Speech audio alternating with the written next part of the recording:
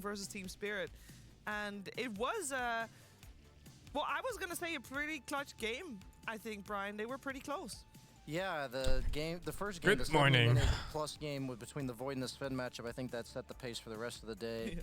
Falcons, I mean, even the Falcons Aurora series, like, was really close in comparison to what I had expected. The hell is this? Offline sub? Part of Dota right now just that means I'll be playing with the 12 offline sub. Sync can put me in the basement. So anything can happen in any Chain this man up right now. It's impossible to play perfectly, just like you saw there with Tomato, as there's a lot of pins and needle moments and hanging on a thread. So I think that's part of also the patch, just the fact that all the heroes that are meta are just very burst heavy, very stun heavy. These replays are doing Tomato dirty. He played really well yesterday. The 2 clips we see from him is missing a Corona and getting killed by 4 heroes. Like, great day for Tomato. Was this the first Ursa pick? I think definitely one of the few. We've seen it before, but it was we've not seen it a lot. I will say we've seen a lot of Sven yesterday as well, and it was actually losing a lot more than it won. I think the hero, it's just like the stock market, Chiefs. People are buying high, thinking like it's going to keep going higher. His stock is at its peak right now, and they've bought it too high. Like, what the fuck? Shopify is out? Like, people were picking it first round in a lot of the series that we watched, and at the end of wow, the day, like, they're just out. Strong, but most carries have counters. Wait, really? With just 4 losses, they're out? We see teams like Team Falcons, they just jam their offlaner, they jam their supports in the draft, and it's like, okay, you see exactly what we're going to pick, what are you going to do about it? But a hero like Sven... Oh, is it because they lost to one of the teams that are also doing bad? I understand, though. Who was it we were talking to? Yeah, I think that's the case. They must have lost to one of these two here. I asked him like why he was picking Lifestealer, and he said... Because otherwise this could still turn into a tiebreaker with them, but... Garbage or trash? Maybe one of the two. I think garbage. But yesterday's result... They lost to XG? Oh, Jesus Christ, man. Extreme 2-1-ing Shopify Rebellion did have the... Surprised it's Extreme at 6? Really? Are you surprised? The reason for that is I know... Every time I watch them play, actually all the Chinese teams, every time I watch Chinese teams play, I just feel like, you know, these guys aren't pubbing.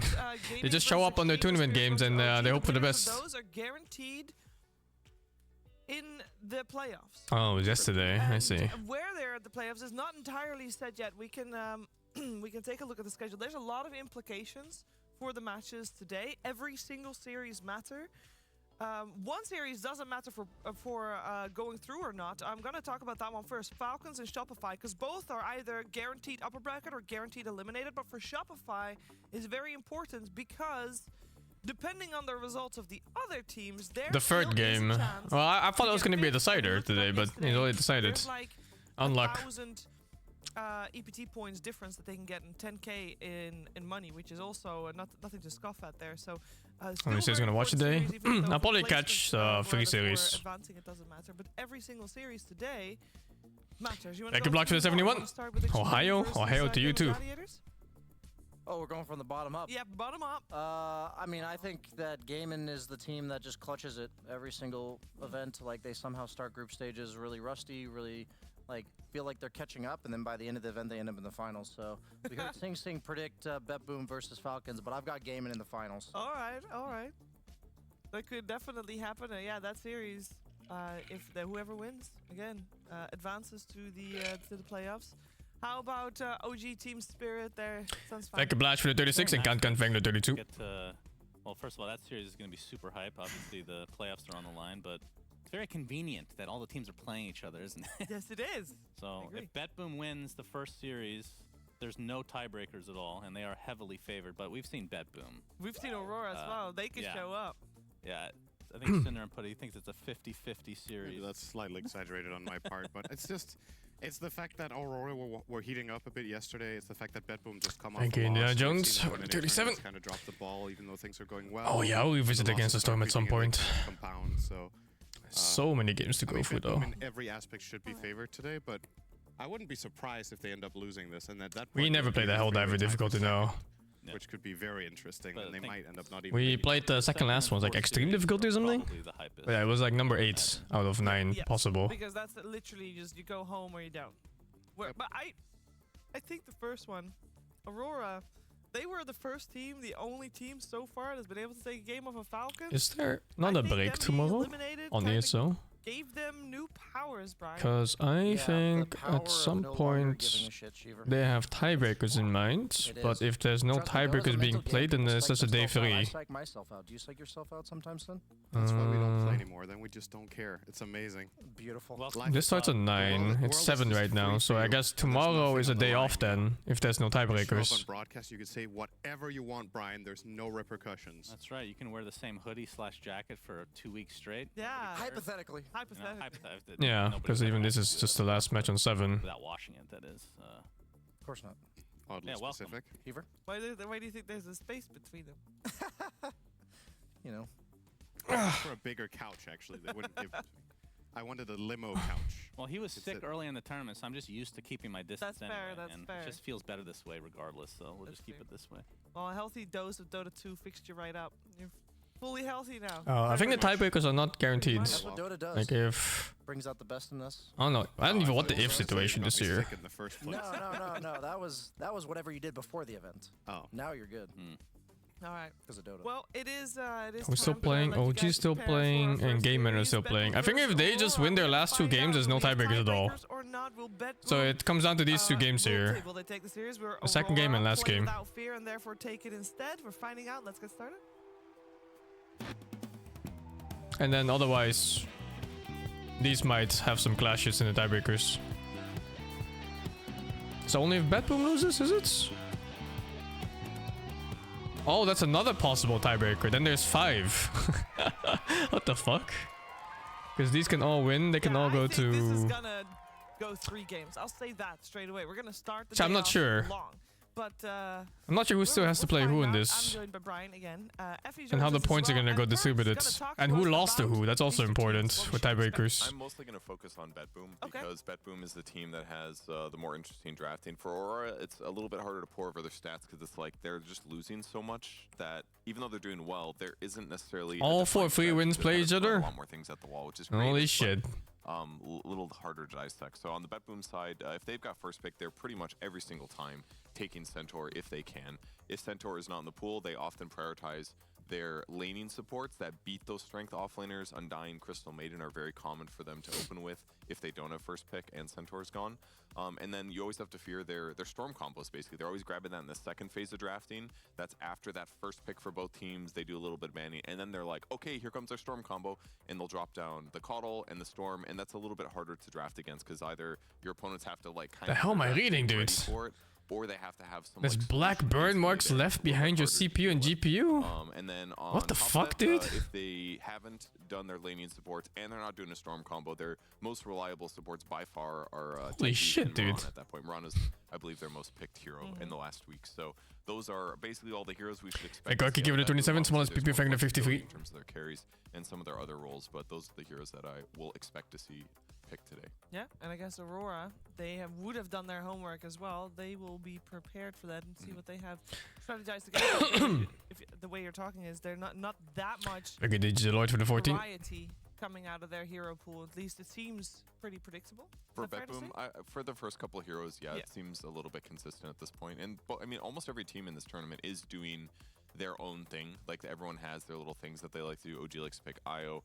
BetBoom likes to do storm combos. Aurora has been flexing Elder Titan in some games when it. or maybe Today not is not the flexing, last day. but, There's a lot of games I'm looking forward to, but I don't even remember them all anymore, man. look like it's gonna work They're in the out next really game good, list, though. so There's a every shit team ton has of their little games. thing, and we'll see how that matches up in this game.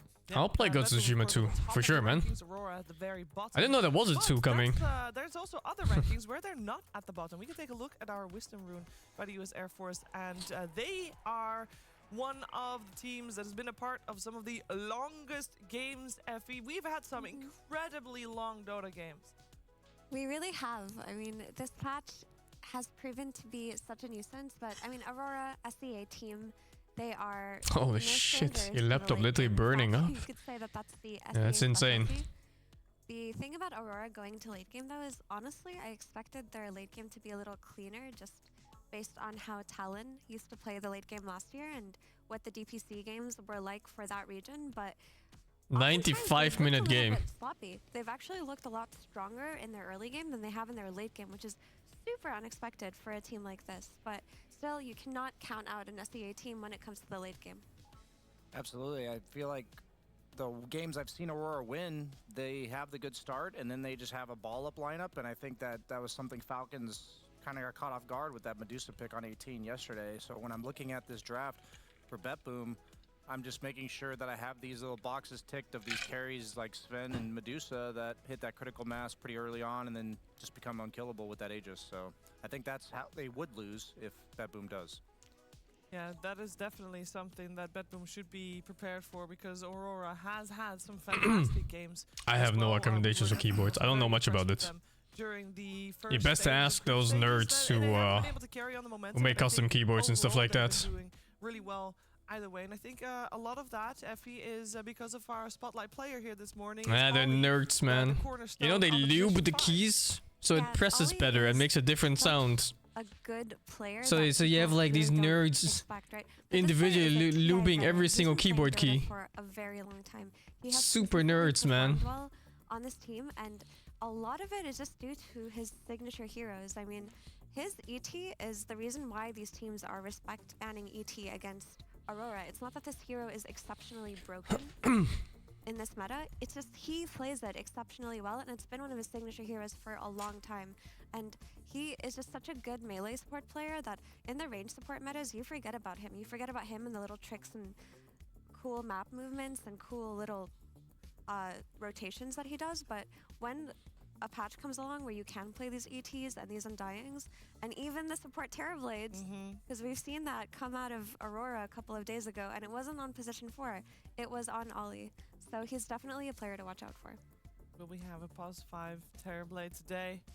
Say it ain't so. I hope so. He literally played it so good. I was really impressed. Okay. I liked it. It was like some slight item variation. I said this on panel yesterday, but he had Urn and Tranquils. Because a lot of times you come in and Sunder your carry. You're like, okay, I'm at 20% HP. There's nothing I'm going to do for the rest of the fight, even though you've got Tranquils going. But he would like Sunder, back up, Urn himself, and all of a sudden he's at like half HP. And it's like, oh, now he can actually like threaten more impact in the fight instead of just being a Sunder boss. That's abusing the low strength gain on Terrorblade to a max. Oh, that's true. Min-max. Don't buy any HP items so the Urn heals you to full faster. Exactly. Yeah. Smart. It's all percentage-based stuff, you know? And you got Solar Crest afterwards, so which kind of makes sense, because some of the times you're like, oh, I need to Sunder my carry, and you're running, and you're like, wait for me, and then he dies for a game. Now you can Solar Crest him as you're running in to be like, just give him that little HP barrier. Like a cave level 67. The big brain plays. Yeah. We're sure to see some big brain plays, potentially from BetBoom, who are their opponents today. As we focus on them, we should highlight also the position 5 of BetBoom.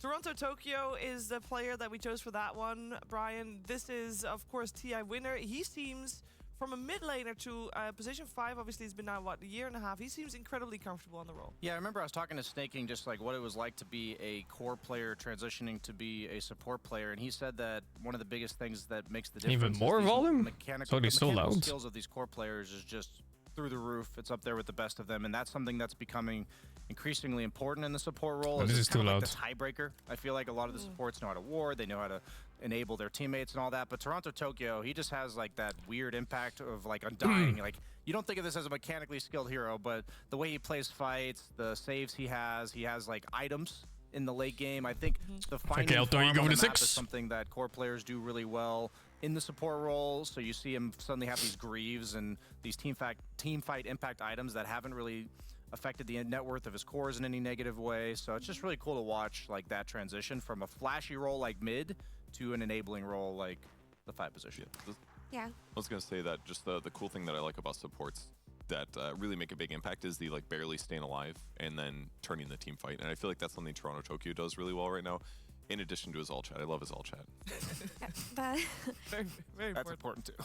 The cool thing about Toronto Tokyo is he still plays core in his pubs. So a lot of core players who become support players, they will consistently only practice that role, but he still plays a lot of core in his pub games when he can't get his role or when he's in the lower MMR games. So he's still favorite caster all time? Really sharp, which means I wouldn't say I have one favorite caster. The item timings. I have like an upper bracket. I'd say like, you know, so the thing is, Odie Schnitzel. Like changing. I mean, Synderen and Sunsven also really good. Acquired from being a core player 2 years ago, it might I think they're really nice to listen to overall. Right now, unless you're consistently still practicing core. So that's something he really has. I think Seb is really nice to listen to as well. One thing about core to support players. Because he actually knows the game super well, and he can convey his thoughts properly into words, which is not something everyone can do. If you play these, Wind Rangers and Linas, and you understand when they're weak and where they're farming at what point. Waga doesn't gas much. It's so rare.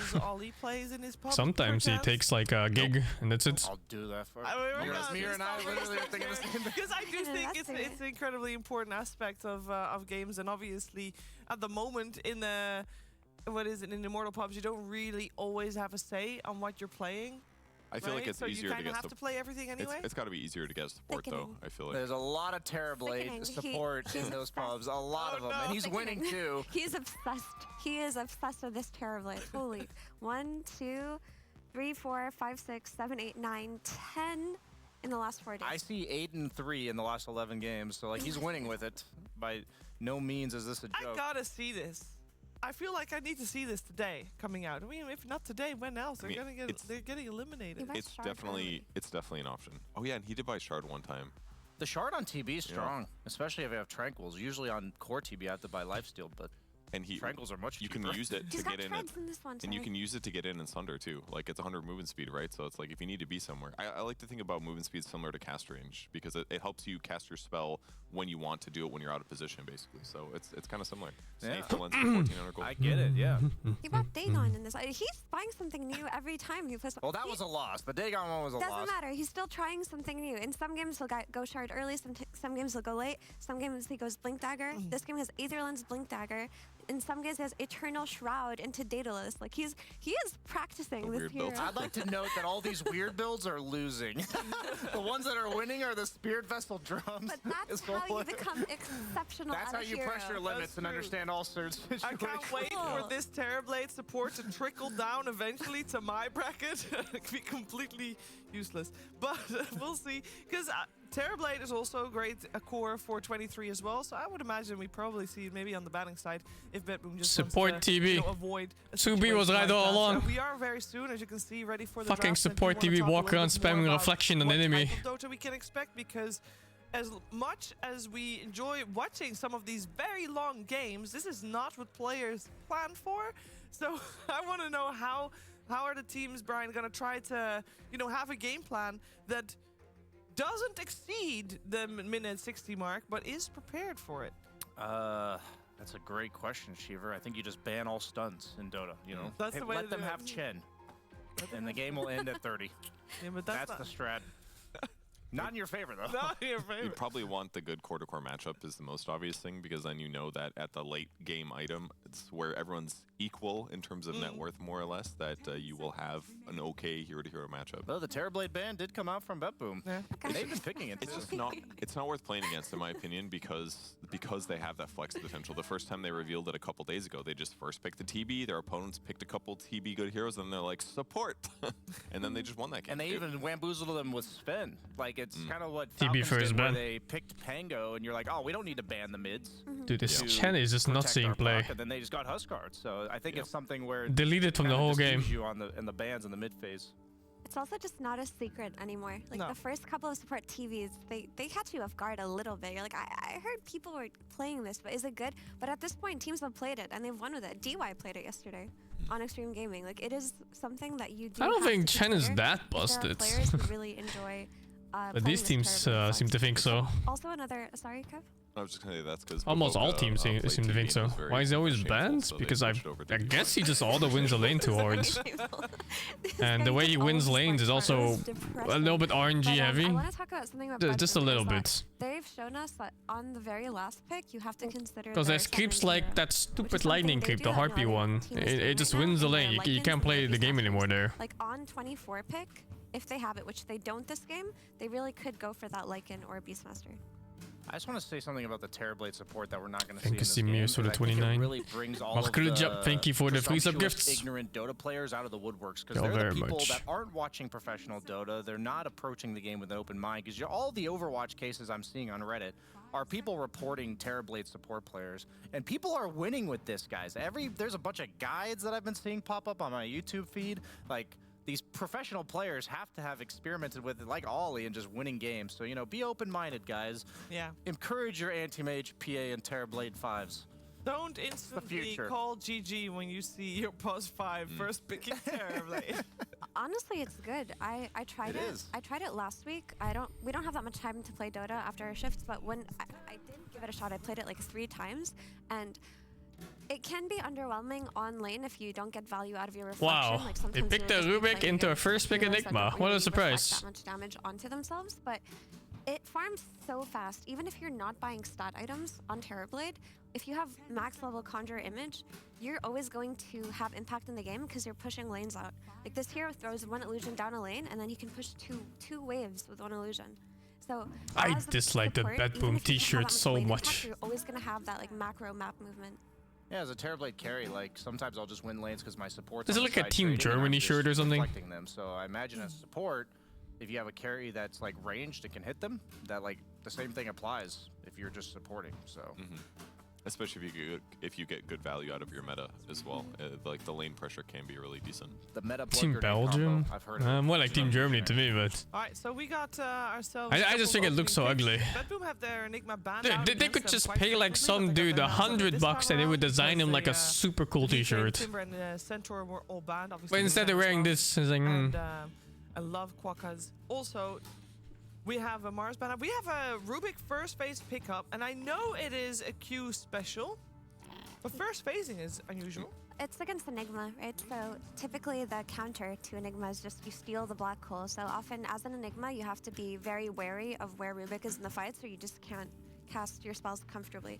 And for that reason, I think C9 still probably be prevalent these seeing days. I Toronto, think they Tokyo. still play Enigma League is one of well the Miro and Enigma, Valorant, simply but because I'm you're not that sure. concerned about your black hole as a position 5.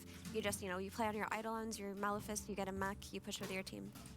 And they played Enigma 3 times so far this tournament. The most recent was 6 days ago, 6, 9, and 11 days ago. So the start of the tournament, it kind of fell off a bit for them. Oh, NCS And it was even. Toronto, Tokyo I playing didn't know all they were 3 games. NCS. So makes sense. Stealing black holes obviously very good. A lot of times when you're playing support Enigma, it's kind of like guaranteeing a core kill here and there. So he's not likely going to be able to protect his black hole very well. Because a lot of times as support, you're lucky to have a BKB alone. So Rubik should be able to position around that and get that extra value. I think it's interesting the approach they took to Enigma here because last time BetBoom played this, it was against OG, and their immediate response was Kunkka Hoodwink, which is, in my opinion, meant to respond to the Eidolons in lane because the Eidolons, when they duplicate, Okay, Stanley for the 46. CS damage. and Just that's why remembering he's something been playing last most of month, his it's lanes 46 even though he now. no longer denies his own Ah, creep. shit, man. So to see that they're He's like, that okay, guy we from that more view meme this hero as like a that team realizes fight, his age mid to and late just game goes threat, gray hair in like half a second. while the other teams have responded with lane Like a threat. Kafka for the 20, I personally you'll skip find back to Enigma to be 91 more months annoying in of lanes, but it's like I think with SEA Dota they're more prone to thinking about the game this way. They just know this game's going to go for an hour and a half. That's all. They do. But I also think we'll see a response to Enigma online. So the way that you play versus the Enigma flex in draft is you make sure both of your side lanes can kill Eidolons. And Rubik's Fade Bolt is a really good tool to kill the Eidolons. It does a lot of damage. You just need somebody who can follow up on that and do the little bit of extra damage. So even a Primal Beast offlane, let's say this is a Primal Beast offlane flex to play versus position 5 Enigma, he can trample over the Eidolons as well, even without the help of Fade Bolt. So I would like to see something like a Gyrocopter from the safe lane potentially if they want to address the Enigma offlane flex to Miro, because that's kind of the best way you can round out your draft against an Enigma. And Onslaught, the first skill, is that what it's called, Onslaught? It does physical damage, Yeah, right? it is so physical. it's probably better against Eidolons than Magic It's would just be. a lot of mana. It's 120 mana level 1 for Onslaught, so it's relatively all in. Like if you compare that to Hoodwink Kunkka, right? It's like Yeah, Tidebringer true. plus Acorn Shot, so it's something where you do it once or twice, but after that, maybe they get like early mana boosts from it or something. There's a lot of different ways you can theoretically approach that aspect, but it is really important because when the Eidolons duplicate, you basically lose the entire rest of the wave. That's been my experience, and I was wondering if BetBoom was going to reveal their offlaner here, because that's generally what teams have done, is 2 supports offlane in the first 3 picks, but they elect to open the Lifestealer, like with 2 counter picks coming out from Aurora. It seems like Lifestealer stocks have also been going up in the recent past. I like it as a carry when you know that it's a strength tanky offlaner, because then you know that your laning stage is semi-secure and you can pressure him a little bit, whereas other carries can't do that so much. Yeah, I think the hero's okay. It's because they need to keep their Enigma flex open so that they can take advantage of Aurora having to react to Enigma offlane in this draft phase. If they reveal their flex now, then Aurora don't have to plan for the offlane Enigma. I think offlane Enigma is pretty good against Morph, and I think that Morph is. I think that's a hard fucking matchup for Lifestealer. It's also a really good carry matchup against Lifestealer because you can just morph into him in Rage, get a free BKB.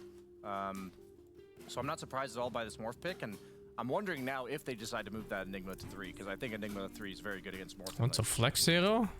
Flex Hero refers to picking phase heroes you pick early on, and they can go for different positions. Maybe just take a Crystal Maiden, you press Nova. Like let's say you pick a Rubik, and for whatever reason Rubik is good mid and good safe lane and good support in the patch. So you can pick him early, and you move him to whatever you need him for. What if you let the Eidolons duplicate, and then you hit him with that Astral Spirit, and you get an extra... In this case, it's Enigma. Enigma can be offlane core, he can be supports. I think 4 and 5 are both playable. Once he gets level 2, you're Maleficed, and then the Eidolons hurt, so it just adds up. And it's no longer like an efficient trade to kill them once they've duplicated. Last time Aurora picked Elder Titan, a lot of us were unsure about him because he didn't have that many combos, and they still did great with it. This game they have combos as well. And so, I think it is a pos 4 Enigma. With Primal Beast, with Rubik, or pos 5. So much magic. Maybe it's pos 5. Yeah.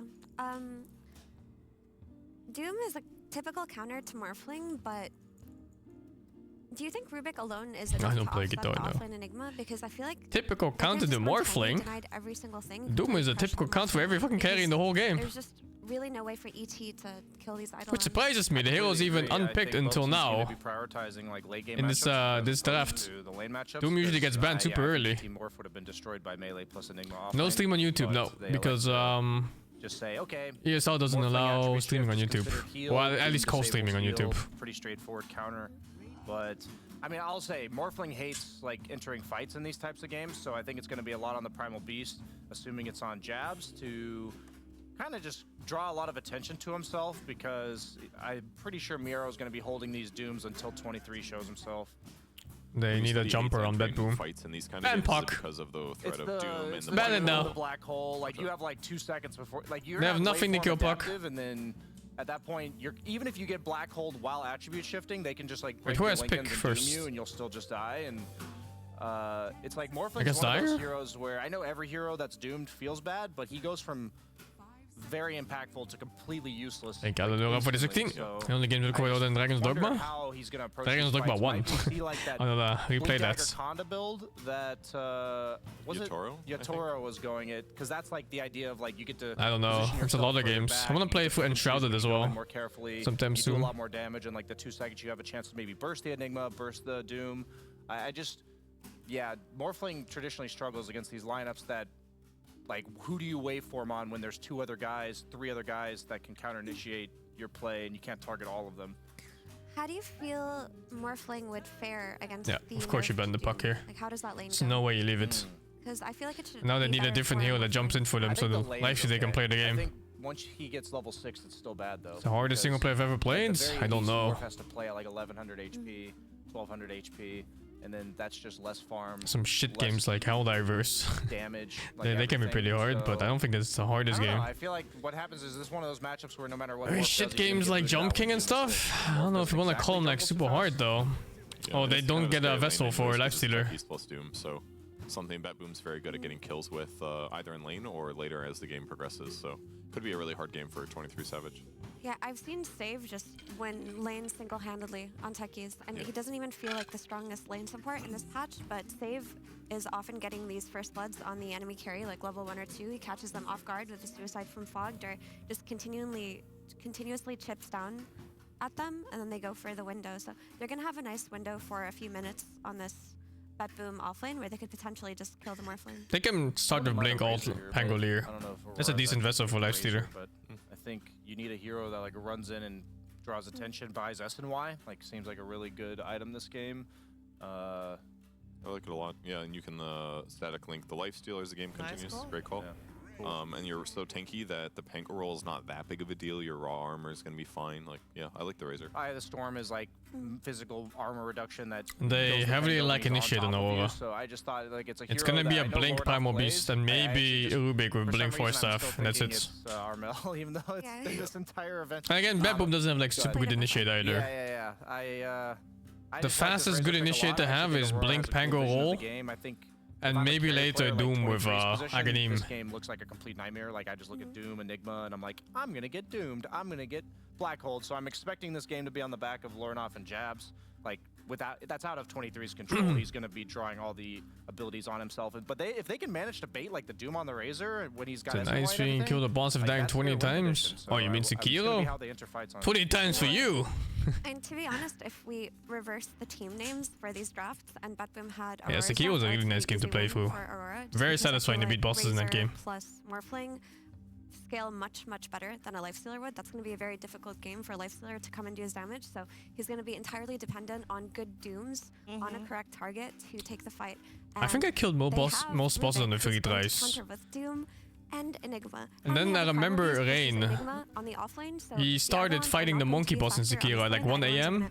I went to sleep, woke up, it was 9 AM, and he was still fighting the same fucking boss. To BetBoom's draft, I just feel like oh my god, it's funny as shit. Has proven to be the much better team. And because of that, I can't count them out. Like, I wouldn't be surprised. Yeah, Lady Butterfly was my hardest boss fight. That one taught me in the game, basically. And then I learned the game properly, and I pretty much beat all the other bosses in like some first try, and then mostly up to 3 tries. And last boss fucked my ass too, yeah. Good, and even though the draft on Aurora looks pretty solid otherwise. Yeah, and we're saying that it would be good if Aurora can bait out the Doom on a Razor, but if you're BetBoom, if you're Miero, just don't. You just don't. You just say that. So it was so fucking funny, man. Like, you just play this game, right? It is all about Bushido, honor, samurai, swords, and everything. And then you fight the final boss, and his title pops up. Ishin, the Sword Saint. And he pulls out the fucking katana, starts slashing, and then you're running away, and he pulls out the fucking Glock. It's ridiculous. He has like a shotgun, he has like dual Glocks or some bullshit. Then he pulls out a spear that's like 3 meters long. Welcome to potentially the final day this fucker. Of the group stage 2 here at DreamLeague Season 22. Did he have a bow? No, right? Aurora I think that was only his grandson had a bow. He just had fucking 3 guns or some shit. If they lose, then there will. And he pulled the spear from? He had it hidden in the ground. He just pulls the spear from the fucking ground. So BetBoom, they're not on the ropes whatsoever. They are guaranteed a top Do I exercise daily? I do. They would love to start in that upper very light calisthenics. 3. I just do pull-ups into exhaustion, push-ups into exhaustion, and squats into exhaustion, and that's it. They had a really good tournament. Aurora had a great first group stage, and then in the second group stage they've kind of fallen flat, but their scoreline of 0-6, I feel like is a bit misleading compared to the quality that we've seen from them. Most of their series have gone 3 games, right? Yeah, they've lost some 3-game series, and even the ones that they've lost 0-2, they haven't necessarily been run over. It's just from home. Some clutch moments, you know? I just have a pull-up bar. Good team, but if the absolutely decisive moments fail no stretches, I mean, pull-ups are pretty much stretches, man. Solid fundamentals, and that's kind of what it felt like for me when I've been watching Aurora. I do photos and stretches too. Yeah. Right now I'm absorbing sunlight for energy. Very well for the most part, but then in the clutch situations in the late game, which is ironically what they kind of... He spent 3 hours and Monkey gave up? Oh, don't give up on Sekiro, man. That game is incredibly satisfying. You won't find another game that's like it. That's one of those games I want to forget about so I can replay it again. It feels like they're kind of patch. Yeah. A lot of these games are going late. And if they want to go late, surely they'll have a better record than this, but it just hasn't worked out for them. But again, this is the second group stage. It means they made big arrow Mio Gorg? So I think Gorg. Isn't Gorg like 75 kg, 80 kg or something? He's a bit taller than me too. Group stage. We see Lornoff on the Razor versus the Melee Pangolier from GPK. So Lornoff should have a pretty okay time here. It is a good point. Like when you think about it, this group stage is, or this tournament in general is so long. You at this point you kind of almost forget that there were 8 teams that got eliminated a week ago. Yeah. Right? You pulled over to get your girls? No. But you got a lot of men. For some of these teams, this is quite a grind. You know, you play a best of 3 a day. It might not sound like that much, but this is different than just playing your average 2.5 games of clubs in a day. The amount of prep that goes into this, the amount of mental fortitude, the quality of opposition you're playing in every single game is quite high. So definitely is a marathon, not a sprint, for every participant. And for Aurora, the marathon ends today, no matter what. Yes, that is accurate. But they can go out with a bang. Yep. And nothing more satisfying Enigma than plus 5. over other people. That's a real thing these days, man. Absurd. Very important aspect of human nature. I didn't watch the mid Big Mirana, motivation for pro teams to inflict but I misery don't upon think others. it's that great anyway. My guess is that they picked Mirana early as a flex pick, and then they found a different support that was better for the game, and then moved Mirana to mids. Well, that's just a guess without even watching the game, because I don't see a reason to pick Mirana core by itself. Forced to get second at TI as Ollie gonna take a blast off with the Infernal Blade from Miero. Echo Stop is coming onto both heroes. It'll break The things board up. of Elden Ring, really? Holy shit, dude! I couldn't put Elden Ring down for like 2 weeks, and I played like 15 hours a day. He has is Ollie. Still wants to I fight legit it. pumped like a good, I don't know, 200 hours in that game or something. And save should be able to get first blood. Indeed, he does. I'm surprised Ollie. I fucking love that game. Techies was. It's My one of favorite those game of all time for situations where sure. What else do you do? Like, do you go in suicide to a camp? The distance to dying to the enemy tier 2 is quite far away. I You wish I have to could forget walk about all Elden the Ring way 2, back to just to base replay it all the again. way What the back to fuck lane. is that There skin? are Oh my cases where god, it's dude. better to just die. Even with first blood. But that's the thing. If this wasn't first blood, I feel like it People would feel can do a rolling lot after better. parry games. You But can for first parry blood, too in it Elden obviously Ring. feels It's bad, actually but super strong. it's less of And a almost loss all than you bosses are might susceptible to it. instinctively think. 'Cause now at least he comes I'm back doing a to full lane run for the immediately DLC, yeah. and can offer I'm protection gonna for his do a Morphling full move. faith run. There's gonna be a light shield. Largely will be completely and, fine on his own once he Magic. hits level 3 to 5. Jabs. Just needs to get there. Yeah. Malefice is quite the Elden Ring is annoyance for any boring? Primal I mean, that's just player. like your opinion, man. And not I one do wanna person talk about asked. some of these picks, 'cause this is kind of a fascinating draft overall. I was strength faith in my first run. Such a resurgence now. I'm gonna go full faith this time. Of a Razor that has I know panel went over it, but I do. Sounds like a very edgy thing to say, you know? Elden Ring is boring. Yeah, and Meanwhile, the game of the year, the almost double every dip. single person you ever meet will say it's the best game they ever played. It's like the kind of thing you would say just to sound different. I know we're memeing here a bit, but we have been seeing Aghanim Scepter occasionally. It's kind of dropped off since the beginning of the tournament, but it does give the extra cast range on Infest, which It is an incredibly well-designed game. Like, absurdly well-designed. I'm not sure how these fights are going Maybe to One in there's a world decade where kind you of go game. Lincolns And I am the kind of guy that plays almost everything It that comes does, out but under you're the against sun. Morph and Razor, so if you block either Static Link or the Morph ulti, that's already really good. Breathing is boring Obviously, too, the yeah. reason Morph loves this matchup so much is that you get God, I range, hate breathing. and you can just turn into the Lifestealer, cast range, turn into Morphling, and go into the fight. Obviously, BetBoom covered their bases there by having the Doom as well as Black Hole, so they have pierces, but he's still going to want it anyway. Yeah, for sure. And speaking of that Doom, another hero I wanted to discuss. This hero got some nerfs after being literal first ban in basically every single game in the prior tournament. It has dropped off considerably. We've seen it as last pick, kind of gotcha type. Well, they tried to make it a gotcha type pick, but has not worked out very well. The games at least we've cast have been pretty miserable for Doom. Yeah. Well, can BetBoom find a recipe for success? Obviously, Boring is the likes of boring. Morphling, I mean, very good. you know, if you don't even have an argument for why something is boring, why would a single person ever listen to A you? lot of the games we have got to cast, Doom It's has like, lost his lane, right? There's Like, bad. there's nothing to it. In this case, this is a very easy lane for Doom. You're against ET as a 5 and Morph. Most offlaners in this patch can play against this lane. You know, maybe you're gonna not get the full CS because Morph can play on high agility, but at I the think very least, Elden Ring you're is not better on getting bullied out of controller, lane but and I haven't dying. played on So keyboard, you so get to I'm reach not your sure. timing Most of the at a Souls-like decent games are better on pace. controller Nero usually. here has essentially tied the lane with the Morph. Toronto, Tokyo, big damage here. He will live. For now. Souls-like games are boring when you die to anything that breathes around you. Who's gonna live forever? Nobody That does. sounds like a skill issue. Elon Musk is working on that one, which would be just a terror for everyone. I will say I did not account for a blood grenade coming from the Rubik, so that was actually a That nice is play truly there a skill from issue. Aurora to be able to get that in reach. Needed that little bit of extra damage and slow to kill him in the tower and then still get out. So a good kill for Jabs. Lifestealer is, however, completely free farming in that top lane. Yeah, he will start with the armlet, so no change yet. And That's what I you was also mean? interested in Yeah, I mean, Nero's build. He's going guess it for is what it the is. Veil to start things off. And that's been the typical build that Dooms have been going for. So I thought Oh, maybe thank you for they the could change regray. it up to see if Satsuki is a Dota they'll player? find something that's a little bit more And just effective. steps swing to the We're not play? really seeing the Midases anymore.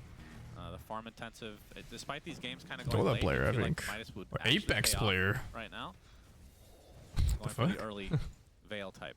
Yeah, it's awkward though, because even though the games go late, you can't just pick a lineup where you're like, oh yeah, we're definitely winning late game, because you need to stabilize in the mid game and actually have some map control so you can at least trade farm. And if you go too greedy, which we've seen some teams do, sure, maybe the game ends at 45 minutes, but you're never catching up. So it's a bit worrisome if you go Midas on Doom and, you know, your offlaner effectively doesn't really provide much for the first 20 minutes, which is where the foundation of the game is set. Oh, I can't wait for Elden Ring DLC, actually. It's absurd. It's been so long already. That you have good late game. If you own 30 to 40% of the map, then the Midas will never pay for itself. So, gotta strike that perfect balance between greed and actual presence. It's been a while since the Souls-like game, too. What's the last one I played? What's it, the Fallen, I think. For jabs. Well, he does pulling him out together with the rage off from Nightfall, but yeah, level advantage to Nightfall and top CS in the game in this early stage for game number 1 of this best of 3. And of course for Aurora, I believe this game... I played Lies of P. Lies of P was before Lords of the Fallen, I think. That's like, yeah, Lies of P was so nice. I know. It's rare that games are that clean on combat. That has to be what it's from, surely. Look at that, look at that.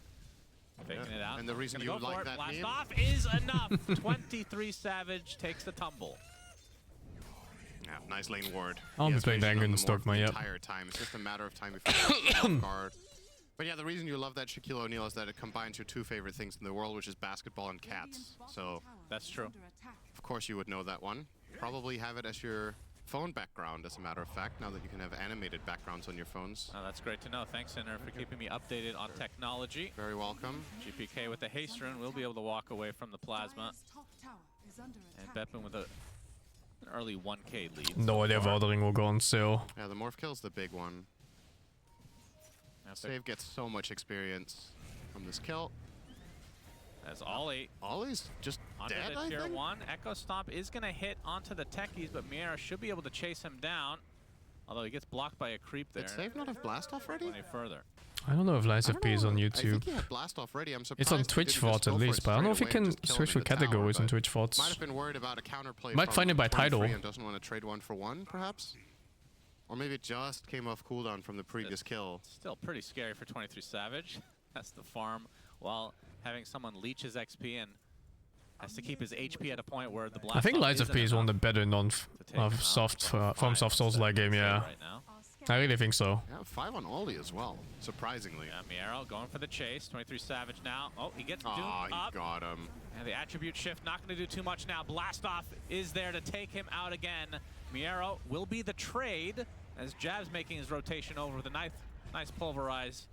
End up taking out Save. So ends up being a 2-for-1, but really the 23 Savage kill is ginormous. He's bottom net worth for the cores. It's better than Lords of the Fallen. I think it's a little bit better, but overall they offer a different experience. Lords of the Fallen is more focused on exploration and also a variety of builds. And Lies of P is really more clean combat and really clean boss fights. En route, it will arrive now. He doesn't hit like a wet noodle anymore? Incredible. He did not go for the... How many depths did that clear Lies of P in? It was like 20 or something, or 30? That's a little bit of a deviation from what we're used to seeing. There was one boss that fucked my ass. Like Romero or something. I think you buy this Orb of Corrosion when you can truly, like, put a dent in the offlaner. But Primal will find farm here. It's just he's not going to stop Lifestealer either. And speaking of trade, he cost me like 9 deaths or some shit. Quite well for Pango. GPK has drawn against Razor, more or less. Yeah. Which is a good result, I would say. Big part of the pick Brian was talking about. Oh right, I died to Gravity a few times in the world. Oh my god, I remember now. Those bridges that break below you. For Aurora, and actually thought at first glance 31 deaths. Oh yeah, okay. Great for them yesterday in game 1 against Falcons when Larinov had an outstanding performance against Melreen. The Suka game, honestly. They ran it back, and he lost the lane. And maybe it was just like, okay, it doesn't work well every time. Let's try Razor this time. Yeah. This Wind Ranger is not bad against Lifesteal either. So, you know, that could have definitely worked. Holy shitty build. Found in the jungle. Only question is You understand jack shit about the attributes in Elden Ring? I've yet to see the rolling I mean, thunder. simple. I've yet to see the Look at the hole, weapon you which have, and for your weapon will position show 5 you Enigma, what not that attribute it unusual, uses. but for Toronto Tokyo, I would say And if you skill those attributes up, you get more damage.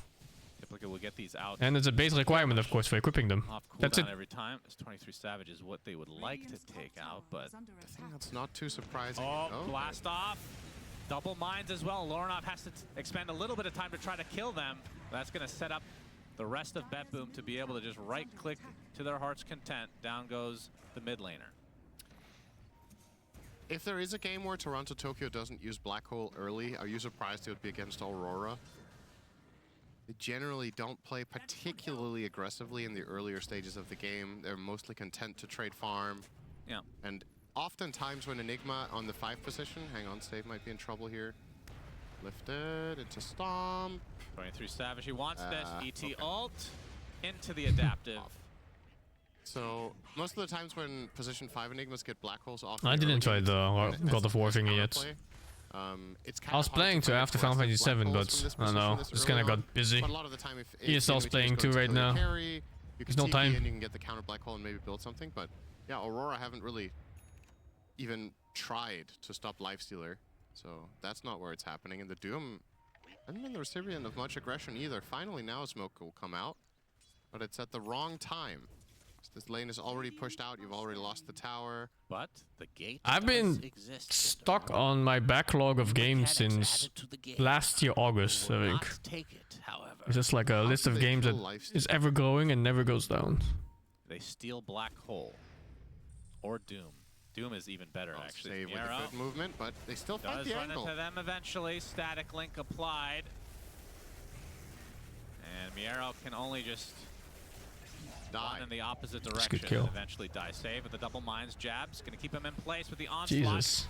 Disarm, but it matters not. Pulverize into the Fade Bolt as the Centaur destroys Aurora and then dies shortly after. We'll always remember Cecilia the Centaur. Yeah. This smoke actually ended up working out quite well.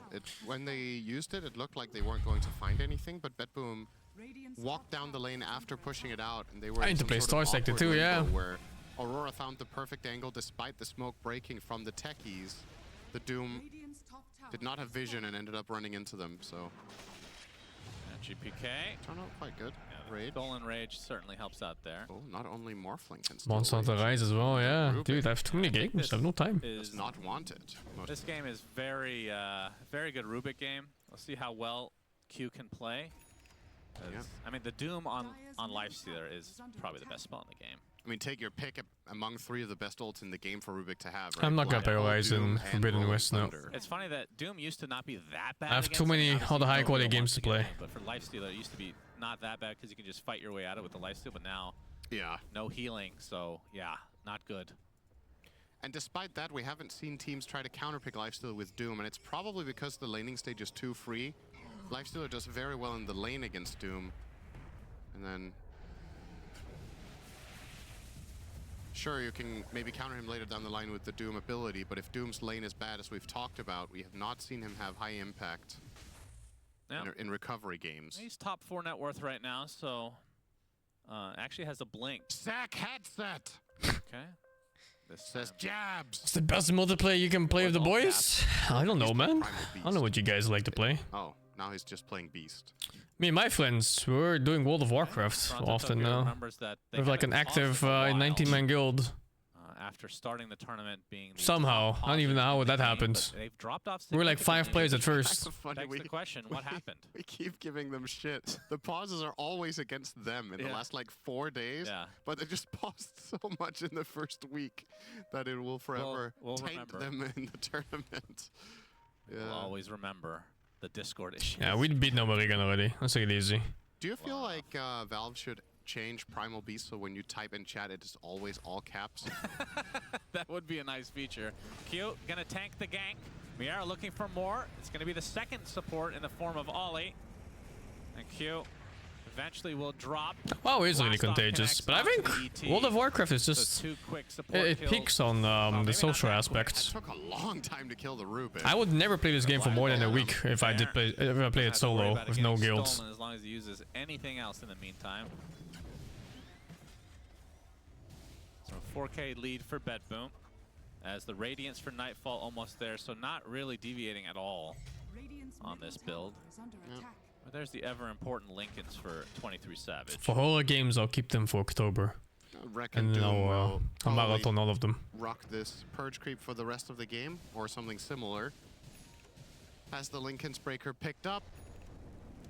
Purge is one of the better ones because the cooldown is so short. It's 3 seconds, so even if multiple Lincolns come out later down the line, you have the possibility. We're not seeing this item nearly as much, but considering there's a Morphling, do you think, as we're going to see the Malefice onto Jab, save is here with the blast off, but the BKB from Jabs will allow him to get out of dodge. You can barely see his BKB. But do you think It almost looks normal. that an Ags this game could be good? As long as you have like the Blink, BKB, Shivas, Ags after that could be really good against the Morphling. I think so too, because the enemy team doesn't have any save, except I guess Rubik Shard is actually a quite good counter to that. So maybe that's going to dissuade him from it. Because aside from that, yeah, you don't have, you know, like Avenge Swap or whatever where you can get the person you're trying to kill. Who's Javis' favorite for late game? It's going to be mobility based.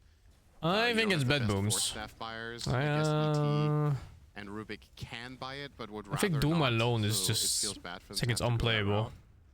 But yeah, the Rubik Also, Shard Doom is a bit of difference notoriously maker in hard that counter to regard. Morphling. Because Doom stops HP Considering how regen in many this times patch. flows they have on So you BetBoom, can't maybe ever morph up. Yeah, somebody else could cover the still Rubik go perhaps. for it. Yeah. And Enigma is usually Wouldn't a mind good it, late but game too, but agree. not I in think this BKB case, is because for one, mandatory he's plus beforehand 5, so he's to no have to money. have the freedom of movement, And of secondly, course, there's a Rubik in the game. against So he can't all these really flows and black hole stuns a that core for free. are offering for each other in the fight. On the other hand, Now, Morphling is this better game's than been lifesteal late relatively quiet game. for the most part. There's And some kills ET here and makes there, late but game BetBoom very is getting easy more out of the against map. Agi cores. And it is concerning And when you lifesteal is consider non Agi core, so for I don't think he Aurora cares that too much. this was a Also, Doom that did fine ET late, Aura gets so blocked now by we get to the Rage. classic Doom territory that we haven't seen much of this tournament, where he's just farming. It's a 5 So overall, Enigma, I'd say BetBoom's late who's game is also better going to because of scale Doom like a then. beast. And the Pango has 1,000 net worth lead against your It's Razor, kind of which is funny meant to actually. be, you know, People a good used to for pick this game. lifesteal into ET So in what the do you do? past. Like, It was a counter pick. Because, you know, he gonna try to didn't care smoke about the him. aura. See if they can find an opportunity. I think just playing classic Aurora. It's a very, it's very fine, common we'll go counter late. pick. It's not the solution here. Yep, save might be tanking the gank this time for BetBoom. Gets off the blast off and eventually is taken out, but yeah, we haven't really seen Does Big Master, Gadmas, and Maddenheimer more? If you mean the hero Nightfall at all. Dota Plus Not rank, even yeah, it matters a lot. remote attempt, in fact.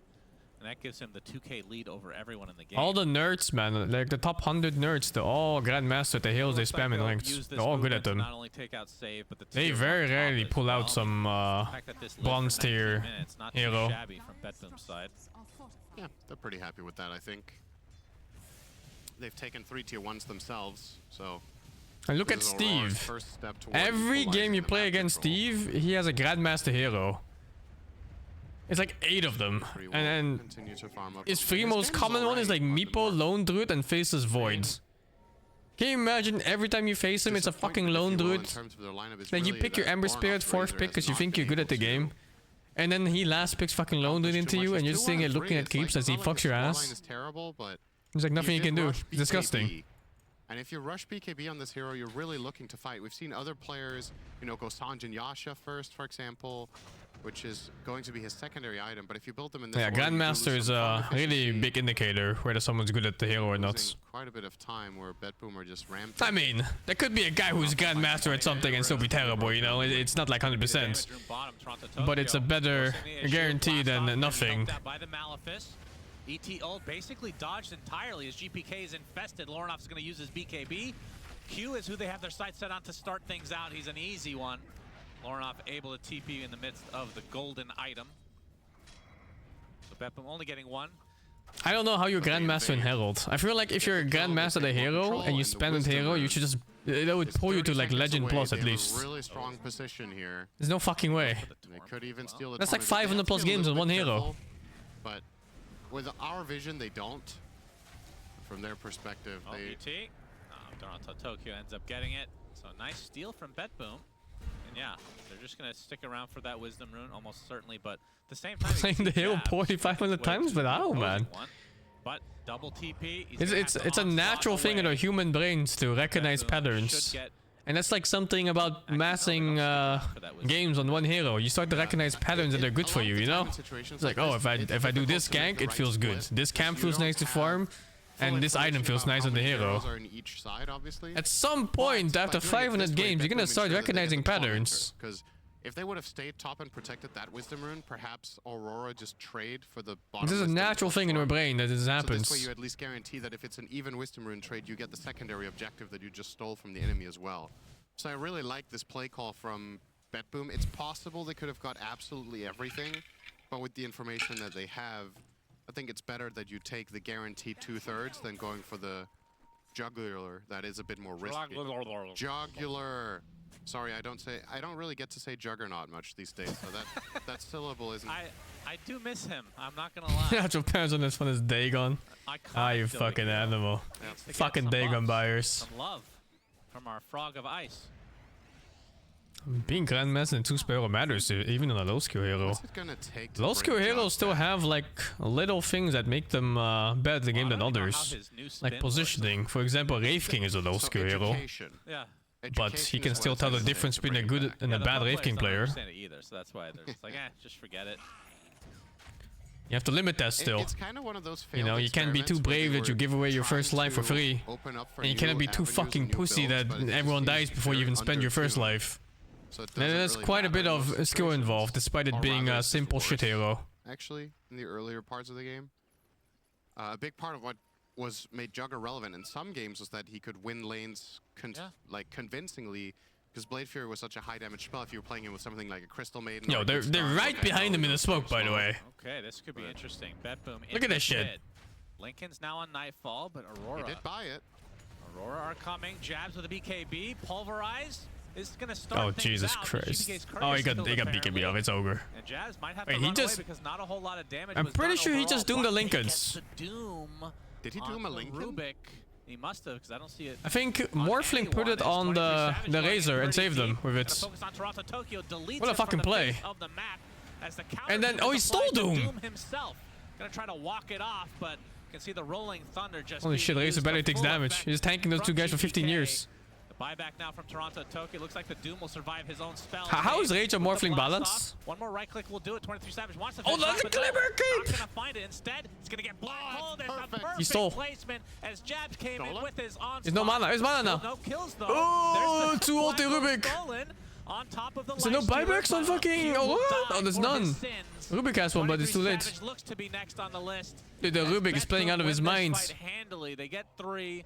I believe that was a dieback onto Toronto Tokyo, but that is it. As Ollie will be the next to fall, and Roche should go to BetBoom as well. They've opened up this game. How'd they still lose? I think it's because Razor didn't get to play the fight. Did he not have BKB on Razor? Or he used it earlier, I think, in the previous engage. Yeah, I'm pretty sure he did. Can't get better steals than this. This blast off is really well placed. Not only does he find the Elder Titan, but he also gets out with the Glimmer in the black hole. Well timed when on the onslaught in. Of course, Q will cancel it, get off his own. But the problem with this black hole is you don't really have the damaging heroes there anymore. You want the Razor to be a presence. You want the Morph to be close by to hit the target you're black holing. And if he doesn't get there, he just dies. So there's kind of no better cast. Deck is just super hard to kill this patch. Anyway. Yeah. His W is overtuned. But couldn't really find the combination that they were looking for. It's kind of funny. His W skill just keeps getting more shit added to it. When Doom has already spent his ult, is it really worth dropping that key spell that you stole on him? Every patch it has more things.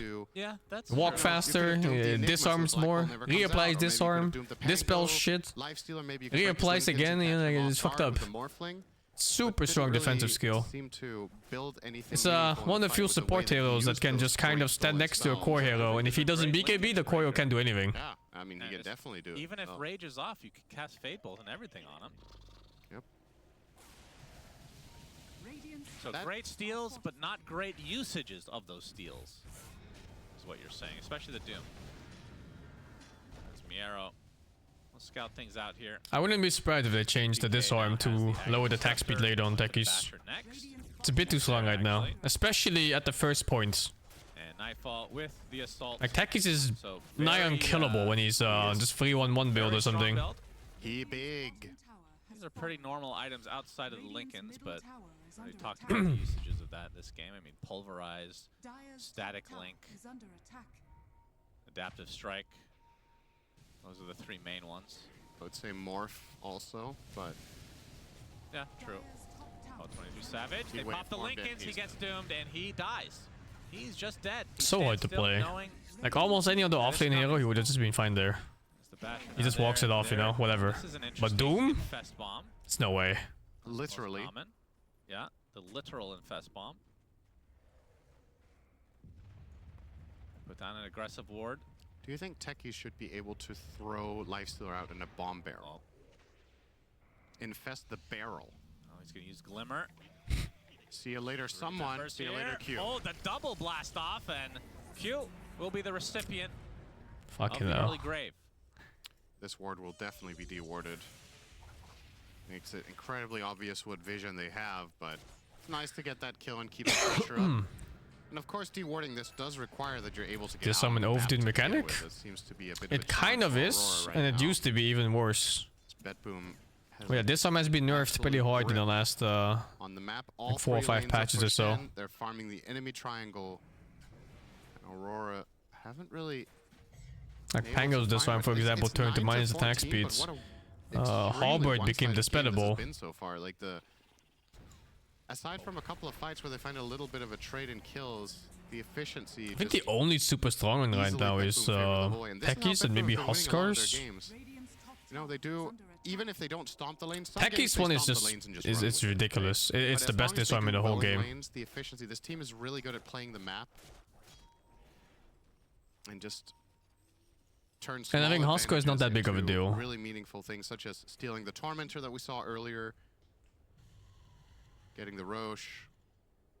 Doesn't look like they'll be using this Aegis for much, but I think they're waiting for That's this okay. assault. They could actually Finish still it push. now. He's just about there, so Hey, we disarm is maybe not a they big forced the deal. issue a bit. It's Still one tier not, 2 on because top the hero side, and doesn't see really Aurora fight kinda like waiting for that. this play. Like disarm is They worse show on heroes themselves that okay, need to be caught. And Huskar is a hero that goes Teammates in. are If you're running from a Huskar, you're running from his disarm anyway. It doesn't change much. gonna walk away as there's the AC. Yes. Be able to But like finish a off the Techies? 2 now.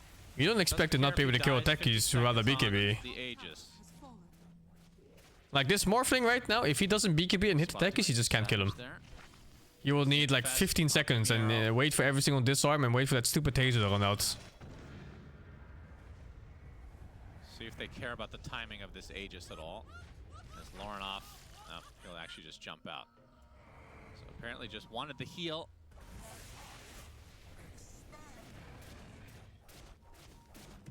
Yeah, a little bit too close on the timing on the Aegis. You don't want to risk anything here.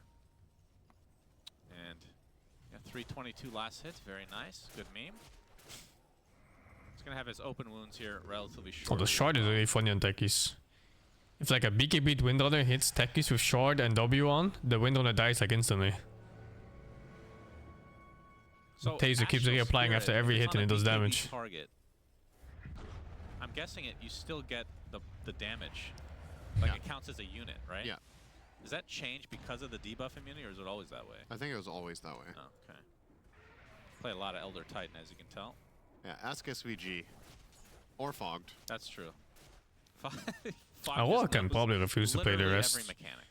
Especially They might have without signed a EG. waiver when they joined the tournaments. His It's also very favorite bad hero. mannered overall to skip games. Has not been And popular I for think quite these a while. games are a Probably good happy experience to for see them. his They should take play these games here. as serious as possible. They'll probably still make the case There's that no it's better practice than bad hero, as he does every tournament event. games. 23 Savage. scanned Especially out. when the stakes are so high for others. The north side, they pop the Lincolns. Nice Nice Manta in the trees. Doesn't Jesus. matter.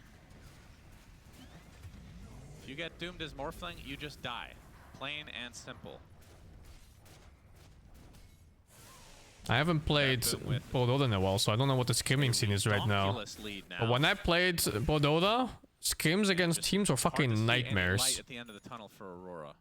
Yeah. Especially the Eastern European teams at the time. They just wouldn't take scrims seriously. They would show up late or just not play or feed. So much when you're down this much farm, and it was a complete waste of time. The Enigma is coming more and more into play. And back then, actually, the best team to skim against were the Chinese ones, because they took it skims as if they were fucking tournament games.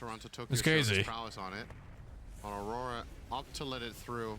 Probably regret it here. It's not like they've been massively owned by Black Hole or anything, but yeah, I think that changed though. Chinese teams barely look like they play Dota anymore. Let alone skims. Rage will be stolen. The Rubik, a little bit of extra protection.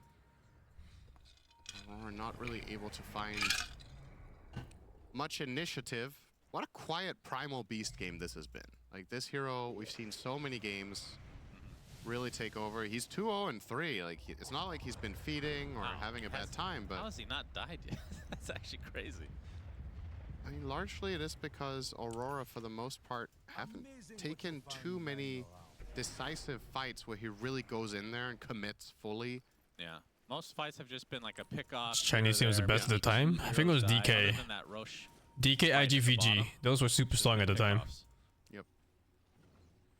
Pipe now on. And I remember facing NA teams was a fucking nightmare because NA teams were so eager to spread like drafts across other teams.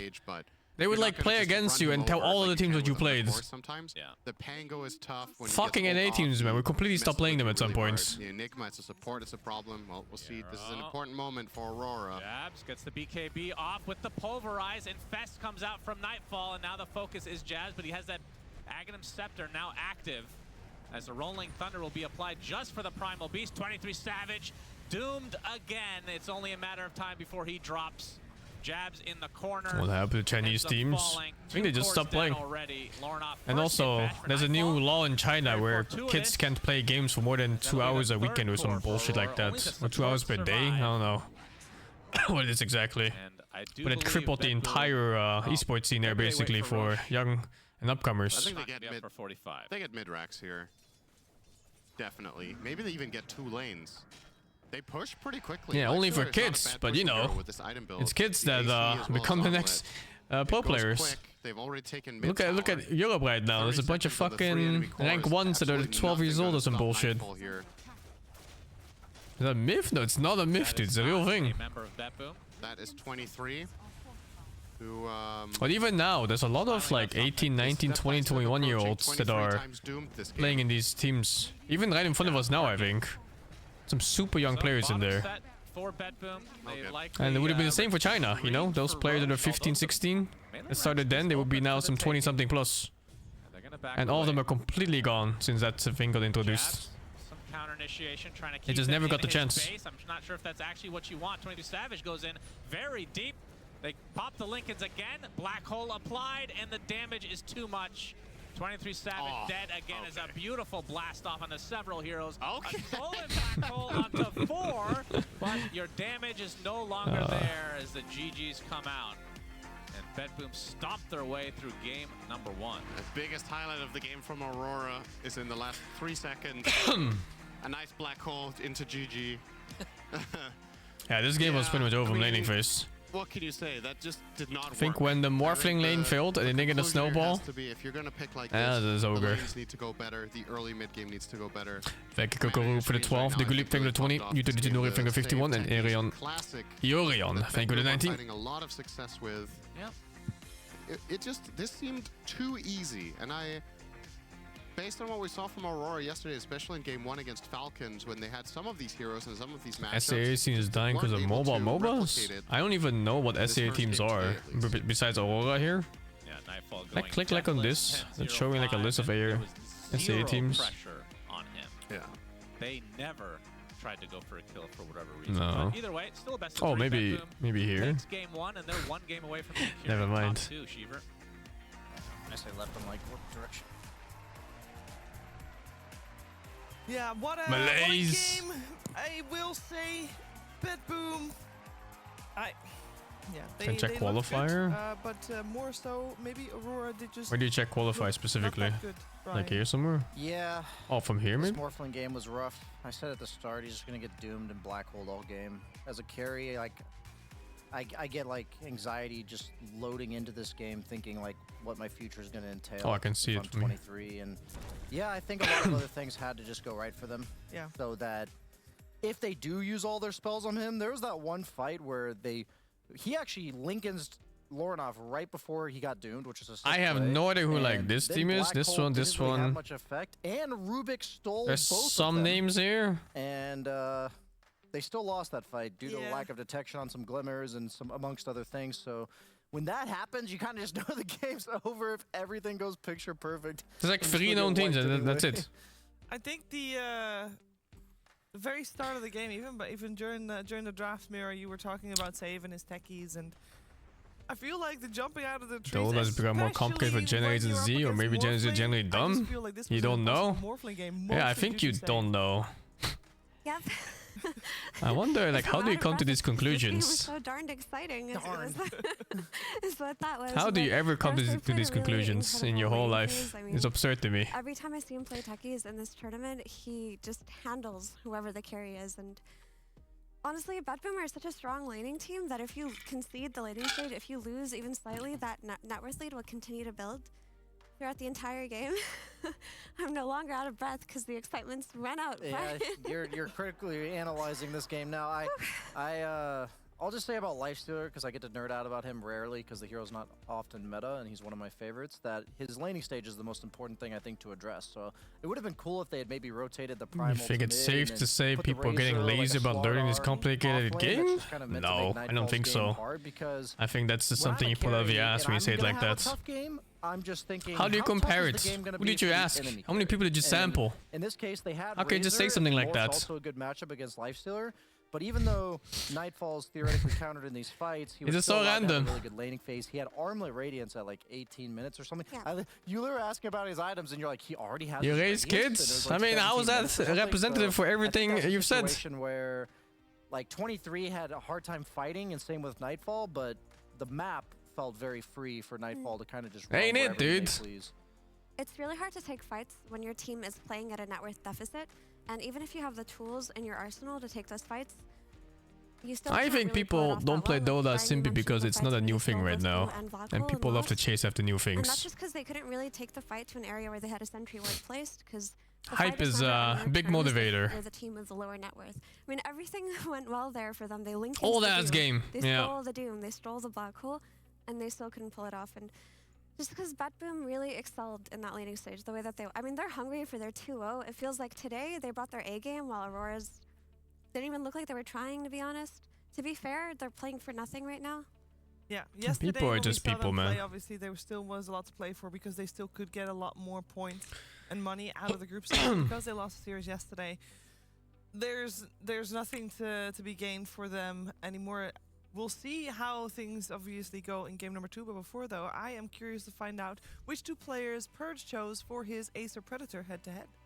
Thanks, Cheever, for the Yeah, I think accessibility is a big thing. For sure, dude. They were definitely the focus of People the just last have more game, phones and while they have good Jabs had a PCs to play a great game like Dota. game on the Primal Beast, dying So very naturally, just few gonna have more times prior players. to the end of the game. I mean, phone games It in was general are not the absurdly high impact that Nero profit. had. Well, at And least Doom as a hero the upper end ones. really kind of fell off the chart at the start of the tournament. We thought it was still going to be the top offlaner. It's got picked a lot the first couple days, and then it just kind of. I think it has got nothing to do with ignored for the complexity rest, because either. it just wasn't If there's impactful. interest for a game, That was they'll not learn the it, case at no all matter this how game. hard it is. A perfect pick for BetBoom when against the Morphling because of. It has the nothing to do with value Dota that being anti-heal simpler than compared to 8 against years the ago, Morphling. man. He's full HP. He gets doomed.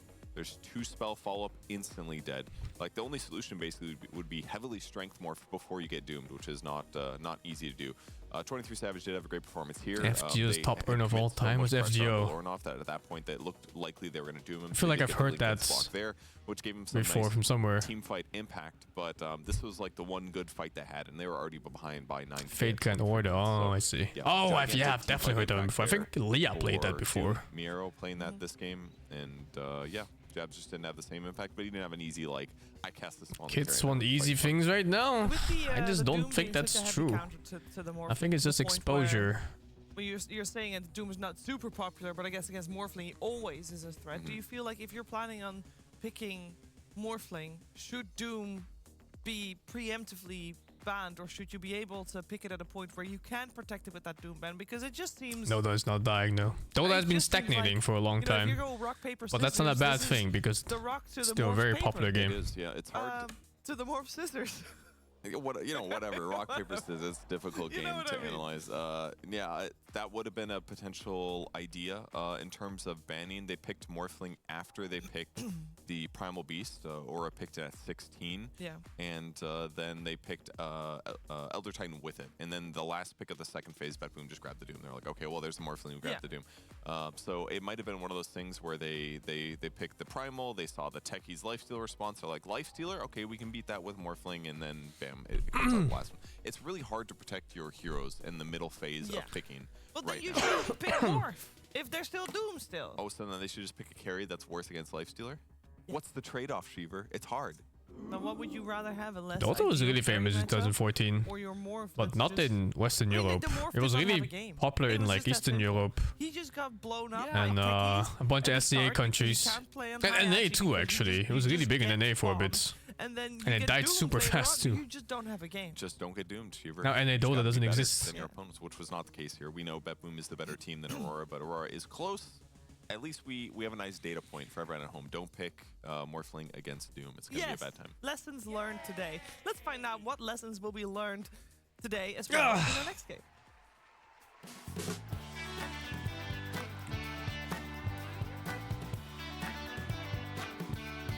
You can always look up the popularity of things by looking at what's it called? The amount of Google search results. They always show them. And you can see them by like year or month even, on when stuff was super popular. And how many times people search Dota related things.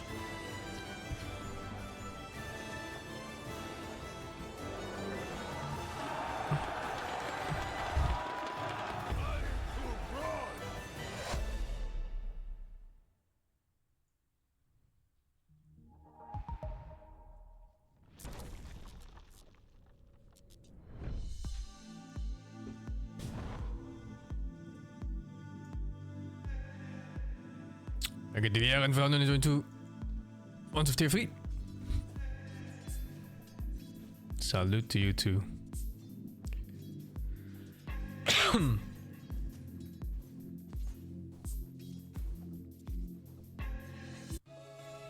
I'm not playing Pacific Drive, no.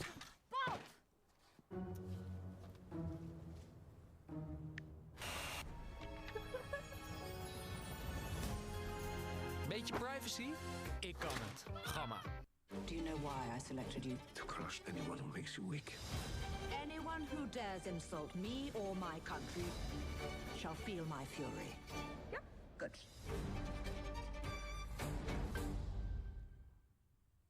Wat mij het meest waard is? Ja, vrienden zijn voor mij echt heel belangrijk. Ik zou echt midden in de nacht naar de andere kant van Nederland voor haar rijden. En jij? I don't play that much off stream. It's mostly just been World of Warcraft.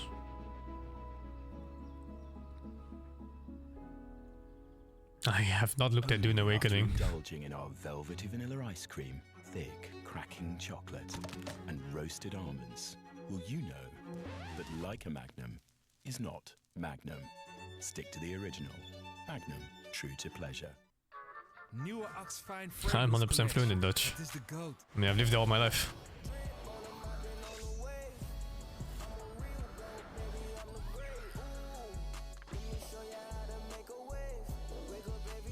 De nieuwe Axfine Fragrance Collection. Deodorant met de geur van luxe parfum. It's a worthless language, because barely 20 million people speak it.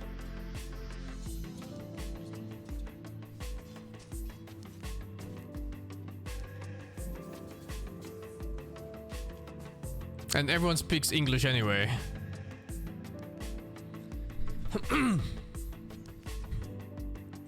You can kind of understand German if you know Dutch. But also, Germans mostly speak English anyway. At least like the people below like 35. I know there's the older German people, they don't speak English.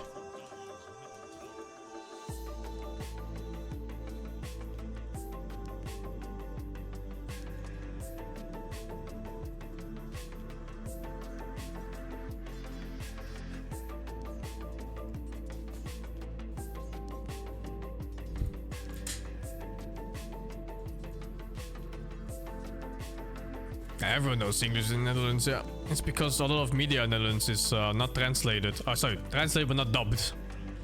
So you just hear English all the way through growing up on movies and TV shows and everything. So you just kind of naturally learn English by existing. And a lot of things are just in English, like products and things like that.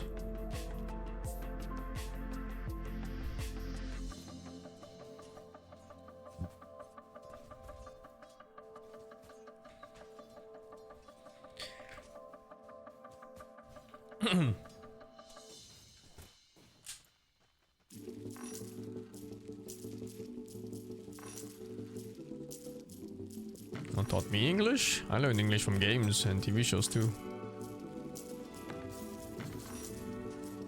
It was super easy for me. Like I didn't put effort into learning English, and it just kind of naturally came. Now French, on the other hand, what a piece of shit language that is to learn. And German. Holy fucking shit, dude. German and their garbage ass grammar rules, absolute dog shit.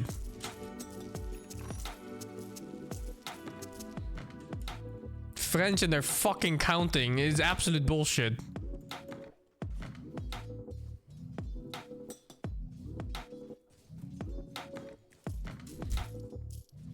I don't speak fluent Cantonese, no. My Cantonese is really bad. I'm better at listening than speaking. I just don't actively use it so much.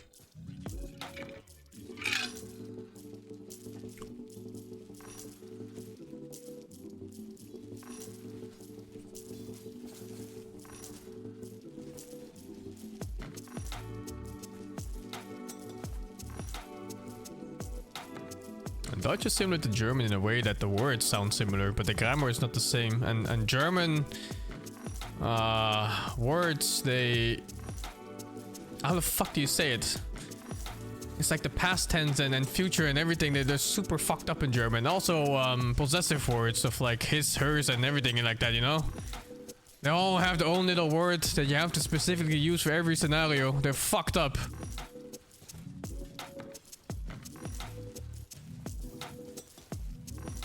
I hate them all. And French, for some reason, has genders in their fucking words.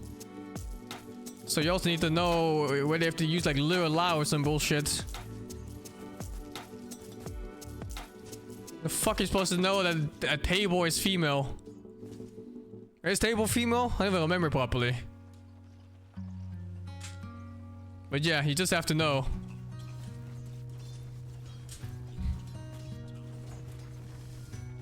Why is chair female? I don't fucking know, man. It just be what it be. It's similar in Dutch too. Yeah, you need to know whether a word uses de or het. And you just don't know. You just need to know. But there's no like logical indicator. Welcome back. You are joining us on first series of the day. We're in the middle of BetBoom versus Aurora. BetBoom is one win away to securing themselves an upper bracket start in the playoffs. That's right, that's important because it's a 4-team playoff starting in the upper bracket. Big advantage. If they don't win, we'll go to a game 3, but if they don't win the series, then they'll have to play tiebreakers to be able to get to the upper bracket. And obviously, they would like to have the day off tomorrow, so we'll see if they can do that by winning here. For Aurora, unfortunately for them, nothing is left on the line, but we all know how big of a motivator ruining other people's games can be in Dota 2, and that's exactly what Aurora is aiming for here in game number 2. They have a lot to step up from, though. We have Brian, Effie, and Purge here to talk about that, because Purge, game 1 was just a little uninspiring. We don't want to see a Morphling, and we even said that they seemed like they had a good draft. I watched Avatar last Airbender live action series. It was really nice. They did have a lot. It wasn't so faithful to the cartoon, but I think it was still really nice to watch in its own regard. Especially if you don't compare it to the old cartoon. But getting doomed as Morphling is a recipe for death. Yeah, such a cool way of showing the Earth Kingdom city. In the last game, so you could say could be play related, like don't get doomed. Keep your net worth up, get ganks on the map yourself while Morphling is doing something else. Like, if you switch what players are playing these lineups, you can definitely win with their lineup because they had some nice advantages. But yeah, getting doomed that much, you're going to lose. I don't think it's a draft issue at all. I thought they had a very good draft. There were a lot of really good matchups for them. We saw at one point, if they weren't so much net worth down, what their team fighting would have looked like. Too many complaints with the hardcore fans. Yeah, but you know, those are fucking people who are stuck in the past. I look at things for what they are, and I'll just look at them if they're enjoyable or not to look at. Here and there, or the other team playing exceptionally well. I thought it was nice all the way through. +1, I can't remember who. Why the fuck would I care whether it's compared to the past like that? Everything and they got kills. I feel like you could easily bring more heroes to rotations like that. They were just sloppy. I can tell if I wanted to rewatch the same thing, I'll just watch the fucking same thing again. That's just because they're not really playing for anything. They can't get more EPT points out of the series, so they'll probably take this as a scrim that they're. I watched the One Piece series too. It was nice too. Their hearts in at the moment, but I would like to see them step it up just for the sake of good Dota. I'm gonna speak for all carry players here and be on behalf of little 23 Savage here because. The only thing I complain about them not being source material when it's really fucking bad, you know? Get in there, man. Especially when there's no reason for the changes, like that Death Note action movie. Then I go like, you know, what the fuck am I looking at even? But if it's changed and it's good, I'll be like, sure, man, I'll take it. With all these heroes, but I just have to believe that, like, on the core role of Razor and Primal Beast, that these heroes. I just thought really Avatar was just really nice. 23 was like. It was a very pleasant show to go through. And I thought the kid actors were actually not bad either. Usually kid actors are fucking terrible. I thought Aang was nice. You really felt like Aang from the cartoon as well. I just don't want to see a 2-0-3 and it was just so pleasant to look at. Like the setting, the cities, the setting, all the buildings they showed, the backdrops. Oh my god, dude, it's beautiful. There are just some Dota games where the enemy has spells, somebody has to tank, and nobody wants to tank it. And I kind of felt like everybody on Aurora was too afraid to tank these spells, and it ended up being 23 every time. That's and I just kind of what I liked about their draft too. Razor and Primal should both like they're be good meant to do that, right? And like in a lot of drafts so far, we do see Razor as that like last ultimate pick, and it just feels okay to me because it's like it doesn't have to be a perfect Razor game, but you're gonna. Oh, dude, Ozai's actor, he was sick, right? Hey, wasn't that the fucking doctor again from Jurassic Park? Which he did do. I think it was the same guy, but I'm not sure. Where 23 Savage Lincoln's blocked the Doom. That fight, I thought he did a perfect. And Ilo was sick too. I really liked him in that one. So I'm going in first. You're also just down so much net worth at that point because of how poorly your lanes went and how you weren't able to match the tempo coming out of. Oh fuck, was it not that guy? I thought it was him again. I'd like to see Lauren. How about the Azula gang? I don't remember what they look like. The first game, because Brian saw that Razor pick from a mile away. He thought it was a great pick. I also agree there was a lot that hero could have done for his team in that game, and they just never got off to it. Probably because the laning stage on BetBoom went so well. They went mid very, very early. They suppressed the triangle very early too, but there's always I thought Azula didn't look enough like the anime character.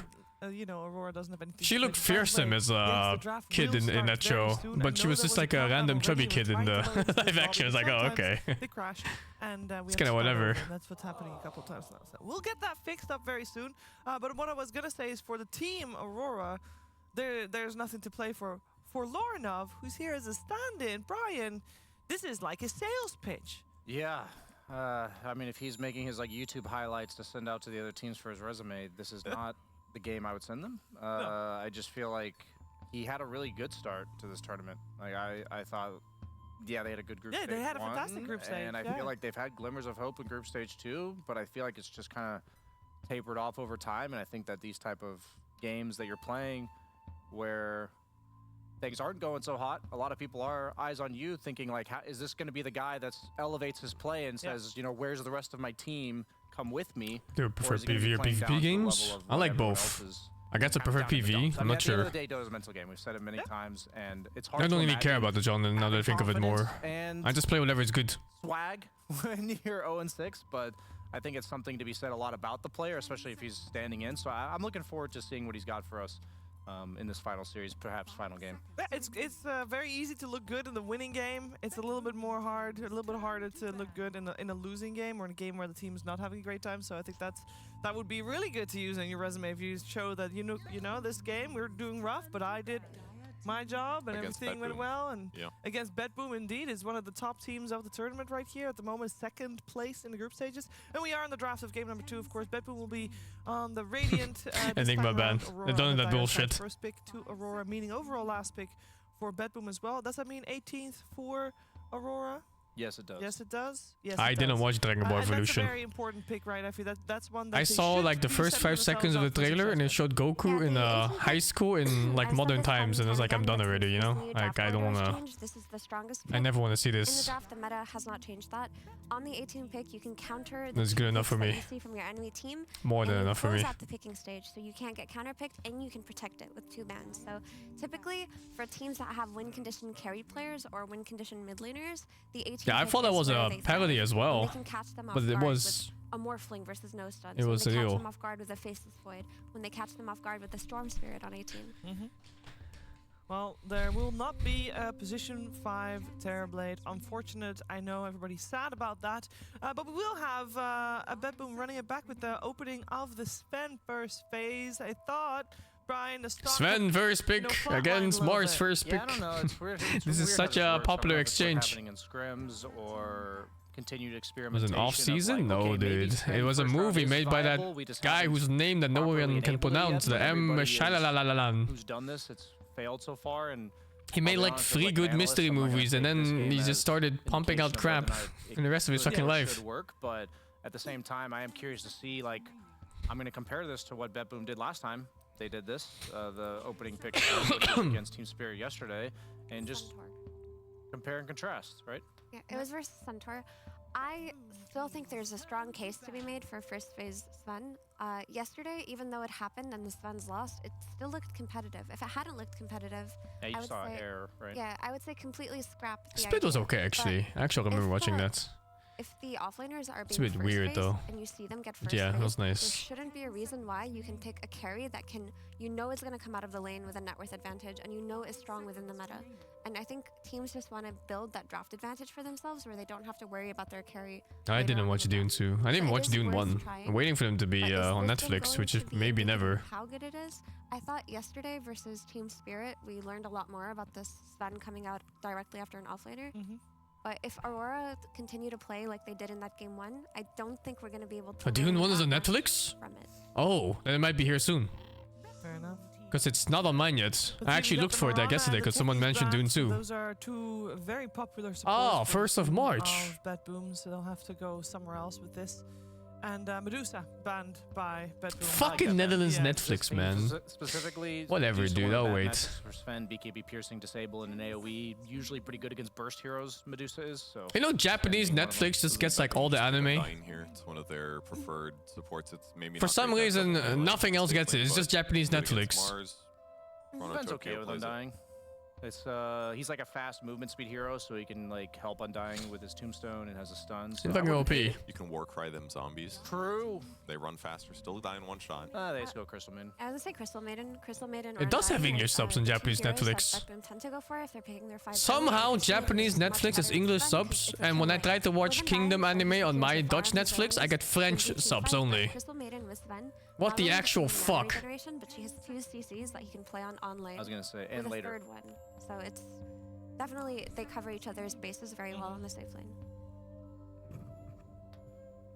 Of a pirate in a movie?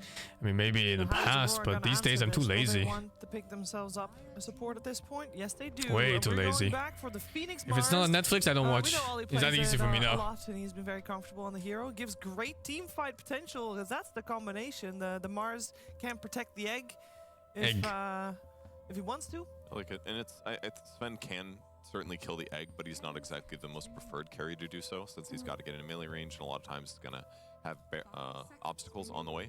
But there's just a couple teams at the tournament that like picking Phoenix, and Aurora is certainly one of them. I think sharing is blocked in the Netherlands already. At some point they stopped sharing accounts on I love Netflix. the Phoenix plus Mars combination because you're always No, gonna I don't have watch the Amazon team stuff fight. either. I I'm too think that lazy, man. Phoenix Even if does it's easy to falter do, a I'm just little bit lazy. on lanes, and then when you're playing against Like usually, you know, by nighttime I already have streamed like 8 to 10 hours or something. I just want to put something on, make food and play games and watch a stream and then Netflix at the same time. I don't have time for opening up another service, paying for another service monthly. But I don't know, maybe Aurora pull it off because it is incredibly strong team fight.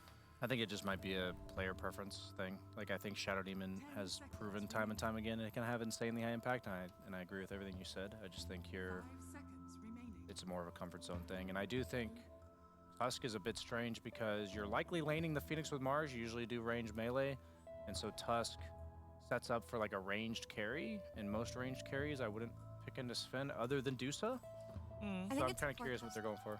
You think it's core Tusk? 4. Oh, 4 Tusk. Tusk Mars. I guess that's a decent lane. Can you Can you? I didn't watch the boys. No. You can, another and Doom also pick. The tag team amplifies the rebuke damage. Okay. Yeah. So it's kind of a neat little combo. Also sorry for interrupting. I'm not playing current PoE League anymore. Last epoch. On the tag team as well, because it's like adding 25 to his damage, and then does that get multiplied? It should go first. Yeah. Yeah, because that's the way punch works for Tusk. That's a good point. Yeah. So yeah, it should work that way. Interesting. Okay, might be a dual lane then. So they picked Doom anyways, despite there being no Morphling. Honestly, I think this is preemptive to Morphling. Yeah. Because like, Morphling is a hero people have been picking against Sven, and also people have been picking Faceless Void against Sven. Those are. It's kind of annoying that some shows are just locked on like HBO and stuff like that. That's cool. I actually like this. Like I still want to watch Game of Thrones and Lord of the Rings show, but they never come to Netflix, so they're just gone. Don't exist to me. And Lifestealer counters both Sven and Kunkka at the same time, and in this case, now that I think about it, all the heroes that counter Sven don't like playing into Doom in lane or in game. So, okay. I just like that they also paired it with heavy disables from Lion. You can pirate? I'm too lazy, man. Doom is not that good against, then they'd be a little bit weak on disable compared to the normal offlane heroes. So they're set on initiations as a whole now. I'm way too lazy. Lifestealer, but Lifestealer's okay against Doom in lane because he's a strength hero, but by no means, like somebody, I think the casters or maybe you were mentioning, Purge, that Lifestealer used to be better against Doom because you could just hit him and feast off of it. TV shows time is fighting for me for video game time, and I play more video games and I like video games more than shows. That is doomed. Yeah. That is doomed. And so a lot of shows for me just get skipped because of it. So kind of good if somebody else is getting doomed, but Lifestealer also generally just walks into the fight. He's not exactly like a elusive target that's hard to target your Doom with, so I imagine Miero will be giving 23 a similar treatment to game 1. I'm gonna watch season 2 of Physical 100. Physical 100 was sick. Always about save. I really like that show. Save is playing because we've seen him completely crush on techies, and I think Lion is one of those heroes where he heavily enables his offlaner. But typically when I see him play Lion, it's with Primal Beast, and they'll have so much damage amongst them that they'll run over even heroes like Lifestealer and Anti-Mage who are supposed to be good versus magic damage. Is Doom in as much damage as Primal Beast paired with a Lion? Like, do you think there's a window where they can exploit this Lifestealer? Not really. I think. Good question. I'm thinking about. Items are unavailable on Netflix. I just don't watch them. Are stronger because Lifestealer is a carry that level 3, 4, 5, 6 is when he starts winning the lane. So if they can get. Oh, it wasn't just big muscular men. It was big muscular men, big muscular women, all fighting each other in random minigames. I think it's going to be about who establishes the better trades by level 3 is who's going to win this lane. But if Lifestealer is like full HP by level 3, he'll free farm the lane for sure. Yeah, I think Aurora are in a good position where they won't get rolled on their safe lane the way they did last time, because Phoenix can disengage from the go that Lion and Doom are going to do, and Lifestealer should be able to sustain up until level 6. Once you get Doomed, you can easily die. But before then, it should be a pretty comfortable lane. Level 1 and 2 could be I was so surprised that some of the women in that show picked some of the men in the strength contests. And they thought they could win it against someone who was like, you know, fucking 50 kg heavier than them. There's no way. They got so humbled in some of those. I feel like right now Aurora has big team fight advantage. It was like one of these games, right? They had to like, what was it, like steal a ball or something and get past them, and they just couldn't. I feel like BetBoom has a lot more. Dude, 50 kg heavier just stood his ground, and his opponent couldn't do anything. With the mid laner that I believe both teams are looking for. Holy shit. Pick. We still have quite a few of the usual suspects in, and obviously the GPK Storm has been banned out. Expecting maybe a Wind Ranger ban coming out as well. The Lornoff Lina. Or the Lina. That was a crazy show. Yeah. I think the Wind Ranger will get banned, and then the Lina will get picked. I think it's gonna be Lina or Wind Ranger, just because you're playing with Tusker, and you need a hero. Like, it's usually a ranged hero that takes advantage of tag teams, so it's either Lina with the Fiery Soul or Wind Ranger with the Focus Fire. Or neither. Dude, how is Pango? And the Pango pickup. But that just sets up. Why are they comfortable potentially dealing with the Wind Ranger? Or is that not the case? I mean, they have a lot of anti-mobility between the Mars and the Tusk, you could say. I do not like Pango here. Run is a little bit worse. Pango roll, at least especially since the hero's abusable mid too. With the Wind Ranger, obviously, you could just randomly get Huskord or some bullshit. It feels to me like they're relatively protected against. Fucking! Ooh, I don't know about that. See what I mean? Like, it's fucking stupid. You can't just pick a fucking Pango here. Good way or a bad way? In a bad way. It's over. Oh, okay. Yeah, I was about to say, that's a pretty sick Huskar pick. What makes this a good Huskar pick? I mean, I will say this, that GP cacked the Huskar. Struggle against roaming It's a supports, cycle of so hatred. Huskar being one of those, Maureen did it to him, and now he will do it to this Pango. And in a week, really this no way Pango out will of do it this to someone lane, else. And GPK Never-ending cycle of hatred. is going to hit a timing where I don't know how Aurora deals with it. Like, he's going to have a BKB mid-game, and they don't have a save, though, on the side of BetBoom. They do. He's position 4 player. Oh. 4 staffs are a good Brian trade. loves those jokes. Huskar into live stealer, is it good? Yeah, it's fine, dude.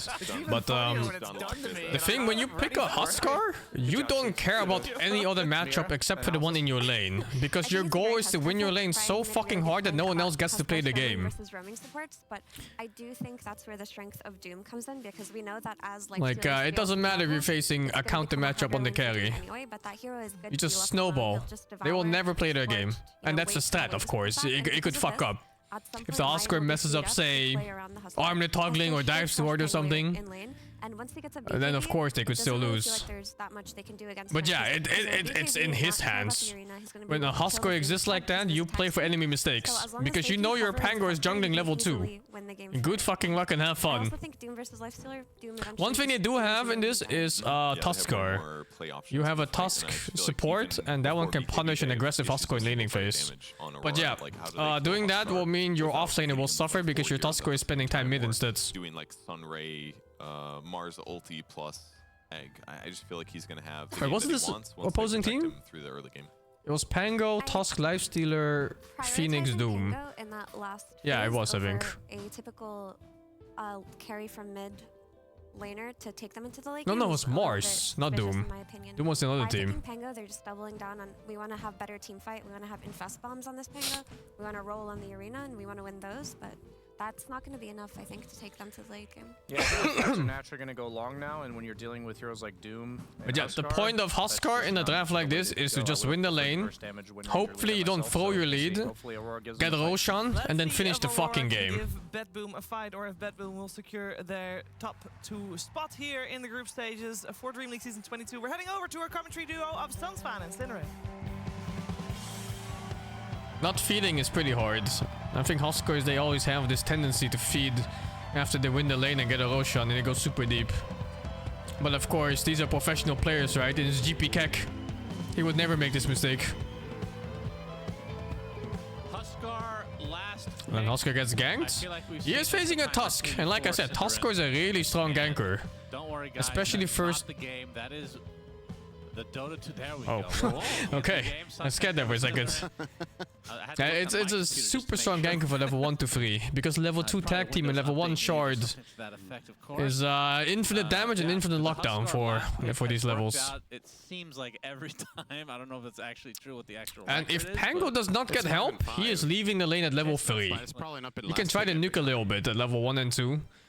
Maybe use his mana at level 3, and then if it's out of mana, it's done. Basically not lost. Yeah, so probably every other team is lost. That's completely done. Falcons probably has He's like getting 5 CS wins only on with this, spells. So Yeah. So how is this Huskar game? That's good. You do have percentage-based damage of the Phoenix with the Sunray. I assume Lifestealer does not go Radiance. Like, this has to be like a Desto type game, I feel like. He's a bronze tier Huskar. Don't trust bronze tier Huskars, man. Bronze tier could be a grandmaster in disguise. You never know. Simply because It's the silver tiers you don't care about, because that means they have Dota Plus and you play till silver.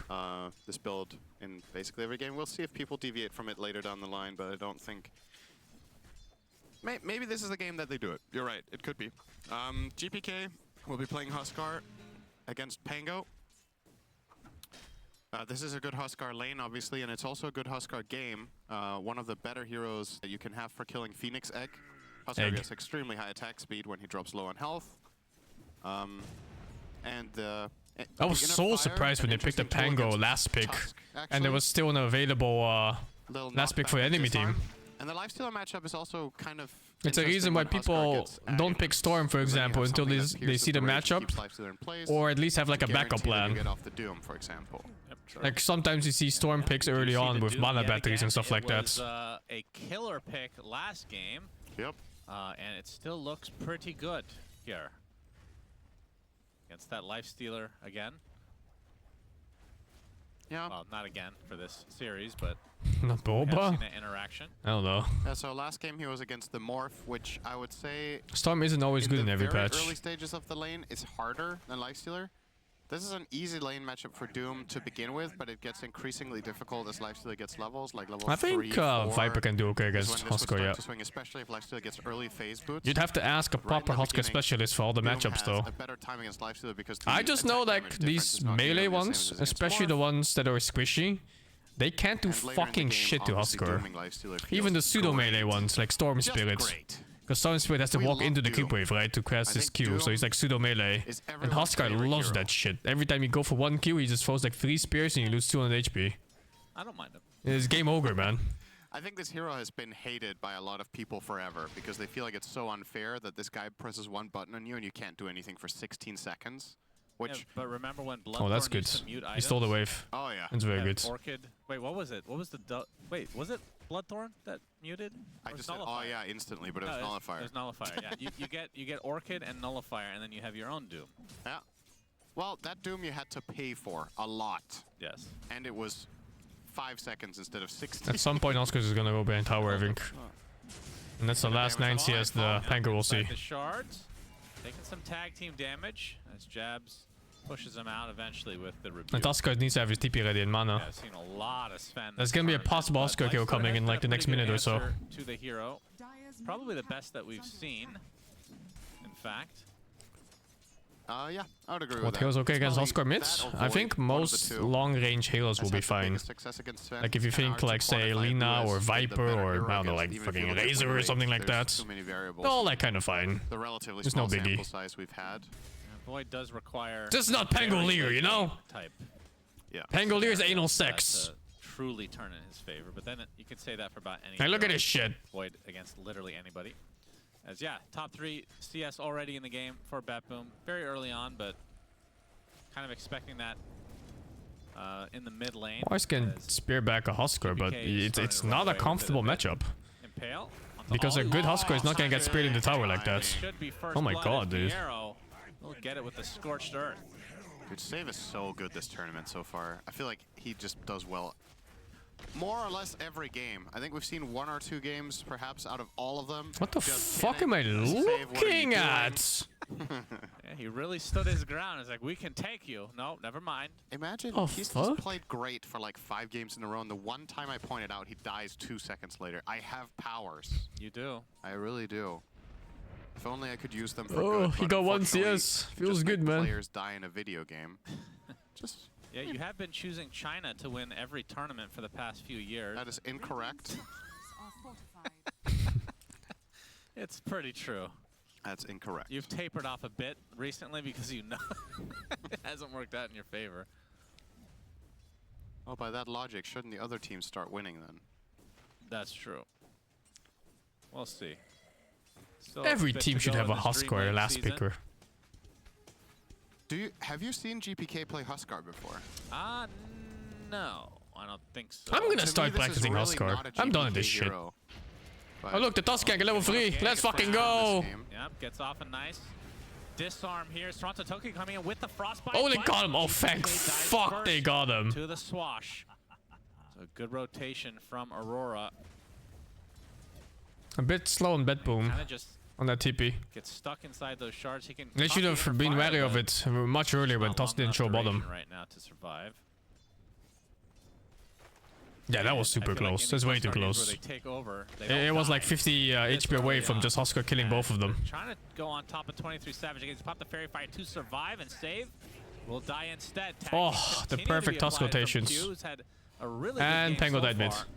Sunray, great Despair. blocks from Q as well. 23 Savage. They're trying to give the kill to him, and they will end up netting it.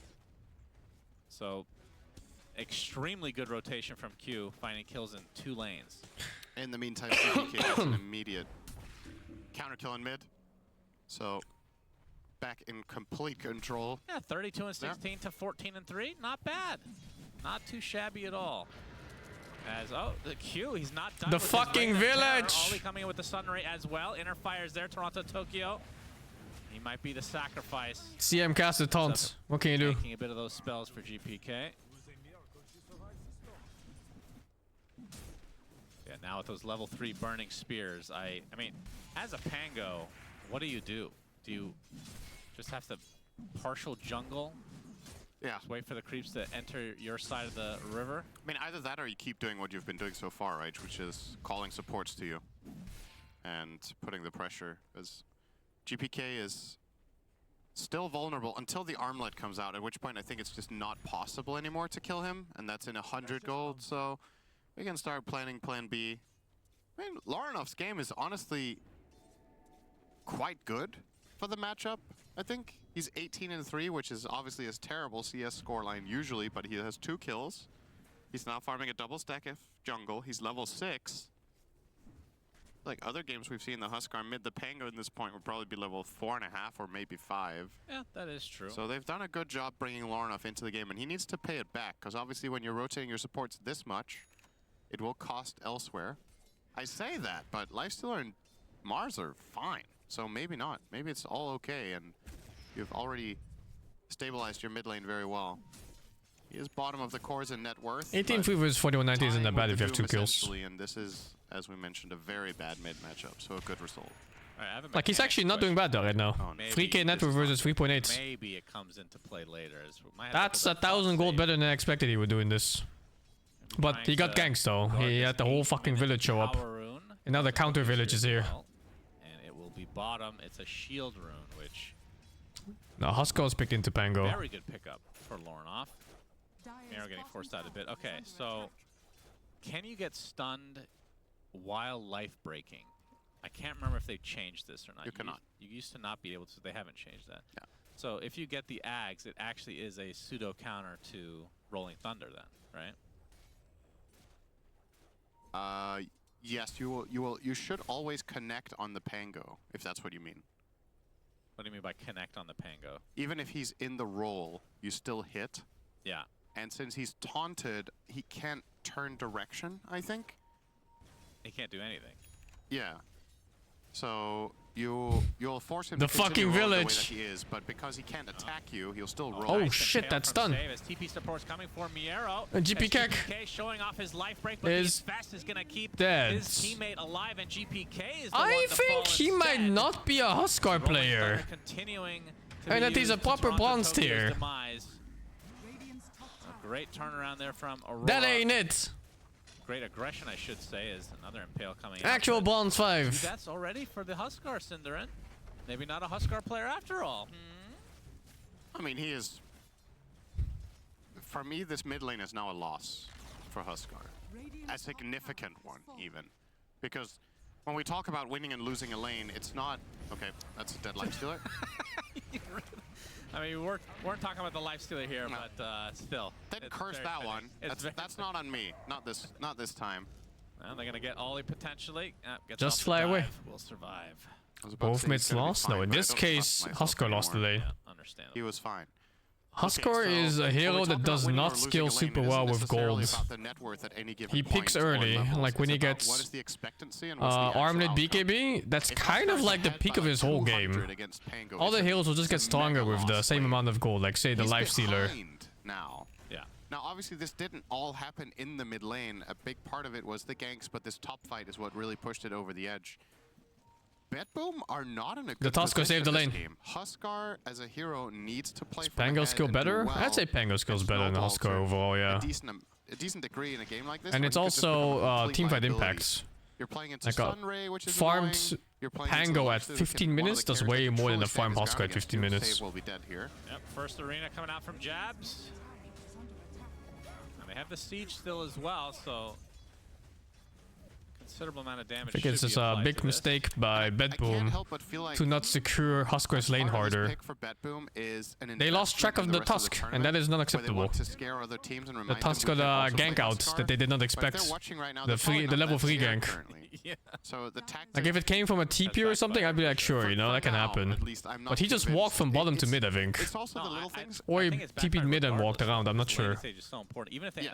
But either way, they lost track of Tusk, which is the support +5 is to blame because he didn't keep track of where the Tusker went in the whole The game. thing that's tricky is it's hard for me to pinpoint exactly what it is that GPK is not doing as well as someone like Malrine, but there is a difference, and it's pretty clear. Isn't that funny that you can't really tell what it is, but you can just tell that it really is there? Yeah. Oh boy. But this is a real specialist hero. Pango wasn't behind in levels before ganks, but it was gonna happen if the ganks never happens. Like if they never ganked this Huskar at level 3 and level 5, the Pango would be level 4 and Huskar would be level 7. He would not touch creeps and he's jungling creeps at level 4 or whatever. Oh, that's a nice counter gank this time. The Tusk as well, and they do. Good punish. Huskar's game is rough stuff right now. I have another mechanics question. Is Jabs seems to be reserving these arenas for save. As Aurora looking pretty good early on. They're looking very good this game. What do you? How does Armlet work against Doom? We had this discussion off camera about how Armlet against Doom is death. Kind of doesn't make sense that you can't, because it's not healing. You're adding stats in some respects, and then but Lifestealer Infest does work, right? Against that. I'm pretty positive that, so the old Doom, it just sucked getting doomed while you had Armlet running because you couldn't toggle it. Yeah. Now you can use items while doomed. I think you just, okay, hang on. Nightfall trying to go through the gate. Do they have a stun? Just TP out. Ooh. He's still burning. He's fine. So, by the way, Koyo doesn't work on that either. You can Koyo him like that, you just teleport away. Discussion.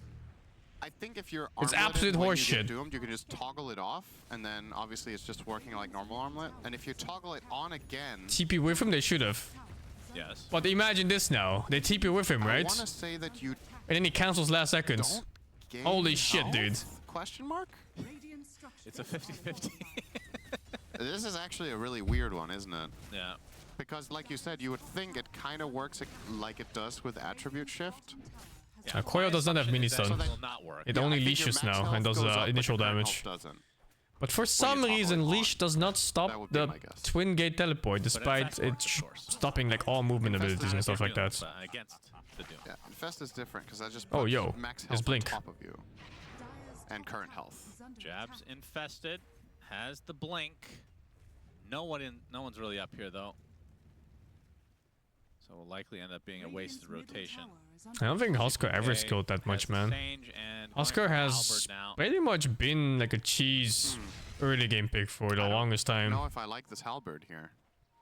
I don't think it does. The whole hero's purpose is to win his lane and then hopefully snowball forever. No rotation coming out, so should be a freebie for 23. Although Ollie takes it. A 23B, if you will. Oh yeah, the classic Toronto-Tokyo freezing field on creeps. And we'll back away. This time he doesn't die though, Syndra. That was so not a classic then, right? The classic Toronto-Tokyo I have no idea what Doom Talent saw in this patch. 5% health and dying to one attack. That's right. Saw that 2 or 3 times yesterday, which was very I don't know why Doom is poor either. I guess he didn't max Q? No, he was laughing too though. No idea. Actually, I think that is not amusing to everyone. His lane was pretty hard, I guess. For the Midas triple belt of strength. Belch of strength. What? I just, did you hear belch of strength? Yeah. Yeah, you truly have brain rot, and you don't even stream that much. So it's not blading for getting ignoring the sniper. Huskar meta 6 point something there. That was never a meta where Huskar was good late game. The 2K lead. Not once in Dota history. And the question is how impactful.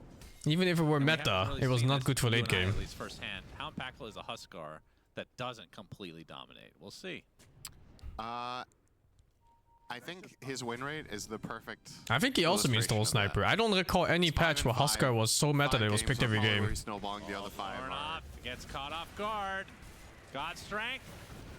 Oh, he's able to get the swash off, but the finger is still not enough. That's a shield rune? No. My goodness. Fucking hell. Save pump fake the finger 7 times. I told you he's doing so well this tournament, and everything goes to shit.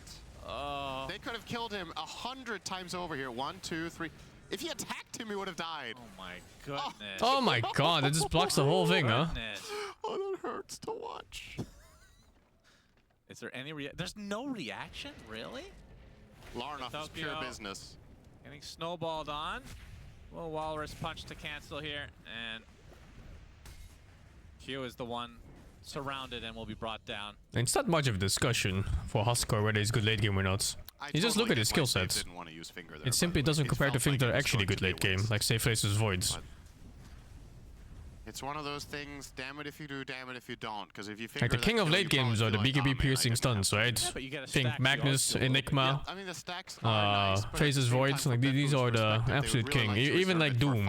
Kill, right? If they kill this, the Pango there without Void is in this game? I wouldn't talk about this game, no. Talk about whether Huskar is good late game or not. This guy was saying I'm blatantly forgetting how Huskar and Snipe was meta some patch some time ago, but I don't even know what patch he's talking about. People love talking about it because infinite stacking is fun and it feels great to, you know, progress your hero in a different way than just items. But in reality, if you look at the numbers, it's like, it's not that big of a deal to get plus 40 damage on this one time. It's not just damage, it's HP with the talent. Dota, I mean, Huskar has been meta sometimes. I remember when Sanj and Halbert and Bracers were good, and Huskar was in a lot of games. People love to talk about it more than it deserves, that's all I'm saying. And even then, it was early game Huskar. It was always early game Huskar that had to dominate the game. That's actually most of the casting, in fact, I would argue. Say something important. Yeah, I'm at a loss. Yeah. There you go.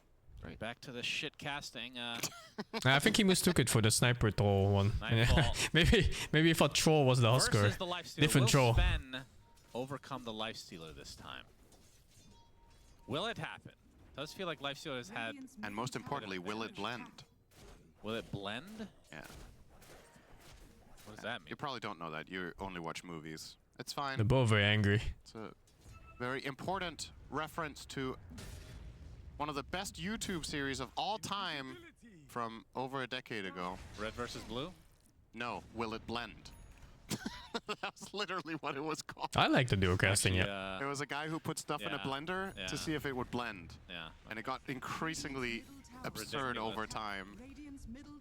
It's kind of been replaced by the hydraulic press. He can pick up Lotus with his ass. That is the new if he's facing another with Bulwark. But even that fad is fading, so we need the new thing.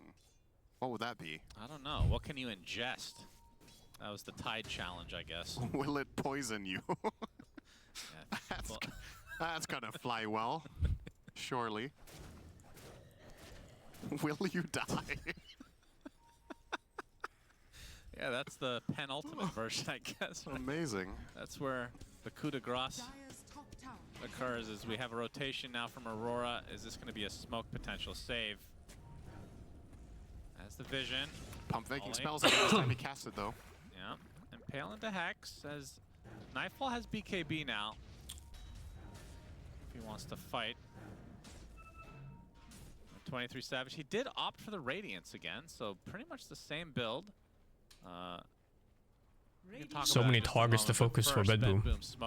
Phoenix before Egg, Pango before spells, and Tuskar before spells, all good kills. Swash, but even Mars, but Mars is hard, I guess. Connect, it looks like Miero. Does have the blink though. Tier 1 tower, still very healthy in the mid lane, but not for long. Used to that going down pretty early for the Huskar. Yeah. You dominate the lane so much, there's no hero to even defend. Very true. Another illustration of a failed execution there. We have the blink initiation from Miero. Doom onto the Mars. He really wanted that haste rune, but this time I was gonna say he's gonna finger him. Right, is not. Not fooling around anymore on save.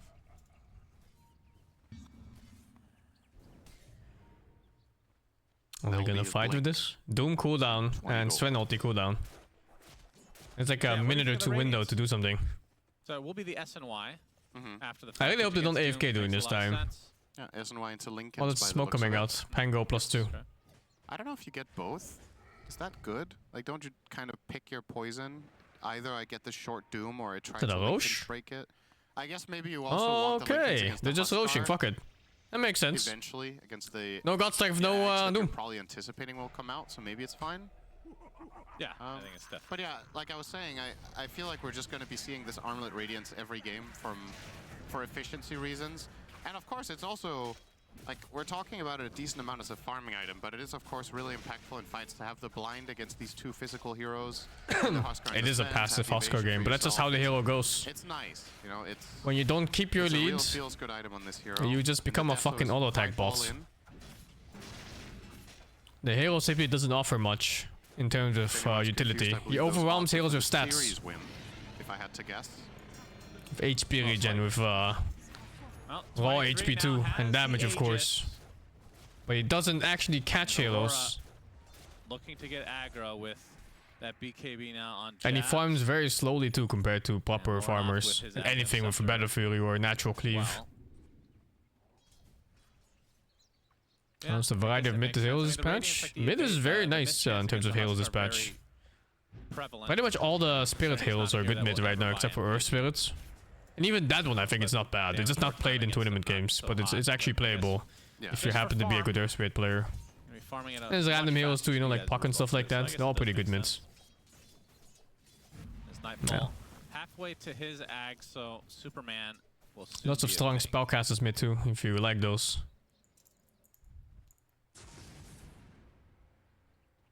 That's one thing about the Superman build that is better than it used to be, is the fact that you can cast it on magic immune targets.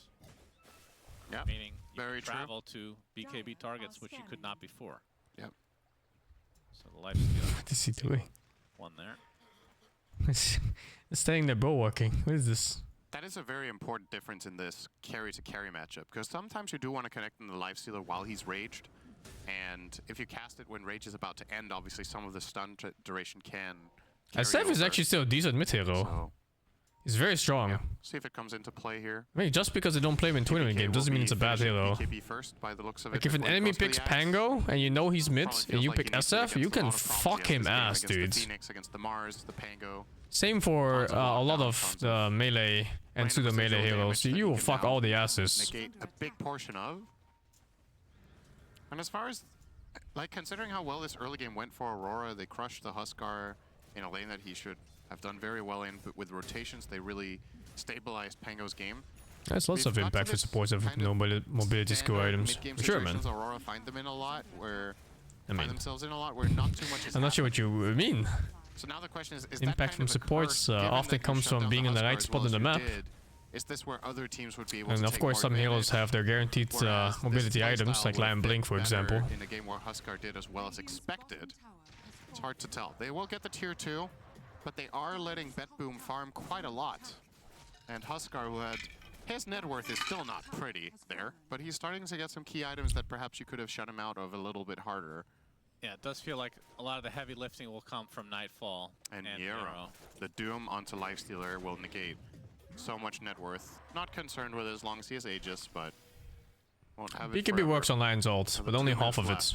BKB blocks half magic damage now. And it looks like after the pickup of SNY will be the Lincolns, like you said, but then after that, it'll be the Ags so far for the Lifestealer, which honestly has is it 60% now? Oh, right. I think the latest patch actually bumped it up to 60 instead of 50. Huskar, but mainly the Sven. And I think it's multiplicative and not additive, so it's like learned to not buy the Ags, but around total 70% magic damage resistance, I think. I wonder how much it swings the dynamic. It's around 70 or 75. Because even if you pop the BKB and you can stand your ground against the Sven, if you get doomed, you're still losing the fight because you're not healing, right? So maybe there's something there about the Ags winning a little ground. Man, look at this positioning. BetBoom's super defensive, just waiting around mid, not farming anything currently. GPK and Nightfall will show and clean up that wave. Just waiting out the Aegis, essentially. Less than a minute now, or close to a minute. And if they can get this Doom onto 23 before his Lincolns comes through, of course they will have a decent amount of Lincoln's blockers with the Halberd from GPK. And again, like we said, can be cast through the BKB these days, so it's a lot easier to deal with a Lincoln's Lifestealer. It's kind of a snowfest, yeah. But it's the nature of a Huskar game. Because normally your playmaker is mid. In this patch, normally your playmaker is mid specifically. Yeah. For example, the Pango on Aurora's team. But at the same time, Aurora But not now really your pushing the envelope with playmaker this is the strategy, just Husker, keeping that to and the he stake. didn't They win think his that's lane the hard right enough move. to make the This difference. just buys time for BetBoom to get some of these power spike type items. So they pretty much have to wait for enemy mistakes or find a jump with Doom or Lion Blink. Q2. I'm a little bit surprised that they didn't put more emphasis on the mid play. Like, realistically speaking, how does your lifestealer die aside from getting doomed? I don't know if they could have killed him twice. If there's a Sunray behind, if there's a Tusk he has a save, blink, right? there's a Mars Arena going covering 4-7 you, next. I think you could have definitely grabbed yourself a bit more. Husker fucked Pango in lane. Oh, he fucked the shit out of him. But then the village came. What's been happening in a lot of Aurora's games is that they don't really push the advantage as much as they can because they're, I think, hesitant about Does he the know? counterplays. Yeah, he knows. Get Toronto, Tokyo, more than likely. Jabs on the high ground. He's infested. Initiation from Jabs. BKBs galore. Toronto Tokyo gets a nice freezing field off, but ends up falling first. Now the focus right now is on the lifestealer. 23 Savage gets bursted.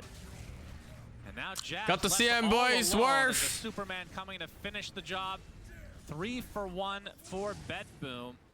The fight I don't think they had a plan for the fight. Lifestealer will get absolutely. I think their plan was to go in and hope for the best. Yeah. Of BetBoom. Doom into Huskar jump, into Sven jump, finger. They do not mess around. That finger was not necessary, let me tell you that, but. Yeah, he learned his lesson. Yeah. All right, so good fight for BetBoom, waiting out that Aegis as Toronto Tokyo. Yeah, easy game here, guys. When they losing Husker earlier? But I mean, it's not once looking that super Lincoln good. is online for 23. How much does that change? We'll see. Yeah, it depends what creep Doom has, right? Currently he's rocking the War Stomp, but he could just replace it for a Lincoln's Breaker. Still a bit of a way to go for him, though. I still think About BetBoom's team is better for 1500 late game because of needed Doom. For the Lifestealer to complete that item. It might just come down to this point where Doom has Refresh Warp and just kind of deletes 2 heroes off the game. Yeah, I think. Do you know where that taunt is from? Which one? The circle? The Lifestealer one? Is it just a breakdance? Yeah, it's just a breakdance. This isn't like a specific reference to something. Okay, so the person you're asking wouldn't know the reference if it was one. It could easily be from some obscure movie you've watched. It's not from a obscure A lot movie. of the taunts in this game are either from some sort of play or movie or music. Right, okay, so no movie that I know of and no NBA game that I know of that they've done that. Yeah, there's a lot of taunts that reference NBA games. I mean, Lich, he has basketball. That doesn't necessarily make it an NBA game. Oracle Dunks, that's an NBA game. It's just basketball. NBA. That's all basketball in the world. No, it's specifically NBA. Right. Because Lich and Oracle are considered the best of the best in their lore. Oh yeah, they're Very really important. popular this tournament. And the NBA best of the truly the best of the best picks. Lich is unpicked all tournament. Oracle maybe one game. Guess they got dunked on. Yeah. Yep. Well, there you go. Makes sense. It's because they're waiting for TI. You see, the regular season, not so important, Cinderin. Once you get to the TI range, to the Riyadh Masters types.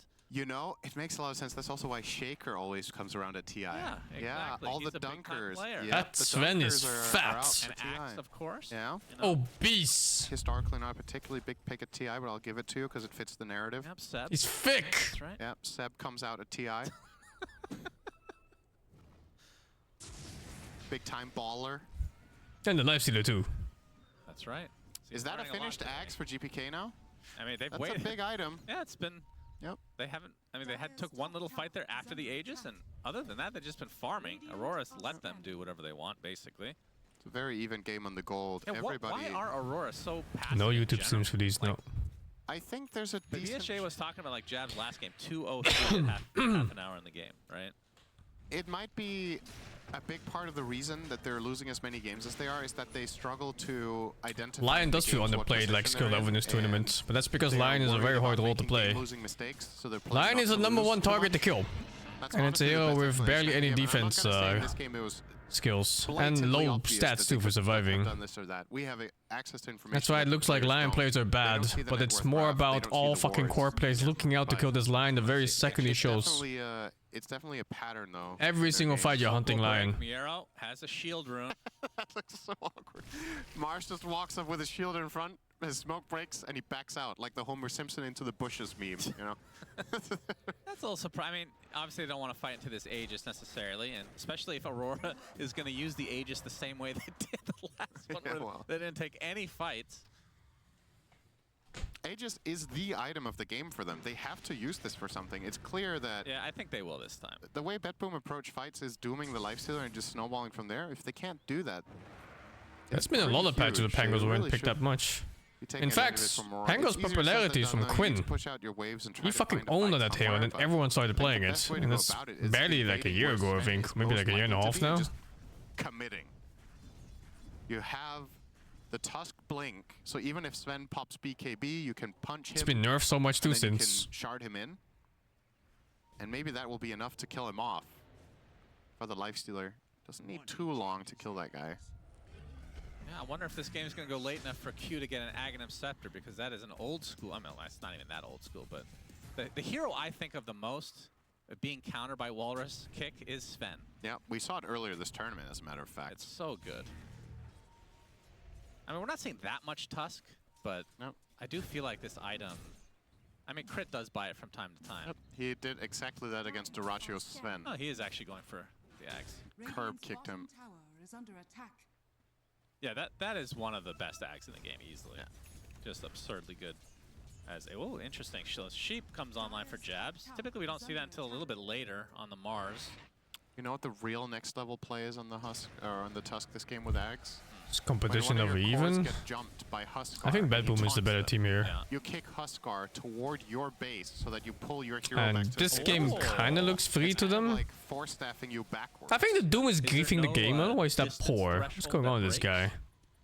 No, I don't think so. I think the taunt is I just... don't know.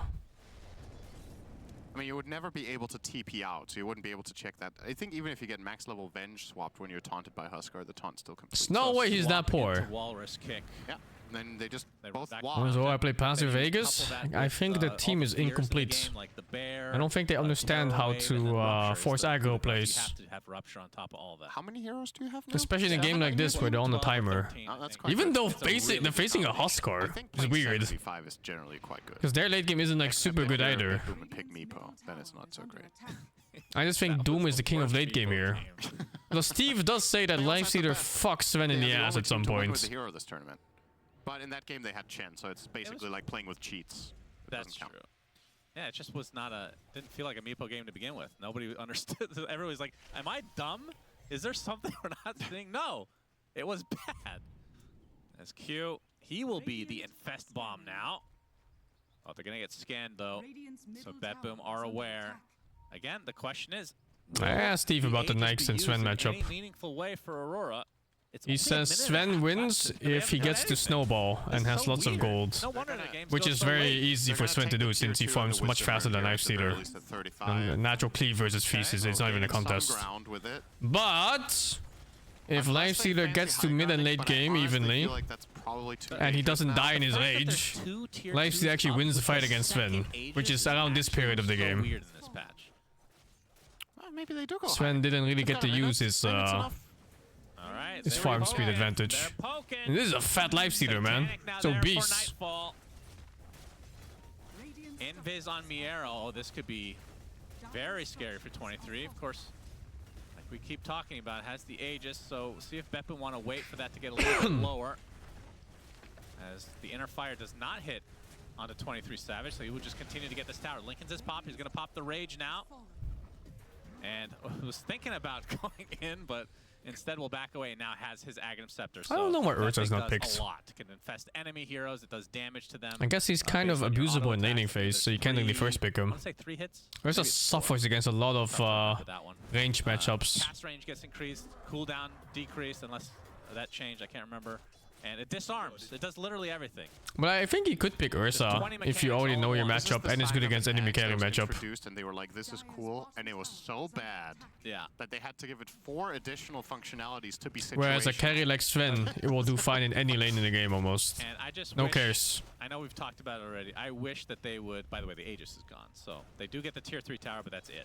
Yeah, that's something. I do wish that they get rid of the... You don't need CC for Urza to get going. It's more about his laning phase, really, and his matchups. Like, I know that this That said, Ursa is notoriously good against Lifestealer. Like, it's one of those fights where Lifestealer just, he has to run away at every moment the Ursa comes close towards him. Wasn't there? I want to But yeah, you gotta get there. You have to play the lane without feeding like a fucking uncontrolled animal. Yeah, it's tough to remember. Save. Okay, the opener onto Ollie. Eon Disc gets procced, and Nightfall deletes him. And 23 Savage going in will infest Jabs. That was stupidly close to the Doom going out, but the Ogre Seal Totem seals or saves the day. Wow, that would have been... Yeah, it really seals the Ogre Save Totem seals I don't know why deal. Dota also isn't like super popular. This whole tournament seems to be first pick Sven. First pick Sven, and then first pick Set or Mars. And they're really popular picks. Mostly because these heroes rarely fail in the lane, regardless of their matchup. Yeah, the Ags. The fact that that used to Whereas heroes like Draw Ranger, they do have their weaknesses. Into Superman. It even used to be a talent. Whereas Timber? Timber is first pick, first ban. So just giving a history lesson, of course. And very often more banned than picked. For a lot of people watching in the future, a little foreshadowing. You guys will remember 20 mechanics. The real hero that's missing is In your Necrophos. future casts, all the commentators. Even after the Mage Slayer nerf. Maybe the Mage Slayer is still too much. 25 here. Keep seeing the same 25 talent from these Svens, which is the God Strength variation. Don't go for the Stormhammer. We've got CM. I mean, CM is just strong in general. I won't. CM doesn't have bad spells. 25 again. She only has bad HP and bad move speed. The Haystern being used Woodwing as gets kind of a picks. bait. Toronto It's pretty good. We'll spot Lornoff, who blinks away. Now he has Lincolns. And the Infest bomb is coming. Ooh, Arcane. A 40% reduction is so much, man, for Mage Slayer. But it's like more than that too, right? Because it's magical, natural magic rest, and then the Mage Slayer gives more, and then you lose 40%. Like you're not doing damage. Now as the egg is placed, 23 Savage focusing on the Huskar. The Doom comes out though, and it is on the Lifestealer. Oh my Lifestealer goodness. at half HP. The finger is there. That should be the death of him. So it's a 1-for-1 to start as Nightfall is starting to clean up. Q takes a tumble, but save is taken out by Lornoff, taking advantage of that Arcane rune, but now he's going to get Infernal Bladed. Swash will burn the rest of Miro's mana. Now Nightfall not able to find a connection here. Boy, that was close. They did a really good job shutting down the Huskar so he didn't get to hit the egg. If that egg does not explode from Ollie... Oh, okay. Okay, Stormhammer crazy. Wants to go in this 1v3, but Miero coming in to focus on Ollie. Toronto Tokyo's there as well. It's off the Frostbite, but the Yules will keep Ollie safe. Another Frostbite to come. Jabs. Rebuke on the run. The timing on that Rebuke plus Seal Totem made it look like the longest Swash with Rebuke the bash. ever. Toronto Tokyo does fall. Okay. Yeah, it just feels inevitable that the Lifestealer's gonna get. I think BetBoom should sit tight At some point. and get that fucking double Doom out, and that's it. And just win the game. If that Supernova doesn't go off, I think Aurora lose a really big fight there, probably plus some real estate, but... They almost won that fight with the egg going off like that. Evenly, or even favorable in the end by getting the Huskar +2. The Lifestealer there, and I believe the Tusk died as well. But this is what it's kind of going to happen in this game, right? You need someone to just go in for Aurora. You need the vision so that you can get off your initiation with the Mars. Q spotted, hexed, Nightfall, Superman. Oh, but the Yules. Q gets off his BKB. Miero is there. Gets punched in the air, and now the Infest gets used BKB on Tusk, by the way. Lornoff even using his ult. Oh, what a nice save. The enemies at bay. So no kill comes from BetBoom's side, and God Strength is used. Let's see if Aurora wants to try and take advantage of this with some sort of smoke play. Doesn't look like that is going to be the case. As there is the Walrus kick. Oh, baby. That is smoke. But the Lifestealer is not in position. Used properly. The Lifestealer needs a vessel. Visibility on anyone in real life, what would it be? A car. Come on. Is Phoenix's car? Q leading the way. Actual answer? Jenkins, probably. It makes more sense, probably. What if we could just stand on across the street and we could just kick him from side to side? We both have walrus kick. Oh, that sounds great. You'd Smoke probably on like all it, 10. Roche number 3 is up, Radiant's middle tower which means refresher shard in the pit. Ain't no way just start hitting Roche like that. 23. He's starting it Ain't no fucking way, dude. They know. Radiant structures are Instantly falling back with the trickster cloak, so information acquired, but what are they going to do with it? Top lane, there's quite a lot of creeps Wait, did here. they actually think they weren't doing it, or? I think they're backing away because they have creeps in the base potentially. Wow, they have to give up. They the map control gave is it too up. important. Another Roche for Aurora.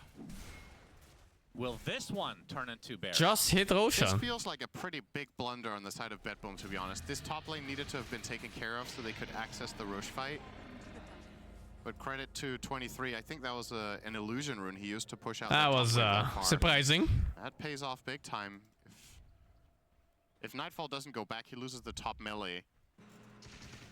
That's quite a big difference. And I still think they're just gonna win. These pro players, maybe that was used in the top lane earlier, and that's why they were able to push it in. But they used the second banner right away without any. They just need double dooms. Yep. His next item is refresher, I think. Satanic for GPK, as both he and Nightfall actually go for the Aviana's feather, so evasion / terrain walk. Yeah, insane against lifestealer, obviously. When you get low, if you can cross some sort of cliff, he can't chase you. Great against ice shards as well. True. Great for the egg, of course. And True. Go right through the egg. Cross the egg, yeah. Yeah. Very nice. 23 is going to get the tier 2 mid as Q. Trying to find save. Oh! Very close. But it's not to be. All right. So attempt number, well, I was going to say attempt number 3. It's Roche number 3, Aegis number 3, attempt number 2, I guess. Yeah. Onto the base. Although the last attempt was very casual, I would say. Bit of poke that ended up being the tier 3. 23 now also gets leveled 25, so a new talent unlocked. They pop Lincolns. There's the life break with the Agnum Scepter, so the taunt onto 23 Savage. He ulted for that on the Sven. Thunder coming in from Lornoff, though. Not any follow-up, however. He should be able to get out, although we didn't get to see the life break interaction there, Sinner. He could have tried for it, actually. But then again, there is a Lincolns on Lornoff as well. Yeah. There's an opening here. Okay, so they could push really once the Sven ult is out. Aurora sitting on a 5k lead at the current point in time. They forced God Strength. I think this is a really good time to just I didn't even realize go again, You're you know? right. God Strength is expiring. Don't let BetBoom recover from this. You have 45 seconds of complete power play. Crystal Clone will be raged off. 23 Savage gonna get the range. Open wounds now on the creep. They should really finish it off here. Yeah, he's going. I like this. I like the positioning of the team. Okay, wrong word. Tusk is breaking a smoke on the mid lane. Doesn't matter. And Mars is in the middle of them. Pango's in the middle, ready to disrupt, and Phoenix is behind the lifestealer.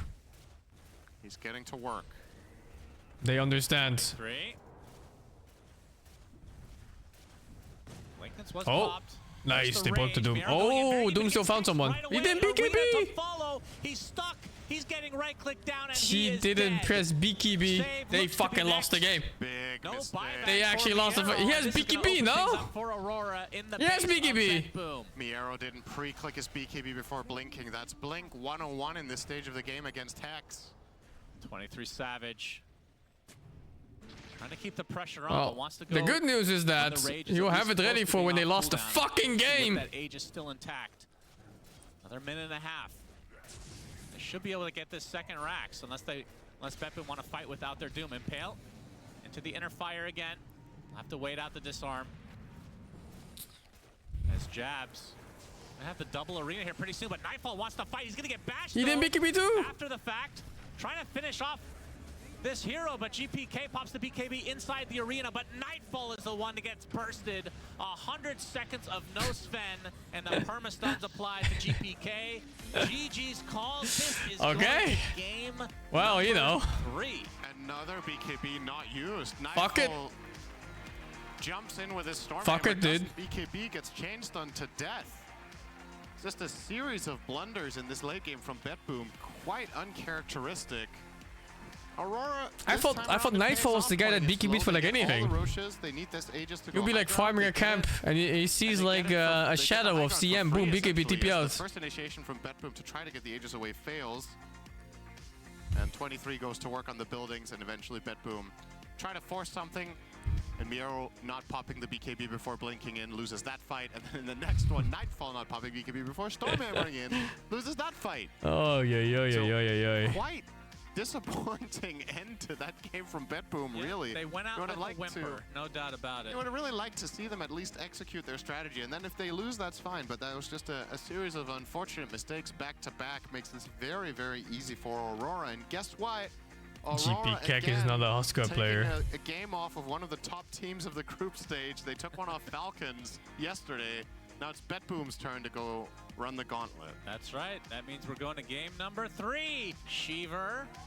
Game 3 for Aurora. Again, I will say, though, there were 2 series that Aurora played in his group stages. One against Shopify, one against Gaming, that they weren't able to get a game off of. But so far, everybody else, yeah, they did have to fall to Aurora one of the games. Of course, they have not been able to take a series. Potentially, this might be the first one. We're here to break it down here with BSJ and Effie. And this game in particular, I think we should start, Brian, by talking about the last pick, Huskar. Thank you, Sheaves. You're welcome. I feel like I'll just say what's on my mind. I feel like this team usually waits till LAN playoffs to do this type of thing, but this is a consistent. It's like when I watch a game and they're losing at the start of the tournament, I'm always like, they're probably gonna climb back into the tournament with these like clutch wins in the later group stages. I feel like BetBoom's the complete opposite.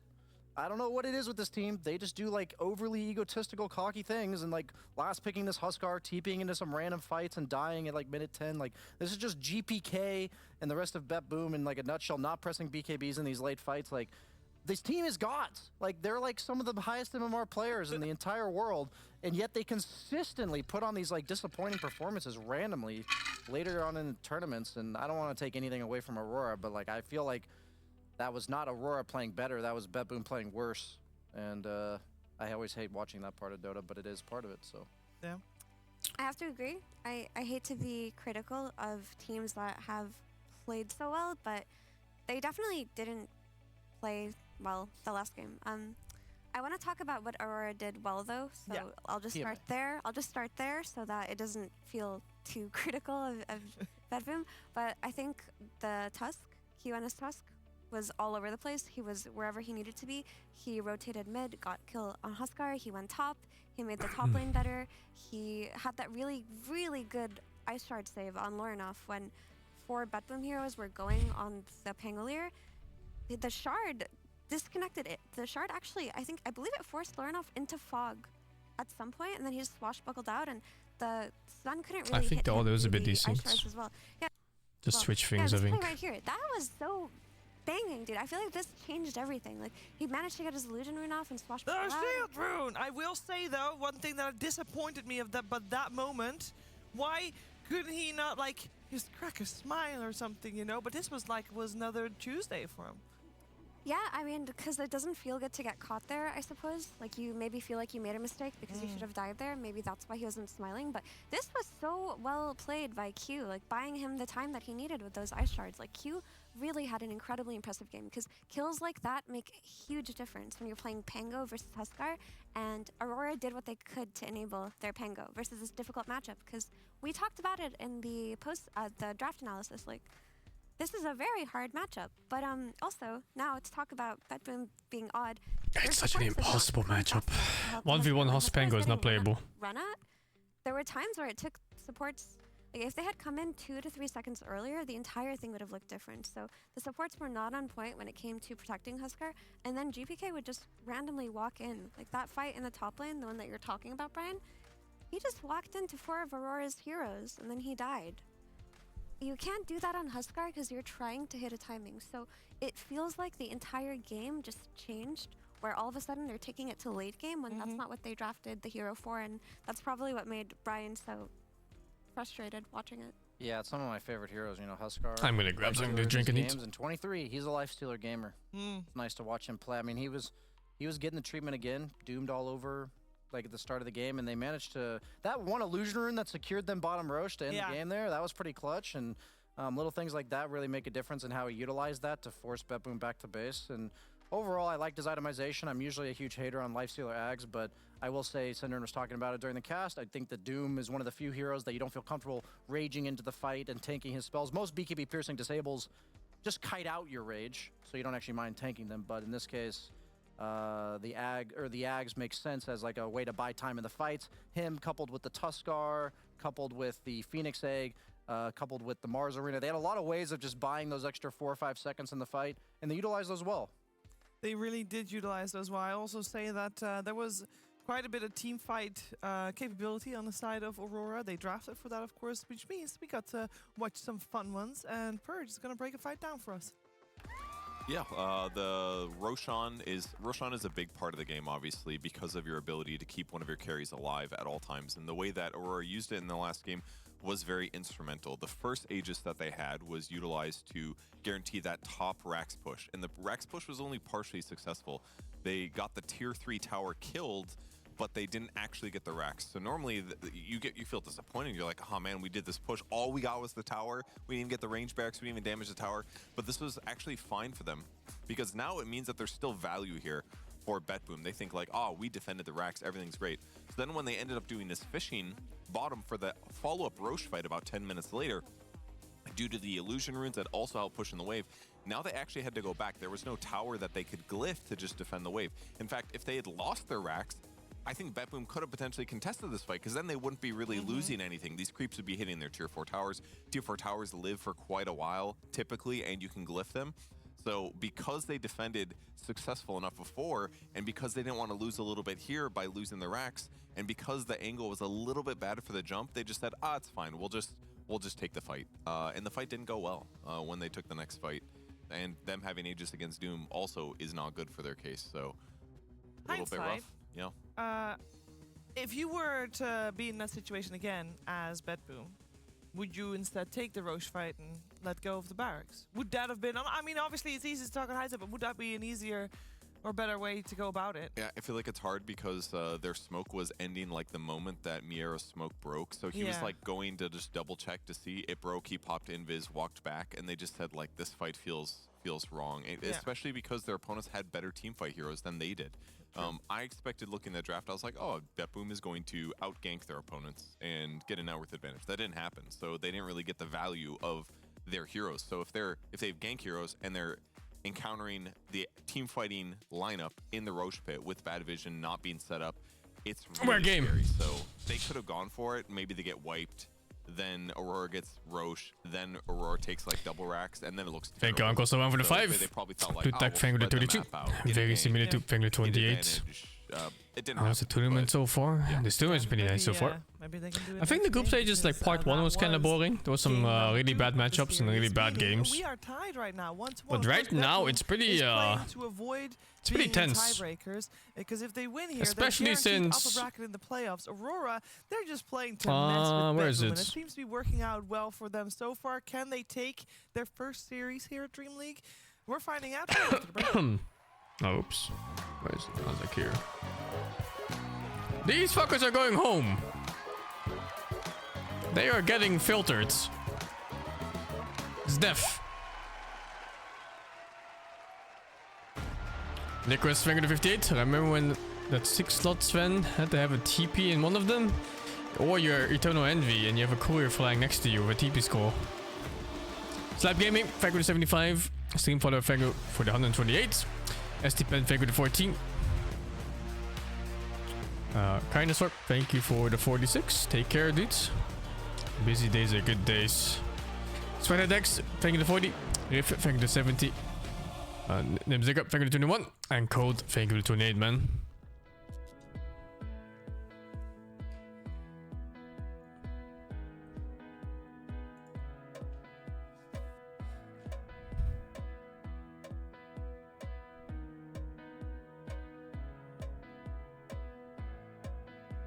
6 minutes till next game. Right.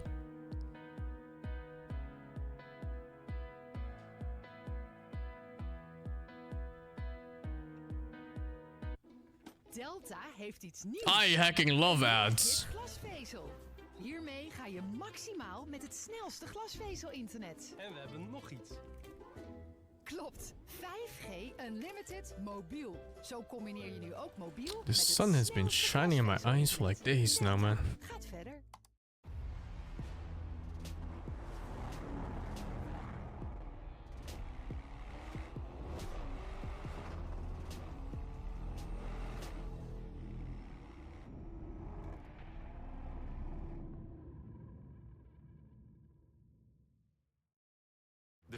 I want to buy the sun reflective blinders. I don't know if it's a hassle or not. Ah, it should be fine, right? Precies. Proeven hoe het is in ons 10-jaar. Generatie D kan meer dan je denkt. Ontdek het op werkenbijdefensie.nl. Pure darkness? Pure darkness, and also for colder summers. Do you know why I selected you? To crush anyone who makes you weak. Anyone who dares insult me or my country shall feel my fury. Yep, good.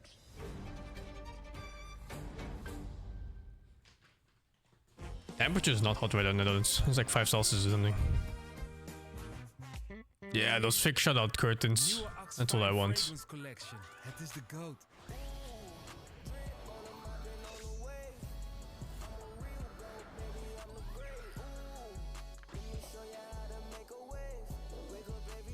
De nieuwe Axfine Fragrance Collection. Deodorant met de geur van luxe parfum. It's just free ads, dude. You ever open YouTube and it says like 11 out of whatever ads playing right now? It's like, oh, okay. Guess I'll come back tomorrow. Want het zit zo vol Fairtrade cookie dough dat het deksel er moeilijk op blijft. Ben & Jerry's. Peace, love and cookie dough.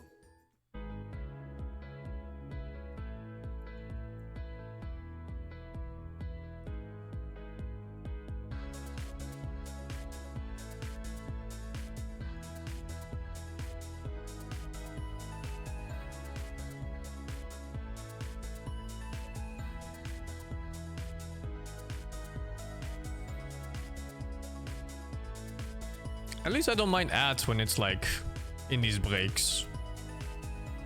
There was some tournament that played ads mid-team fight, and that was like, oh my god, you know, like what am I looking at?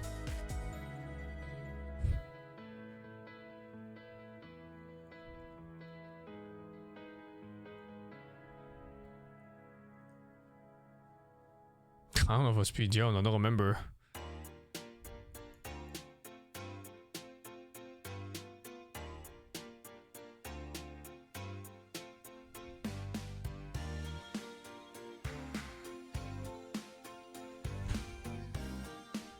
I have seen mobile game ads. I saw a mobile game ad that just looked like Warcraft 3, and I was like, wow, how is this legal? And then it probably isn't.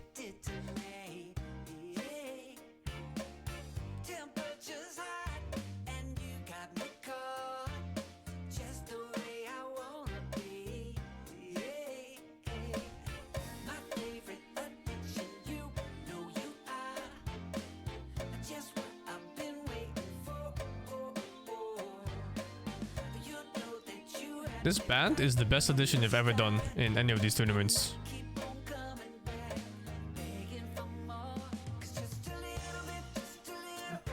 Dynamic music is just such a cool thing in general.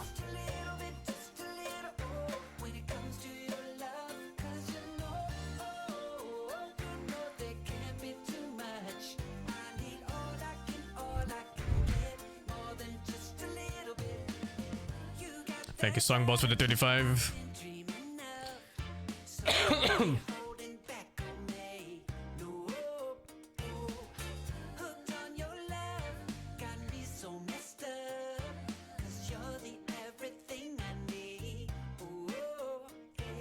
They're not singing live though. I don't think it's their song. They just play the intro and sometimes when the talent is speaking and stuff.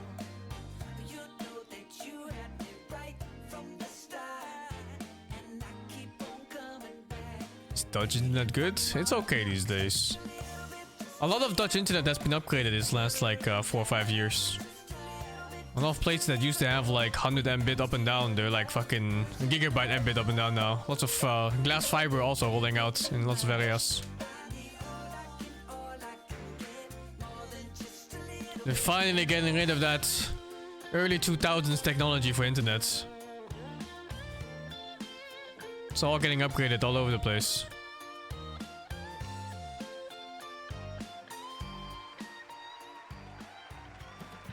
Internet is expensive in Netherlands.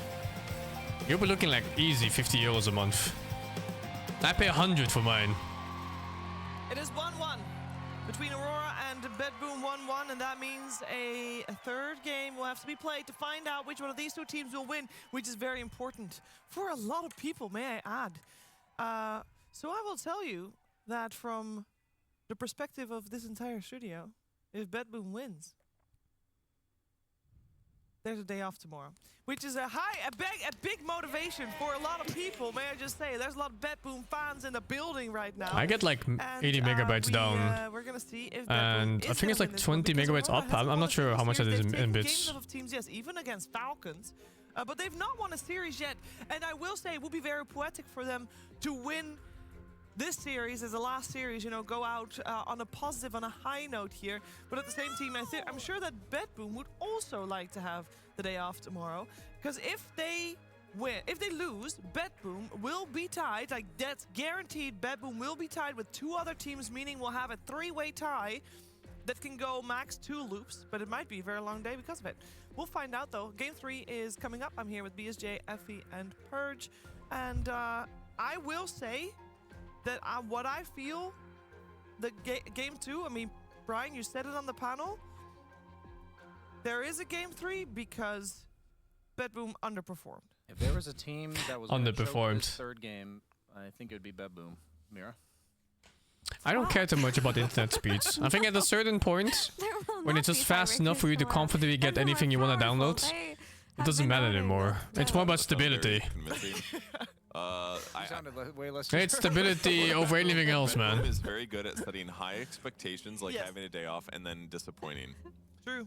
Because they always look so good in their tournaments, and you're like, I think this is the one that BetBoom's going to win. Unstoppable. And then they just, at some point, they're like, that's the one, where they just disappoint a little bit too much. I will say, and it's not going to be today, it's going to be in a couple days. I will say. I only have one connection right now. I used to have 2 in case the other one went down, but this one hasn't gone down in years. I cannot wait to watch this draft simply through BetBoom's POV. Where they I have no idea what you need more than like 50 megabytes download and upload. Like, what the fuck do you do? First blood with save. I'm already downloading games at like, 30 minutes. All we need for Aurora to pick Morphling again. Yes. Without banning 2. Without anything to do.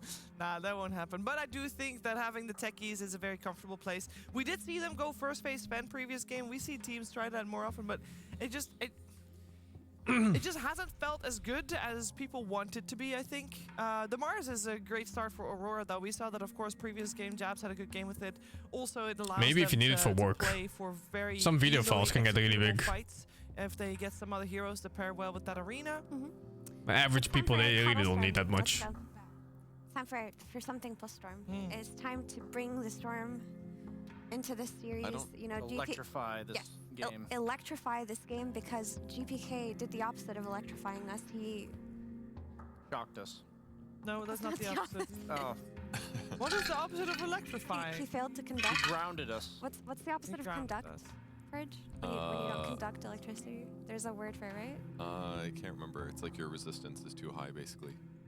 He will like resist. I'm not sure. Electricity resistance too high. If your resistance is too high, you don't conduct electricity. You're insulating. Insulating? Oh, yeah, that's it. Yes. Definitely the word we were looking for. So I don't know if they can coddle Storm, though, since they already picked techies. That's their 4 typically. If I'm not mistaken, Save is usually their coddle player. So is Crystal Maiden enough for Mana Battery to pick Storm off? It is not. Sure, I'm not playing today, no. I'm just watching. It's a great Orchid patch. It's a little. You don't need a coddle, okay? It's a good Orchid patch. If it's a good Storm game, you can play it sheerly because of how strong this item is. That's true. I mean, the Storm is still good, but playing CM and Aurelion for mana is like getting static electricity shocked. Basically, you're like, I hope that helps, For anyone at it's a home drop. that doesn't know, Synderen carries some sort of electrical shock with him around the entire studio. Yeah. Everybody he touches and every time he touches, you just see a zing.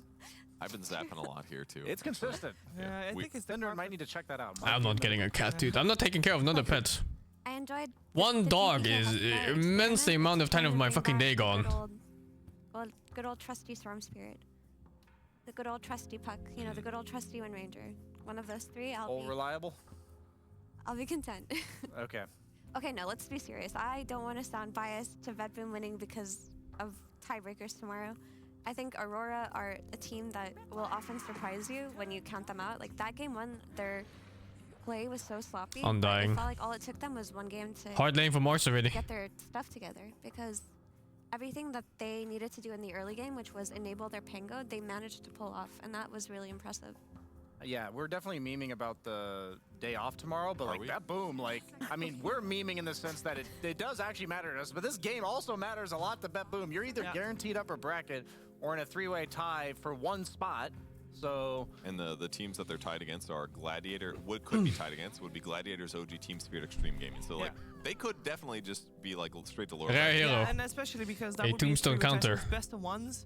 Also, So that lane is it's, quite it's high damage. It's a tricky situation to be in for BetBoom, and also, I mean, that aside, on paper, shouldn't BetBoom just straight up win?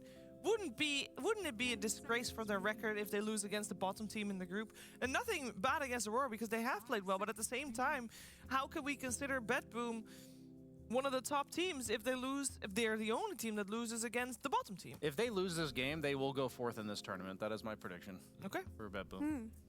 So very rare Snapfire pick here. Very good with Mars classically, but Good against Tomb. Good against Tomb, good point. The problem I get with Snapfire sometimes I find is that you just kind of die to the carry in mid and late game team fights. Like, yeah, you can force staff, you can cookie yourself, Glimmer or whatever, but I find it to be a little ineffective. That is a lot of team fights. Side, Sven is banned, so I guess I worry a little bit less about that. But now they got the Wombo combo. But would you see Snapfire on Laranov or on Q?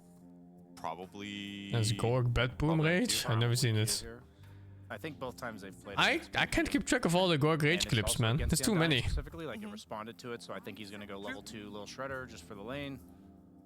No Tombstone for you, Mr. Toronto Tokyo.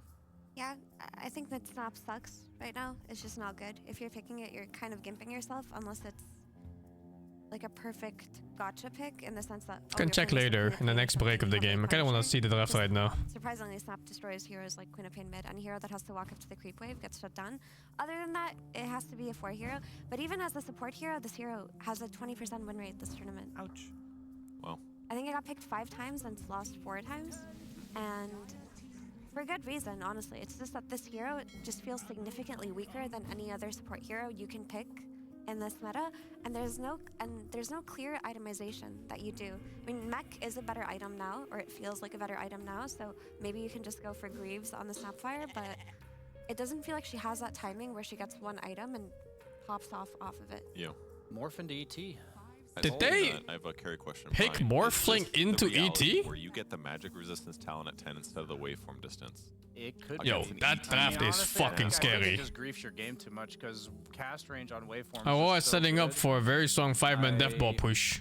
I guess I would say if there were a game to take it, Purge, this would be it. So we're gonna. This is, as a viewer, confirmation of whether or not you take the waveform talent 100% of games, because it's about as good as it gets with how much magic burst plus ET. And at the end of the day, he's not going to take it. I'm getting kind of nervous for BetBoom's draft. Oh no, they picked their best hero on Aurora. They did. Yeah, this is their best strategy, the Medusa. They are And they so banned good. anti-mage. No. No. They're doing the right thing. So, are you looking into Diffusal Blade heroes then? Techie's Diffusal Blade. Techie's Diffusal Blade. You've heard of here. But it's like there's one more pick left. They can obviously flex the Kunkka mid or off. Wind Ranger Diffusal Blade. Okay, I like that. It's going to get banned, but yeah, it's a good idea. Hear me out. They're gonna pull a Jenkins and flex the morph to off lane. Okay. And then they're gonna pick Drow. You're going to very confidently talk about their chances of winning the game while losing. Yes. The Jenkins. Yes. He will tell me he's free farming, and Medusa will be 4 slotted at minute 20. don't get baited by the Pango Diffusal Blade. We've seen it before versus Aurora. They're like, we'll just buy Diffusal Blade on our Pango, and then it's just not enough. You need more security than that, please. They banded themselves, preventing their own pick. I mean, strong. That part's good. But Aurora picked the last pick, phased it last game. Weaver is good, but not this game. Overwhelming team fight, which they In this game, I think both teams, well, at the least, Aurora needs a mid hero. But, and BetBoom can pick a mid hero, but can also pick a different offlaner. We're nervous for the fact that we don't have a day off. But we shouldn't appear biased, okay? So I don't care anymore. We're invested in this game. The viewers know it. The biggest weakness in our I am not believing in this morphling into ET pick. As well as the other supports in this patch, but she's good versus Tombstone, which is going to be very valuable. Her damage is also amplified by ET, and the ET Spirit is going to be very useful here for Thank you, Provalas, for the 28. Because typically that's where it gets really problematic. So they should be able to negate that very well. There's no counterplay really on BetBoom's side for a good arena initiation. There are no safe supports. There's grab ally potentially, but again, that's just a free Tombstone for Snapfire. So BetBoom are in a position right now where if they don't completely crush their lanes, they have no means to take the team fight to Aurora. The hell pick are they thinking of? They take this long to ban. Is there a hero that would solve that issue? Mid or offlaner that could help them give that? Of course, they have the chance to counterpick whatever Aurora comes with up next because, well, most likely we're seeing Lorenov's hero saved for last. And it's Alina. How's Kunkka? That draft is fucking scary. I feel like it should be Kunkka. It is a draft that does everything. But then they just pick Lina. That is legit a good draft on Aurora. It has team fight, has good laning phase. It's got good timings. It's good late game. Like a centaur, and she's also going to be able to hit the tombstone. Super scary. I really like this draft for Aurora. Everything just fits. I think one thing that could go wrong for them is maybe that offlane, which is Mars plus Granny. And they also have enough tanky. It might not beat Undying +1, which is Morphling in this case. Actually, it's gonna be fine. It's gonna be completely fine. Should crush Mars, but I think a perfect draft? It's not 100% perfect. They're lacking a good initiate, but with a Medusa they might not need an initiate. It could come down to the point where Medusa pushes you with an Aegis, and they have to initiate on you. Damage versus this Medusa at the moment. They really don't have a means to kill a farmed Medusa, and Medusa's an anti-Techie's hero. Because she just sends her illusions to not sure how that lane goes. I think Lina still wins it. So that means offlane Kunkka then, if that's an Invoker mid. We've always seen Medusa be picked against offlane Kunkka against Medusa plus Elder Titan. EMP versus Medusa, this is... It actually is a way to deal with Medusa late game, so... I think Lina also beats it, but it's kind of weird because Invoker is different now. BetBoom, because Medusa ET, like, I'm just thinking stall, the game will draw out, so... Out of the way, out of all the picks they could have. They don't have to initiate if they play a normal game. But if they fall behind, or even if the game just goes like that evenly, they might have to initiate. They might have to get a kill out before they can rush or push properly. I think they got everything they wanted. There's only one Medusa solution, and that heavily depends on how GPK's lane goes. Yeah. He's not exactly primed for a great lane because his supports don't rotate as well to his lane as Aurora's do for the Lina as well. And they just don't have the team fight to be able to fight into Aurora's team fight. So for BetBoom to win this game, they just have to really excel on the lanes. If they stomp their lanes and just keep up a tempo where they're constantly hunting Medusa... Stomp your lanes against Alina. They somehow shut down Mars enough where he can't TP in. What's the build for Morph here? I have no idea, man. I'm not a Morph player. I like that. I like that potential. I feel like last time we saw Morphling versus Medusa, it was just really hard for the Morphling. Yeah. Because you're outranged by Medusa, and the team fight isn't in his advantage either. So I think even Morphling's gonna have a tough game. Definitely agree with Mir. I think they have to like set a tempo from lanes for this game to look good. Otherwise, the Aurora draft has that's all their glory picks. They love their team fight and they overpick it over their enemies. Easy 2-0 BetBoom. Yeah. Definitely. Well, you heard it from my panel right here. There's a lot of pressure on BetBoom to make plays and moves early on, try to not let this game get out of control. But Aurora, they have set themselves up with the perfect game. Let's see if they can execute it as well as we're heading over to Game 3 with Sunsfan and Synderen.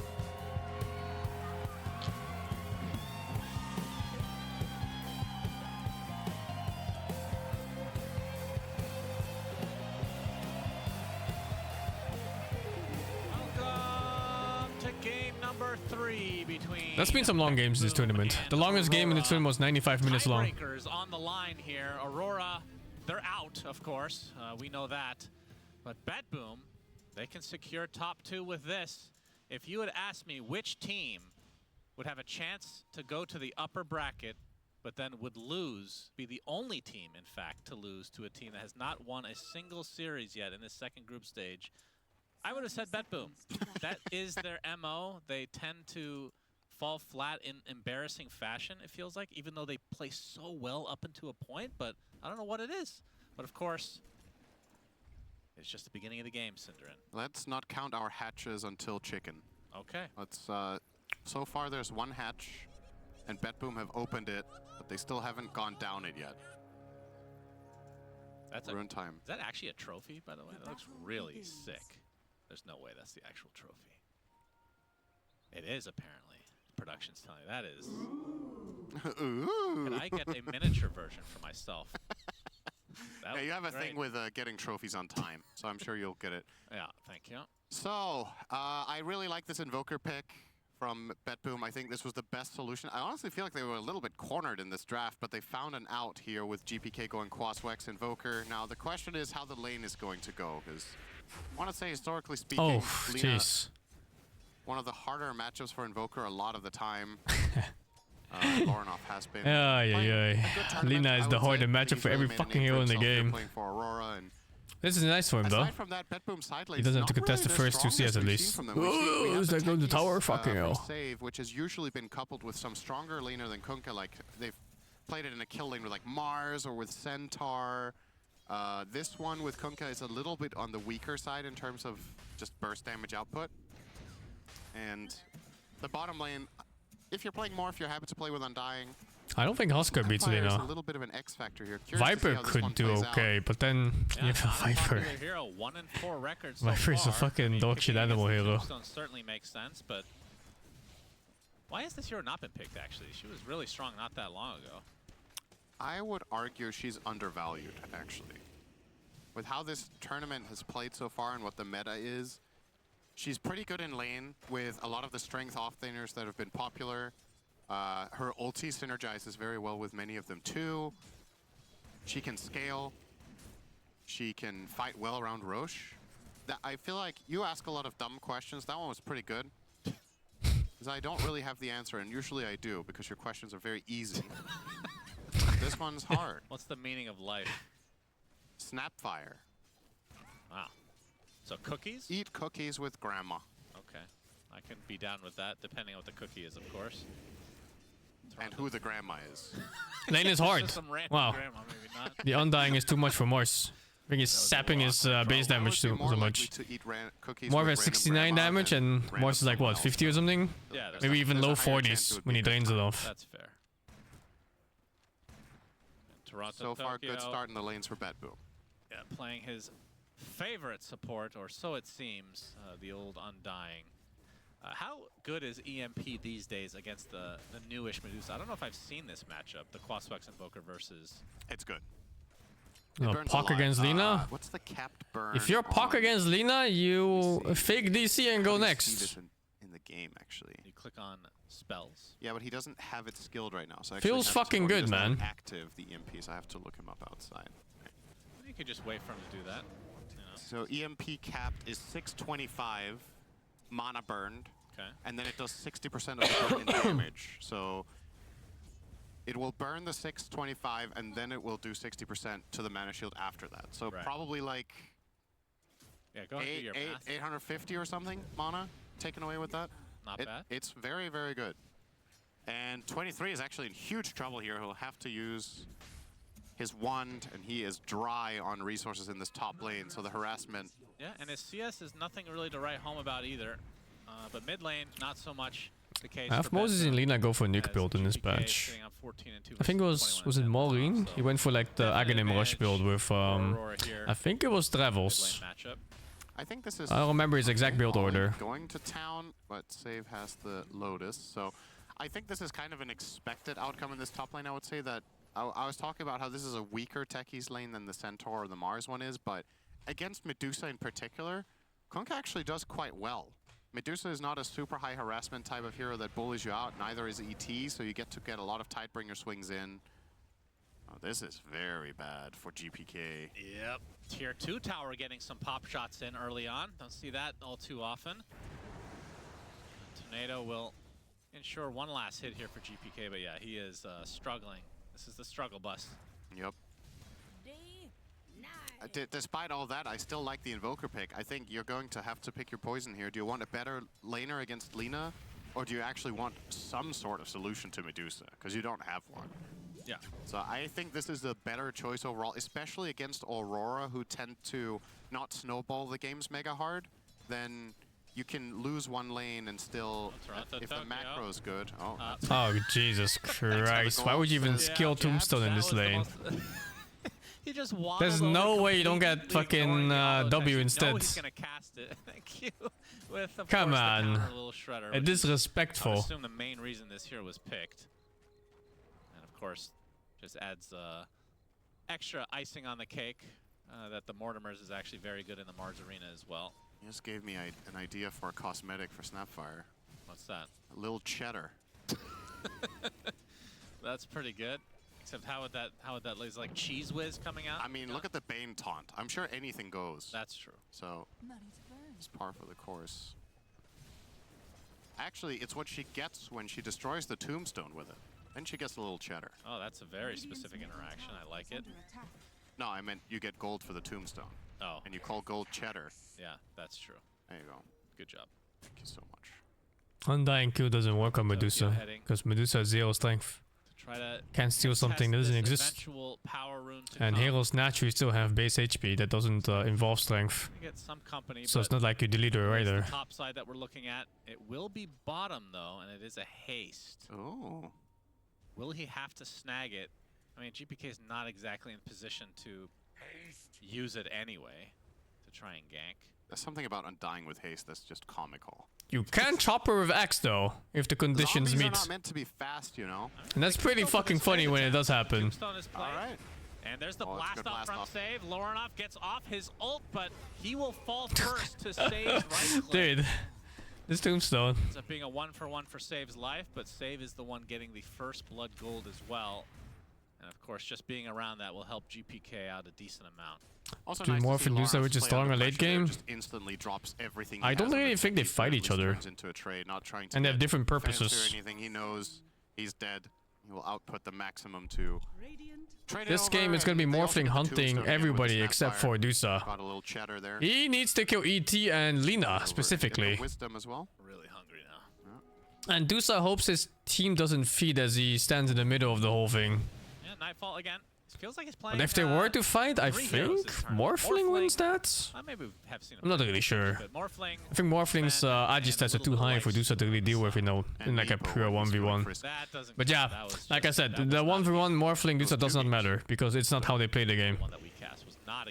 Morphling is playing like an assassin and Dusa is playing like a frontline tank that pushes towers. I don't remember that at all.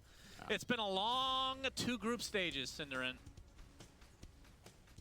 How do you not remember that? It's the only Chen game we cast, and they cheesed them with Chen Meepo. Yeah, I do remember the Chen. I don't remember the Meepo, though. Oh, the Chen was more of a carry that game. So yeah. That's just Chen, though. Yeah, so, I mean, that was the game that you thought that they might have forgotten about Chen. Yeah, it was OG. Yeah. Yep. I think you can swap HP with Dusa if Sunder, yeah. It should just work. Surely not that good. Yep. It was all the way back in group stage number 1, though, so you could fuck her up, right? The ultimate result Sunder and X chops. That's going to be a juicy one for Miero to take if that's how they want it. I mean, it might take a bit of a group effort with Toronto Tokyo as well as save. And Invis Rune was taken. Another denial for that bottle on Lorinov. Do you say Lorinov The Mars or lane seems to be fine. Lorinov. All the lanes are fine. Okay, so Invoker's lane is even fine. But he got that gank. Lara Croft. Make it net for the 43. Will be trying to reloaded? No. I'm skipping that one. I already played for that game before in the past. Cute, level 4 now. I mean, how much? He can turn into Elder Titan and get the Aura. For that, Not sure how that works if he sends out the W. Shutting down GPK would Does be this a stay? really good play for Aurora overall. Yeah, they don't have the best. ET How was is it? bit It's a nice tricky game. to land onto the Invoker together with Lina. The Snapfire could potentially go for a rotation in, but It's a pretty nice game. It's unlikely to really happen much. I think this is going to be quite static for a while. Most likely lane to get dove is probably the Medusa, that I think BetBoom would be really eager to put their Tombstone to use up there, place it in some obscure position where the Snapfire doesn't find it right away, and turn it into a dive, but already 23 is quite the difficult kill. 3 points in the mana shield. Always looks so weird looking at Medusa's skill build. The only hero I played Persona 5. I just didn't finish it. I got bored like halfway through, so. It just looks off.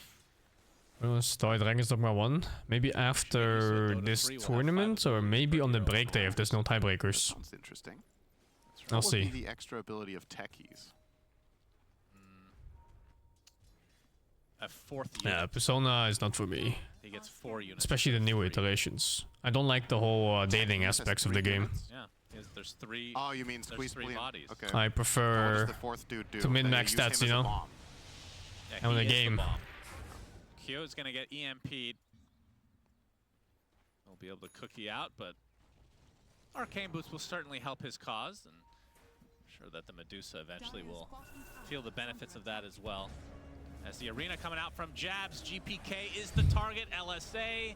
The and village. Burst. All right, you asked about the ganking potential. This will do. Yeah, it did If you take bring- 4 units. If you bring the Mars, Now the pressure onto the tier 1. Toronto Tokyo looking to set things up with this Tombstone as a TP will be completed by Miero. Has the boat ready to go. Torrent will Oh. connect onto Q. That might be the one that they end up netting. Maybe not the best kill, but better than nothing.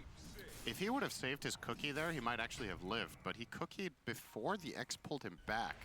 It was a really good counterplay from Q there with the stomp to prevent the X mark into boat combination from landing. But threw his cookie away for basically nothing and didn't have an escape plan. So they'll get that kill. Nightfall going to work on the bottom tier 1. Jabs will rotate back down to cover this, but there's more reinforcements arriving. This might Scary be the game for dive we were BetBoom. talking about maybe coming top. It will be bottom instead. Jabs. I think they might just get run down 5 men at some point. Like around the 25-minute mark. That Tombstone fed like 400 plus gold already. Gets cookied to safety. Oh, the last hit. Looks like the adaptive strike will finish off Jabs. Toronto Tokyo though, left in no man's land. He will be the trade eventually. BetBoom will still be happy with that. They cause all these rotations. They only lose the Undying. Yeah, Game 2 was pretty competitive. Down there. You're just free farming Up on until the cooker, you're point pushing a bit on the block, BetBoom you refused to press immediately BKB. dip to maximize this. Oh, GPK, EMP. Let's see how strong it is against the Medusa. That's quite a bit. The tomato comes out. Not able to hit it though. A tomato? Say that with a straight face. It's a burning tomato. Haven't you ever seen one of those before? A burning tomato. That's right. That is not the name. That's fake news there. I can't Who read. says Chaos Meteor? Is that actually something people say? Invoker does sometimes. Oh, just Invoker. He has a rare voice line for it. GPK. Oh, okay. Tomato. He had a feeling Ghostwalk should be able to get him out now. Sentry placed a little bit too late. Although they did ping it up, so I think he was on the outskirts there with the vision. But now that Aurora is here, they likely just group up for this tier Where's good 1. late game? I think Aurora has better late game because they have ET versus Morphling. Tornado EMP It does mean is that ET needs a bit of farm though, and I think he was +5 this game, so he might not get that like farm. Rio.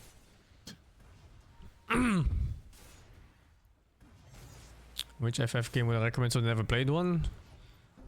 You I need to say think something now. They only do a little bit of damage there. 16 is a good start, and the 7 remakes are nice starts too. Just gonna pretend I said nothing and just continue. That's Love They're that. really That's nice. literally half my FF6 and 10, dude, they're very old games. I will recommend any of that to people trying out it for the first time. The The sad half thing, where I'm ignoring you is my favorite. the sad thing is that it actually has translated.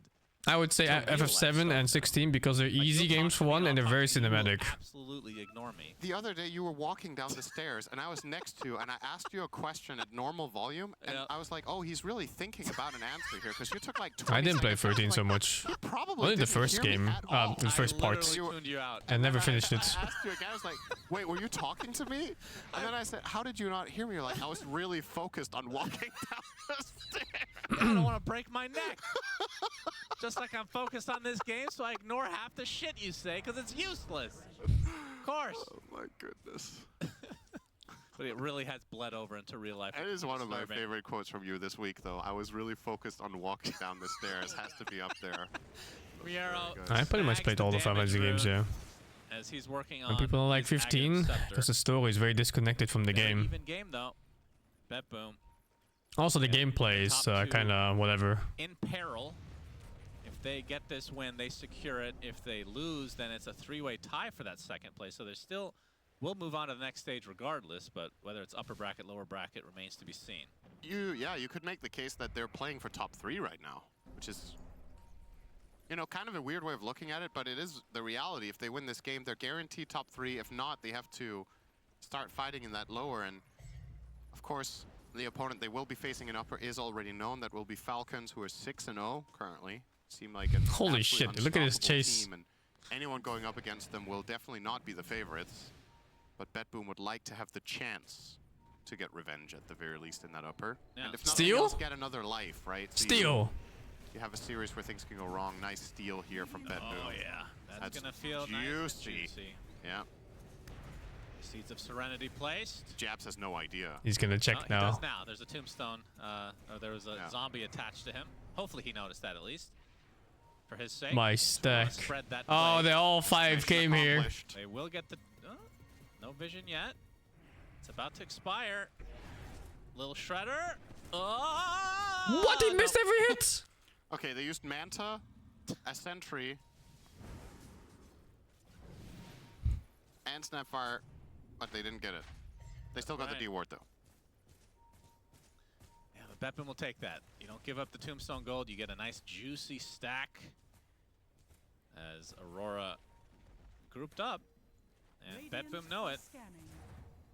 Bringing all these numbers for the tier 1 bot. The question is, will BetBoom defend this time? And it looks like the answer is yes, Nightfall.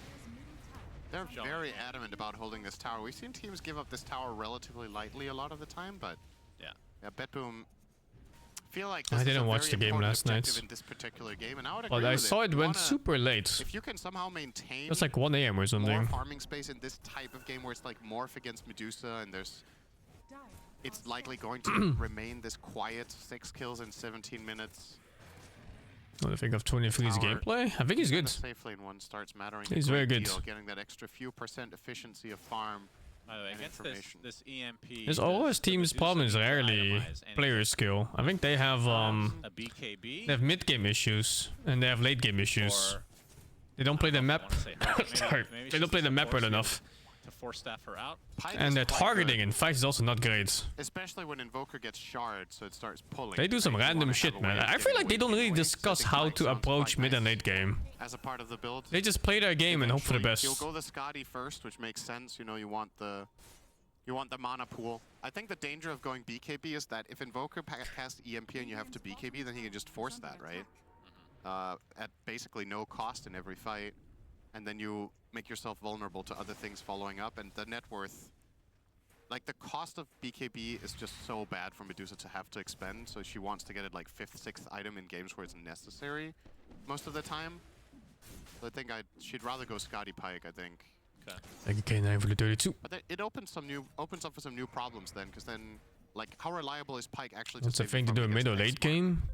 Well, often you have like a general strat for your drafts. For one. In this case, they have a really good one. It's a death ball push around 25, 30 minutes maybe here. Or maybe having a little bit of a stroke. And then targeting what hero you want to kill first and how you want to approach regarding smokes and wards. And I think this team, they often lack in this. They just kind of do random shit, you know? It's like 40 minutes, oh, let's smoke guys, let's just do something. There's no plan, there's no thought behind it. Or it seems so at least, as an outsider. I don't know how it actually goes in their voice comms. I've seen you do the whip. The whip? I don't even know what that is. So. I couldn't do it either. I'm not sure what it is either. That's good. But you better watch me Nene later. Okay. Yeah, again, just ignoring you because I don't know what that means. Need to restart PC. All right, that gives us time to talk. Oh no. Thank God. Thank God I can ignore everything you say. Go ahead. Give me something. What do you want? Throw me a curveball. How about a trivia? Okay. Yeah, go ahead. Something that's Dota. No, I don't have. Oh, from me. Yeah, from you to me. That's Dota history, not a stupid name. Okay, how old are we talking? Dota 1? Yeah, I could go back to. I don't know if people care about the Dota 1 stuff, but I always find that interesting. What was the name of IO before IO? There was a name for IO before. The model was used in Dota 1, and the hero had a different name. What the fuck? What is this, Wisp? Even if you say it, I won't know. I have no clue. I think it was Wisp. Was it actually? Yeah, if I remember correctly. Really? I think it was called God for a short time. God? The IO one. That's blasphemy. How many spells did Invoker used to have? 27? This one, so he has, what, 10 now, right? Yeah. I'm going to say, was it 30? 27. Yeah, 27. And you could have figured that out by doing math, but I knew you couldn't do that, so it was going to be difficult. 9 times 3. Yeah. Yeah. 3 to the power of I played that piece of all shit the Invoker. combinations of the orbs. Yeah. Interestingly enough, that version of Invoker that had a spell for every single combination had fewer useful spells than the current one does. That's because they had to be toned down, of course. Half the spells, or 2/3 of them, were utterly garbage, and like 2 were very good, and the other ones were okay. What were the good ones? Oh, don't ask me that. I mean, I'm sure most of them were based off of the current spells in some capacity, right? Some now I think. I don't remember the spells in It's Invoker. hard to remember at this point. This is very old. We're talking Dude, I was a dumb shit kid playing Invoker. I just pressed Actually, buttons. It's not trivia. I'm just going to tell you a fact. That Morphling had a better model in Dota 1. Can you believe it? The Warcraft 3 engine actually had more polygons than the current Morphling model, Cinderin. Oh, now that you say it, do you remember there was a build in Dota 1 for Morph where you could focus on int? Because he also had an int version. He had a third? There was something, I don't remember exactly what it was you did. That does sound familiar, actually. I think you went Dagon. I'm not saying it was good, but there was some sort of int thing. All right, we're back. That was a great trip down memory lane to the wonderful music Bunch of boomers breaking into some agent breaking into somewhere in a Flash game. I played Dota 1 recently. It wasn't that bad. Other than like the hotkey situation, which is atrocious, it actually was not bad. I was hitting hooks on Pudge. That was an awesome game. Yeah, because you were playing against bots. No, they were real people. Okay. I was called a Smurf. That'll be the first and only time that happens. Exactly. Don't worry about it. I was playing against infants, probably in diapers. As Lorenov was going to get torrented, but I'm pretty sure you were probably playing against 50-year-olds if you were playing Dota 1. Yeah, they probably are wearing diapers as well, though. So either way, it's correct. Playing against a stack of Nahaz and his colleagues. Yep. That's where the rage came from, I guess. So rare they get to play against humans. I feel like my opponents and team is always baboons. Bunch of fucking animals. Savage. It's going to get X'd. Again, no real team fight yet, as you might imagine, and that's not going to help things with that Midas now in GPK, but not like that's an abnormal pickup at all, but Miero, he has Torrent Storm, so they could try to take a fight. I do miss Nahaz. Aurora. Okay, we're just going to claim. Yeah, we're goofing off too much, Cinderin. Have we? There was a pause. People like talking about details of CS during the pauses. I've come across those people before. Yeah. GPK. Okay, very good. All right, so when's the first fight going to happen? When do you expect? Is it going to be the old Roche? What do I do for work? I play video games, really, and sometimes I watch them. Undying helps with Roche a decent amount. I definitely think BetBoom would like to fight now if they can, to bring this Torrent Storm into play immediately. Play around the Tombstone while it still matters. Oh, 23. 23. Here we go. Axe. He's going to use Stone Gaze And sometimes right I wait for games, yeah. Fucking hell, the queues. Boat did not come though. Nice Torrent Storm will be avoided completely. How does he not get hit by a single torrent there? What magic is this? Follow this up, but the follow-up instead is by Jabs inside the arena. Gets everyone from BetBoom basically. They're getting decimated inside the Mortimer's Kisses as well. 3 Dude, dead for I BetBoom. think Aurora this game is a draft issue. win this fight easily. Yep. it's a fucking daft issue, man. 23 and he gets to disengage, And you're compromising your entire formation, because Aurora has better late game, I think they're better late game because of ET. They're forced to play aggro, right? Because you cannot play passive against what you would deem to be a better late game than your own. And sitting back and playing defense is fucking nice, dude. Especially when you have fat ass heroes like Dusa that don't die. Set up the Earth Splitter. They pick more into ET, yeah. Usually ET is like the hardest counter you ever imagined for Morphling. Is the enemy team goes on you and fails. You would ban it first before picking, or you know, you just don't fucking pick Morphling. If you're wasting time and spells and positioning on initiating on her and not landing things correctly, you're effectively throwing away resources for a net loss. So you're just making the fight easier for the opponent than if you did nothing. And Aurora easily going to capitalize on that. Those kills, and they will get the Tormentor now. Oh, this is a new build of Dusa. It's not Butterfly anymore. You got Disperser. Talked about it. Are they going to drop the ball? How's it counter Morphling? Well, Morphling... sorry. Morphling is super high Agi hero, and with Agi comes armor. This game is actually quite dangerous. Specifically, it gives base armor. And ETR removes base armor. So Morphling is extremely vulnerable throughout the whole game. 25 to 30. What solutions do you really have? This is very important for BetBoom to get this. Like Morphling goes up to like 30 or 45 base armor or some shit, depending on his item progression. And all of that just disappears. So Aurora have ways to try to contest this. Nightfall just doesn't do nearly enough damage at this stage to take out Roche. He's already only at half HP right now. It removes 100%, yeah. And now Aurora knows that Roche is not really going to be taken here. BetBoom can't back off though. Oh, they absolutely cannot give up this. They have to stay here and take this fight if it breaks out. The one thing is though that ET has to stand close to him now. It doesn't work anymore in the Spirit.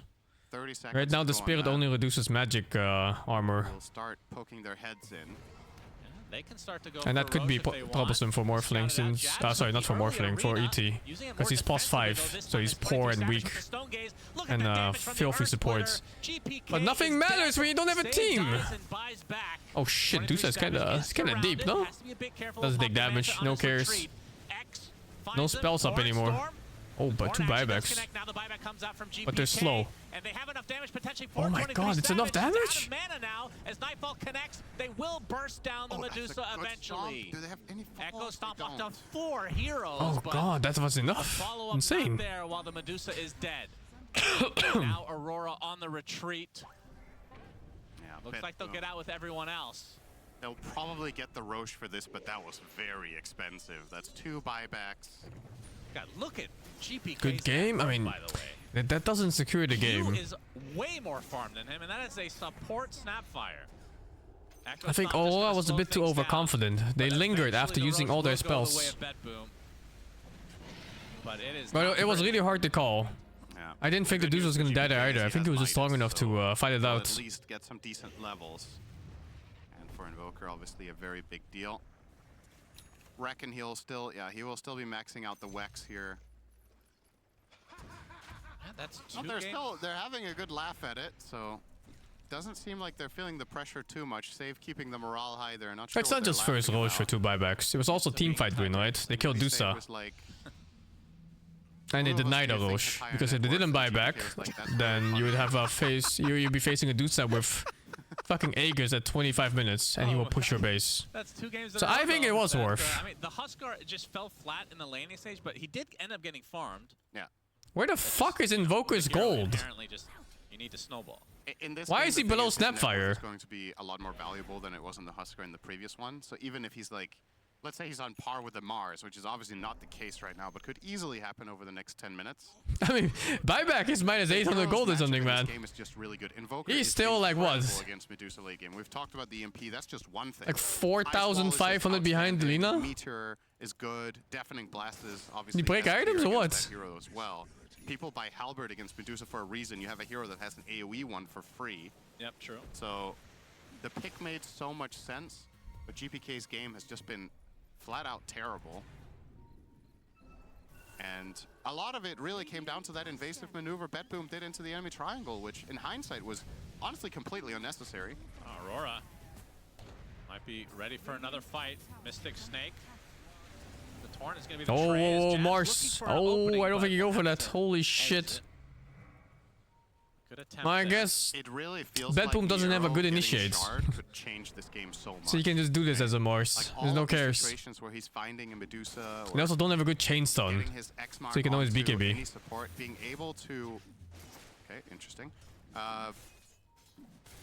Being able to push GP Medusa Kek, into 2 his bad games team in a row, is huh? very powerful in a game where the enemy team has no... What does Morph Axe do? I don't fucking know. Does it clone? to get her out No, it still after. morphs into someone. That's The only Aghanim clones, I true think. displacement tool they have.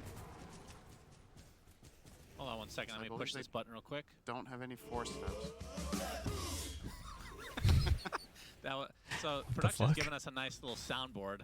So far, it's 1 button with the BetBoom sound. We'll try to save that for a special What, living occasion. on late game KK? What's KK? Not Kunkka? really the special occasion they were hoping for, No, I think. that was the test run. It's very good. This Kunkka one, with a however, Refresher Warp is teamfight dominator. But you have to play very patient on And it. of course, production very soon will be adding the Sunset Because you have belch to this, bait out BKBs and device that we have. hopefully not lose your Tomorrow team they will be while they're adding the BKBs. blue Aurora for when they have no games left. I've never heard someone refer to Kunkka as KK before. It's always Kunkka. Yarrow. He's going for his BKB, a recipe away right now, and then going for tidal wave after the fact. Yeah. And what can they get out of this Aegis for Nightfall? It's only 1:40 remaining. Nothing really. I do feel like most of the idea behind it is just deny it from Aurora. Yeah, I think so too. I don't think there was a big plan of, okay, we're going to siege high ground, because frankly, I feel like it's borderline impossible for them to make an offensive move when it comes to buildings right now. So just keep the farm going. Get Nightfall to critical mass if possible. He is very farmed on the Morph this game. The majority of the problem is in the mid lane matchup, where Lornoff is ahead by 5,000. Oh hey, he's an auto attack lead. I didn't even check at all. Lead. And the next 4K of the lead is Snapfire over Techies. It's incredible how farm Q is. Yeah. But that's also what I'm saying. I feel like this hero is undervalued because during downtime, Snapfire is an amazing hero at farming. Toronto Tokyo very found dead. out here. 400 gold. Fuck a tombstone. Oh, he's 500 gold even. 10K lead for Aurora. You ever go lead Castellina these days? You do. Maureen, in fact, when Castellina, what's it, yesterday or the day before? It's very recent. It's a heavy one. It is, but at the same time, Aurora's... I'm not sure which one is better, and I'm also not really sure when you build which. I guess you just go cast if you have too much magic damage, and then you do the same for the other way around. There's a lot of risk of just getting out of position. I find Kunkka to actually be a quite good hero against Medusa for that reason. She hates... Why did you go caster here though? Because you have ET on your team? You can get tidal waved in. Yeah, I do wonder Maybe if too the weak to game goes late, BKBs. if Save is going to prioritize trying to get Ags. True. That's actually good against Medusa as well. Medusa just stand still for the fight usually. Could be a thing. There's the BKB for the Morph. The one time we've seen it, it did nothing because it was cast once. I feel like we've seen it 2 or 3 times. They had it like 25 minutes, and they cast it once, I think. But what a cast it was. Yeah, it was very particle heavy, very taxing on the computers. The Butterfly is there for Nightfall along with a BKB Manta, and he's going for, well, it looks like he will be going for Phylactery Conda. At least it is a Crystalist to start, so I would assume that's the case. Who stole Invoker's money? Level 14 Invoker. Oh god. Snapfire and ET are almost same level. Snapfire same level. ET is one behind. Try to get a one-shot to enemy mid. Like a shotgun type against them. It's also going to be hard to find the ET to begin with. It's one of the biggest assets of this hero is how far behind the fight it can stand. Yep, and there we see the Butterfly now. That's Invoker position too, man. He was mid solo against Lina. Next, and his lane was even like super bad against Lina. It was okay. Will go MKB. Okay, let's see. Open on the Medusa again. Spotted. Got some teammates nearby. Blastoff is there. Oh my god, that mana going down. They have the damage. It looks like Save is going to fall first, along with Jabs. As 23 Savage running out of mana, he's going to be forced to the other side. Will be able to TP out. Miara living on barely any HP. He's in trouble so far, here. Waveform. Lauren off. Waveform is there. Adaptive Strike gets deleted. And Q spotted by GPK. Couple zombies helping him out here as well. Cold Snap will... Oh, he got the Kunkka. Glimmer off. The cookie to the low ground, but Nightfall Adaptive Strike. Triple kill for him. So it looks like Miero did end up falling. I'm not sure what actually ended up killing him there, but it ends up being a 3 for 3 in the end. I think the snap killed Kunkka, so she got like a billion levels. I did damage. Yeah. Yeah, so this initiation, this was a good illustration of what they can do to Medusa when she doesn't have Aegis, but imagine an Aegis there, right? Like, they had to drop absolutely everything, and they still didn't kill her, but they forced her Oh, out I of need the to play for fight next Rosh. so that they could go and save If their they target. somehow But get that this was Roshan, they can full siege. combo, EMP, blast off, 3 And that would be mines, game, I think. Adaptive strike, waveform, and he still survived. So, but when it comes to Medusa, draining her mana is effectively kind of killing her, so I guess you could somewhat count that. Still stood her ground for a little bit after. Kunkka's not that damage dealer, no. He just chips away at people. The reset was necessary. His main purpose is to disrupt the team fight with once again, once the Aghanim, Bolt, and once the Torrents. tidal wave comes out, these kind of plays will be easier to pull off, but is he actually not going to buy it now? He shift queued other items. I really feel like the tidal wave would be so good, but... Well, he could get it from Tormy. How many shards random bark. Invoker is so underfarmed. Yeah. I think BetBoom get this? No, I think BetBoom will still lose this. Which, I mean, the EMP is quite good. And a lot of it is gonna be on this Roshan coming up right now. It's spawning in 40 seconds. We'll see. 30 seconds even. Aurora has 2 good wards out. Tormentor is actually not up. And they do have to camp them, and they're not. They're gonna smoke up. Mars is still top lane. Oh, yeah, I didn't even realize they just got it. Okay, so Toronto Tokyo, that's how he got his shard. Yeah, he is definitely not. They're not ready for their own wards. Hasn't done it basically the entire time. Like if they were standing here right now under their own wards, would have fucked them in the ass. Potentially. Oh, they even lost the ward now. Which was, they still have a ward on the bottom side. The primary reason that 23 survived there was Dude. a well-placed arena from What are they doing? Jabs. He placed it such that a lot of the projectiles from outside couldn't get in. They're not playing under their own wards. Okay, smoke comes out. Very big moment here. But they lost the whole fucking bottom side of the map. They had the map, they put 2 wards out and camped it, and then it just left. We've seen them generally prioritize other stuff. Oh. Ollie, that Astral Spirit, so good in these scenarios. So notice that Roche has been ticking. Waiting for Hex? Dude. Nothing really to write home about. Shield Rune looks like on Nightfall right now.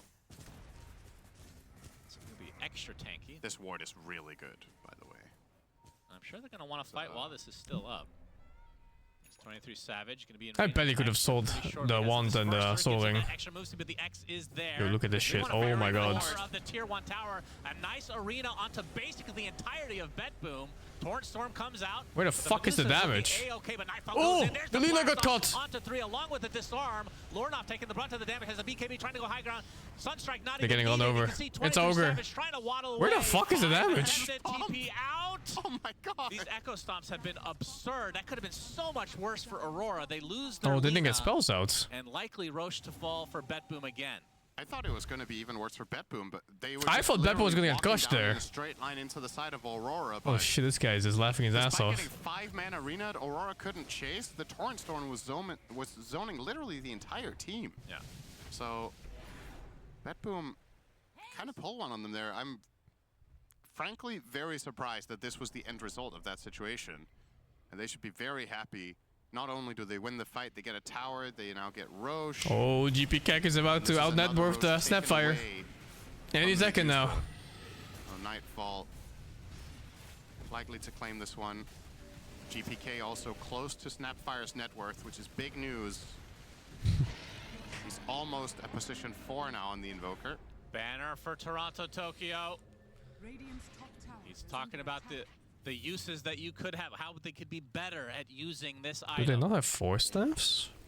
Maybe he's learned Oh, his they lesson, have. Cinder, They have 1. to not cast it right away.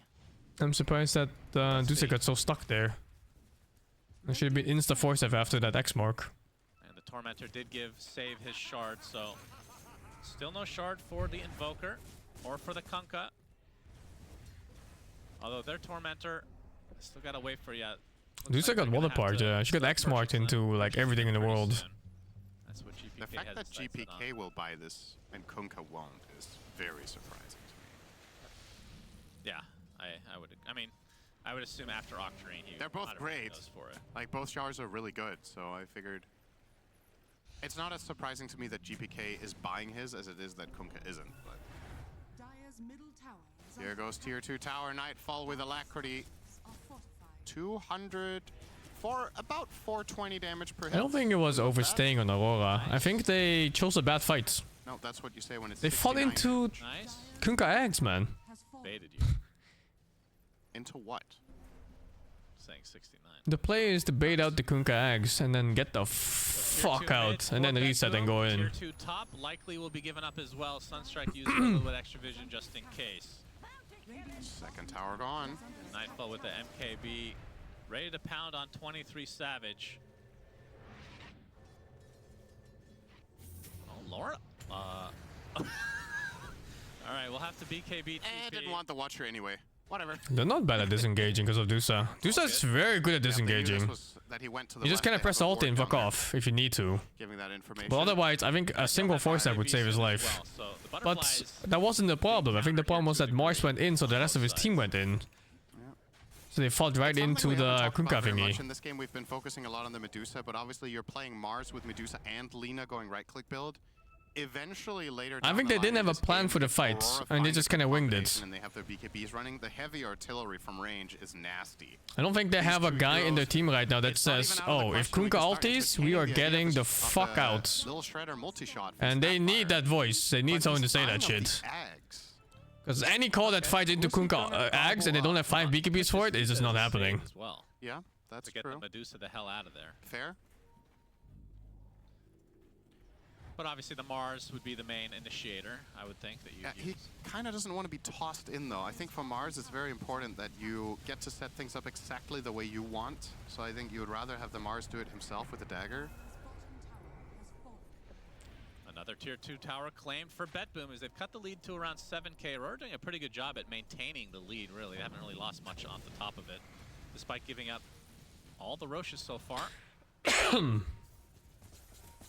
Less than 2 minutes to go on this Aegis.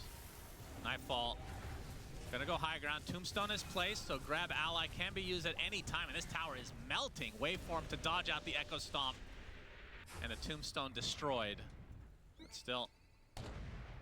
3/4 of a tower, not bad there. Yeah, not too shabby.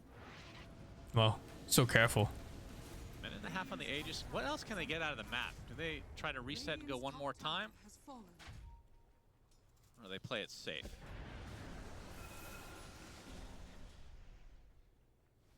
Yeah, the shard finally gotten by GPK, so the EMP will pull units to the epicenter. Very annoying to deal with. Oh, how's Aurora getting good games now? Nightfall purchased his shard, so After already out. the Tormentor, whenever it does spawn for BetBoom, it'll be guaranteed tidal wave.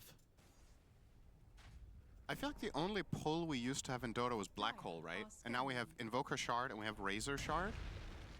I believe so. Was there ever anything else that pulled heroes in? We also have Reel in. Yeah, true. I mean, depends on what you mean by pull in, because there's Reality Rift. Yeah, that's a bit different. That's like a blink, right? Ornoff. Is he going to be spotted here? Nope. Alright, gets out. There's officially the MKB for him. As every hero in this game is just ridiculously farmed, it feels like. That's the best game I've played recently. I'd say Baldur's Gate. He did overtake the Snapfire Synderen. And Lies of P. I've played so many good games this last half year, man. This Invoker net worth is starting to matter. He's coming close to the Hex. He's coming close to level 20. Probably just going to straight up see the Alacrity. The Chaos Meteors one is interesting too, though. Let's see what his choice is. It will be the Meteors, because Alacrity is very good for his Morphling in this game, which seems to be a little bit of a but 3 tomatoes bigger than 1. Oh, both are correct. I've played both multiplayer and single player on the AC6. Multiplayer was unplayable, still laggy. Yes. You would see like a attack fly past you and then it rubber bands you back into it. It's like, okay. And 1 Synderen, but combined it equals 3. Yeah, I'm just glad you added the both are numbers in case there was any confusion about what we were talking about here. Just making sure that some of the people watching don't understand fully. I'm here. I preferred FF16 over Rebirth. People out there. Vote to the Fallen is nice too. And Miero. So really we'll nice be the game. refresher next. Not a huge surprise. And the real I didn't like the golden apple mechanic in Lights of P. It's kind of a whatever thing, you know. Yeah. There's no timestamp on this. This doesn't help. That'd be an interesting thing to add a timestamp here. Yeah. I'm gonna try more Golden Baldur's Gate 3 once the game comes out in Definitive Edition. I think Tormentor timer would be nice for sure. Doesn't necessarily have to be available to the players. That's fine, but for observing.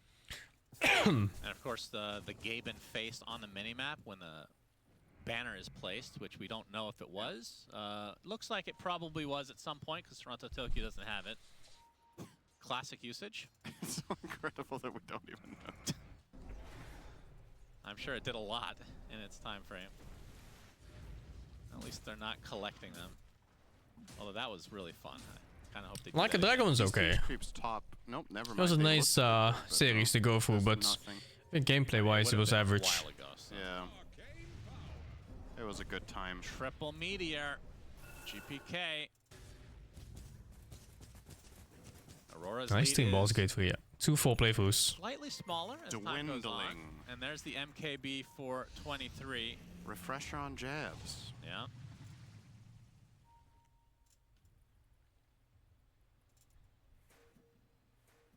And this is just going to turn into the old wait for Roche. As Tormentor is available, Nightfall will solo it, and there's your tidal wave you've been asking for, Cinderin. Wonderful. It comes. Finally. Medusa will get the 25 talent split shot, uses modifiers. Scotty. Could have potentially considered the other talent, actually. What is the other one? Is that the mana? Plus 1.7 mana shield per damage per mana. It's a lot. You get a lot tankier with this. Obviously, a lot of the time, the split modifiers talent is kind of just a no-brainer, but I think in a game like this, perhaps you could have considered the other one. You don't have to do insane amounts of damage and orb procs when you have a Lina backline and an ET to cover you and improve your damage. So maybe. Creeps are poking at the high ground, which means BetBoom knows that Aurora are in this vicinity. And we can see Roche will actually be a relatively early spawn. It was 30 seconds. And Got a smoke for it. BetBoom's slow for Roche second time now. I mean, they were they're actually not slow for the first time, but question is, how fast can they do this? BetBoom they should have been slow for the first time. This is Refresher Shard, Aegis. Dude, Aurora doesn't give a fuck. They just Roche without any kills. The outskirts as well. This is they just gambled it, man. Holy shit. Close, Miero. Really tanky. Torrent is coming. Roche will fall. 23 Savage secures the Aegis. Tombstone is placed, as you can see, the Earth Splitter ripping through Toronto Tokyo, and here comes Jabs via the gobble up. Arena comes through, but look at 23 Savage. Life number 1 bursted by Nightfall. And now he's kind of segregated from his team a bit. They're going to focus everything on him. Blastoff is there. Oh my god. Tank, it seems. Echo Stomp doing a decent amount. 23 Savage basically out of mana now. Adaptive Strike connects. Dude, he's still alive. He's just getting bounced all over the place. Doing a it's so decent amount close. of damage, but he does fall in the end. Cookie from Q, he wants to try to finish off too, but instead he's going to get waveformed and right-clicked down by Nightfall, and Ollie and Jab stuck in the tree line. They will be spotted. I think ET had to walk in. ET had to walk in for this fight to go well. The Tornado not going to need to find its mark. As the Mars will be the lone survivor for Aurora. So BetBoom give up the Aegis and Refresher Shard. I wonder where he of was course, even. More importantly, the banner. But they do get most of the kills here. Yeah, those damage numbers on Aurora, if you could look at them again, are just kind of pitiful, right? It's the Medusa doing everything. There needs to be more Lina in here. There needs to be more Mars in here. But the problem is the way this fight starts, Lina is stuck in the middle of the pit, getting caught in the opener. Where's the ET? Actually, you're Bottom right. Oh, dude, I think he had to stand on top of Dusa. Any damage now. But the way this started and was hug the Morphling. From Miero hitting the Lina, and then he goes for the Torrent Storm. She has to BKB. She's in the he middle tried of the pit, there, no but escape path. Oh, dude. And they kind of just pile on her and kill her off. No, This dude. could have been a really interesting situation if she had Aviana's Feather, but She has a Trickster cloak, so can't really reposition out of there. Hey, you had to go in for Dusa. You had to tank for Dusa. You had to give Aura for Dusa. You had to do it, man. They were full on focusing Dusa, and if they turn to hit ET, then Dusa at least gets a few hits in. Fortification used by Aurora. They have them. Oh, he was way too boosty. Might cost them the melee racks, though. This is going to go down quick. There's the gobble up. Gleipnir to follow. LSA actually will not hit, but Echo Stomp does. There's the Mars. Okay, he actually uses the BKB, but the attribute shift was already popped by Nightfall. 23 Savage makes his way over Stone Gaze and BKB pop, but the rest of BetBoom now on the run. Pitiful that Sky does not slow for BKB anymore. Aurora just locked in their base, so they'll get nothing out of it. And BetBoom secure the first barracks of the game, and now a damage rune is being spotted. Nightfall will TP out, but the X will bring him. The damage rune actually disappeared. That's really sad. The illusion rune, not bad either. But oh, damage rune, nice. Save it for me. Okay, X me. I need mana. He comes back. Huh? Aurora will secure their own Tormy. Ollie. Wow, that build on Mars. Not the one they wanted, but maybe that was the only one they could. No, they have only one other shard right now. Right. They only have the Snapfire, so it would have been him or the Mars. Yeah, Mars. I think the Scotty's fine. Nicer grab here. DPS not even his problem. Dusa can't hit. I think she might need like a BKB or something like that to even get an auto attack out. Nightfall with a refresher now. Look how close they are to the base. They want to jump 23 Savage. Oh, she has a BKB actually, yeah. Then it's a matter of team. I mean, she did the most damage in that fight. It was like 10k damage. Oh my fucking god. The buyback still at the ready though. The Taurus Storm doing so much work. Ollie takes a tumble. What the fuck is that damage? I guess Morphling beats Dusa. And it's not even close. It's like they're thinking about it as Nightfall with the Alacrity is going to focus on the top lane for now. Waveform out. Even with ET, well, ET refuses to go in, but still. And he was BKB on Morphling that time. At some point. Potentially find the opener here as Jabs jumps in, gets the sheep. Medusa buyback. The attribute shift already popped. He has another hex, right? Because he refreshed. I'm not sure what his cast order is right now. Oh, dude. Oh, the ET standing next to him. Look at that shit. Look at that fucking shit. ET stood next to him for half a second.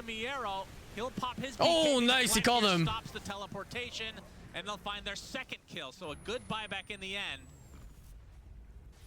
This the attribute shift was gonna save him, but not enough HP in the world for. I wonder if they yelled at him. Showcase of what Aurora's Blad, where's my ET Suka?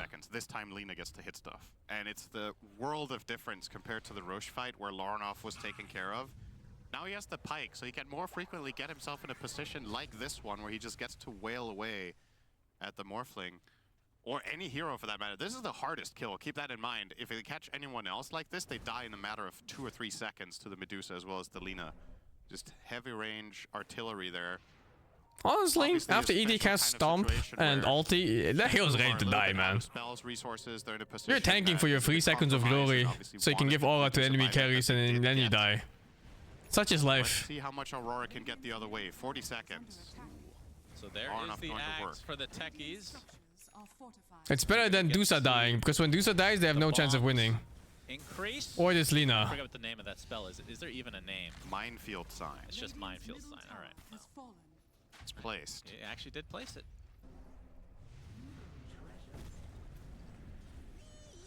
Of course, it does have a little bit of cast. It's so rough right now, because Lina keeps getting caught. There's not enough front line. Like, even Mars is waiting for the perfect jump all the time. As the game net worth-wise, so nobody shows except for Dusa, and Dusa cannot tank for whatever reason.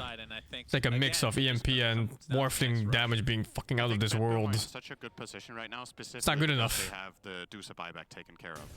If they catch her one time and kill her off, the game ends. So they'll have to do that in the next few minutes, or else it just refreshes. Of course. When's Roche? 2 minutes for possible spawn.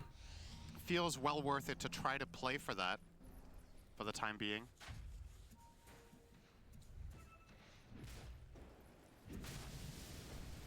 Yeah, looks like Laurenoff also does not have. I don't know this game well enough. I don't understand how BetBoom takes these fights. In my head, how they play, they should just lose. Might just be over anyway. If Water Park gets kited once, they just lose the game.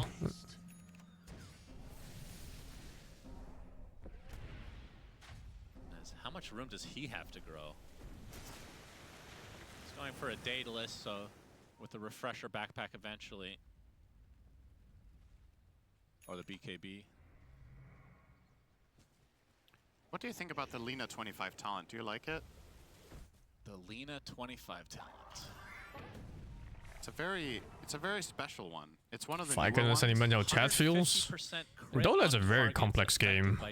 To understand like how a draft and hero matchup works, you would need a lot of fucking hours in the game. And you gotta imagine like even the last two teams in TI, like the grand finals, these two teams usually still have different ideas on how to play the game. So if the two best teams in the world playing against each other at their peak don't know the exact way of playing Dota, you just know the game is extremely complex. Broach did not go so well. I really like that he's not going for It's so rare that grand finals have like one meta going in. And that is set up Lina and Medusa for success. You don't lack damage. Everyone is a permanent student in this game. It is this what it is. And with the Wind Waker, he's going to have an even easier time doing that by protecting himself or protecting a core that gets jumped on to really set up the arena perfectly. It's a late Roche, 2.5 minutes. This Roche off will be a thing to remember. For 2.5 minutes. Yeah. Wind Waker's starting to come out as this late game beast of a game will continue. Oh, it's a nice smoke. Nice angle. They need a ward out. Game scenarios. You see like BetBoom is doing exactly what teams always do. You camp an area, you know Roche coming, and you sit on the wards. And this is where you stay. GPK gets hit right on the They're camping that ward like crazy. Don't think anyone's gonna be able to scout. Oh, they have a ward too on the lane this time. It's a bit far away from the Roche. You're watching Angry Birds or something. That is a very like. And they just start checking Roche. Type of sound, isn't it? Oh, there's a mine for BetBoom. But first it's the. But Aurora doesn't have a clue. Maybe Spirit? I'm not sure if they send one out or not. But nothing happens. This amplified damage rune would be huge if either team identified that it's there. Could be the difference maker in this fight, but nobody has vision. No. So probably going to stay there until the Roche is alive. Whoa. Okay. Oh, giving up this position, Aurora? That every day. That's the BKB, dude, right? I hate that they give up these positions all the time. Yeah. If they were just slightly less lucky here, and Roshan spawned 30 seconds ago, which it could have, and this has one purpose. They would have just lost the game right there to a free Roshan kill. To run into Morph so they can one-shot him with their Lina and Medusa. Why do they give up the position all the time? Combo. The panel mentioned this briefly. They picked Morph into ET. Did they de-ward that lane wards? We haven't really seen too I think they did, yeah. So they lost their ward too. Because of this, but obviously when the game goes late enough and ET gets big, he can just melee the Morph. Okay, now they're coming back, but they lost the position on the right side, which is huge. Maybe buy a Ghost Scepter so he can reliably just walk next to the Morph and not get killed off by him instantly, but maybe you're fine either way. Fuck, it keeps at mid, man. In the current state of affairs, we have Glimmer, you have Force Staff if it gets too scary. Like, if you're gonna go back for those keeps, just fucking push out the whole thing anyway, because you're not getting Roche like this. This would be a good usage of the Minefield sign. True. Which he does have it ready. Is up.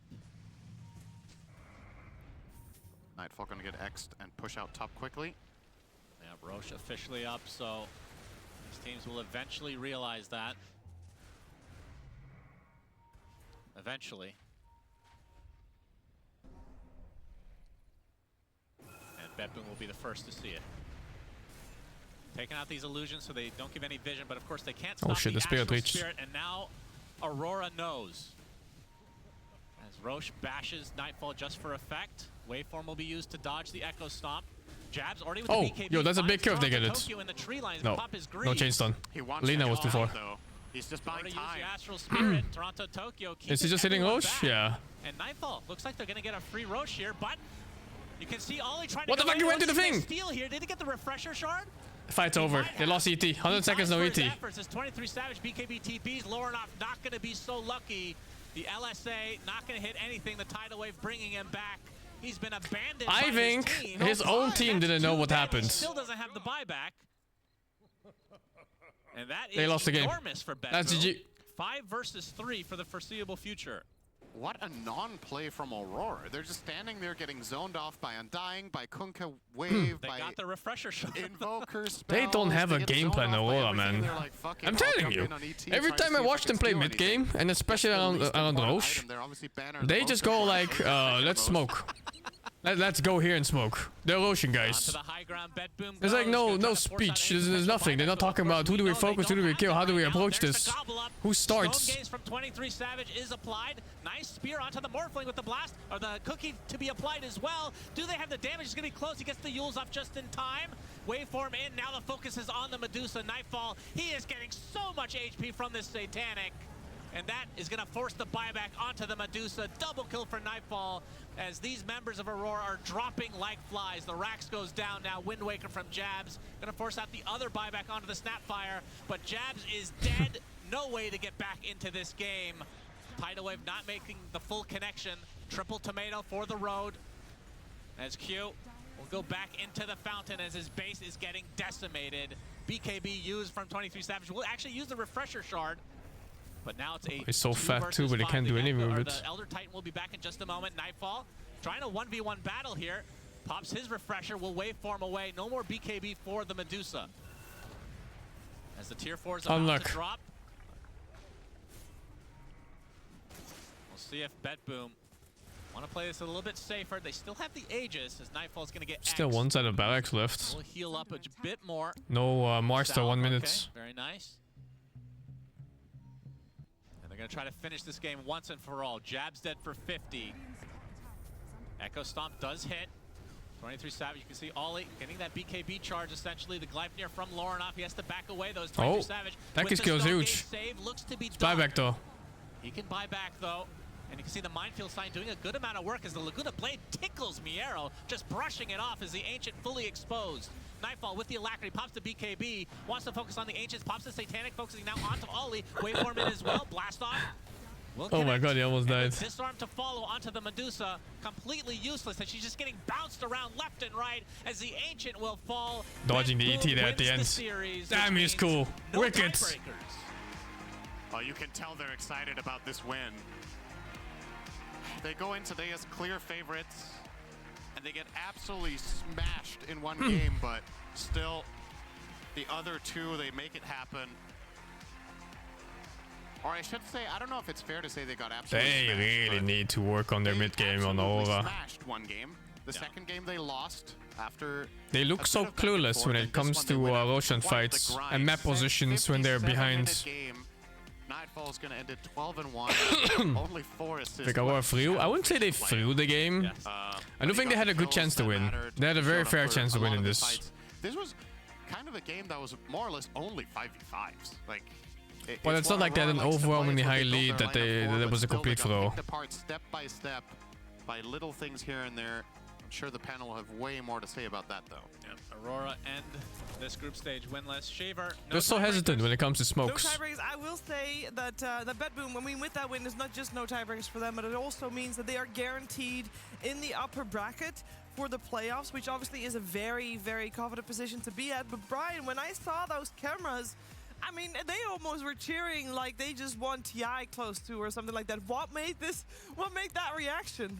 They went for the tombstone. We had as a panel they got the whole range line baited by one tombstone in this fight. BetBoom, no tiebreakers tomorrow. I think they had the same like looming feeling of, I don't know how we feel about this draft. Like, are we just going to lose? They were down most of this game, and they're probably thinking like, well, shit, I guess we're going into a 3-way tiebreaker tomorrow. That reaction is insane. This is just relief. This looks like relief to me. Yeah, this was an important series for them. I mean, it's been 11 straight days of Dota and scrimming and Dota and draft prep, and I think these teams are exhausted, and a day off really will make all of the difference. And on top of that, they secured upper bracket for themselves, which is also a huge sense of relief. So they're definitely very happy. Also, shout outs to Nightfall, you know, putting his team on his back. That was a sick performance. Yeah. He looks at his mid laner, got less net worth than the Snapfire for most of the game. He goes, don't worry, I got you. I will carry this game. But no, kudos to BetBoom. They identified that the way that they lose is if they run into Aurora and they just get arena'd plus snap ulted plus stone gazed. Like, if they took the fights on Aurora's terms, it would have been very difficult. So when they got that Ags on Kunkka, they got the Water Park, they just went for Roshan, even though they were 6k net worth behind. They knew that they could just choke them out with their Torrent Storm there. They get the Aegis, get a nice free kill on Medusa because the team can't help them out. And over again, they just took these really excellent 5-on-5s. I mean, there was even a moment where Save got a 4-man blast off. Did Snap get a 4-staff that game? Yeah, I mean... Because he really should have if he didn't. Game, I just think like the emotions we feel, like it's intense watching that individual game. You have to remember that BetBoom also was up 1-0 versus Team Spirit yesterday. Yeah. And all they had to do was win one of these two series. So you have to imagine they get crushed in game 3 yesterday. It wasn't even close. And then they come in today thinking like, okay, we're going to rally the troops. And then game 2 was pretty ugly. It wasn't exactly their proudest performance. And then they go into this game 3 and they had to perform. Like everything's Mira saying, like, I think Aurora gave them a good fight. It was hard to take those fights on the side of BetBoom, and yeah, I'll just re-shout out Nightfall. I thought that was like one of the most insane carry performances I've seen in a while. I will also say shout out to Aurora for playing their hearts out, because we know that they got nothing to play for other than their opponent's misery, and they did a very good job at that, Effie. I love that, because when we watched game 1, it looked really sloppy. Maybe they had just woken up or something, and that's why it looked so sloppy. But I assume they were just so demotivated and didn't really care that much, because their result doesn't change much by way of their outcome. But in that game, too, they were playing very well, especially on Q. I want to shout him out today. They had the back here right away after killing. In this game, they had their net worth advantage that we're used to seeing from Aurora. They did. It's just that BetBoom maneuvered around their team fight so well. When the game stalemated, oh, like, 0-7 means they lost to every single opponent. And they got pipes. Because it's only 7 opponents. They got Crimson Guards. They scaled on their heroes. GPK, lackluster of series, very lackluster. That Midas really kicked I thought it was like point-based or something. Eventually you Midas enough times. Yeah, I believe I get to ask some questions to none other than Save right now. Hey, Save, how you doing? Hey guys, I mean I'm feeling good, you know, winning this game. Feels good, man. At the point we felt like this game was done for us, and we just went Roche and won the fight, killed Medusa, like. I mean, we saw the reaction of you and your team after you won this game, and it was happiness and relief all around. So I can begin to imagine that. Well, what made this series so hard for you guys, you feel? I mean, I don't know. I think maybe they have a really good draft in those games, and so it's kind of hard for us to win, and we like did a lot of mistakes. Like, I mean, we're not playing very good right now, and Aurora, even though they have like 0-7, I think they're a good team. They can like win any team. I feel like they just had some unlucky games. So, I mean, you can always lose to any team. So, yeah, I mean, there's no games that's easy for you. Like, every game is hard here. Yeah, it seems that way. I have a question about that position 4, because I feel like the era of the greedy position 4s is kind of over. You're only playing less greedy supports. What do you feel the state of the position 4 is right now? I mean, yeah, it feels like supports like not buying Midases anymore. Yeah, and like everyone goes into some Graves, Glimmers, like 4-staffs. Yeah, I mean, I like it. I mean, I don't really care. I mean, I can always play like not greedy, just make some plays on the map, buy support items. I'm fine with it. Like if meta gonna be like that, support needs like to farm a lot. I mean, I'm gonna farm. It depends like on the games. I don't care, honestly. Yeah, I mean, it's great that that you're able to adapt as much. I'm sending you over to Purge for some more Dota-related questions. Hey, Save. A lot of your supports that you're very good at, that we know you for, the Enchantress and the Pugna, they have really bad win rates right now. Enchantress at 17%, Pugna's at 27%. What's wrong with these two heroes right now, in your opinion? That's a good question, honestly. Ench, I mean, it feels like it's just a useless hero, like, after laning phase. If you don't destroy the early game, like, too hard, it feels like Ench is just a useless hero. Like, there are a lot of better heroes in position 5, so... And you're not, like, even winning the lane, like, right now, even on Ench. But about Pugna, I don't know, it feels like either Lance nerf, that you cannot disassemble the arcane boost into it. It's like a big nerf for Pugna and all these heroes. So I think it's about it mostly. But overall, just I mean, to play Pagana support, you need like to have a melee against it to really do like a lot of impact. Because if you're gonna play bad, this hero feels like too useless. You know? Gotcha. And what do you like about Techies right now? You're playing him a lot. He's relatively picked in DreamLeague, but only about a 46% win rate. So what do you like about Techies, and why do you guys prioritize him in your draft? I mean, we prioritize Techies a lot. I think it's like probably one of the best heroes right now in position 4. Cause like you win the lane, like and then you have just you have like everything almost.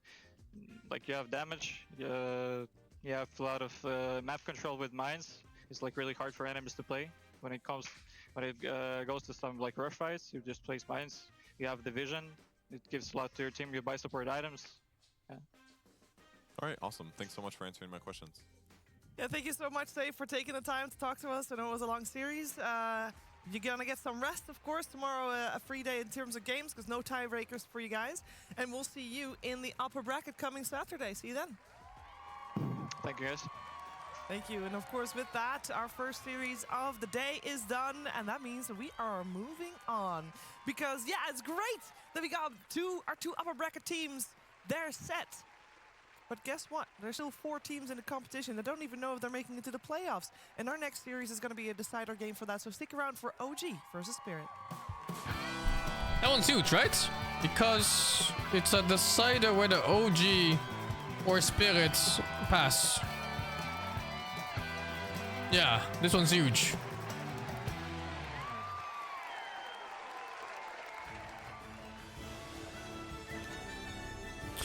Thank you, Penguins, for the 41. What Jeep? Thank you, the 43. Thanks for the stream. Just a heads up, don't go near staircases. They're always up to something. Claritas for the 85. Bloodflame, thank you, the 19.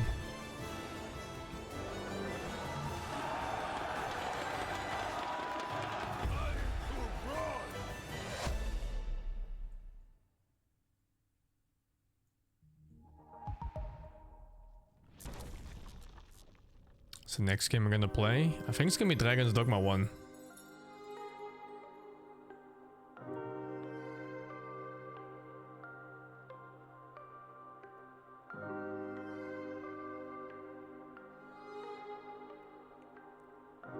Might take a Mirana. I think the hero is really good on support. It's a very unique support too. There's not many heroes that just give like such a long stun. And there's not many heroes who give invis to others, you know?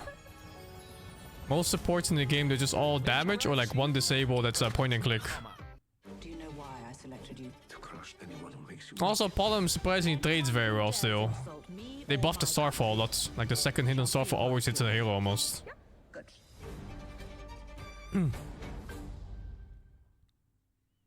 Jij bent van de generatie die opstaat. Yeah, Pollen ulti is so damn good. Like the later you go into a game, the better it gets. Because slots are gonna disappear. There's too many items. You're just having all these items, even like small ones. And also mid game, you're not allowed to play with small items like wand and bracer and stuff, because they'll have to make space for smoke. Sorry, not smoke, dust.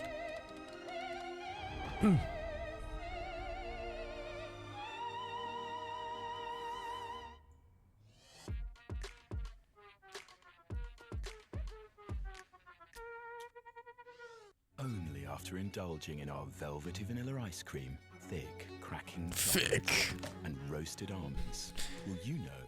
No, Mirana is shit for core. I've not changed my mind on this. Mirana has been terrible for core for the longest time. Even after they changed her to Universal Hero. But she's been good on support for a very long time too. They've been nerfing it even. They've been nerfing level 1 arrow, for example. They've been nerfing her base attack speed, which affects both core and support, of course. They nerfed the leap recently. That was kind of shit.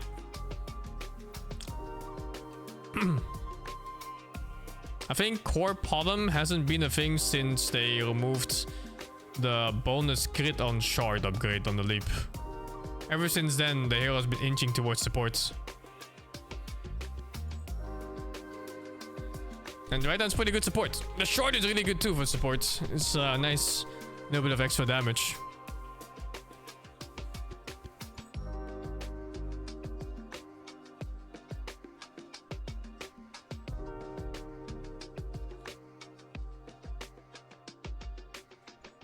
Why no SF mid these days? It's hard to say.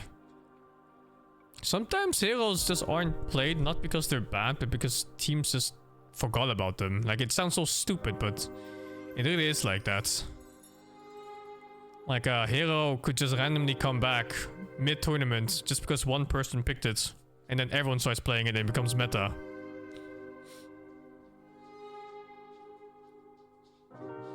I think preference for players is a really big thing on these kind of heroes.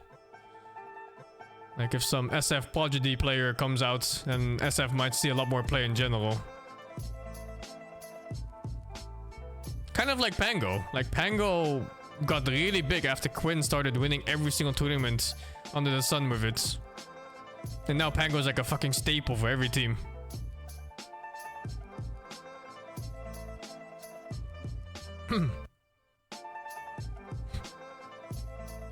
What's the gore clip? Ah, fuck it, man. Link me. I guess I'll look for it here. You even have the clip ready? Oh my fucking, not looking for anything here.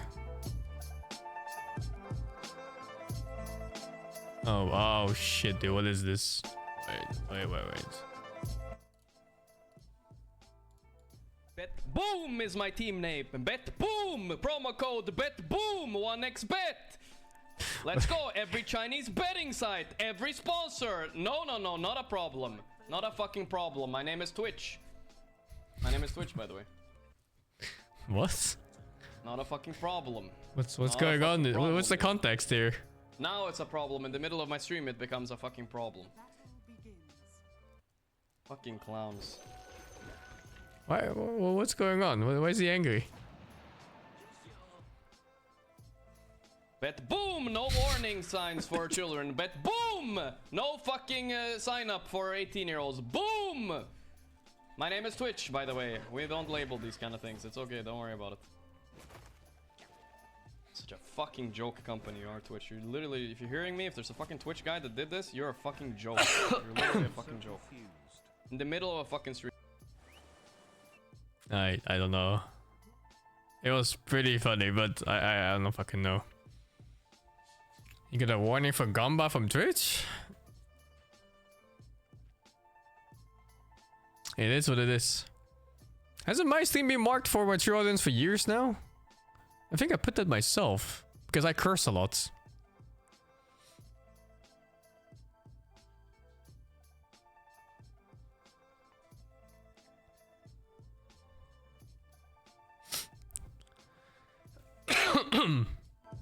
Although I don't even think cursing in front of kids is bad.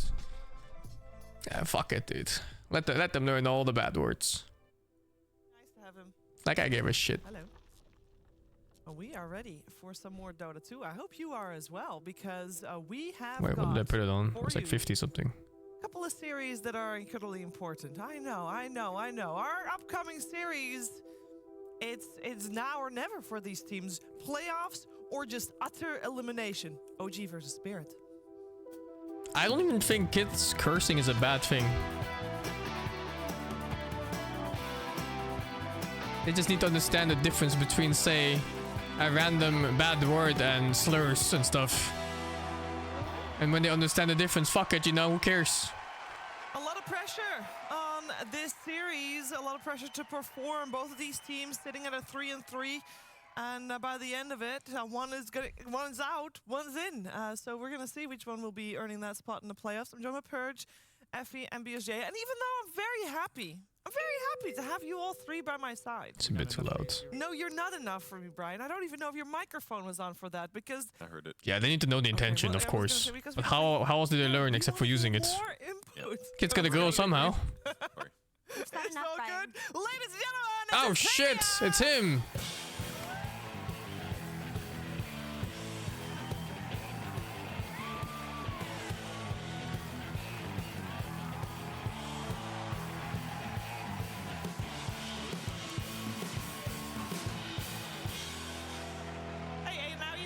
I'm good, are you? Doing good.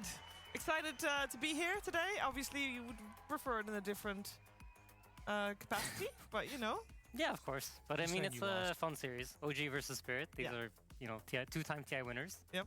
and I'm very happy I get to be on for this specific one because I'm a fan of both teams. OG, like, they really seem to have found their groove this event, I feel like. Spirit's kind of like a little bit out of form, so I think it'll be a pretty hype match. It will be a pretty hype match. We're going to dive straight in because obviously the game is not too far away. Our first series went the full distance, so we're slightly behind on schedule, but that's okay. When's Liquid playing, guys? The Dota 2, and we also want to know how the teams are doing going Is into it today? the series. So before we talk more about it, let's hear from Collapse.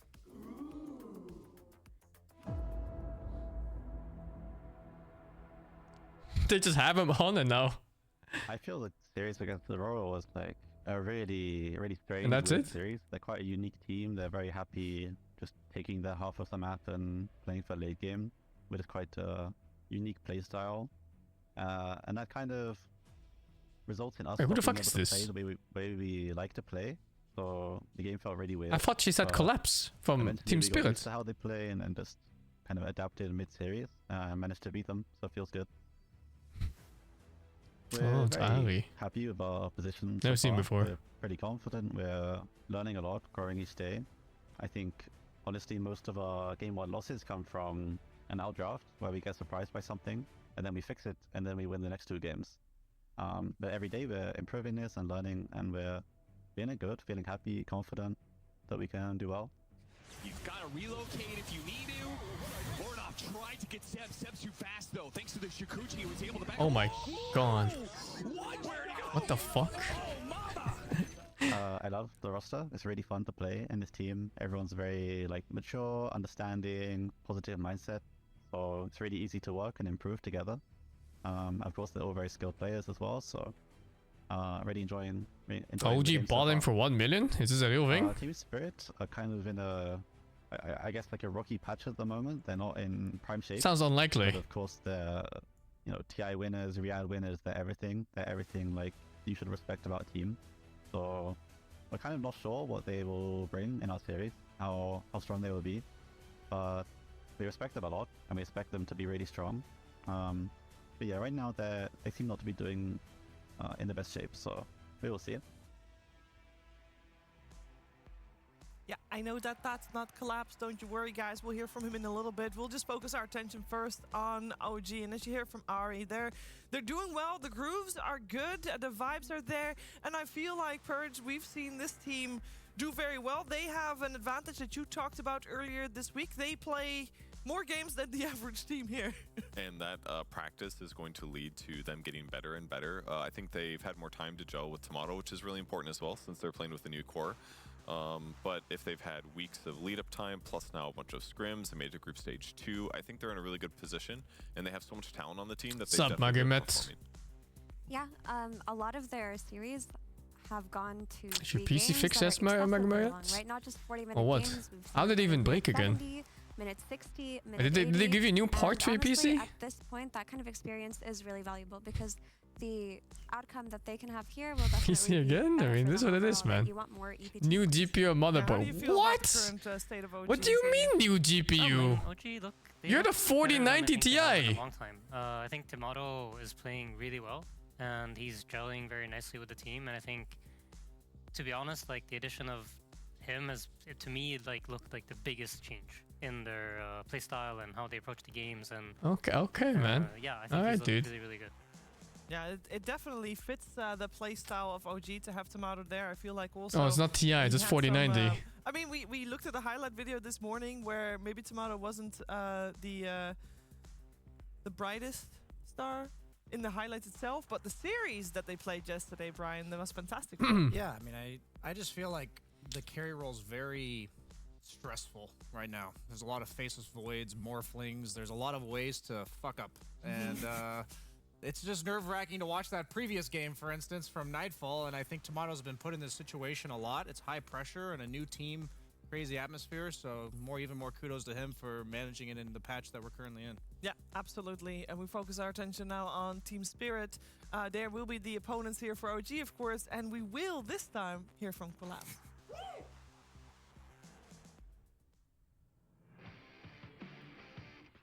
I think our performance was not so good as we thought because we had like few problems after the dacha we couldn't fix it 1 or 2 weeks, so they got us on this tournament as well, and we're just trying to fix it to the whole tournament. We're trying our best, to be honest, but seems like just still making some bad mistakes. Today we like mental refreshment. There's the arena on to 2, but a quick BKB from GPK to be able to get off this torch storm as a result. Lasso will find GPK. a little bit longer as Mapochka and Mira get deleted by Nightfall. And Yatoro able to infest inside of Laurel. Gets off a splitter down to 3 heroes. Look at the damage now. The Rebuke ends up killing 2 basically. It's a double kill for Yatoro. I think the BetBoom is kind of stronger. I mean, they're stronger than the. Oh, is it BetBoom? What's it, Baboon? Last season, because they had a new foreigner. They found a way to play with him, and he completes the team very well. So I think they're the strongest, one of the strongest team in the group stage. We just need to prepare to them, like prepare our heroes, like the point of the game. We need to check the replays, see how they're moving on the map. If we will prepare for them enough, we can also win them.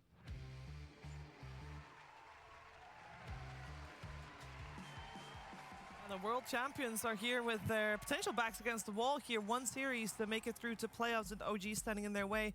As we hear Collapse talk about trying to fix the issues that they identified during BB Dasha.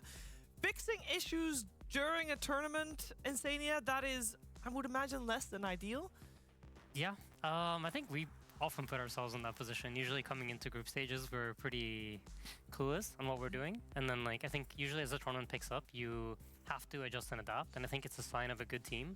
And I do think Spirit are playing a lot better. I think starting off, they didn't look as sharp. And I think, like, now that they have Collapse playing, like, Mag and Mars in almost every game, it's very nice. Reminds me of TI-10. I feel like they're finding their groove again, but they're not, like, quite in top shape yet. I have a question, if you don't mind. Insania, how often do you go from like scrims as a tournament's about to go to group stage with the right strategy? Like, does that happen often for some teams? I think some events you come into it and you have like a really good idea of like, we think these are the Imba heroes. These are the heroes everybody else thinks are really good. And we know how to beat like this, and that. And then you try to play against the heroes that you are comfortable playing against. Other events, you don't really have that and you have to ban more heroes. And then you're pretty locked up in the draft and it sets you back at the start. And then you kind of like figure it out as the tournament goes along, like which ones are more beatable and which ones you have to kind of just keep banning. Like I think Chen's been banned in almost every single game, but every once in a while a team will be like, okay, Chen is the most beatable hero that this team plays, and then they'll give up Chen. And then they'll lose. Yeah. But you know, you kind of have to do something like that, because at the end of the tournament, you just don't have enough bans. I would like to ask another question, if you don't mind, Aiden. We've been talking a lot on panel that the meta's kind of dictated by usually like 4 or 5 really broken heroes, and a lot of them are getting, like Celery was complaining that some of them are like so broken this patch that you have no choice but to ban them. There's no real nuance to the decision making you were just saying, and I was wondering like how often in a patch does it feel like it hurts your team or watching other teams not be able to play one of these broken heroes or not being able to deal with it? Like how often does that happen? I mean, I'm sure it happens to everyone, and it is usually very impactful for the drafters. Like, I think people at home don't really realize like how hard it is to draft around some of these things. Like, I'm not drafting anymore, God bless, because I don't have to deal with it. But I know like there are some teams out there you're watching, you're like, why aren't they like? How are they just losing this hero every time? And you're just forced to play against like this broken hero because you don't play it yourself in every single game because there's just not enough bans. Can I also ask a question? Yeah, you go for it. Okay, so yesterday we saw in Team Spirit versus BetBoom that they were giving away one of the broken offlaners and they would trade it for Sven. So that happened 2 games in a row until Sven got banned in the 3rd. And it happened again today. BetBoom did that versus Aurora. So we were discussing the viability of this first phase Sven, like responding to the first pick, and sometimes it hasn't really won any games yet, but I think it's worth experimenting. Like, how do you feel about trying to brute force a first phase carry like that? I mean, specifically with Sven, there's like a meme in our team because at some point we were doing super bad. I kept telling William, like, William, we should pick this hero. It's the truth. And Talking about Sven. No, I would do it every single day to be a different hero. Like, William, this is the answer. And then at some point, like, I think like day 6 or something, like we've lost every game. I'm like, William, it's Sven. Sven is the hero. And William just like picks it. We lose, of course, because we lost every game. And then he's been making fun of me for the Sven thing. And I keep sending him games of like, look, this team's valuing Sven, this team's valuing Sven. So I think, I mean, for sure you can. And I think if you want to win tournaments, usually you need to have answers for like the IMBA stuff. So I think experimenting with it and trying your best to try to find like, is Sven the hero that you pick against, you know, Mars or whatever? Maybe, I'm not sure, but I think you have to. You have to like be willing to do it.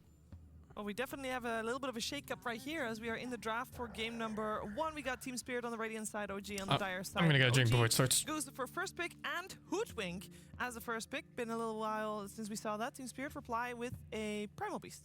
Yeah, Hoodwink is by far Ari's most successful hero this tournament. He really honestly plays it so well that you often see him in Whisper winning these offlanes, and then Ari just roams. When you see him in Hoodwink, he's just going mid, and Whisper is usually on a self-sustaining hero that can maintain itself on that lane while Ari is wreaking havoc on other lanes. Yeah, there's been a lot of flex picks in this tournament. Like Falcons abuses it a lot, where they rotate Malrine and Amar's hero pool. And one thing I noted about both these teams when I was looking at their drafts in Group Stage 2 is they don't flex at all. The OG was first picking Hoodwink like 6 games in a row. Then the last 6 games it's been banned. And in all of the other games that Hoodwink was banned, they picked Whisper's hero 11 out of 12 times in the first pick. And it's like clearly Whisper's hero, and Team Spirits played Primal Beast, Centaur, or Mars in all of their recent games, and it's been early on in the draft. So I think it's just interesting that these teams have kind of like found this is what works for us. And I was kind of curious, Aiden, like how, like I feel like the teams that are winning like Falcons, they're choosing like this is our game and we're gonna kind of like throw you some curveballs, while these other teams, I feel like they have their few things that they've managed to scrap together towards the end of this Group Stage 2, because both these teams are kind of on that late tear. They started this Group Stage 2 a little bit rough, and so like, how do you know to stick to a plan? How do you like, you know what I mean? There's so many things to think about. I can't even ask the question. I mean, I guess for Falcons specifically, they just kind of have like the perfect match. Like every single one of their heroes are just really good, and I think that's like very nice for them. I think Spirit, they, to me at least, seemed like they didn't really know how they wanted to draft early on. Like they seemed quite confused. They're testing out a lot of different heroes. Every single draft looks slightly different. But I feel like they've gone back a little bit more similar to how they played at TI. Whereas like they kind of play these like two, I don't know, strong boys. Like you have the mid and the offlaner. Thank you, Bagman to 64. Machikaido Fang to 27, and Rofna Grikop Fang to 37. Which has always been their playstyle. I feel like they're trying to find the heroes that allow them to play the way they... Like a Clay Love 8. Looks like a foil card with shirt on. What's a foil card? Yeah, and they love to pair it with either Mirana or Lion on Mira. And because of these two heroes, when they play together, it always gives them some kill threat. A trading card, game card. Into playing a group. That's weird materials, like reflective-ish. It always gives them a means to take a fight. I mean, Spirit love playing map. That's like, I feel like they're... When you think about these like teams, I think like when you think of Gladiators, at least for me, they're like they like playing together. They want to group up as soon as possible and try to like play, balled up as fast as they can. Spirit to me is like the polar opposite, where they really enjoy playing very split on the map and having nice kill threat with like few heroes. So if you have like you said, Lion and Primo, these two heroes can kill most heroes in Dota if they have good laning phases. So Shaitan. They try to have these like pairs that allow you to pressure map easily. Thank you, Mustafa, for the 73. Shadow Demon is a little bit of a change-up for what they like to pair with their Primal Beast, but this is played between both Mira and Miposhka, and I suppose what it gives them here is a potential save, because when you pick this Hoodwink, you know you're going to pair her with a stun hero, and they're going to try to take advantage of her burst damage. So now you have the counterplay with the disruption. And it sets him up for defense against a lot of the strong cores. The Sven, that I know Aiden values in a huge way. He gets countered by that SD ulti. No, so Chen is good though. There. Chen's a very boring hero to watch. Because the hero inherently makes teams 5-man and ball up. It's just totally fine. It's very easy. Something Crit always does is he always disrupts. Fuck that hero. About 10 seconds before the camp block, he sends one of the illusions to block the camp. Never has to put himself in danger. I'm not streaming on YouTube right now because you can. ESL doesn't allow it. And it's that simple. They don't allow YouTube restreaming. What they want to go for here next. I could ask them. Maybe they would allow it if I asked specifically. Decision. I feel like this is going to be the where they want to go with this draft, and I think a lot of people know what's coming. Not sure if we're going to respond though. There's some flex potential there for sure, but I just want to see it on Whisper.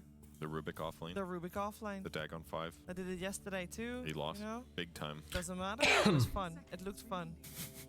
I'll make a case about this Rubik being 5 for now, because every time we see Whisper play this Rubik offlane, it's against Weaver. And they put him against Weaver on lane, where he can, you know, out CS, he gets to level 6 very quickly. Then he'll do the Shikuchi style into a mid TP, where he just kills the enemy mid laner.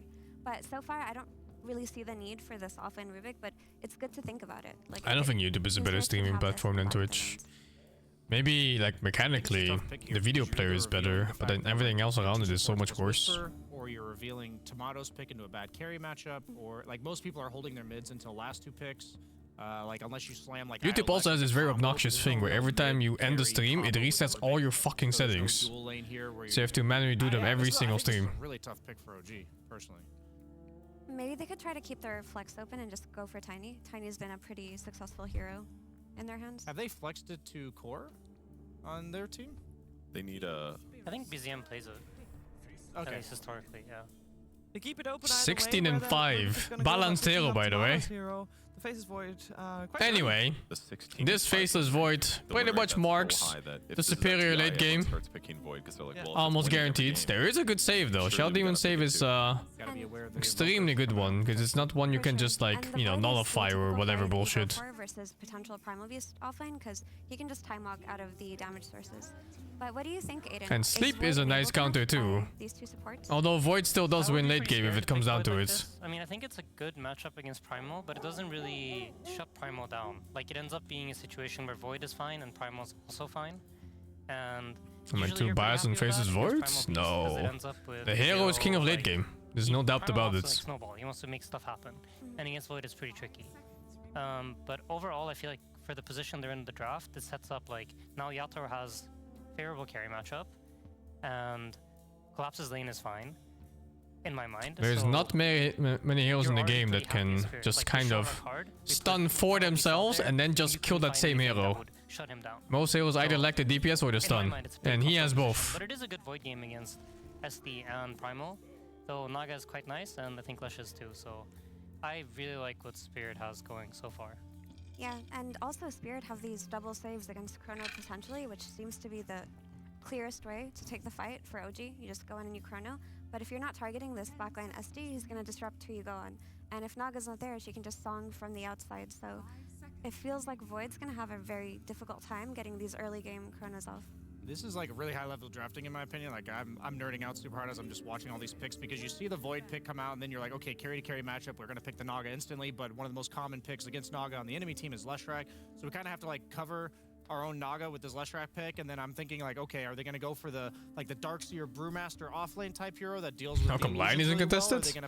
Well, it's bad now, but you're right. It's actually pretty rare that Lion was not taken here. Like compromise, give and take. Both teams are having to give. Like they reveal all 3 OG picks their supports early. Last pick, because of the fact that they had to cover and Spirit can still flex the Lush. So a lot of mind games going on in yeah, I think Spirit simply went into this drive with a plan. They were planning to give away the Void, which is why they have a Naga pick now after the Void was picked, and they had an SD pick before the Void was picked. They were setting up for it. Separate of that, because it feels like the hero just doesn't do as much as a Mars. Whether it works or not, I don't know. I mean, I think but they, yeah, they came in with a plan, and it looks very good. And he will always have, not sure about the Lesh though. And I'm always worried when I see Brewmaster that you're just not gonna have enough early game damage, because like up until Radiance, you will have some damage issues. And neither of their 2 supports, if I'm assuming now Rubik must be 5. Tiny has appeared in this tournament. Really Tiny's decent +4 pick. Like both these heroes and sometimes +2. And then Rubik needs the correct spell. And at that point, like yeah, we have damage to do stuff. But before then, the OG heroes, like all 4 of them kind of lack damage in my mind. And Leshrac loves that, Primal loves that, and then they have a Shadow Demon to like disrupt the damage coming in too. So I would way rather be Spirit right now. And also this Lesh, in my mind, could also be 5. Good ban. They had nothing against Puck. This has been seen in DreamLeague. Would have been free. People in pubs are playing Lesh 4 or 5 a bit. I think we've seen at least Celery play a 5 Lesh once. Yeah. It was the start of the tournament. Yeah. It was picked a little bit, but yeah, since then it gave up. Yeah. Why does Lesh counter Naga? Naga Lesh, in my mind, like AoE damage in general is really good against Naga. I can leave my He's just clear illusions. And then I can go Edict Towers from Fog. Are you down to play like Naga Disruptor You know, I know Disruptor's not seen very much, but it's pretty sick against these. Like, it gives you a way to reliably burst Brew. It's really good against Faceless Void. I know, like, it's an off-meta pick, but you are getting 10th pick support, potentially. You said, obviously, the Leshrac. Decent follow-up to the Naga net in lane, so there is synergy there. Disruptor's cool hero if you have a laning phase. That's also a nice hero against Naga Siren. BZM Zeus. BZM Zeus. That's damage. Kills Naga illusions, kills SD illusions, does percentage-based damage against Primal Beast. Nice draft on OG. Damage against Leshrac if you can stay away from him. They covered almost everything. Chrono damage too. Maybe Storm. I think they only lack physical damage, single target, and that's a late game void that will come later. Be flexed to 5 overall, so you need a hero like Zeus who has a good lane regardless of who his matchup is. And because Zeus plays from a distance with Arc Lightning, Aiden, talk about it. So that's mid-lash. That was Brian's suggestion, yeah? Yeah, but I think you deserve the credit. No, you get the 5. You get the game-winning 5 pick. Tell us about it. I mean, I'm gonna be honest. I think usually picking like this, like last pick of the draft, position 5 hero, because you want to get a lot of oomph from the hero, yeah? So sometimes it falls really flat, or it's like amazing, you know? Because it's kind of hard to find 5s that bring you the level of impact that like a Huskar last pick does, or some nice core pick that will round out your draft. Are you saying it does do that though? I'm not sure, because I feel like it's a little bit scary to lean into Brew Hoodwink. But if they manage to hard way to call this game. In a nice and stable way, and he gets to get to level 6, which, to be honest, it's entirely doable, then I think, yeah, he'll pop off. Like, you'll see a lot of nice glimpse moves, because they have like this Primal that'll charge in, they have Lesh that'll charge in.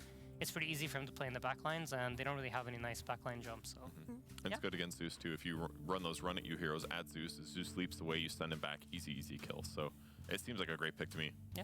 I also think has a very important job this game, which is it feels like the only way that OG can take these early team fights is going to be off the Brew ult. So if you can manage to go on this Brew and you stack the Static Storm on top of him, you can get that extra security that he dies before he gets split off, which makes it so much easier for Team Spirit to win these fights. And Rubik lift out of Static Storm with his Shark? I think so, yeah. Okay. I'm not sure, but I think so. But that's really important in these fights if they can. It's like, no, you definitely can actually. I remember when there was the Aghanims patch, when you get Ags on Disruptor, Rubiks would just lift people out. Okay. So you definitely can do that. But the point about the Brew is actually really smart. And I think the more I think about it, he adjusted his glasses after saying that. This nerd. I will say OG is having a trend every series that they win. They lose game 1, and then they win the next 2. So the way you guys are talking all seems pretty Spirit favored on the draft anyway. Yeah. Yeah? I'm digging it, yeah. I mean, I like it. I like it a lot. I feel like Spirit accomplished all their goals. Collapse has a good lane, and Yator has win condition. Laurel isn't getting, like, he's not in a horrible matchup in the mid lane, so all good. Is the ancient old Disruptor is especially only good when playing from ahead, and once you get behind, you're bad? Is that still a thing? Typically, yeah, because you want to take advantage of your team's aggressive positioning and vision.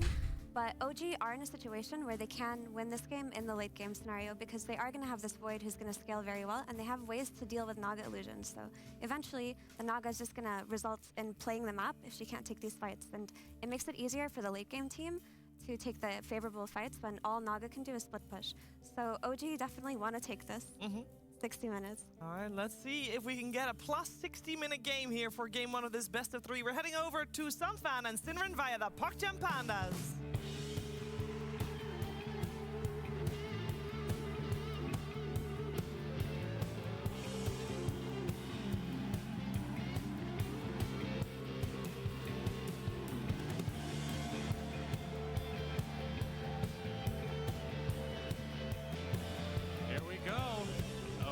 Whoa, what's this gank? In this best of 3 this fucking trap here. Continues on in the tournament in the playoff stage. Loser out. Counter trap. About as we might have action early on. Holy shit. Uh-oh. Where's the rest of his team? Back disruption is there from Mira. He's fine. Yep, looks like he'll live in another life. First blood to Laurel. 10 seconds to get the bottom. We're going to do have time. To snag that one. As BSJ called the last pick Disruptor. Syndon, are you impressed? For runes. I am. I'm consistently finding myself more and more impressed with BSJ. That's because he set the bar so low for himself. No, that was a very good call. I like the idea a lot. I myself was looking at Storm as a potential option for the side of Spirit, which I think could have also been interesting. The panel's perspective on putting Lesh 5. Maybe Spirit just think that's just not good enough in lane, or maybe they feel like they run into trouble later on in the game. Maybe Miposhka isn't a big fan of in general. But it's also debatable whether that solution is even better. Like, Storm would have definitely had some good matchups here, but there's also some pitfalls. This way seems Zeus has like 12 damage on the moving. With the Lash Another attack. in the mid lane and the Disruptor 5. And as they kind of covered, as long as Disruptor's lane goes well, this is a hero that I personally find exceptionally entertaining to watch. I think it makes for so dynamic gameplay. It really favors aggression. Why do you think it's fallen off in terms of just the pick rate? Primarily the laning, I think. It has a lot of matchups that are quite punishing. The way Disruptor generally lanes is very, like, he doesn't trade particularly well. Thunderstrike is really expensive in mana, so you can't spam it as much as you want. You have worse attack animation and attack damage than most of the popular ranged 4s. And on top of that, obviously, like, this hero has the same problem it always did. It doesn't do much against BKB until it gets Ags, so there's like this very awkward intermediary phase where you need to bridge that gap. But BZM really low here. Got some bottle charges now. Oh. Of course, Laurel being able to He get went once over bottle. He's gonna get his first, actually. Not the case. He still hasn't bought it, in fact. There's a small chance that Zeus gets both runes here. So despite getting the first blood. Yeah, how does he not have it yet, actually? I don't know. I think BZM definitely started with more gold, so that's probably just... Oh, okay, BZM had, like, dead slots? Yeah, of course. Yeah, Zeus doesn't... Oh, he still gets it, I think. He didn't start with a full wand. Jesus, he's playing it so risky. If he missed one CS more, but if you do get he would have missed the rune. You know, that's probably why he At least he would have missed the rune for top him off, so. The refill here. As BZM has the slight CS advantage early. They got first blood, but even so, he mistimed his fucking bottle dude by like 10 seconds. Regardless of first blood. I think the games we've seen, it's been slightly less favored. Not like a blowout, but eventually what you just saw there is going to start happening a bit more. Zeus can't only last it with Arc Light. Oh, BZM. He has to also come in for right clicks, and whenever you do that, you're exposing yourself to Lightning Storm and potentially a split. And you just get harassed a lot. Eventually you have to yield a little bit. You're starting to see it here. BZM's mana down to half. May have to go for the bounty rune for a refill. Miposhka will get this one. Little late. Wow, Ari that's 2 hits. On the counterplay on the Lotus. All right, probably the best hoodwink in the world, and it's probably because it feels like it's the only hero he plays. I thought you were going to say it's because he's the only hoodwink in the world. It's like, that's extremely rude. He's really good. No, he is a very good player. He does play a lot of this hoodwink. Yeah. We had an interview with him, I want to say it was either last night or the night before, where he said they're overpicking it because the goal is to turn it into a ban. Right. That's fair. Spirit saw that interview, and they said, why did you tell us that? Now we're just going to let you have it. Yeah. That is also fair. I mean, that is typically how it goes, but perhaps... Wait, he is very impactful on it, but there's only so many bans that you get in a game, and a lot of them are reserved for cores, of course. Maybe it's next level mind game. But on the other hand, now they let him have it. Well, it's their best hero instead of banning it. That's kind of by design in terms of the hero. 5D chess. As BZM. Gonna use the heavenly jump to get away here. That slow lasts so long, actually. Onto Laurel. He was hoping to get some Edict damage in, but... Oh, he got cocked. Distance created. No way, he didn't. He picked up his own rune. He contested it.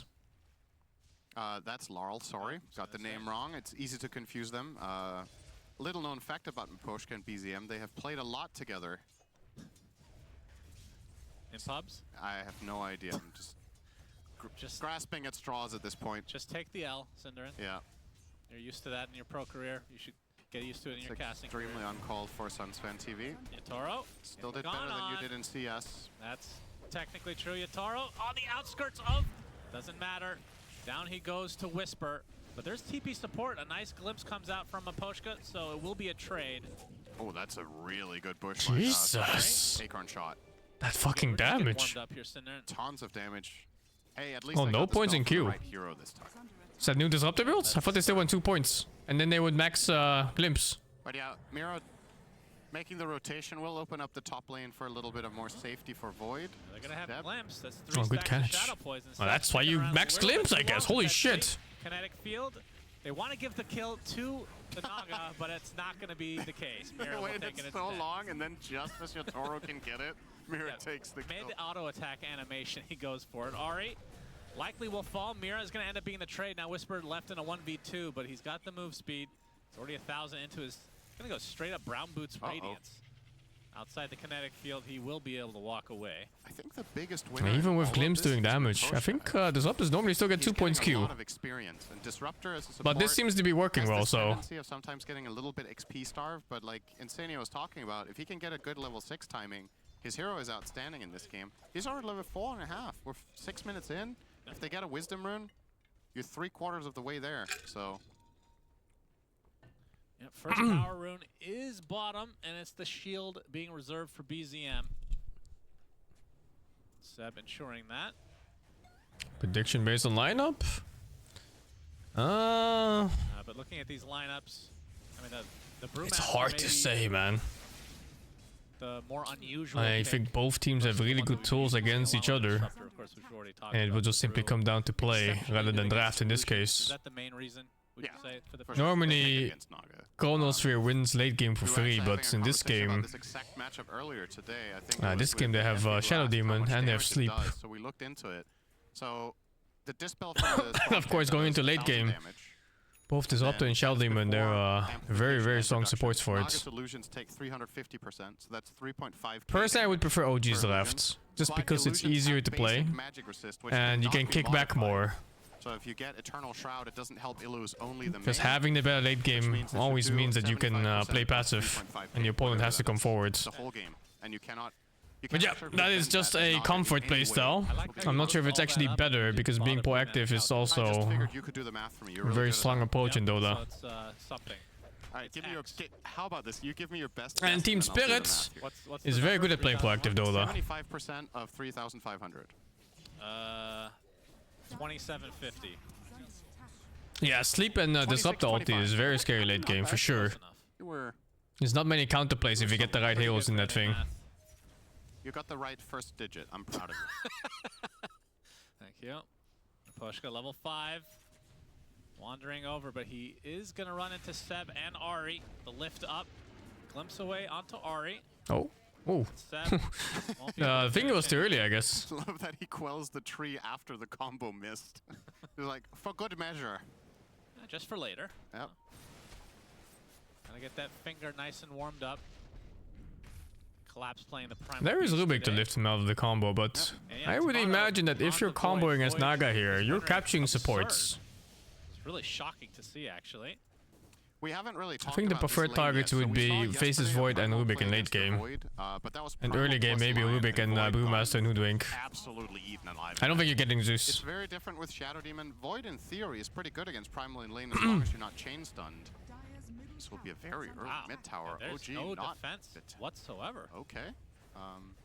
So yeah, Wow, Tomato will do really way tower. better than I believe it No was contest. Nightfall in that game did in lane.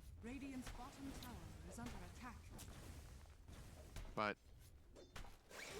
see data down the line. Of course, the Primal is also unfazed by the matchup. That's going to be basically a constant, no matter what support he plays with. Faceless Void does nothing to Primal in lane. That's very easy. Now Whisper's dominating this bot lane in the meantime, though. OG is going to end up getting a really early Radiance on their side if nobody tries to contest him in the next couple minutes. As the Talisman of Evasion already. Sacred Relic to follow. And of course, that will provide a lot of push potential for a lineup that really has none. Like Void hitting high ground that requires 3 to 4 items with probably an Aegis to boot. My Poshka is probably not doing so hot here. Yep, gets off a glimpse, but then dies in the midst of things. Slow him down a bit, but he's almost 6. The support's on the side of OG a bit further down the list. Seb currently level 4, and this is after Wisdom Rune. So he's got quite some ground to cover to unlock that ult. Finds the 5 just now. So a full level to go. Regen on Zeus when he's out of mana. Illegal. Spirit for Mira, his counterpart. They're pretty evenly matched, actually. That experience is quite even. But I guess there's I was comparing apples and oranges, actually. But a slight XP advantage overall for the Radiant supports. Does feel like they have a lot of answers for this Naga. You talked about the Brew. I mean, the Radiance obviously on top of the Storm Panda. Although the Radiance is technically on the Earth Panda, but you know what I mean. Both of those in conjunction, really strong. Zeus, very good against Illusion Heroes. Yep. And then Void, just a monster late game. You're going to have the Song against Chrono, though, which is the primary reason Spirit picked this hero, I feel. It is a double-edged matchup, because you're right. It's one of the heroes that has the strongest lockdown against Naga.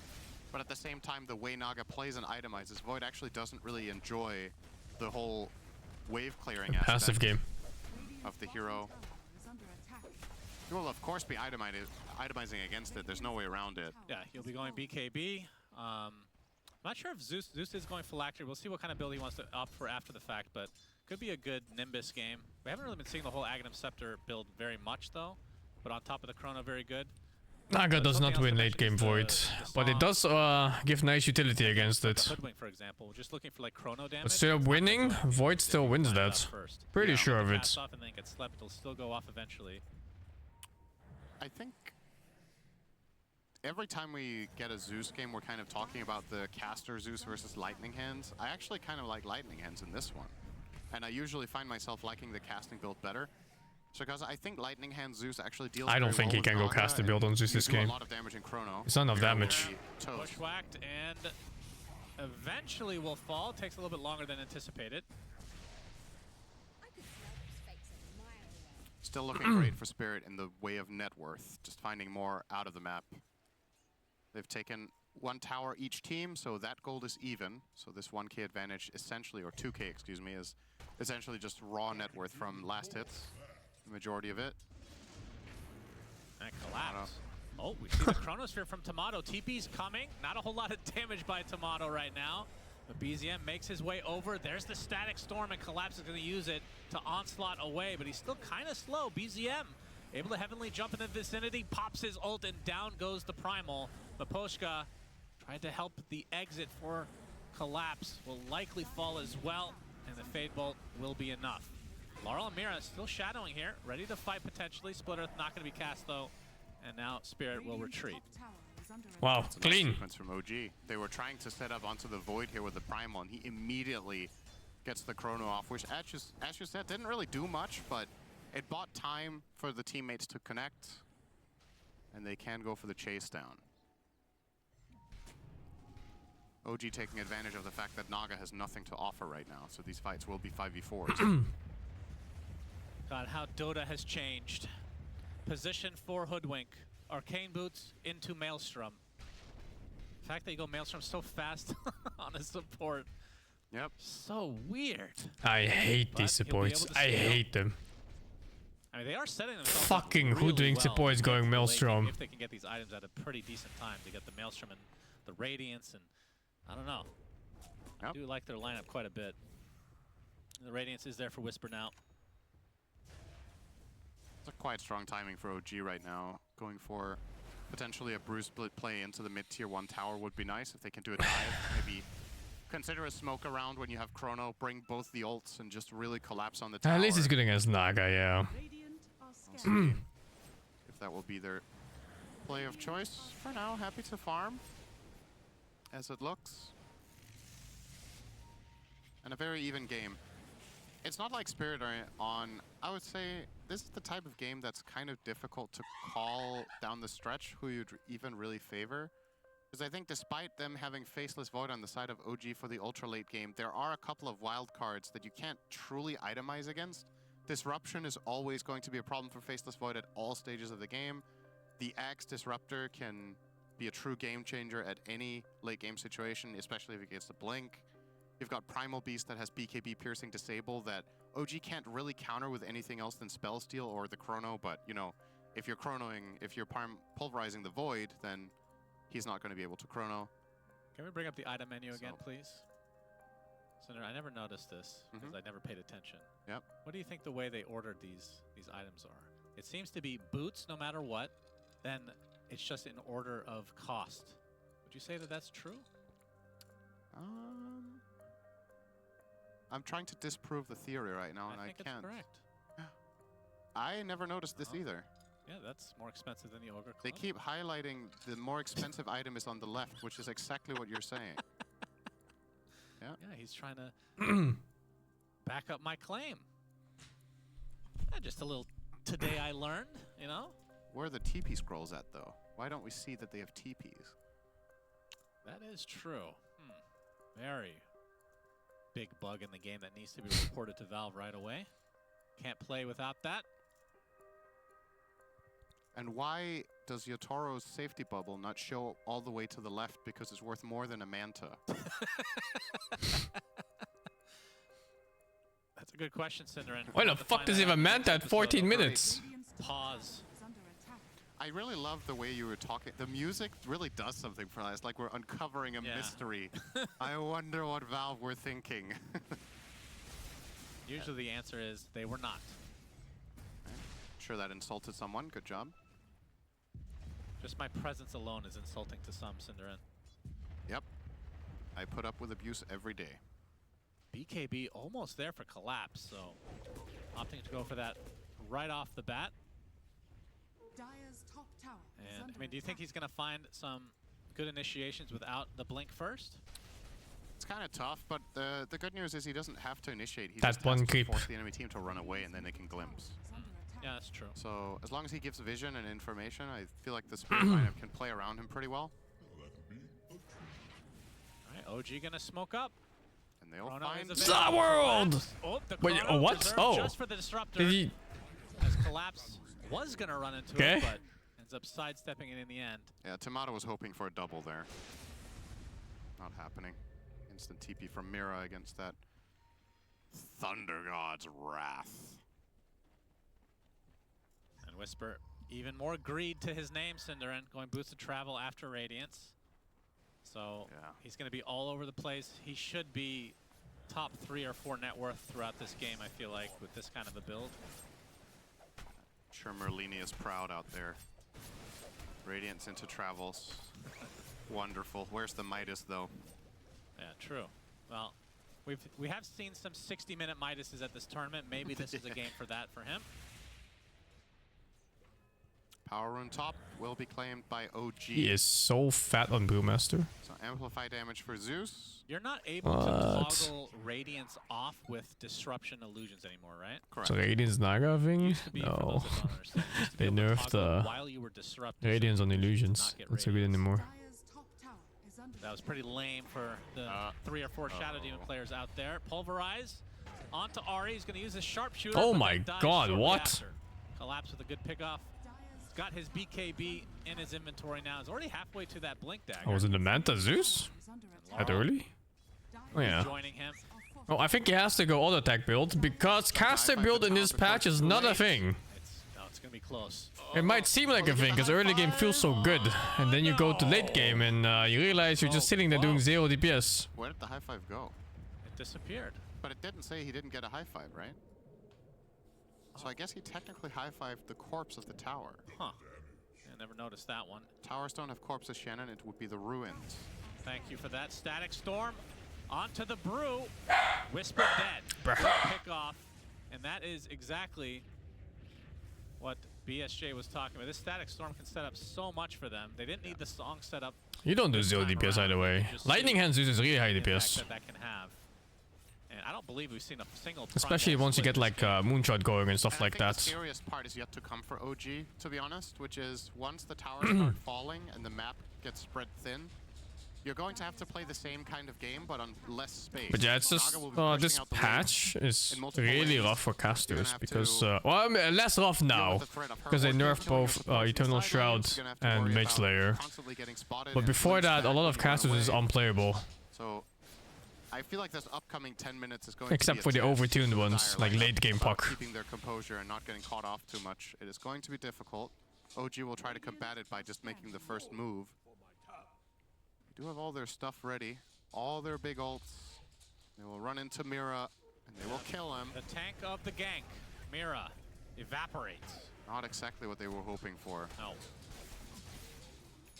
Would have loved to find a Leshrac farming the triangle there, but he was... Puck is really good late game. But he suffers from early game, specifically laning phase, the first 5 levels. And the 5th level is okay, the first 4 are not. Good in Chrono. It's a lot of damage. It's not only the sharpshooter, she can hit everything. Yeah, the tree does work in there, doesn't it? Yeah, she could get a boomerang as well, eventually. The shard. Mage Slayer is not removed, and they nerfed it. Probably gonna hope to get it for free, of course. And some of the damage numbers. I think the dot has been like reworked a bit. Oh, Spirit might find the bigger one. This was what OG were hoping for. Tomato Spider Sense is tingling though. Wow, good instincts. He's still gonna stay and but farm the greed it on the though. position one never falters. Pulverize into the static storm. God, it's such a good disruptor game. Tomato. Man, he had the right idea, but then he just saw those juicy creeps. What shirt is it? Collapsing It's the Akira shirt. You can use the sharpshooter to get back Old anime super movie. Fast telekinesis back towards that tier 2 tower as the primal split is finally popped here. Not using too much effect. Mira gets off the disruption onto Miposhka. Looks like he'll end up dropping eventually to Whisper as Collapse now focusing on BZM. The trample is enough. So 2 cores dead for OG. Ari stuck in no man's land. And this will be the 3rd member to fall here for OG, and all they get is a disruptor. And it took so long to find it. They're not done yet. Yeah, the primal continuing on to It just Stat. kind of feels like Nice Spirit kill. is simply the better team here. So 4 dead overall. The Brew, the only one to survive if you want to count that Tomato death in the triangle. They wanted to fight after Tomato died. Just better. I don't really think that's a thing, to be honest. I think OG making a clear mistake. You've got to imagine that Spirit are set up in this position quite powerfully after they go for that gank onto the Void. They're not showing in other lanes, so under the assumption that at least 4 of Spirit's heroes are someone in the neighborhood. Cool draft plan. Not many teams last pick their 5 like that. Primal split. Yep, there's the ensnare, Orchid to follow, and the stuns. Nice Laurel, more than fucking enough. travels. Whisper dies again. What can you do? Wait, is that his first death? That is death number 3. Okay, not even close. He was so fat. Good effort though. And the bushwhack sharpshooter and Oh my god. Potato. Mira. Oh my god. Potato tomato. OG cannot catch a break this game. What are the chances? Yeah, that is absurd. That's unfortunate. See how close. Well, that is when he knows things. When it rains, it pours, as they say. I think Travels It is just so greedy on Brewmaster. You're already facing heroes that can burst you 100 to 0 before you get to play the game. Which is Disruptor, of course. And he chose to go this fucking Travels. Look, he's rushing BKB now, of course, he has to. And yeah, once he gets his BKB, he's gonna be a lot safer to the Nice, it feels so unplayable right now. They can't fight. Comes from Miposhka, but who knows if that's even gonna happen. I mean, it is Miposhka. He plays like position 6, it feels like sometimes. Oh, but he does get he has a Philly Stone, so that's definitely. Rushing Travels on Batrider instead of Blink is different. Just give him. Because Batrider actually benefits as a combat stat for move speed. Yeah. That one's very, very different. Right off the bat here, or is No, probably not. like a glimmer or something? But Brewmaster does Some not. Sort of utility items would be nice for. Brewmaster doesn't actually get stronger in a fight because of I think the Travels. Static Storm can be the game winner ultimately with the Ags, but I don't think it's something he necessarily needs to. Especially in this game state when you're doing this well, you don't have to itemize for it. You could get stuff that protects people in Chrono, such as the Glimmer, which is actually a lot of damage negation in this game. You're blocking a ton of Zeus, you're blocking a ton of Hoodwink, Rubik, even some Radiance damage here and there. So I wouldn't mind seeing the Glimmer Cape. What I'm mainly curious about for both sides really is how is the map going to look in 3 minutes when we get to nighttime? Like, who's going to be able to gather information? That's another point about the Naga that's really valuable is when the map gets dark, she gets stronger. She has free info constantly. OG have pretty good Naga wards is for now, but the of gem course on gonna be an the item poster ahead of could Void. change that Hero simply farms very faster. quickly. Faces He Void. gave it away? One weakness is that he doesn't farm worth shit. He had a Now, gem, whereas like, heroes like Naga and Sven, they have natural skills that let them farm faster. Okay. Faces Void gets a bash that barely ever fucking procs. He doesn't get anything. Like magic. Very nice. Well, looks like Seb's gonna get picked off in the I need to meantime. pause my stream, I think. Steve That's the audio Spirit of these are things. setting up for the old Roshan. Yep. And Yatoro with a heart feeling very invincible. A 4K. Oh, yeah, they gotta balance Void somehow, you know? Between him and the closest opponent, which is Whisper. Yeah. Can't be king of late game and early game. And yeah, I don't think OG could even contest this if they wanted to. So first Aegis goes to Spirit. I assume this will go on Laurel? Question mark? Yeah, I think it should. Free Roche. See though. Certainly one of the best Aegis carriers in the game. And indeed that is the case. Okay. So what are they going to do with this one? I reckon they want to take all the outer towers if possible. At the very least 2 of them. You're the only person that says reckon. I love that word. You know, it's very... I don't know a good way to say it, so I'm not going to say it out loud. It's very American Southern. It's a hick thing. What? What? Very hick. It's just a normal word. Nah, nobody uses that. That's incorrect. I reckon that's true. Well, that's what I think of every time I you don't say it. say it like that. I reckon. I say it very sophisticated. I reckon. There's no such thing as sophistication. With the word reckon. Anyway, continue with your Spirit will probably want to push out bottom, take that tower, and then steal the Tormentor. That's what they usually do. So I'm actually surprised to see them not go for that as the immediate follow-up play to the Roche bot. I reckon that's true. Oh, Tomato. Wow, that sounds so stupid when you say it. Tomato on the other side of the tree line. Mira is going to catch vision. Tomato actually uses Time Walk aggressively, pops his BKB, but that's the Demonic Purge. Basically wasting his BKB now. Oh my goodness, he committed that chrono. Does he even get the kill? Oh, that is some shit. I call it GG. If it's not the gold at an XP advantage, it is also mental damage. Emotional damage. That's hard to recover from. And that's because he wasn't even there. That was just not coordinated for OG whatsoever. They get a solo chrono that nobody is helping in. BZM is getting killed off on the side of here. Ari as well just becomes collateral damage in the Static Storm. Whisper is here, but he's just like, all right, I'm out. After killing Miposhka, there's no more fight for him. Yeah, that was one of those things for Tomato where you know he doesn't want a chrono, just a disruptor again. But in hindsight, that is the play. I mean, getting Demonic Purge, he had to use it just to move. Like, that was brutal. Absolutely brutal. And now it's ballooned to a 10K lead for Spirit. And again, if you're just joining us, very important series. Both these teams are tied in this DreamLeague group stage 2. As Yatoro goes high ground, pulverized from Collapse onto Whisper. Not able to Where the get hell did Boom has to go? Even BZM falls to Was it a 5-stack or what was that? Oh gee, just getting run It's over. disrupted into was it you said Kaboom. earlier when it rains, it pours? That's right. Probably something like that going on right now, I reckon. I shouldn't have told you that. You're going to use it more often now. I'm going to use it against you. Okay, like a weapon. Is eventually going to go off and into no man's land. Collapse there to finish the job. The Boots of Travel got punished, yeah. But I don't understand the concept of this Boots of Travel to begin with, because the whole idea of the draft is that they have to survive to a late game so Void can play the game at all. Okay, now they all despawn. So obviously, you make fighting items in the 4 heroes that aren't Void.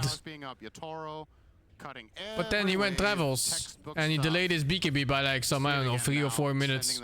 Probably even more, considering the deaths he had from not having a BKB.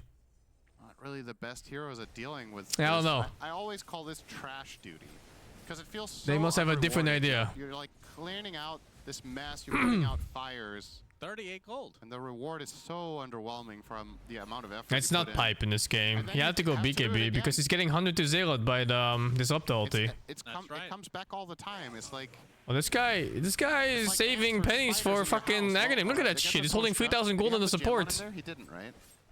It's so typical support not spending the gold at all. And Spirit will probably finally go for what I was talking It's about. that or he's playing the super long game where he goes like, hey, I'm never gonna show people that I'm buying Ags. And then one day he's gonna show up with fucking Ags. And Kaya's gonna go like, what the fuck, I can't press BKB. But that is just the Aegis. Collapse now with the Pulverize is instantly cancelled. Tomato, good right click damage against Collapse, but there's the song to reset. Oh boy, Disruptor died, huh? BKB TP, he's fine. Now Yatoro on the run, but he's going to get lifted if he's not Oh, careful. Naga kill. They have chrono for this. No sleep this time. And disruption is off cooldown, but he's getting zoned. Now it is Yatoro left all alone, and he will face the wrath of OG. And they'll finally be able to take him out. 70 seconds on the deck. Feels good. Needs a little bit more of that to get back in this game. That was such a strange situation, honestly. Jesus, look at his farm. I'm Well, he is going to rush the Axe. So. Yeah. So, Void time walked in to get the Wisdom Rune, and it's gone. And he just sees heroes and like, uh-oh. And the fight breaks out. But Spirit were not ready for it either. So, can't really punish it with the Primal ult or anything like that. And the fight develops. OG get a very I think it's still winnable. Primal split usage that time. They need to have a fat Void though. They need to get the Void to the point where you can start solo killing people in the chrono. And of course get a second chrono that kills another person solo. How many minutes until the Void can stand on his own, Cinderin? Well, let's not go with minutes. Let's go with items. So he has Mjolnir BKB, going Manta next, and obviously the Orchid is one of the reasons for that. When also can a you way to get out stand of on your own? field. Like, what's the goal? To be a threat, a huge threat. To who? Oh, I hate you. Just answer That's the a question. really bad question. I mean, you can. When are you a threat? It really depends to what. I am a threat to an ant right now, but I'm not a threat to a bear. Who's the ant here? Probably Miposhka. He's a threat to him already. He's not a threat to the Primal. Laurel has the Hex. His Whisper pasta BKB. His Primal Split is up in 2 seconds. He's going to be able to walk it off, it seems. Free of me. Has to use the Primal Split, and that means they want to fight Laurel. He's left all alone, pops his Bloodstone there. Hey, his HP is going up. Disrupted, sleep. Oh my god, and every save in the fucking planet coming out. Can only hit illusions. How The frustrating village is that? effort. Now the trample on top of BZM. And the Brewmaster. Oh, the Brewmaster! Oh, he just died like that. Oh my god. End. Beautiful fight from Seb. Emotional damage. He's on the cliff. That's awkward. Oh, Seb will help him out. Gonna need to get a replay of that one after this fight is over. And the 4th member of OG falls. And Spirit dominating. Draft difference? To an extent, yes. But I think it's also item choices and map play that's And wrong. he's doing it on purpose. He wants to give them vision for the glimpse, so this is really nice. Oh, okay. And Seb is like, he's trying to give them vision of the glimpse, so I'm going to lift him down. You really need Void with 2 damage items in a game like this to What a beautiful fight from Spirit that was. Just really great protective play around Laurel. They do this very well, I feel, when they play the Slash. I don't think the draft is like too far from one another. I really think they had to fight as 4 heroes though, even like 5. Just get that chrono on cooldown and fuck off back to farming. And a great sequence from them will reward them with Elena Barracks. Indeed. Laurel has a BKB coming. Miposhka has Ags. I'm not sure if he's shown quite yet, but that is a very important one. Prevents all the BKBs, which right now there's 2. Seb does not have Shard, and he does not have it queued up. I think he might genuinely not be thinking about this counterplay. They were talking about it on the panel. The Rubik Shard is one of the best saves in the entire game against Static Storm plus Kinetic Field combo, because you can actually Why you always like Axe, Neko, and Nick's not picked in this patch? Well, Axe and Neko have this funny thing where they get completely hard counted by Mage Slayer, so the hero's unplayable. Nyx has laning phase problems, and his ult is hard to land in coordinated teams. Definitely going to be seeing them looking for. But it's not a bad hero, I think. You just need to find the right scenario for it, and I think people are not even looking at Nyx right now to consider what would ever be a right scenario. The Axe is absolutely unplayable. Like, that hero, your whole goal is to jump in and you taunt and people hit you, and one of the people you taunt hits you with Mage Slayer and your game is just non-existent. It's a fucking joke. Yeah, immediately bringing up the items. That's good. Let's see the prices. It's a complete fucking joke. The price is right, Shannon. Yep. Oh, man. And all tanky casters right now are unplayable because of Mage Slayer. Like heroes that rely on standing in front and getting hit and then doing magic damage back, they can't play. I think Bristleback Necroforce, they just don't see anything anymore. Even Lesh actually to an extent. But Lesh is still good enough with his other skills that he can still play the game. I still think Lesh gets hard counted by Mage Slayer too. They just don't have a hero that buys it in this. Again and see if they swap places, because otherwise it's biased. Oh, it is biased. It's always the ward. Wow. Which is actually a good point. This Actually is pure damage already, but Mage Slayer reduces all damage from spells. So that would include both physical, magic, and pure. As long as it's from a spell. It's really interesting. Something to think about. Glad I wasted the last. Oh, did Hoodwink get one? I mean, he should have if he didn't. You know, you fuck it. You know, it is what it is. It be what it be. What can you do? We're unpaused in case you were alt tabbed. Whisper. Looking for the back. My fucking Hoodwink has The Primal Beast goes in really deep collapse. Not able there's a to Gleip there. Might have already used his BKB. What can you do? In fact, pretty much everybody has used their BKB. Whisper forced to use the Primal Split. He's already getting destroyed. Oh my god, they're all dead already. Just that one green little fuck is. Look at him. And Whisper has to come out oh early, shit. But he's gonna get collapsed by Collapsing Company. Laurel will help Mira get the kill. And now the song from Yatoro to help the rest of his team catch up. Static Storm on Ari, Kinetic Field on Seb. He does steal the Static, but it's just too little too late. 3 dead.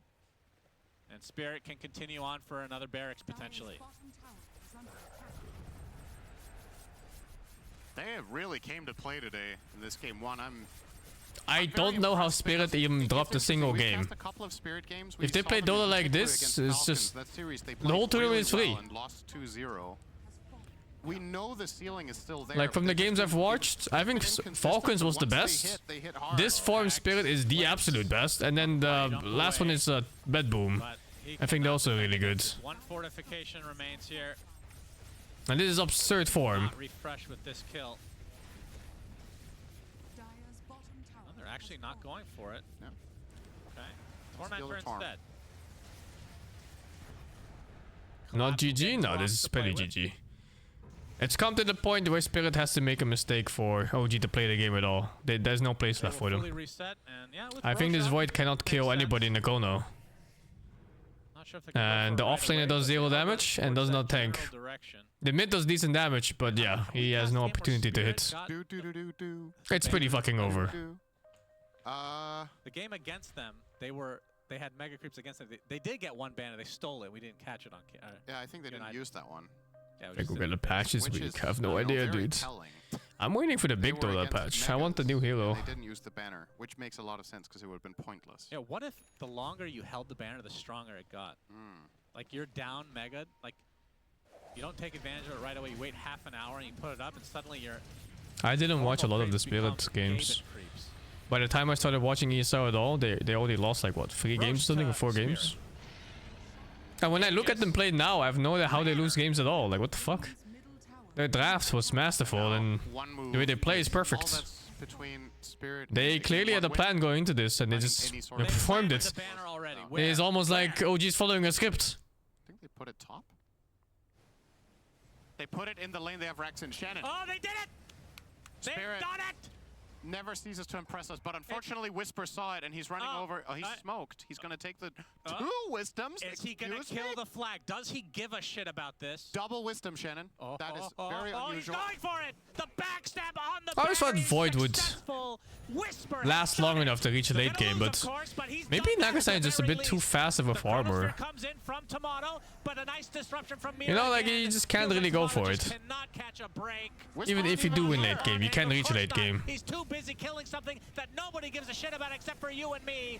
Finally, Tomato is dead. 80 seconds. Age is still intact, and Spirit should be able to clean this up here on out. How can OG defend with I don't know why he went back, but it does not matter. Whisper's all the way back here. All right, watching a very cool battle as a song comes out from Yatoro. Seb is dead. Melee racks at the they lost already. They lost 10 minutes ago. For the Megas. It's like, guys, I think we can finish. Let's do Not this. even a 5-man Kona would win the game right now. That's how bad this game is. Looking for the high five that will never come. They would actually lose over 5-man Kona. To deal with him. This is like a parody. What are they doing? Well, Whisper is dying. He does have buybacks. That's a quicker TP in some ways. Very next level play. Zeus into the fountain, dies. Has buyback, will expend it. Now they're all out of buybacks, I do believe. Mira. OG finds a couple supports as Spirit maybe bit off a little bit too much here. Primal split coming. Nice bushwhack as Collapse comes in with another onslaught, but he's lifted into the air. But look at the damage onto these Brewlings. Already 2 out of the 4 dead. That's 50%. In case you're wondering, Cinderin. Sheep being shown by Yotaro. It's on its way. He's healing, man. As Collapse will get They hit him, and his HP goes up. Yeah, he is so huge. Like, what are they gonna do? His heart, 5,000 health, Kaya-san? Yep, they're tickling him. Oh, damage. And then HP. And It goes back up. Coming. It's like, all right, it's time. Like, full HP again. Who cares? Doesn't look like they want to Gleipnir fight without use. the Nice support. 7,000 gold. I actually think Spirit could have won that 3v4 or 3v5, but I very much understand not choosing to take that fight. There's no reason. Are OG that bad? I don't think they're actually bad. First of all, they reached phase 2 of the group stage, but I don't know. Yeah, they're not bad. Look, use this 2 minutes of average at worst. Straight down mid on Yotaro. He can push. I think it might have been close. They could have had Megas if Yotaro just went. Oh, they would have had Megas for sure if he didn't go for the throne, but it's okay. Yeah, just delaying here a little bit for content. Lesh 25 chooses the Pulse Nova, triggers Lightning Storm, so they won't have that pushing talent, but... They lost almost all their first matches. Maybe they should pop before they play a game. Probably thinking already about game number 2. They're going to have to rethink something. Do you think it's more draft related than anything else, or... It's a combination. Playing way better right now. I mean, I think the draft was always going to be tricky around the mid game, but I think the one moment that they had where they lost 4 for, I think it was 4 from Eposhka. Yeah. The game blew wide open in that one moment, and they never got a chance since. So that's really the highlight of the game for them to look at in the replay to figure out what they could have done differently. Laurel, he'll find a little Brewmaster action. And that is a dieback. So Whisper. When I saw that early Radiance, I was just thinking like, this is how my games go to on Brewmaster. You win the lane, and then you own, and then you cast ulti, and your ulti does nothing, and then you lose the game. The second dieback for OG. Why does it always feel like that with that hero? Chronosphere really wants to disrupt it, but again the disruption comes out. And Maposhka Glimmer, no vision for Tomato. Bro, this guy's ratting. And he's just out of steam. Time walks just. Look at this guy getting played like a fiddle. Can't do anything. GG's called game number 1 to Spirit. Opwekker Leon for the 7, RG Sky of 26, WNHN for the 8, NDB for the 22, Radical for the 68, and What's a Small for the 69. Nice. I'll BRB, I'm gonna make some food and eat real quick, and then I'll come back. I'll be gone for like 5 minutes or so. They're taking everything they've learned from previous ones, and they're putting a bit of flavor in there. I feel like this is the first disruptor we've seen in this stage of the tournament. So they're bringing out something new that they see and using it to great effectiveness in this game. Look at those beautiful stat lines all the way down the board. OG back to the drawing board. Yep, absolutely. So Team Spirit, 1-0 start. Can they finish this? Shaver! We'll see if they can finish it. So far, OG has been pretty successful in forcing out game 3s in the series that they play. I'm joined by Purge, Effie, and Insania for the post-game of this one to discuss exactly how Team Spirit was able to take this first game. And therefore, Insania, as the guest here, I'd love to have your opinion on why this game went the way it did. I mean, I felt like when I even looked at the draft before the game, Spirit really managed to like get all the things they wanted. And I think when you give a team like Spirit, you know, heroes that they're comfortable playing in positions they're comfortable playing them in, it just comes together very nicely. I feel like all 5 heroes came online. The disruptor really did work. Really did. And the draft just like made a lot of sense. And yeah, they got to play map. They got to do all the things they wanted to do. And I don't feel like the OG heroes really challenged any of the parts of Spirit's game. Fair enough. A little bit of an outdraft then, maybe. Yeah. The important thing that Team Spirit needed to do was be the ones constantly setting the tempo, being the ones to go in and not letting OG have any space to go out on the map or D-ward. And we saw them maybe fumble a little bit when OG took that fight top early on, but then they just said nah. They went bottom with their disruptor. They got so much value in that bot lane. They got a really key kill on the Brewmaster and then into another core in that triangle 60 seconds later. And then every time you looked at Spirit, they were just charging in with their Primal Beast and their Lushrak. And they had so much damage and CC between them that it felt like it was so difficult for OG to really do anything, because while they're being consistently run up, there's also the threat of Naga that you have to think about. And for OG to be able to take these fights and win, so many things had to happen. They needed to be able to chrono the save hero and Shadow Demon while also doing enough damage to kill him, but also not being zoned by the entirety of Team Spirit on the backlines, because we did see Tomato get a chrono on Mira one time, but then in came Yutaro with the Song of the Siren. There were just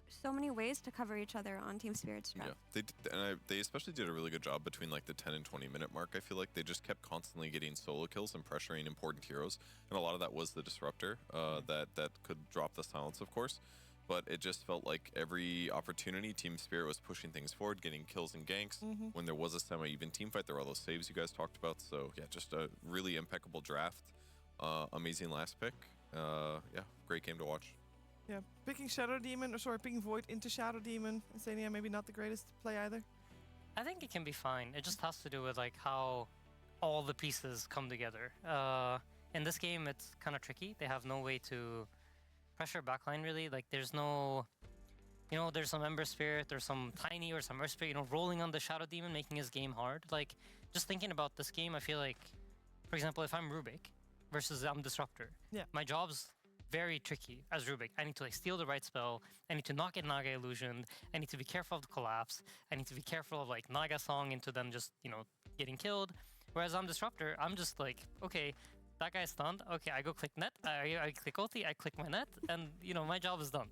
And I think that's like, to me, really telling of a good draft when, one side, in order to look amazing, like Miposhka played perfect. There was nothing he could have done better.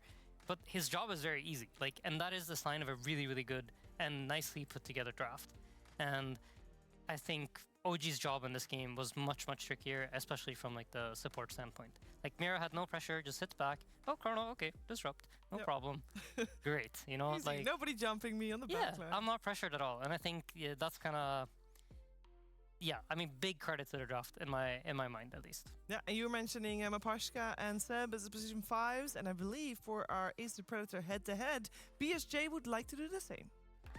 Boilers, Sheaves. As a shout out to our resident 5 position on our panel, Insania, I will be comparing Maposhka versus Seb, and we don't want to bag too much on Seb, but this is really to highlight Maposhka's impact in this game, as both of them had similar net worth until the very end, as we see Maposhka pulling a little bit ahead as they took the base and get those final kills. But just the impact that you can see, Maposhka gets the respect as he gets the solo chrono on him at 15 minutes. That's telling us how much OG is scared of this guy. And it felt like every play was either set up by Disruptor Glimpse or required the Static Storm to be followed up.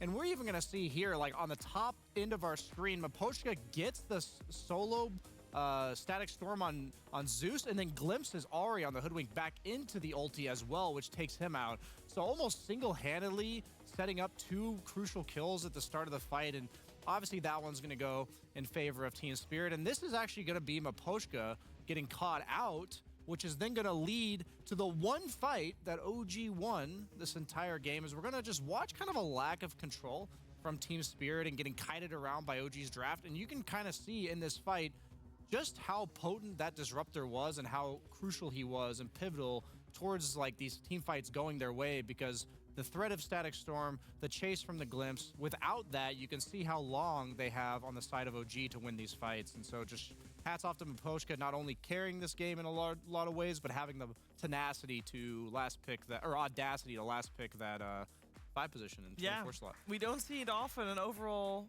last pick on the 5. We've seen Shadow Demon overall last pick, I think, a couple times on Falcons. From Crit, and he owns too. He owns, so every time they do that, they also own, so maybe that's the trend that we're going to see a little bit more often. But we're finding out if that maybe is a trend within the series as well. But before we check that out, we're going to check out what's happening behind me, because Jenkins is here, and he's got some incredibly important information to share. Hello, Shivar. Hello. Can I call you that? Sure, you can call me Shivar. Because this is the social media corner. I'm going to call everybody by their social media name. At Shivar Dota on... There's no Dota. Shivar on Instagram. Thank you. But we're not looking at Instagram today. We're going to be taking a look at Reddit. The Dota community is hard to read. I'm also Shivar on Reddit. We love to hate, I think, and we hate to love. I think that's a Nietzsche quote about Dota. But we're going to play a game of Guess the Downvote. Where we're going to be taking a look at a comment, and then everybody's going to guess whether or not it's upvoted or downvoted. So we got some incendiary comments in here. Is everybody ready? Yeah. Okay. Let's go. Let's take a look at this first one. Shivar, you can read it for me. Any other carry, Shopify loses. Any other carry, Shopify loses. Any other carry, and they lose, are TZ forever. Ah! Is this upvoted? Okay, I will say what. Or is it downvoted? I think It's that's an upvoted. upvote. Downvote. What? That's Art a or downvote. TZ, guys? That's a downvote because it made no sense, and people are gonna be like, "What were you trying to say?" But here? it's also in all capital letters, and it has the word Arteezy in it, and I think that's an upvote. Yeah, I agree with Shearer. It has RTZ in it, so I upvote. No, I see RTZ, people- I upvote. Reveal it. Reveal it. Correct. The average of the panel said it was an upvote. It was indeed an upvote. You guys have a good read. Look at a lot of these match threads, don't you? Shivar, could you go ahead and read this very small text on the screen for me, please? I hope OG stays in. I want at least one wildcard team who you never know what to expect from. Shopify Rebellion was another one, but they are already bombed out. That's flaming Arteezy, so that's a downvote. Yeah, I would say that's. That's I feel like an this upvote. one's hard. This one is hard. But I think it's moderately. I don't know. It's constructive. I think it's fine. It's people are going to be like, yeah, upvote, and then they're going to continue reading. They're going to forget this comment was read 5 seconds prior, but like it's going to get upvoted. I just feel like if it's SR and OG, like it's different fan bases. Yeah. Like one fan base is downvoting and the other one's upvoting. That's a good point. Like who likes both these teams at Okay. the same time? I think Effie and Aiden, upvote or downvote from both of you? Downvote. I think downvote. And it is a downvote. You guys are right. It's a normal comment. You're 100% right. This was cracked the downvoted. code. Yeah. kinda funny. Let's get the third comment on here. Shivar, please. All the glazing in the world. That's glazing, right? Yeah, all we the had to- glazing in we the had to world remove a from word from there, every just to- panel and every caster. And Yatoro has to be the worst carry left in a tournament, maybe after 23 Savage. Did he just call Yatoro the worst carry? Okay, in but the, you have to be in the careful left in the because tournament? this is 23 Cabbage hate, but also Yeah. Yatoro hate I at was the gonna same time. say this is an upvote because I think people love to hate on 23's Cabbage. So This is a downvote. This is a downvote. This is a downvote. You do not speak ill of Yatoro. Yeah, on Reddit. I don't think that does anyone- not work. People will have hit the downvote button before they reach the 23 Yes. Brian Purge? letters. I'm going to say downvote. I said up. Okay, so average downvote, and this is a downvote. You guys are good at this, actually. You guys are really good. Okay, I'm let's take a smurfing look at good. our Val's final gonna ban comment me. here. Shivar, please. Oh, I hope DreamLeague has the band on lock for every season. Pogchamp Pandas are amazing. They are phenomenal. It must be a great gig for them too. Upvote! Yes! If it's that's upvoted, downvoted, come I don't on! know what I'm doing with life. Band, what do you think? Upvote or downvote? Up, Upvote, they're pointing upvote. up. Yeah, of course it's This was? This was upvoted. Everybody loves the band. Here, play, Did I play miss us anything? off, band. Play us out, band. We Show got this. why you got that upvote. No? Alright. Almost missed these tunes though.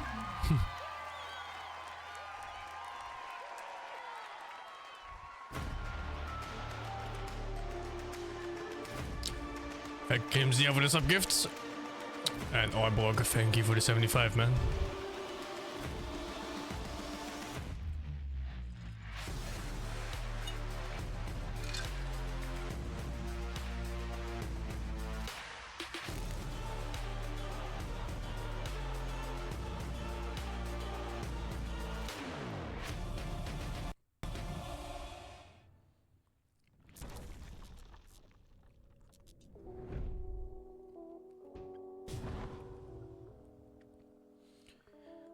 Spirit won first game. Quite convincing too.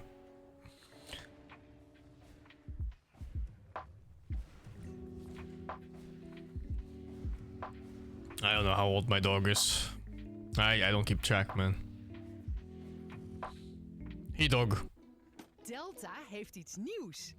Unlimited glasvezel.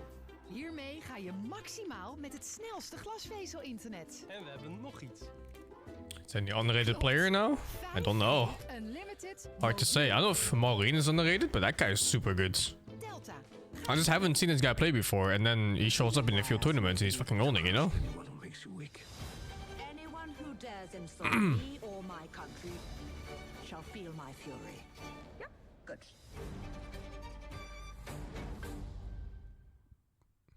Wat mij het meest waard is. If I get like a love punch within bits, I will check this in my spare time.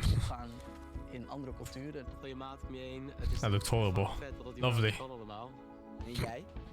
Wat vind jij waard om voor te vechten?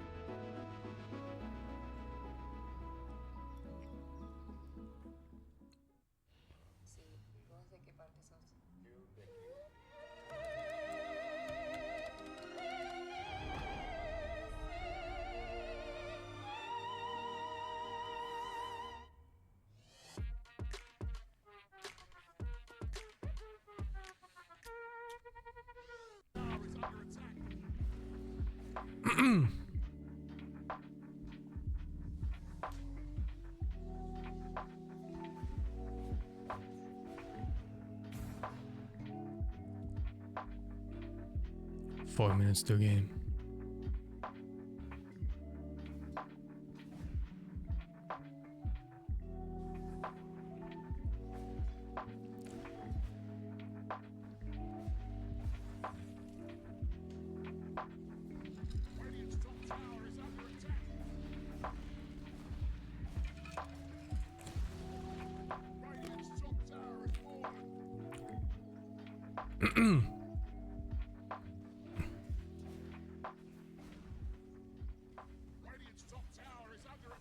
Am I raiding tonight?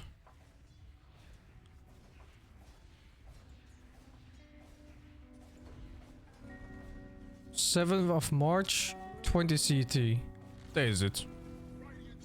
I'm fucking raiding tonight. Oh shit.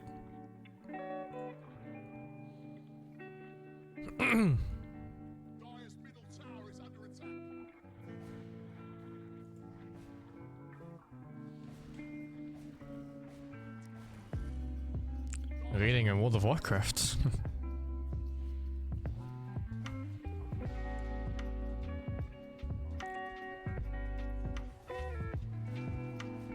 But it's much later tonight.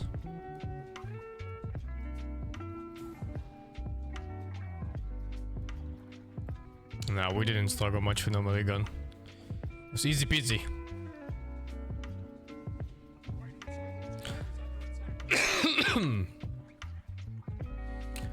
Thank you, Mr. Messiah, for the 32 months of day free. No, it's not a streamer guild this time around. This is just a guild pretty much for most of our Dota players.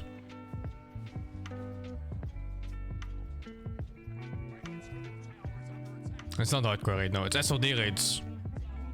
Well, I'm not gonna play retail. I don't think I have time to maintain so many characters. Plus, I play because my... What the fuck? This 5 bounty is there. And this guy's called Farm and Chill. Yeah, I play the game to play with my friends. I don't care so much about the actual content.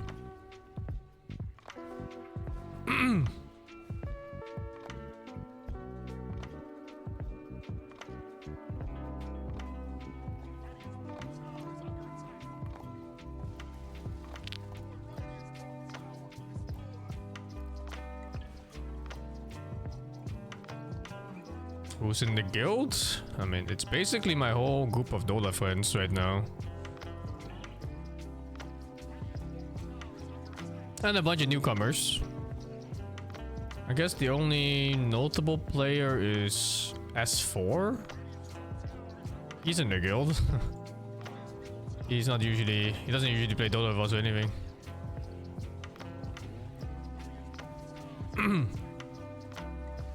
I didn't know he was a WoW player at all. But he's Swedish, and all Swedish players are WoW players. And also have no concept of time schedules or clocks.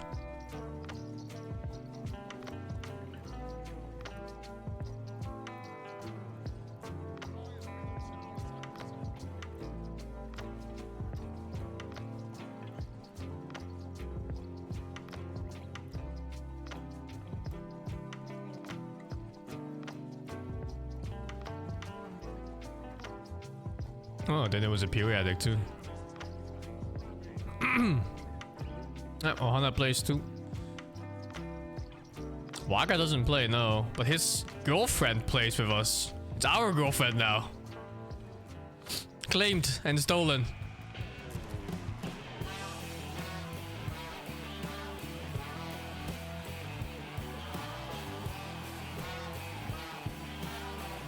Thank you, Joe. Thank you for the 71. Welcome back. You are catching us in the middle of a very important series. We just DK first pick. Wisp first pick. Spirit, and Team Spirit is 1 game up, and Now that's something else. 1 game away from securing themselves a playoff slot for coming Saturday, whereas OG I'm not streaming the raid. Maybe Sniff will or Boo Boo. You can ask them. Which means they have to win this. For me, it's just a chill game. After I'm done I'm joined by Purge, Effie, with these streams. and BSJ.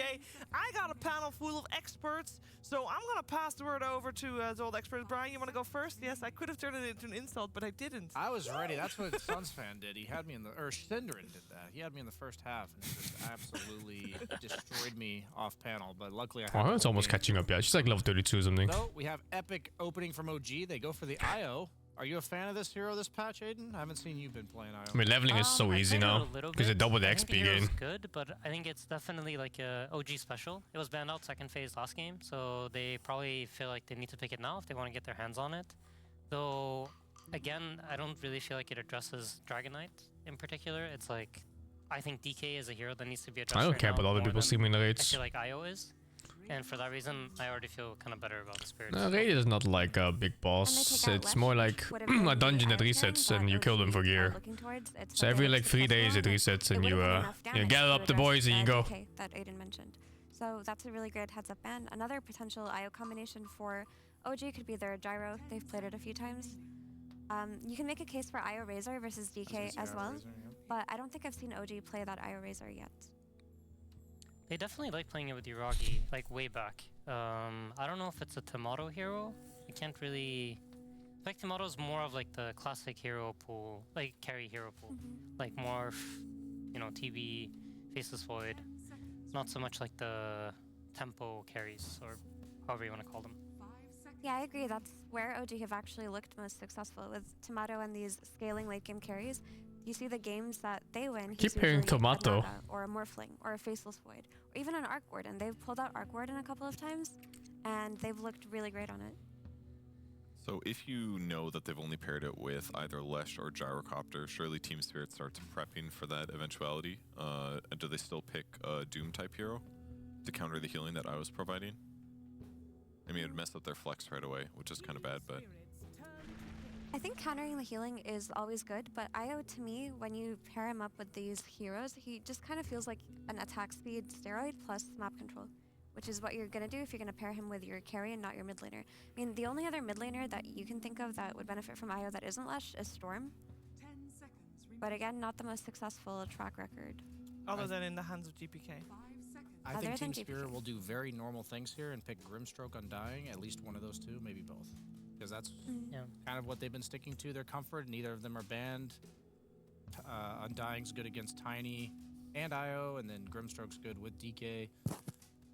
I would just be surprised if they went any other route. Yeah, I mean, most likely here you pick double support, and then if you want to go the Doom route, you still have that option open on like 18, or like like the next round of picks. Like when you get to do the last pick of this phase. Oh, don't worry. We've talked about 18. Oh, I think we've educated people enough to know what 18 is. We only have one job, Aiden. I see. Okay. Yeah. You have to worry about actually picking the heroes. We It's just tell weird people when you how they see it lost. like this because there's no numbers on your screen. Like you're like, what is 18? But when we draft, it just very clearly says like this is the 18th pick of the draft. Oh, that makes a lot more sense. And then like 24 is like the absolute last because it counts the bans too.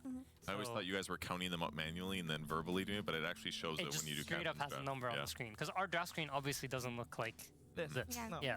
So what were you saying, Aiden? So yeah, no, you do still have the option to go that route if you want to like, because Doom historically has been a pretty good hero against Gyro because Gyro kind of needs sustain in order to stay alive. Runs in, stands in the middle, wants to pop Satanic, wants to get mech'd. And I think when you remove those things from the hero, he just kind of dies. So you still have that option open if you pick another support here. But they're taking their time, so it seems like they're maybe contemplating picking a core. Is this ever a support TB? I think it's the most broken hero in the game right now. Support TB? In pubs. Because I'm not playing pro games, so I don't know. But in pubs, this is very, very, very good. What sold you on this hero in pubs? Aiden, I mean, I bit. thought it would be like you show up in lane, you're any hero, you don't care, it's just a TV. But then he clicks Reflection on you, and he has 47 armor, level 1. might be more, I'm not sure, but he just doesn't take damage from right clicks, and he just runs at you, and he's pretty fast. So this hero just lanes extremely well, and then has the ability to pressure map, and Thunder is just a pretty cool support spell. That is not a point-and-click stun offlane hero. Give me the Void. The Darkseer. Rotate the TB to support. This is such a good Faceless Void game, and Yatoro They need to be on this panel. Aiden sold me on Terrorblade 5. Just to explain the TB support. You can double Sunder people. It's like the triangular Sunder. It's like the the love triangle. XDD rat. You Sunder that guy, who then Sunders. Then you Sunder that guy, but then you give the first guy's health to the other guy. Do you know what I mean? So you wait till the support's linked with the carry and is low, then you Sunder, which gets the carry low. Exactly. Which is good, better than the support being low. There you go. So they do the support TB. They bait out the Darkseer, spend like another hero that doesn't really give you a good illusion. So that's why I wanted the Faceless Void. But Sven's not quite as good against Razor. You don't think so? You like I like Sven against Razor. Why Because I feel like is Sven has too much damage. Like, you can't... If Suck him Sven hard hits enough? for 1,000 damage and you drain 200, he's like, I don't care. He's just going to keep clicking you. Plus, with the Superman, he kind of has mobility now. So you can maybe even reset off the link. Okay. Yeah. I think that Sven is very heavily enabled in this draft. Where the fuck is this guy sitting? Like L from Death Note. Laning stage versus Darkseer Holy is shit. gonna be really good. Also, I think Warcry is one of the most annoying things for Darkseers to play against, because often a lot of these fights will depend on them getting their vac wall off, and oh look, you have all of these illusions hitting you guys. Oh wait, your entire team has armor, and he's gonna get shard later, so they're also gonna have an armor aura. So I feel like that counters it very nicely. Also, I think rotating the TV to support absolutely made the most sense. There's a really good call on that, but the thing about TV support is if you're not getting value out of reflection on lane, it feels kind of sad and useless. And right now, there is really no value out of reflection. But as the game progresses, he can just. I hate OG's draft so much. So it's fine. And they did end up doing IRA. Actually, I don't like Spirit's draft either. For obvious reasons, but the scary thing about OG's draft feels like it lacks purpose and it lacks that's not really his archetype proper catch. It lacks damage. It lacks tower push. It lacks Roshan. Interesting. Spirit's draft looks like it lacks teamfight right now. The Razor into the DK. And it lacks more magic damage. Well, I'm not sure how much of like a... I think mid DK probably does okay. It's, not your... Do you mean by ideal lane, purpose? Purpose as in, what do you do on this draft? Like, let's say you have a Sven. A Sven means you only play tempo because Sven doesn't win against late game carries. And he farms faster than other late game carries. So, the whole hero is built around having one item extra above the enemy carry, and you go push and win the game right there. So the purpose of Sven in the draft is to play tempo. Same for DK. DK, you play tempo. You take towers early, you push. I think they're pretty happy. But this is Darkseer, Razor, like what the fuck am I looking at? They're really lacking disable on OG's side. That's I don't know what the fuck they're supposed to do in this this thing. So what are the chances? I'm very happy to be proven wrong. Like if they fucking own this and they show a way of playing Dota that I do not understand, I'll be very happy. But just looking at this, I think they're just gonna lose around like 20 minutes when teamfights start happening from smoke and awards, and they have no way of starting a fight properly. Tiny Darkseer is just such a nice lane that if you want to break that up, then you're... Boom, caster. So much value out of this. Are they picking a puck? Is the freest puck game I've ever fucking seen in my whole life. Although they don't see the enemy pick, so puck is kind of dangerous. Could be counter picks. Oh, they go for it anyway. Like fuck it. What happens now? Is he gonna get Lina? No, Lina is banned. You get Huskard? Can't pick Huskar here. Sniper? It's a tough sniper game. There's no disable. Play the Huskars and the snipers of the world, or is that just like pure? Like what's even left? Timbersaw? Is it in the pool? Now Timber is banned. It feels like the first time we've seen a puck picked where sniper wasn't banned. Yeah. I don't really think of him as like a sniper player. Plus, I think OG, they kind of like... At least in my mind, TA looks okay, but not great. Come together nicely and make sense. I think they lack stuns. I think it needs something that just goes like bam and you dead. Something that jumps. If they didn't think like a storm or something. Scale well into the game as well. But it looks so hard anyway. They have so many good dive heroes. If you pick sniper and Sven goes on you or DK goes the thing with storm is that you do not really punish the puck in laning phase, but maybe you don't have to. Because your survivability is not quite high. He does have really strong follow-up if you go storm. How do you feel about TA if OG are still looking at a mid hero? Do you think that has a place in OG's draft? I like TA more personally. I'm still down for life. Is TA open? I guess people don't ban TA unless they play against us. No, we have seen TA banned a couple of times, but yeah, not for this one. But definitely, it normally gets banned. This is just a call your bluff situation. Yeah.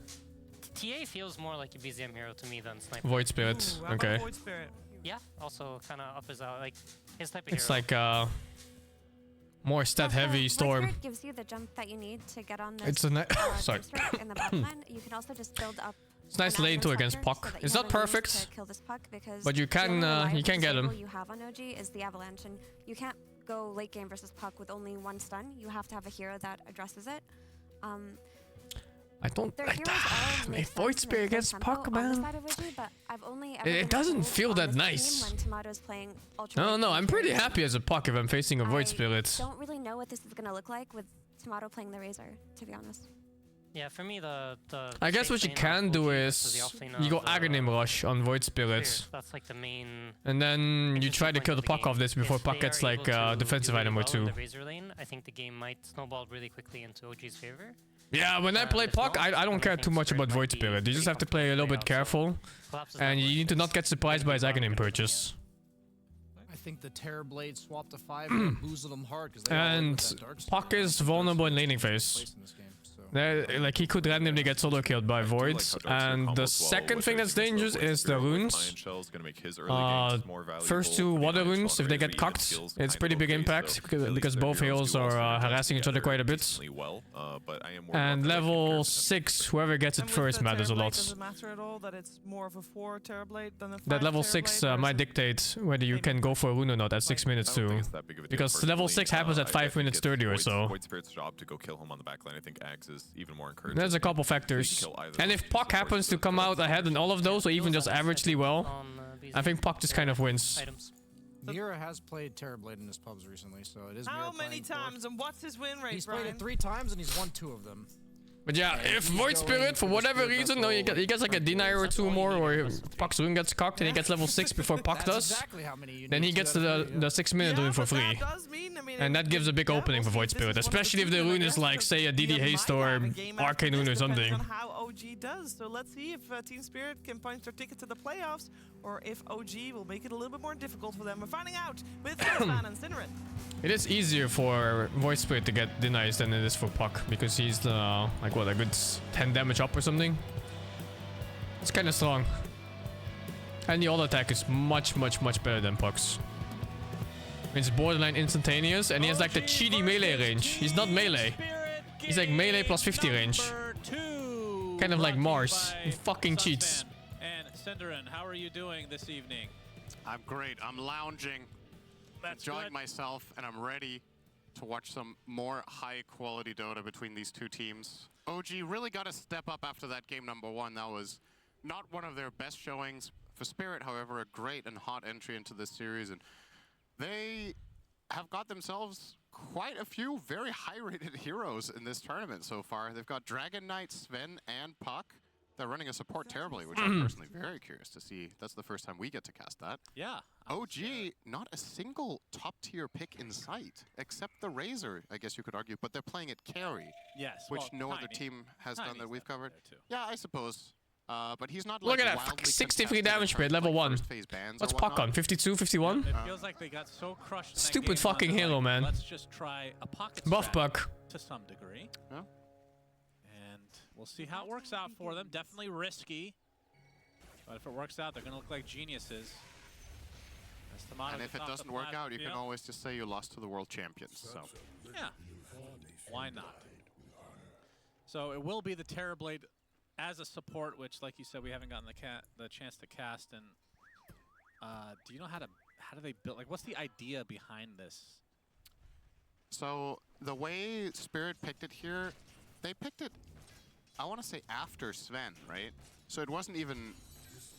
Oh no, one Am I deny. remembering the draft correctly here when I say that? Or did they pick it before Sven? Because I forgot whether they were picking it as a red herring and then just, you know, when OG counterpicked it. I think 52 plus 2. So OG counterpicked it with Darkseer, Versus right? 63 and then damage they relinquished rate. it to support. I think that's what happened. So the idea was to bait out some sort of counter from OG to that and then run a different carry. And what Terrorblade does as a support is, in lane, you're going to be casting Reflection to pressure both of the enemy heroes at the same time. And then, obviously, you get level 2, you will have meta, so you trade really well. And later down the line, as a support, you offer arguably the strongest heal in the game, right? Sunder he just walked up and killed it. Any hero that's in major trouble. No Obviously cares. Putting yourself at risk, but if you die, you were just. It's like he was crossing a road. He looked left and right, walked through, hit the courier and left. That's right. That's the idea. What the fuck? He already killed a courier. Terrorblade, the courier killer. This is not his nickname. This is not the first time in Dota history that Terrorblade support is a thing, by the way. It has happened before. Has it? I don't Yeah, remember in this. Dota 2. How is this a thing? Get healed by Seb, but will it be enough? Doesn't look like it. Oh. One more right click, not even needed as Collapse. How is this a thing? Fire. First blood goes to him. And already. An off-lane Dragon Knight, level 1 at the time. Everywhere. And a position 4 TB, run the Razor and kill him. He has 315 move speed. Like, if you tell me this in 2013, I'd think you're a fucking psychopath. But it's 2024 and it's real life. The blood grenade and you can keep attacking them even in melee form. You add The fuck am I looking at? Reflection on top, and then that makes for a very nice and easy chase down. And he has 9 armor. So if you're trying to trade support versus support... Oh, he's the courier killer, remember. What the fuck? Seb relinquishes control to Mira. What am I looking at? And I mean, okay, do you skill any differently? I'm assuming meta. Yeah, meta is the second spell to come. Yeah, you max, man. Reflection. It's your main spell. Because it's the lowest, it's the highest impact, lowest cooldown spell you have. So you're going to max that out. You're still going to get at least 1 value point in Conjure Image for scouting purposes and maybe for a little bit of farming during downtime. But yeah, that's the main idea. So if you're a new Dota player that came from the anime, because we know many people watched and loved that series, and you're wondering, why is Terrorblade the demon, the main villain of the story, a support? Oh, almost. He has TP ready, so he's not in danger. In fact, I think the Raids has to go back. Because isn't he just losing a whole creep wave to do 300 damage here? HP as well. Yeah. When you talk about this high armor, it is ridiculously high. Yep. What I was saying Let's see, about mid lane this, seems fine for hero Puck. being played But Void Spirit is getting 6 before Puck at this rate. Where there was a Yapsor for I don't think anyone's cocking the runes though. Or maybe I'm Just watching support movements. These supports seem to be busy. Absolutely played it And so does the bottom one. I mean, the TB can still go for bottom rune too. The toss out, and Mapochka actually will fall, so ends up working out for OG. And TB is like blocking a camp or something, or pulling away, I'm not sure what it is. I want to say so uncocked runes. Okay, I don't remember what I had for dinner yesterday, so... Okay, it was... trouble with that. Oh no, he's going for bottom. So Void Spirit might get cocked here. Secret played with Yapsor this morning. Or he doesn't contest. Okay, yeah, that's fine too. You are just getting a bit delirious. I do miss Yapsor. Yeah. The competitive scene, though, I will say. One of the most Why is Sven so probably at low win rate in tournaments? I don't think he's that low win rate on Sven. World record holder for Was most it? kill steals with Fade Bolt. I think last time I checked there was more wins than losses. Fire Ari wants to try to turn this around. Toss up, will eventually fall to the Inkswell. I think one of the main reasons Sven is getting picked so much is because he's a very comfortable hero in laning phase. And laning phase is a big part of the game right now. 47% win rate? Oh, that's not so bad. Also, you should look at win rates on the hero by team rather than overall. I think that's a better indicator of whether something is Also believe performing or in not. this tournament, I believe we have seen 2 other players play the support Terrorblade. Probably. And the meta is popped by the support. Yeah, the hero is very stable in laning phase. And it sets a very high tempo. So teams that are good at tempo, they're good at Sven. Let's continue to right click away. And yeah, mid lane we haven't really talked about too much. BZM sitting on 30 and 7. Laurel. I don't know what TB plus 4 is a thing. Apparently it's as good. I remember flaming 2B for this too. He must be fucking... He must be feeling so righteous now. That fucker. We've had a decent amount of Void Spirit games, but it's not exactly a prioritized hero. The Void Spirit feels like there's literally no other pick. So I flamed him for his TB like twice. It's like this useless hero does nothing. Casts Reflection and then goes AFK. Inkswell to follow is Yotoro. Silence is still there. Even Laurel come into play, and this is going to be another death for Whisper. Oh, jeez. Rotation by Puck. Give the kill to Laurel. He is losing his mid lane by a decent margin. So this kill 6 will on Void definitely be a big Spirits. help as BZM will pick up his level 6. It's kinda scary. Big gank coming in from Mira. The rune comes in 15 seconds. This rune can decide a lot. Alright, what do you build on this hero then? Because I know one of the games, who was it playing? They just Oh, he's not contesting. Oh, he doesn't have a ward I mean, out. that's obviously a luxury you have if the game is going well. Neither of them have a ward out, late, and then you get Puck targeted to do fucking that. I think gets a something DD as a you level know, the great 5 Puck. Bobby the Spirit Vessel Oh, there's panel no was way. Talking about him buying that in 2 pubs. The Puck has a ward. Oh, no, there's a new way. Just put now. Against the IO. Wouldn't mind That's a seeing misplay for sure by Void for the Spirit. team. He needs to have a ward out when he has XP advantage. And you chase after the Puck. He's level 5. He can't contest. Target. And then you can buy But now it kind of looks like shit, you know? So we're not going to be saying Armlet Shadowblade Dagon, is what you're saying. No, because this is a pro game. You're saying that's never been done in a pro game? I think that has never been done. Oh, TBD warded.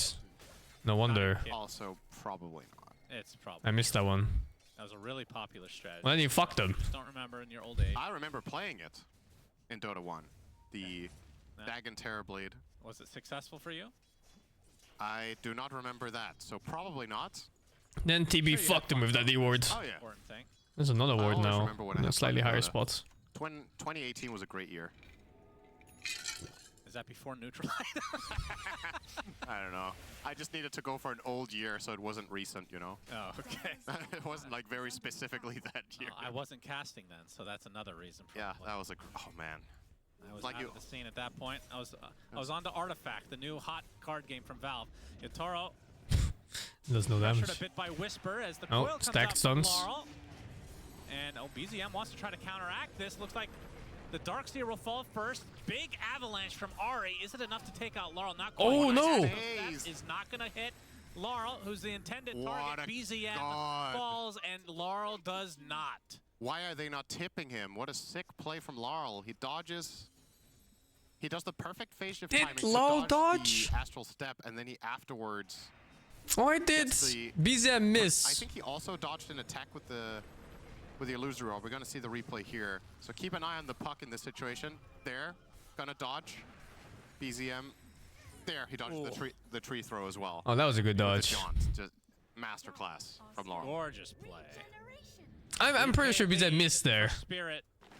Already OG feeling a bit of pressure. Yeah, BZM could have both waited, or I don't know if he had it on cooldown or something. He could have done it earlier.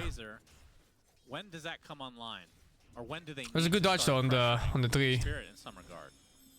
Yeah, that's a good question. I don't know if he saw it or not, but yeah. Because we don't really have a great frame of reference in this patch for this strategy. I wonder how comfortable Spirit are with. I mean, obviously they're doing great in this game so far, so definitely feeling very good. But just Yeah, this game is weak. conceptually against this, if they have a good idea. Why do I hate of the BZM? I don't hate timings that BZM. are Well, I just think he messed up there. have to be on hold, Cinderant, because Tomato is getting triple teamed as Mira. He must have a feeling of like what the cooldown is on phase shifts. Next on the list. Or he's just playing assuming Puck is not gonna dodge his spells, you know?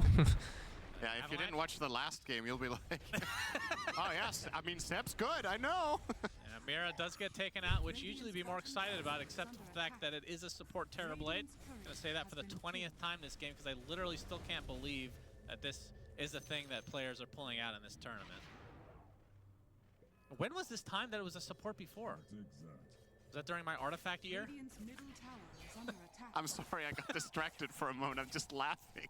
Yeah, Toro denied a bounty rune, and then he got tipped by Mira. Oh. How did this even happen? Did he have an illusion? Or did he actually... Oh, they're going to try to go for this again. They don't get the double stun, but they might still have the damage. The Inkswell connects onto both. And one toss comes up. Tomato actually living for now. They don't die. They don't die. Rotation comes in from OG. The wallet placed as well, and 3 dead for Spirit. So they a little needed bit that of badly. Absolutely. That was as close as it gets, and OG. This is what happens when you stop playing against a hero so much. And heroes like Wisp come out of nowhere. Yep, pretty much. You see, you lose the feeling of how tanky a hero really is. Game, but without a play like that, this could have become an absolute avalanche of a game. No pun intended. Good one. But I said no pun intended. Good one. Yeah, but you did intend it. Not really. Coil. BZM's going to snap it right off the bat. Inkswell is coming as well, but they silence on top. Good layering. I don't think they have the damage, though. BZM going to try to get the Aether Rim onto Laurel. That could have been bad. Able to pop that in That could have been really fucking bad. Doesn't have the vision here. As the courier is delivering to Laurel, so I think Ari has a Fucking Invis courier of items disappearing in thin air. Ah, shit. And I'm not gonna lie, I got a little excited, Cinderin, when I saw IO Tiny picked. Like, oh, old school. That's fun. Yeah. Ends up being the Razor instead. Toro will be forced to TP out. So to answer your question about timing, I think this is not so much about the IO Razor, but it's about the Darkseer, actually, I think. When you're playing this type of lineup with Darkseer, you want to have maxed out Ion Shell, generally a couple of levels in Vacuum, and then you want to have one Aura item, and then you want to play with Whisper. And we're starting to approach that point now. He has the mech, he has 3 in Surge and 1 in Vacuum only so far. I imagine he will want to start leveling that instead of maxing out Surge, but we'll see. Maybe he thinks the low cooldown on that is really valuable here. But he is going to be the hero that can bring OG's lineup together. You want to put Ion Shell on the Void Spirit. You want to put Ion Shell on the sudden work on Soulbind? I think it sucks both. Sort of a big spell combo. So he's swapping the first guy and then he's swapping the second guy. A lot of time. He's level 7. Sven is level 11. Okay. Wow. That is what we're looking at here. Yatoro has a level per minute in this game. Wow. So you're never going to close this gap through farming. Who wins late game? This is clearly Spirit's late game. All of OG are here chasing Ghost. And Mira. And Mira Is the one they're chasing. I think the game is way too free for Puck. The most dangerous hero here is maybe a Blink Tiny and maybe Void Spirit Aghanim. He's actually going Aghanim for a item. Yeah, I mean he has to. There's no choice. Which we've been seeing the Witchblade into Yules normally on the pucks at this tournament. Has the Witchblade now. Yep. Yatoro setting up for a smoke gank. It's even such a nice Sven game.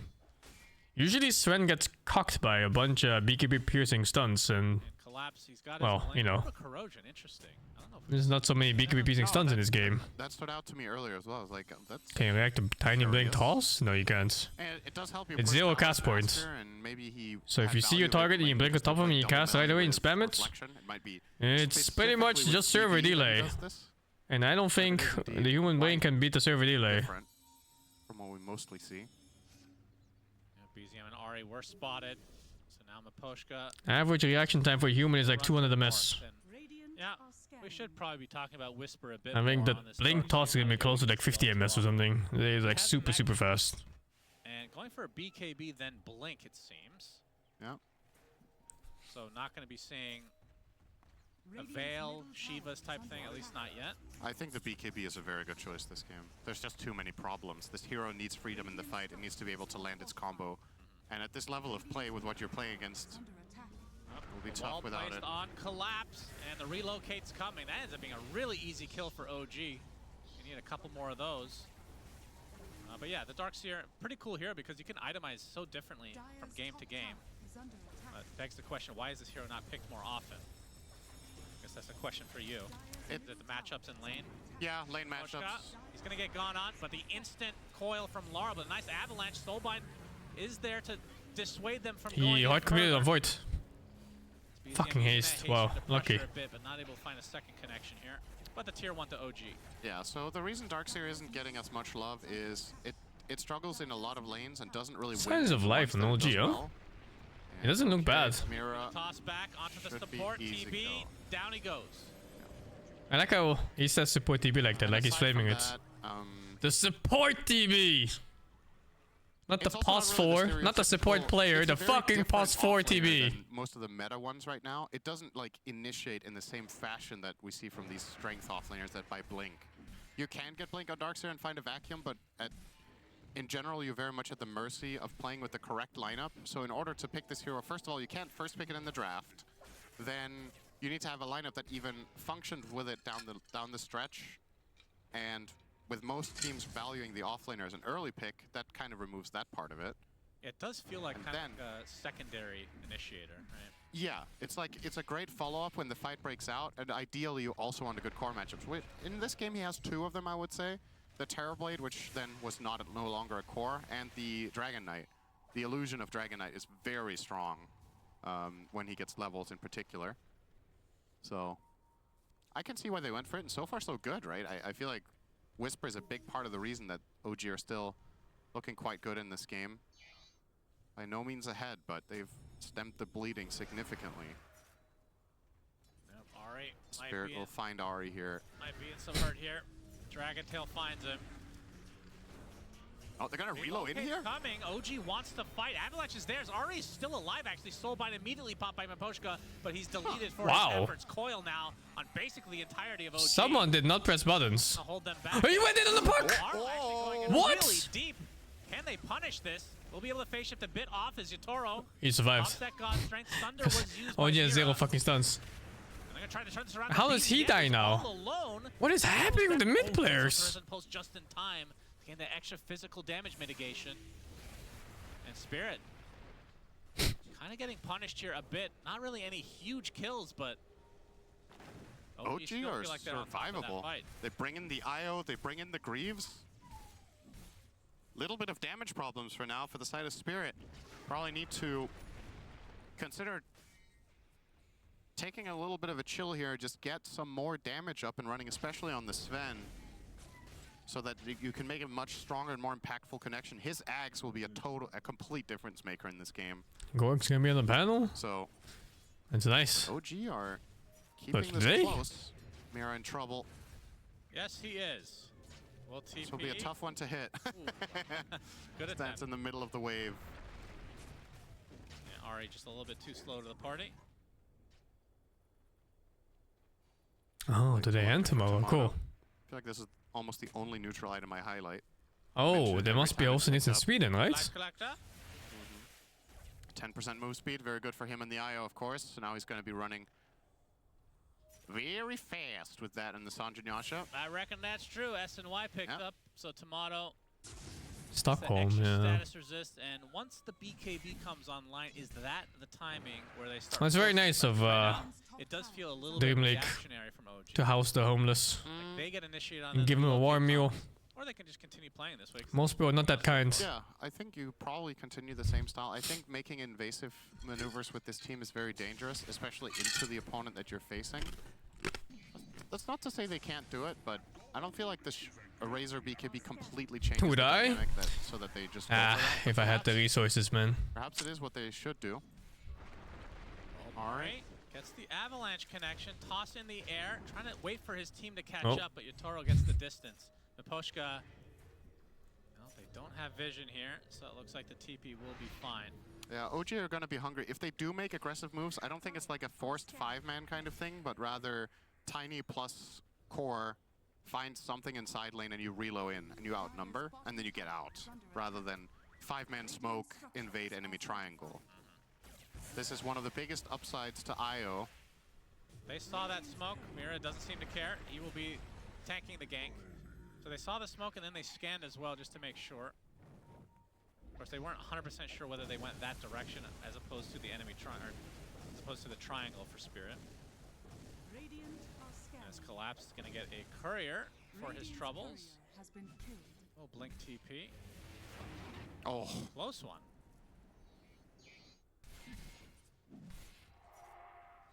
What did BZM? Okay, he actually changed his mind. So originally, TV plus 4 looks like fucking dog shit. Instead goes the SNK, and now is going for Ags. Yep. After level 3, what the fuck has he done? Item Ags typically not the choice. That is really good against Puck, of course. But we can see that Laurel is going to be going for a BKB actually. So He's tanking every smoke gang? Dude, I've seen CMs tank all ganks, not just smoke ganks.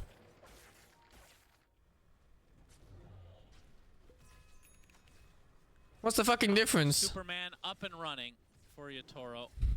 This is a really big power spike. They have some insane combos here, Spirit.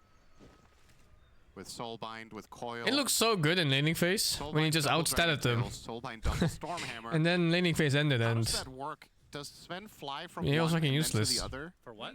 With the Stormhammer where you travel. Because when you have the Stormhammer where you don't travel and you're soulbound, you just throw a hammer to one and then a hammer to the other. Oh, that's true. Who do you end up at? Do you always end up at the last guy? Probably, right? It's a good question, Cinderin. That's my kind of question. I would think there. so. That's typically the one I would annoy you with. Yep. But I'm sure Fogged would know. He's probably the only person in the world that would know that. No, of course, multiple people know that. In the world. I think, no, maybe it's only him, actually. It's always Fogged. Yeah. BKB Fucking finished nerd. with some Time for Wisdom Rune. Radiant's bottom tower is And time for some stacking for Yotaro. Quite quiet game, this one, gotta say. A lot of hidden creeps for a while. Yeah, well, you know what changes that, Cinderin? Is Roche, eventually. Then it just becomes this 8 to 11 minute window of these big, juicy fights. Yep. I don't think Razor counters I Sven. wonder how much it would change if Roche was every 5 minutes. I think Sven doesn't care. Aegis lasted like 3 minutes. Doesn't he just hit anyway? That would be interesting. What are you gonna do? Suck under damage? He's gonna catch you for 2k. Smaller Roche. Yeah. Can they do this? When they go threats or witch bit first and puck? That's for sure. I've tried both quite a bit, and I think threats first is almost always better. Pops the meta for it as well. Having the extra attack speed and the move speed is just so necessary for when you want to move around the map. Get ganks out and even just like contest runes and stuff. Collapse with the fireball. Yeah, not too bad. Solid. Not to be mistaken for the drink, of course. That's the cinnamon shot. How do you? I don't even know what the talent is on Razor. Then you know that. What does he get in 25? I don't. So random. I've been offered one many times before. See his attack speed. I don't know. Favorite song from Pitbull or something. That's I'm not sure. I don't know what Pitbull. I think Sven doesn't care. He just, you know, zug zug. Okay, learning things every day with Cinderin. Usually very useless though. 6k lead for Spirit here. I don't know what Pitbull is. Please tell me you knew one of them. Either the dog breed or the musician. Of course I know the dog breed. Okay, that's good. All right. And I assumed it was a musician, but I never heard it before. So. You did not really miss out, I have to say. Okay. Although... Well, I wish I could have missed out on this conversation. I'll tell you that right now. I don't know. I think you'd rather miss out on Pitbull, but maybe. Mass TP stop. Your jam. OG looking to defend here. Ari coming from the north, trying to collapse here onto Laurel.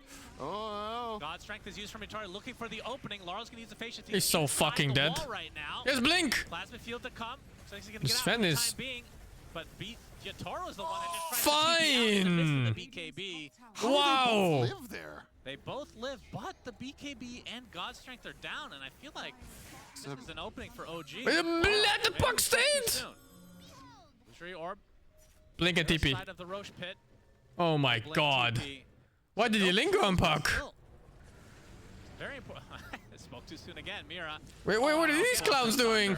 But will fall first as Collapse continue on to BZM. Collapse all alone. Now he's going to try the BKB. Spirits? Not successful for him. So very disconnected. Fight. Yeah, that's so disconnected. They just left with their position Your 1 carry and 2, TP's out and he used God's Time for BKB. OG to already have split This is off your a bit back too much call. and fragmented, 'cause that's Your usually what's puck gonna is 1 happen HP there, right? and Okay, TP'd we didn't out. kill the core, This is back your to second farming, back and Spirit call. tried to pull one on them, but 5 OG heroes were are ready running for it, at you. took the This is your response. third back call. Like you said, a bit of a power play opportunity. What do they with do? They TP go and in. Strength down, and even more so with DK, but OG's lineup just not good at killing Roche. So they didn't really seem like they were able to try to go for that. So you go in, of Literally, they course. get an aggressive position. Ah, the fucking TV support, man. I can't look at this guy. What is this? Oh, boop.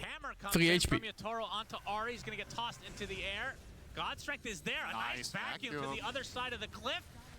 Oh boy. BCM actually going on top of Laurel, gets the second There's nowhere near silence. enough He's damage. gonna commit onto Yotaro instead, who's still trying to chase Whisper. He gets glimmered. Oh my Whisper, god. A huge Stormhammer. Oh shit, dude. Ari is dead to Laurel. And just like that, it's a 5 versus 3 for Spirit. Tomato trying to run away with the BKB activated. Puck They died. finally do get Laurel in the end, but now the fireball applied. Sven doesn't give a fuck about Razor, dude. And Whisper attempting to TP out in the He's here to fuck some anus, and that was super close. Holy shit. Beautiful Aether Remnant comes What do out you for think? BCM to save If he his had brother. Agi power threats, would that be enough? Little details there from both teams. It's fucking close. Very, very nice fight. At the end of the day, it kind of is a draw, which I think is a fair outcome with how the two teams played that. Slight victory for Spirit. I don't think this is the entire kill count. That the fight recap only remembers that, but maybe it was. Was it only Laurel they killed? Yeah, I think so. Oh, it was just the other They have a heroes ward respawning. there? That's surprising. It's still OG did not have a ward in that fight, I think. Good fight for OG. Oh, they have the cliff ward on the left. Maybe Puck showed there for a second and then went to the right. Making the difference. Because that void spray jumped in with no vision, I think, but I'm not sure. Obviously huge in that fight. Tons of damage. Will be reliably able to output this for quite a while, I think, unless they can somehow get a full static link on him. But he is playing around Tomato quite well. Alright. Does get the avalanche off as the relocate's coming as well. Mira Wow, they're so eager on the reload. The relocate's not going to bear any fruit, it seems. They're going to steal some camp, get Watcher control, and probably just go back to where they came from. Yeah. Razor is not the greatest matchup to Sven. Because Razor relies on removing armor and low armor on heroes. And Sven just has so much fucking armor. This is 1 versus 4. His own life. As Seb makes the tip. 1 for 1. But the favor for OG, no doubt about it. It was the best play available for him to get that trade. He had no TP, so he couldn't BKB TP out. But being alone in the middle of the map there on Sven is very surprising to me. I think with all of OG missing that. Okay. Creating a lot of havoc here as the wall is placed. Mira is still signing somebody gets a nice thunder onto BZM. Oh, disaster. Be a bit careful as BZM split focus. If they all went the same target, it would have been fine. But now it's still kind of fine, I I don't think guess. he has a refresher yet for that double thunder, Synderen, so will die this time. Imagine. He just randomly has a refresher minute 25 on the support TV. This is a bit of an oversight, though, from OGs that they just can't kill Roche. You're right. The lineup is atrocious at it. We're at 27 minutes and there hasn't been one Roche yet. This is very Yeah, they can't Roche. I mean, that's the thing I was talking about in the draft. Their draft does not kill towers. It does not kill Roche. It also doesn't win ultra late game. Like this. Remove Roche from the equation for now. I feel like this kill on Yotaro was actually the biggest kill of the entire game. He was in the middle of the map alone. They trade him for Seb. He's out for so long. And he's easily the top net worth hero in the game. That death cost him like a 2k lead on Tomato almost, or at least 1500. So Tomato is rapidly catching up. He'll be getting Butterfly now, so the True Strike for Yotaro not there will make that kill a lot harder for him. I feel like this lead from Spirit just might not. I think the attack speed still will be nice, but you gotta remember that Sven is a hero that plays on burst. You might just not steal fast enough before Sven does enough damage. He doesn't have to kill, just enough that you cannot play the fights. Who knows? Maybe Mira can become Also, does the attack speed still even work if you BKB it? Like, I'm sure it steals, but the effect might not work until BKB is over. Yotaro finishes his Daedalus. Like a weird one. And they're gonna smoke up. Ari breaks it pretty much right off the bat. Spirit Vessel applied coil as well, but BZM shots in. He's gonna get 3 shot if he's not careful. Actually able to get out just in time, and now Tomato coming in. Oh my god. Yotaro pops his BKB along with the God Strength. He's actually winning against Sven. The static link is just ripping through him. Yotoro's Where is he? Oh, he's stunned. And Doxir. Hey, they still got the voice spirit. Team's probably going to be a little bit of a standoff here. Tomato. Plasma Field to force Spirit back. Still without Yotaro for 70 seconds.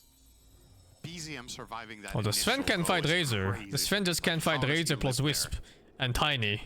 He has. I'm pretty sure the Sven fucks Razor right now if it's 1v1. Wait, he just got it, so that can't have been it. What did he have before? He needs someone to hold down some fuckers for him. Believe it. Like, I'll tell you this, it wasn't Light Collector. I mean, Oh, he has Butterfly now. Oh, that's rough. He needs MKB.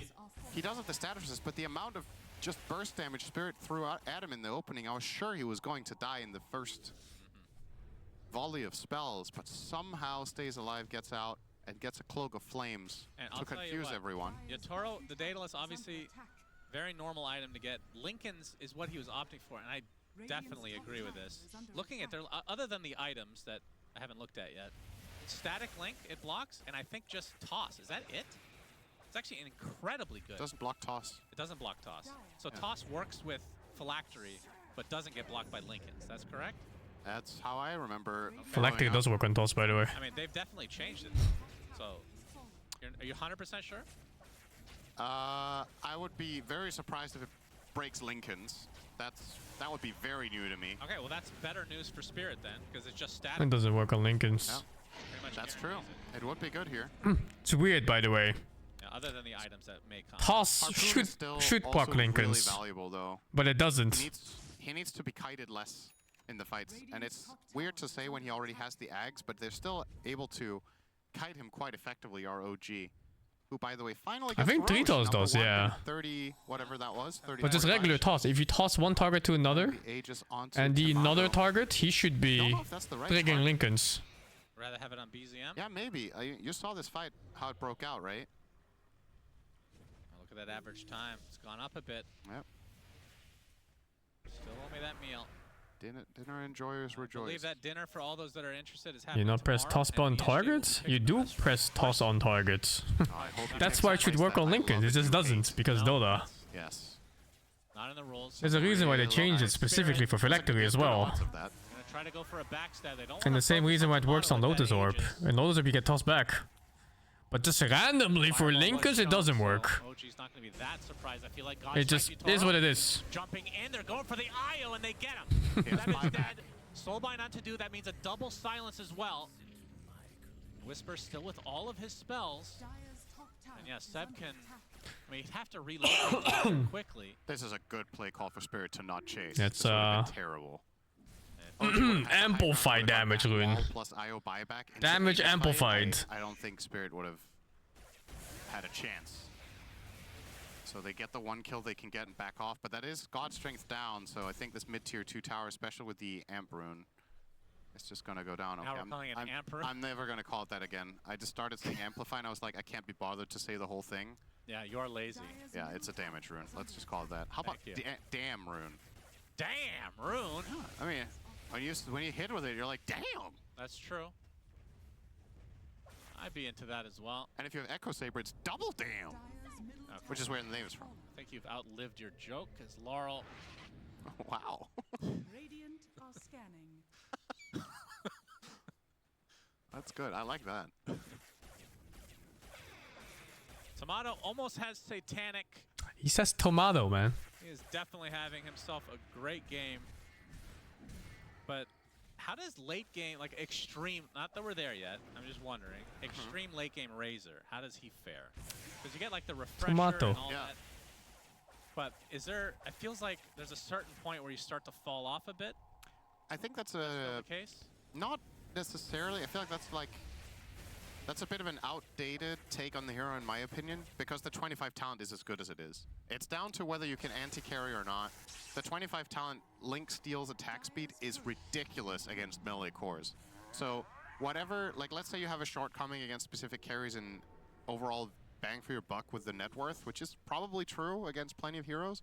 If you get half a static link or full static link off, it's not just that you gain the damage and they lose it. The attack speed as well effectively, like, you just take Sven out of the game if you get a link, right? Or against Dragon Knight too, who by the way is in some serious trouble. You're probably BKB TP, I reckon.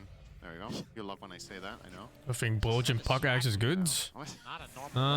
If you're facing super high armor targets, sure. If you're against TP or like Morphling, I could see it. But the armor is not super high in this game, so I think Puck should just go for a normal build with Agony Mjolnir, Parasma. Whenever you do a survey, people prefer to... BKB from Yatoro, he'll be able to get out. They don't have any cancel for that. We've seen it many times this game. I know you wouldn't know this, but when you do a survey, people are anonymous. Can't tell which team is a tempo team? They're both tempo teams. You can have two. It was no longer a survey. As Boots of Bearing being selected from Mira, very nice. Laurel gets out. Spirit does have the late game, I think, still. Boots of Bearing. I think Puck, gets to the high ground, full slotted, beats this. He is definitely not fine. And this is the one that holds the whole draft back, I think. This fucking TB shit. Nice. The Tormentor, as Ari will get his shard. Swift aggression from OG here. Yeah, so I think the Boots of Bearing logic here is you want to have a way of running out of the Darkseer wall. I think that's the main thing. He's giving his teammates a way out once they get walled, because then they can ignore the slow for... I understand TB support. It's very good laning phase.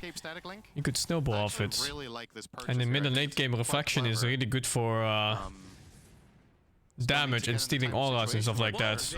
Really good for damage if you happen to fight an Agi core. Stormhammer is reserved for him as a god strike. Okay.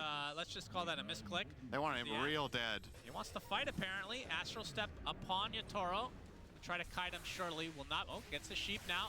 Maposhka nearby. Wall Holy is placed, shit, though. dude. Stormhammer's It's BKB, but it's... the Satanic as well, attempting the TP, but he didn't BKB. Gets the vacuum. His BK was cooldown, I think, when he pressed his TP. It was 1 second. How did he not BKB there? It was 1 second cooldown before he BKB'd. Used it earlier then, but you're right. It is off cooldown.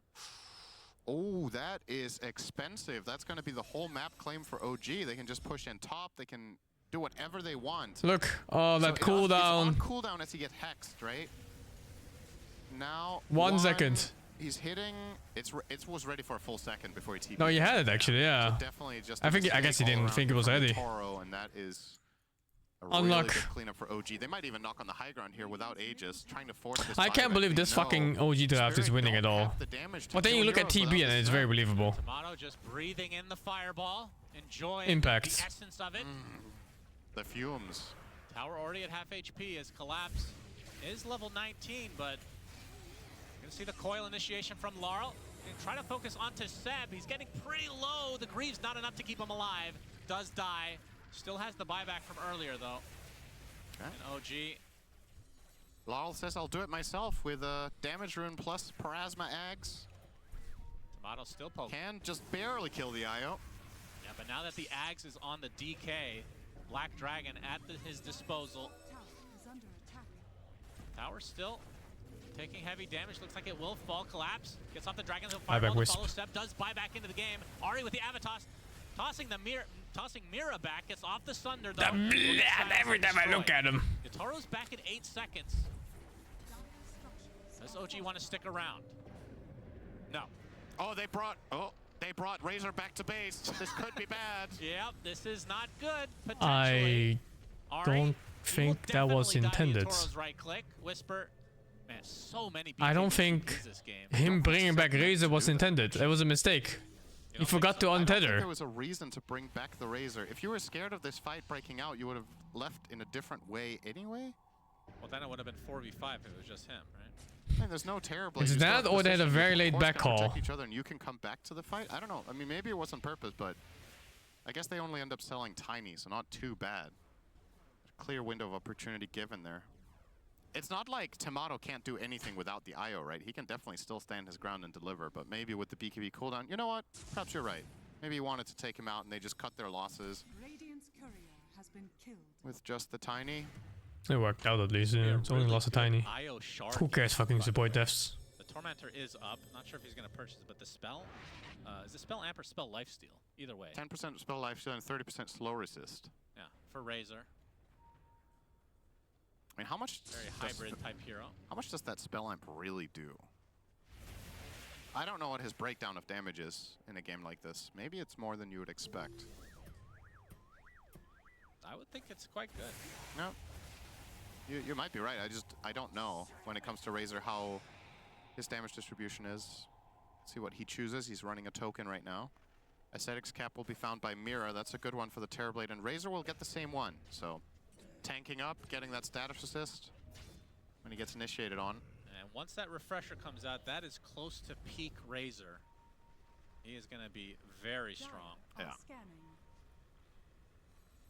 As there might be a contest here. Collapse. He's going to be spotted. He's going to be Avatos. He's going to be bursted. Holy shit. Nice kill. Where's the TB, huh? Refresher. Where's the Sunder? Is being brought out now. God, I love this wall. It reminds me of Diablo I did 1. not think they would die. He would die there. You would know this if you play, and this is the path down to hell. This is level 13 to 16 right here. Okay. Placed by the Darks here. Very cool, Cinder. There's old people out there appreciating this reference. Unfortunately for you, you're very young. A lot ahead of you. Yeah. What? Diablo? Never heard of it. Yeah, actually true. Like, what are you talking about? What's Diablo? Roche up in a little over a minute. And OG, I mean, they're keeping this close for sure. It feels like they are in the driver's seat. I feel like they're ahead. They probably, I mean... Definitely ahead. They've been winning every fight it hasn't been like super one-sided, but they've been coming out ahead pretty much every fight. And a lot of it comes down to Yatoro just getting picked off. The scary part for OG is Spirit. We've seen Spirit have some ridiculous late games, even really far behind with their Sven. We saw them against BetBoom, almost recovering a game against Void. Yeah, but they've lost both of those. Right, but they made it very competitive, and I think the conditions this time around are better. Nice win probability for OG. I'm sure everybody out there appreciates that. Even if you're behind in this game, I think you have much better chances in the core-to-core matchup against Razor than the one against Void. Gotta get that ward out. It's just terrible in the late game. But somehow they're reaching Roshan faster than OG. Win at 80, as far as I'm concerned, especially with Puck being a little bit of an X factor. We've seen Malrine with a rapier pop off, and it's worth starting. Why can the illusion splash again? That we could get there. The fuck? Side of Spirit. Laurel is scaling very nicely. Let's see what his plan is. Spirit grouping up. Aeon Disc is on the. Roche is available. They're gonna start. No way they get Roshan like this. Very Fuck fast off. Compared to OG. Oh, fuck off, dude. Gonna try to slow them down. I think this Aegis is gonna go the way of Spirit, though. Do they TP out now or what? BKB TP out, right? Oh, everyone. Yeah, the BKB TP. The fucking support players. Doesn't have a BKB because he's a support. Terribly. Wait, did he cancel his own TP on? Will clean up Maposhka. And Mira's The gonna game make this a little suck. bit more difficult for Ari. Ari's trying to investigate, make sure this is in fact a support Terrorblade and not a core. Sunder comes out. Just gonna waste their time as much as he can. This is taking a lot longer than I thought it was, not gonna lie. Ari with the top. He doesn't have one? Oh, I thought he was TPing there. Kill off the TV. So, I thought Spirit were actually maybe gonna stick around and try to fight there. There's no way they stick around and fight. And they had half a God Strength left. They I used think nothing else. the Dragon Form was running out, right? Like And God Strength was Such used. a long fight, and they were in such a compromised position that OG were going to come out ahead, and it might have been the right call. It only cost them the 2 supports after all. But even the supports in this map that OG get to farm for the next minute is worth quite a lot of gold.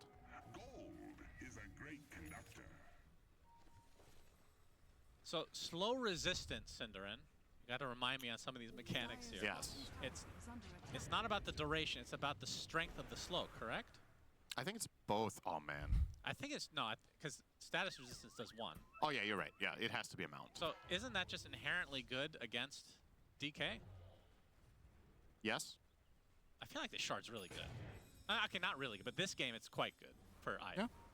I mean, I will get it eventually, no matter what. Yeah, I would think so. He got it now, right? Or still doesn't have it? No, still doesn't have it. Not have it yet. Maybe I'm overrating it. It's definitely possible. The Toro with a high ground position. And has the level advantage. God Strength, he's going to find Tomato, who pops the BKB, but really they're focusing on Seb. As a Grimstroke dies, Tomato trying to keep his support alive, doing a pretty good job of that. And that's static link number 1. Doesn't even need the second. Where's the puck in this fight? Oh, there he is now. Gone already.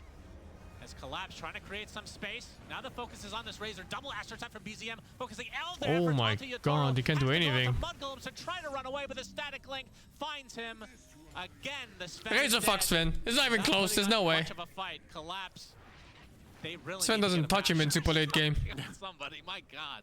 But the opening to this fight from Yatoro, it doesn't quite make sense. So he pops God Strength. That's even before the attack speed steal. And then he gets killed, and he has a BKB. Although, I still think it's more TB than it is Sven versus Razor. If you don't want to commit fully, then you have to Stormhammer in and not pop the God Strength if you want to buy some information or whatever, and then really commit on the second life. But if you're going for it, you might as well pop everything. It's not like... Divine time. Yeah. You know, we'll get that instead of the Aeon Disc. I really agree with this choice. I think we're in not necessarily desperation mode here for the side of Spirit, but... You got to use your hands. Oh, wait, he's dead. Never mind. Keep it up. Keep the cheerleading going. Keep clapping. You're going to clap for another 40 seconds. Yeah, they're going to have the rapier reveal here. There's the coil. Already tons of damage applied to Mata. Nice vacuum coming into the wall as well. That's the death of the DK. You hit the enemy and his HP goes up. Is a fucking rapier on Puck? Yule's off, but Mira going to be the recipient of all this damage. No Sunder to come. He's bursted down as well. They barely even tickled them with that rapier. Tomato just stood his ground, delivered. I don't think Puck's carrying this, guys. Okay. And the pause from Ari. All right, what's your guess that this is? Is it Discord? Is it headphone? Is it bladder? Can we get the music going? It's a team flame for TB. Good job, guys. Keep it up. Yeah, now we get to see. All right, what's the trivia this time? Internet. Oh, so close. I guess that was an easy choice. Any lag, anything of that relation is internet. My BetBoom button didn't work. Yeah, what happened to our BetBoom button? We got to use it one time. Man. Well, this will certainly be 2 sets of racks and maybe even the GG soon. There it is. Yeah. Let's go. All right. Of course, they're not. For some reason, I thought they were referring to Gorg's They BetBoom are in clip. the upper bracket finals. BetBoom! BetBoom! They paused a lot in this tournament. I didn't even think about that when we were paused and I thought of BetBoom. I must Now have you been. know. I'm actually. Damn. That's subliminal That is. advertising or something. Whatever you want to call it. You know, that would be genius. They have all these headphone issues, and then they come out with a headphone sponsor right after. Like, oh, we fixed all our issues. No more pauses to come. All right. Yep. Okay. Sorry, didn't realize. Seb is not here. No one realized because he's dead, of course. Look at his webcam. He's certainly not there. I think this. Did you not notice that the clapping stopped? I think this chair could play the next 16 seconds as well as Seb. I don't think What it makes fucking much of a difference. schizo ass clip is that? You just win in 16 seconds. Yeah, that's true. Now in pub games, you usually unpause until the death timer is on 1. Then you pause again. But 2 things. First of all, this is not a pub game. Secondly, they don't know for a fact that Seb doesn't have buyback because it's on a 1 second cooldown. So he actually webcam could is come 1 back with it. FPS right now. Okay, there we go. Looks like that's fine now. And third, his communication could be invaluable even while dead. But now the buyback is online. All right, going Third for the lane. Megas. Look at that illusion. Helping out. The corpse of collapse, essentially. Finally go away, but Tomato will clean up this tier 3 bot. Yatoro is up. The DK does have buyback, so they can try a 4v5. The DK with no dragon form as of now. Not that far away. Toro looking for an opening. Tomato will pop his Eye of the Storm, and that's a melee racks down, and looks like it's just Megas. So Spirit very comfortable to go against Megas. They got a lot of practice. Oh no, here we the go other again. day. They have a good rapier hero in there on defense. Yeah, they don't have a PA rapier though. That was a true. special case, I feel like. Because now Puck, like you need, what do you need? You need like a Daedalus or something. You need a crit of some kind. Oh, they have the banner, by the way. Laurel has it in his backpack. Has he forgotten about it? Or it's in his stash, maybe. That's in his backpack. OG will claim the Tormentor, and they will get a shard for BZM. So Seb will never get his. Yep, seems to be the case. All that hype for nothing. Typical shoutcaster things.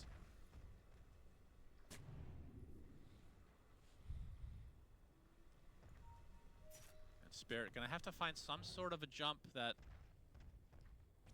works out. And the banner, of course, can be used to help themselves. I think they have to get a rapier on Sven. I don't think this. I don't know. Is Moonshard really better here? Maybe his attack speed is too bad to support a rapier. Well, his attack speed will be stolen now, though, from Tomato. So Yeah. that's his thinking. As the buildings, as they're so affectionately called, will be going down slowly as well to Tomato's right click. Got a smoke for the Wisp, right? There's like no other play. He's showing. As OG ready to go for tier 4s now, knocking on the door. Yatoro has to do something. God's Strength is there. Laurel jumps in with that BKB, along with the Divine Rapier, but the Hex onto Yatoro, just getting so controlled. A huge vac wall. Holy shit. God. Absolutely disgusting combo from Whisper. I did not know Razor was this strong late game. Mira's gonna get cleaned And I up. also did not know Closer TB kill was for this Tomato. fucking worthless on plus 4. Okay. BM pulse. Okay, he can't get the Rampage while crashed, that's for sure.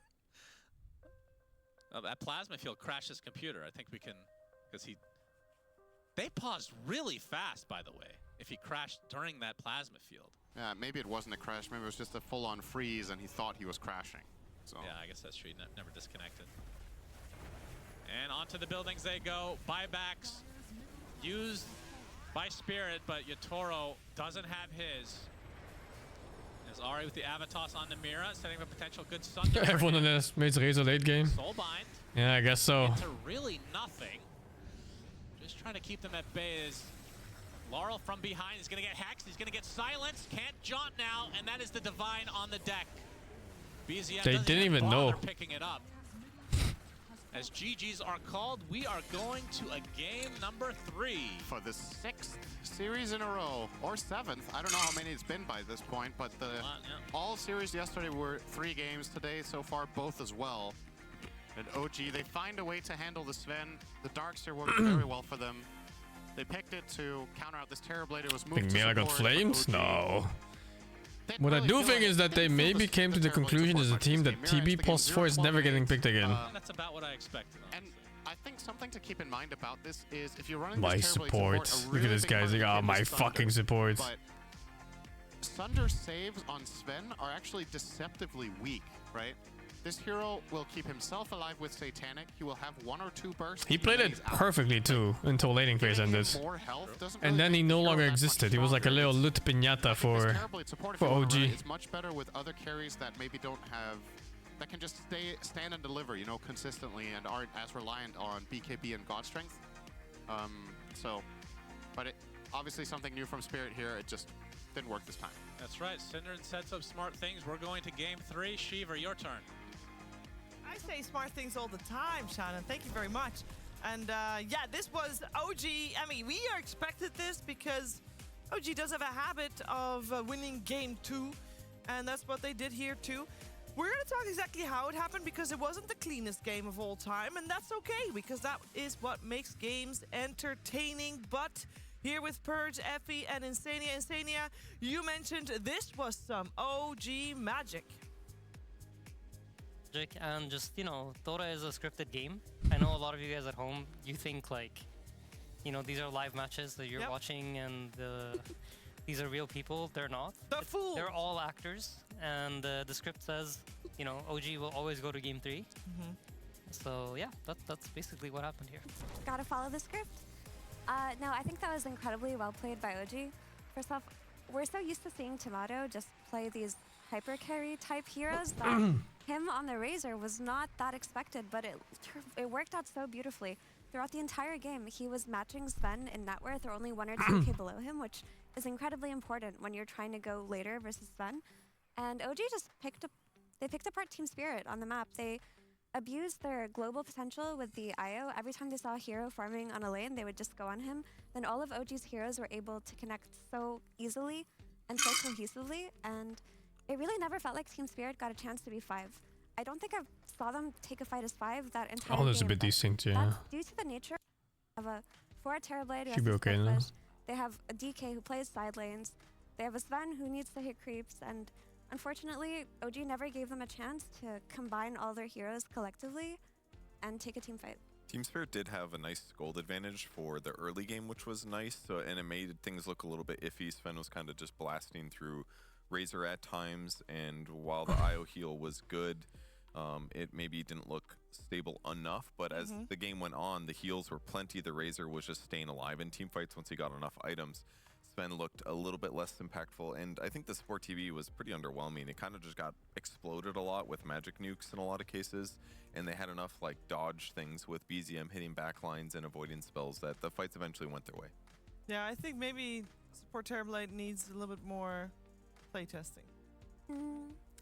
I think it definitely has its games and it has its play styles for certain teams, but it didn't work for this because if you look at Sven and DK and Puck even, they tend to play side lanes a lot, and Terrorblade did its job on lane in that it secured DK's lane. It honestly went a lot better for DK than I thought it would, but there was that really one early game fight that OG kind of turned their game around, because if they didn't get that 4-man fight bottom where they just barely survived, got 4 kills on Team Spirit. I wouldn't want to go to Stockholm for this. I don't like traveling. Timing, and IO and Razor don't have enough time to get strong, so OG definitely made some magic happen, like Insane you mentioned. Yeah. Want to have any final words here, Aiden, on this game? I mean, I'm maybe realizing, you know, maybe TV is not as OP as I think it is. Yes. And maybe I'm playing poorly against TV. I'm willing to admit to that. But no, honestly, I think OG just, they've, you know, made some chaos happen on the map, and they kind of abused their timings. And even though I liked what Spirit had, and I think they had a very easy draft in my mind to play out, you know, sometimes the easiest draft doesn't win. Sometimes that's just the case. Of course, there will be a third game to the series now. And before we do that, though, we are going to first check out what Brian learned from this match. Well, for the head-to-head for this game, Shiva, I'm going to do what every carry player does, and I'm going to fixate on the carry players. We got Tomato versus Yatoro, and the first stat I wanted to look at was the hero damage. And this is a stat I thought was really important for this game because Yatoro on the Sven, that's a hero that's well known for damage, and Tomato, he spent most of that game sucking away Yatoro's damage, as he 50%ing more than Yatoro for this game, and also the net worth at the end of the game for both these heroes, which is also something that Sven as a hero is known to have, and that's another resounding victory for Tomato, as we have a bunch of clips from this game where it's just going to be Yatoro trying to stand his ground, generally speaking, and dishing out the damage in ways that Sven likes to. And this is going to be the first time that Yatoro gets caught out. He is going to manage to turn and kill Seb, but you can just see that every fight is him kind of just scrambling, and even BKB TPing out. In these clips, you're not going to see that portion, but that was what happened before this example. In that example, he did not have a TP. But we're going to see once again that Yatoro going to get caught. BZM doing a really good job throughout the course of the game, forcing people to react and press buttons. But we're going to see Tomato Suck coming out there again. A lot of the Storm Hammers from Yatoro were used on creeps. That one was used on a creep wave to get away. We saw a few on jungle camps just to create the distance. He forgot to press his BKB on that one. That is also another thing us carry players really like to do. You know, it happens to the best of us, including Yatoro. But Tomato, really standout performance. Mira really highlighted the fact that this is not the type of hero we normally see him on. I remember seeing him on Wind Ranger earlier this tournament, more of a semi-carry that he put an impressive performance on that game, and I'm proud to say he did another one this one. Yeah, he did a great job, and can't wait to see what's coming in the next game. But I also can't wait to see what's happening behind me, because we got ourselves our social corner, and Jenkins is going to enlighten us with some social media wisdom. Good to be here. I got some social media stuff to take a look at here with not much correlation to anything. I just want to kind of dig into what's going on in the Dotaverse in particular, on Twitter and on Instagram and all of this stuff. So at ESL Dota, check that out. If we could pull up the first tweet here that we're going to take a look at here, Shiva, if you could go ahead and read this for me, that would be great. Hey, Blitz Dota, the new mid-king of NA from Aiden. I just want an explanation of what this was about. What was it about? Aiden? William, so at BetBoom, William played the 1v1 tournament, and Quinn lost to Kiritich, which means Kiritich is better than Quinn, and Quinn is from NA. And then Blitz beat Kiritich, which means Blitz is better than Quinn and Kiritich and Quinn. Okay, really interesting stuff. If we could go ahead and bring up the next tweet here, coming out from the Dotaverse and see what's going on. Go ahead and bring the tweet up on the screen here for a second. Do you remember all your tweets? Yeah, so this is Skeeter that tweeted this. There's a Jake Paul versus Mike Tyson fight that's coming up. Wow. And both of these people have fantastic records when it comes to fighting. So that'll be a really interesting one coming up. I'm not sure if they've announced the dates for that. Well, if we get any new Skeeter information. says this can't be real, so we trust Skeeter. It's not. Yeah, we'll go and bring up the next tweet and just see what else is going on in the Dotaverse here. There's a lot going on, lots of tweets being thrown out there. So here's another one. It's crazy how I'm still without my luggage 2 weeks later after Lufthansa lost my bags. I'm leaving Sweden in a few days to head to our TI bootcamp without any of my stuff. Your website literally just says searching for your bags for 2 weeks straight. Now in 0 updates. Yeah, Aiden, what's going on with this tweet? Can you explain this? Really mad. Okay, so we went on vacation to Croatia with like Jabs and a bunch of his friends. And, you know, my bag went missing. You know, it happens, unlucky. I'm calling them every day, and they're like, yeah, it's really, we're working on it, don't worry about it, it's cooking. And this goes on. I come home. I've been home for like 2 weeks since the vacation or something, and then I get really mad and I tweet, And literally, like the day after I tweet, they magically find the luggage and they send it to me. Yeah, that's really interesting, actually. If we could go ahead and pull up the next tweet here and see what's going on. Actually, it's not a tweet. I just want to highlight the stats of Jake Paul. If we look at his height, he's got absolutely fantastic height to weight ratio, and his record is 9-1. But I want to point out some things. He fought versus Tommy Fury. He fought versus Tommy Fury, and this was a bullshit fight because it went to all 8 rounds, Shiver. And there was one judge that was clearly in favor of Paul. I believe it was paid off. He also fought versus Anderson Silva, and that was bullshit as well because Anderson Silva was retired and he was injured, and they didn't give him enough time to rest. If we go and pull up the next tweet here, Shiver, from the Dotaverse. Aiden, if you could go ahead and explain what this means.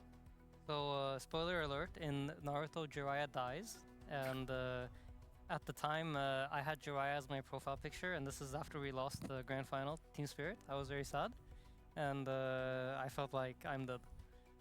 Yeah, whatever. If you can bring up the next tweet, there's actually not a tweet here, but I want to bring up something just to... So this is Mike Tyson's record. So you can see his height to weight ratio, even though he's in his 60s, this looks good. And Shiver, 44 of his wins were by KO. I want to hear any more about a fighting match that the court disputer is not even real to begin with. It doesn't matter that he's old. He's going to kick Jake Paul's ass. We'll see you for game 3 in just a second. Stay tuned.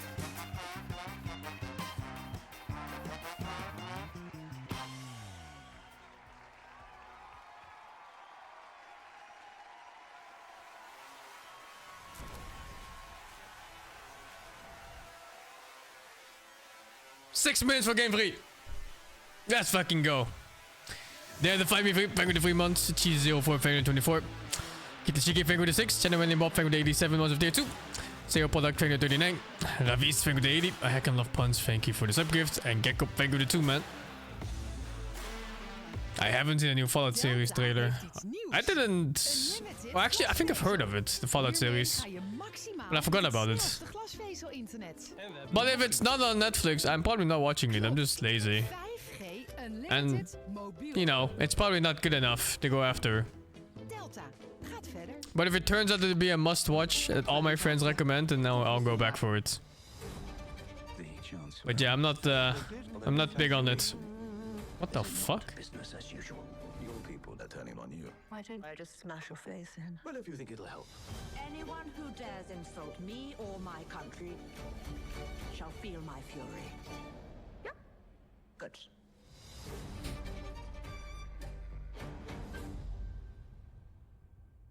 Some Prime? Yeah, fuck that, dude. Too lazy.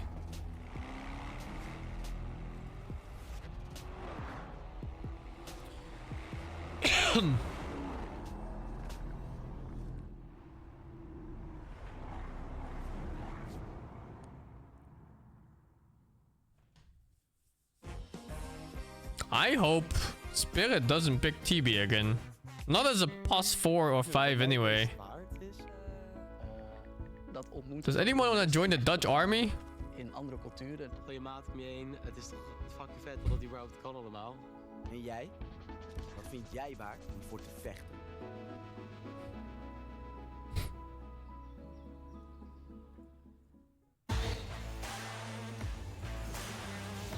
There's so many army ads in the Netherlands these days.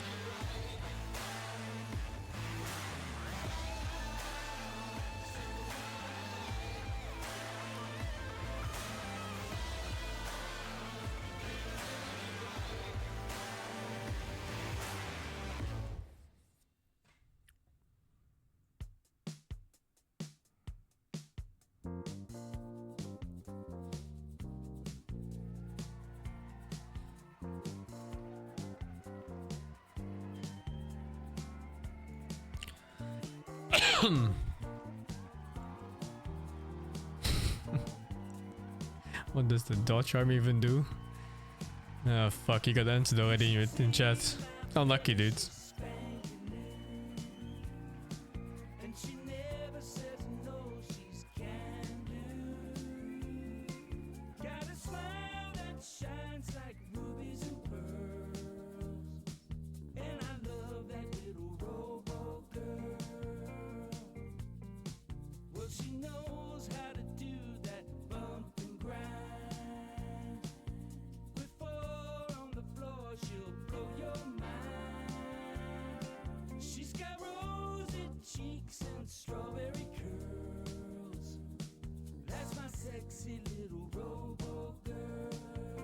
My sexy little robo girl. My favorite song about the Robusi.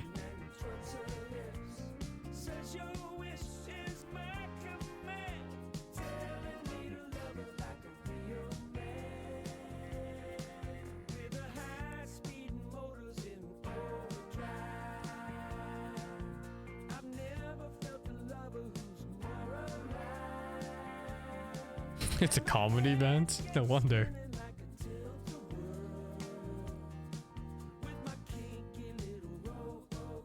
Hear that?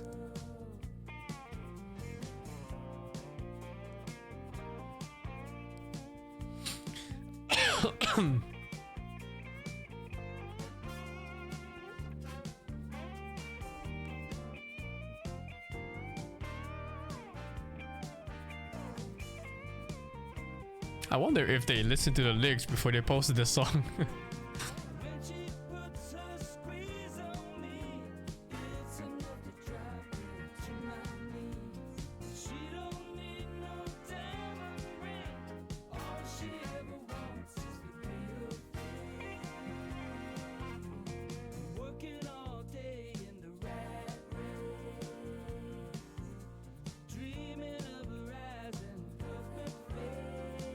Thank you, fuck you, mate, for the prime. That sounds so British, that nickname.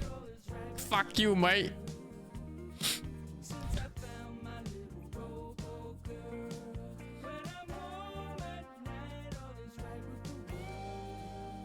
Oh, boy, like Australia, yeah.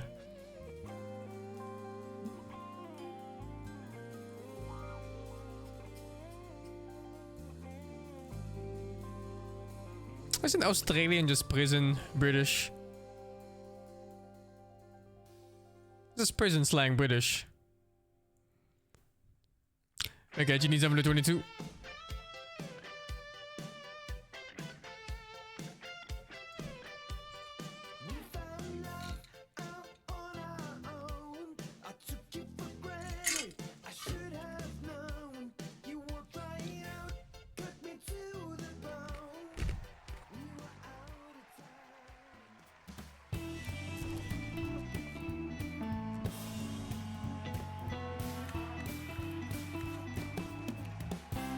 How much money do you think these guys make playing music? They sit there like 15 hours a day waiting for their sets. Incredibly important. We got ourselves Team Spirit and OG. They're tied 1-1. 5 an hour in Stockholm? Are you kidding me? Next upcoming game. It's fucking Stockholm, dude. The playoffs. Loser eliminated. Minimum wage there's probably like 15 euros or some shit. Deal. There's obviously money on the line. There's EPT points on the line, and it is going to be incredibly stressful for like Kona land. Let's see which one of these deals better with that stressful environment. I'm here with Purge, Effie, and BSJ, and we are already in the draft. We actually see 15 euros then. Ah, shit. We got it is what it is. Here, Aiden. What changes would you like to see other than the IO ban potentially in this next game? I'm having a moment of maybe thinking, you know what, Blitz might be am I right drinking? about Sven, and this hero I'm drinking water. maybe isn't as good as I water think. with ice. So yeah, that's currently what I'm thinking of. I'm trying to contemplate whether I want to see Sven again or not. The hard reality. You should block him on Twitter before he DMs you about it, just so you don't have to listen to it. True. He just has my Discord, WhatsApp, and everything else too. Scorched earth. He also knows where you practice. True. Alright, so we got that opening of the Magnus. Normally that gets banned out, but because the IO gets banned, you got Mag through. Yeah, they definitely did not like playing against that IO last game. This table perspective makes it look like Insania is a hobbit sitting on a table with Gandalf. Hero to a lane. It so small. It was connected to very quickly by the Void Spirit, and doesn't feel good for sure. Whisper's had a really good showing on on Magnus this tournament. He's just very far away from the camera. When he does, I feel like it's funny from this perspective. And I like that they would steal it away and go for the Primal Beast and give Collapse the Magnus. Can't give Collapse that one for sure. We already got the Morphling banned out as well as the Grimstroke. I've met Insania before in real life. He's a cool guy. In the elimination game, Aiden, you were mentioning that like you only have so many bans, and if you don't play heroes yourself, you're naturally gonna end up giving them to the opponent. I think OG's really. I don't remember when I met him. I think he was still with Alliance back then. Just hanging out with I guess they first picked it. Loda and his wife. It's a bit different here. If you're getting it second round because Go fan that's of the the merit. ban coming into play. Like it's giving them that extra pick. I could see the Hoodwink being a nuisance, especially with Magnus on lane, simply because they're just going to have so much damage between the two of them to deny these creeps versus any carry that they go up against. And of course, the burst damage follow-up potential. I could also see a Bat Rider. Oh, never mind, it got taken out. Damn, a kid. I mean, kids don't guarantee marriage. Yeah, and the Void is banned from the first game. I feel like the Primal did pretty well against Void, but it's a harder hero to pressure, I guess, so they just want to get rid of it.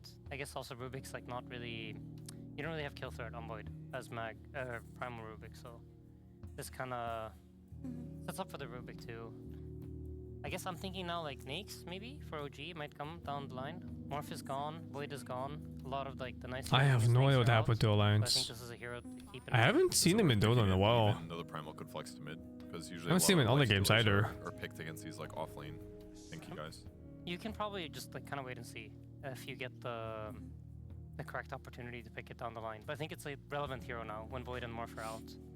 There's also the Naga still in the pool for OG. They looked the most impressive at the start of the tournament with Tomato's Naga, and a lot of teams have been banning it out in the first phase or concocting a draft where they take the Naga for It's strong in Apex. I don't know they're an Apex team. Interesting. I feel like Team Spirit already have their preparation for that though in their Primal Beast plus Rubik lane. They probably feel like they can threaten the Naga very early on. But I don't know if you want to give it away. I mean, both teams have kind of decent heroes against Naga Siren right now as well, I feel like. Primal's pretty good. Lesh, Mag, obviously, both decent. So, I think they're like somewhat prepared on both sides. And now basically OG, I feel like, doesn't have to ban it. Leshrac has been traditionally the most obvious response when Naga gets picked, so yeah, one ban advantage there, and then they can pick it in the last pick of this phase if they want, maybe. Also, I want to ask you a question, Aiden. At the start of the tournament, we saw a lot more Rubiks than we are now. Is that simply because Doom stopped being as popular because of his nerfs, so people stopped picking Rubik to counter him, or is it that the hero is just weaker than it looked initially? I don't play Apex anymore I now. know we played it a lot. I played so much of that game. Like I spent like 500 hours in a few months. It just kind of felt nice to play. It had a pretty stable. I just played myself out in that game forever. And generally speaking, I feel like the issue we ran into a lot during this event was like, you needed to have a lot of damage, and you needed to have a lot of catch. And Rubik somewhat provides both of these things as the game progresses. He's just kind of slow at getting to the point where he provides these things for you. He needs level 6 and needs to find the right spell. So I'm not gonna play the finals. No, I'm done with those kind of games, man. Like in a faster manner, and therefore Rubik kind of like became less valuable. I feel like in the first game of the series, Rubik was like, I didn't really see Rubik all game long, and usually that's pretty telling because I think this hero, when it's picked correctly and like the game is good for it, then he ends up being like, your focus is on this hero. You see the stuff he does, you see the spells he steals, and he's kind of flashy, I guess. Do you feel like it's a good enough Rubik game versus Magnus with the telekinesis counter initiate and the spell steals, or is it still gonna suffer being slow? I mean, he has purpose in this game no matter what, right? Because Mag can't. I meant like those kind of games as in Battle Royale games. I played them so much. Okay, I'm bored of the concept. If you don't see that specific interaction play out, it's because the Mag player is always thinking like, I can't do it here. Bored of the genre, bored of the concept. Because there's Rubik, so it was really nice playing for it when it was new. There's a high-level game going on between like Whisper and probably Mira, I assume. I'm not playing Grand Revealing Visa. What the fuck, dude? I know you played weeb games like that. For this QA thing to even play out, and that's already like, you know, you're doing a lot by creating that situation for yourself. And the ET also comes out for Team Spirit. We see ET come out when I kind of miss PUBG too. Like they need a team fighting position. Dude, PUBG was so fun. I used to play like every day with Gork, and we would always lose to these fucking hackers, man. Seriously, you would just walk around in PUBG, and we're just chilling, killing 4 people, 5 people maybe. And then out of nowhere, we get killed from an opponent you would never see. And then you see the kill cam, and it's like some fucking bot shooting in the air, and his name is like some Russian hacking site. And he's just killing people from across the entire map, shooting in the air. If they have Mag, I was like, yeah, okay, man. Lesh mid, and you know they didn't know the carry, but Sven. none of these heroes are really great at Yeah, absolute horseshit. They don't really play chaotic fights. They play more like structured fights where like Leshrac runs in and then Mag looks for some kind of RP and Sven's gonna jump whatever he sees. So ET becomes kind of nice to play in fights like this, where there's a nice structure to it. Both teams kind of have like lineups that will fight very much like face to face, and the backlines are kind of safe in this game. Support TB again. No, there's Elder Titan and Rubik. Yeah. Guaranteed carry pretty much. You think there's a chance they rotate the Terrorblade to support because of this? And what Or one sorry, not rotate? the Terrorblade, sorry, the Leshrac.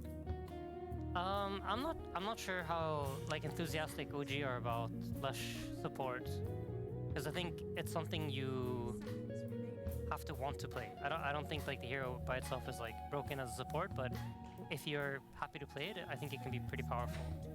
I guess just like how much is it worth addressing heroes like Elder Titan? You were mentioning these are the type of fights he wants, and you think he's set up for success. Like, is that just something on your mind as OG, or is that something they have to adapt their draft to?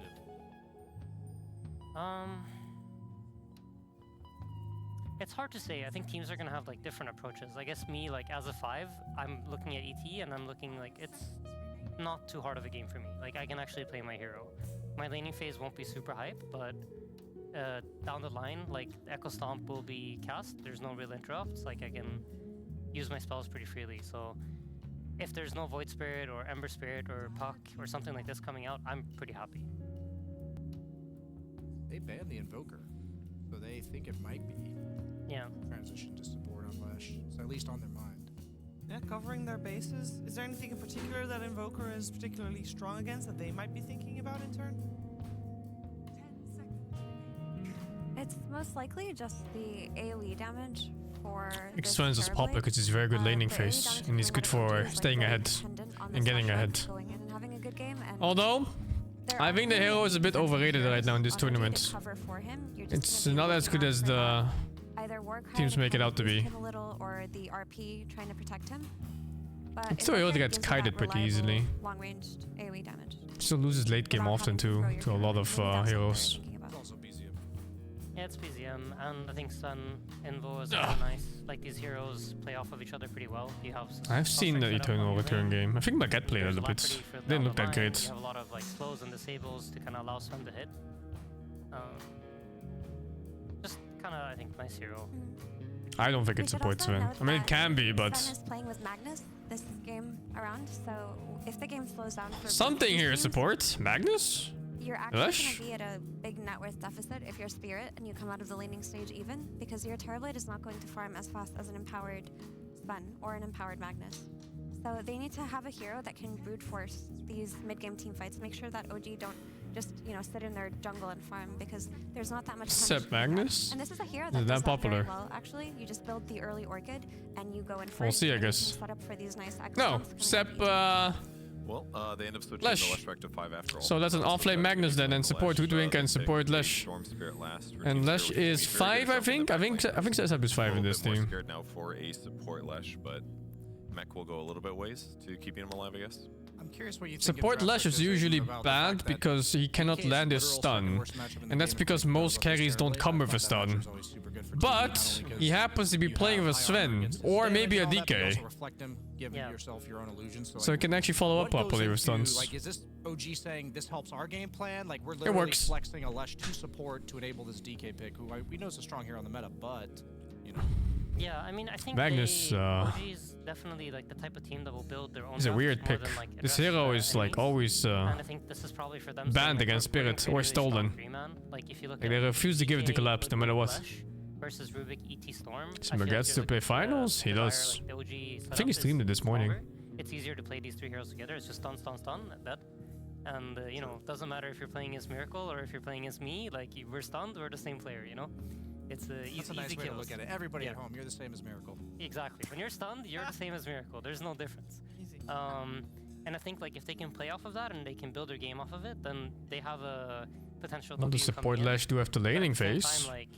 I mean, it's good tower damage for a support.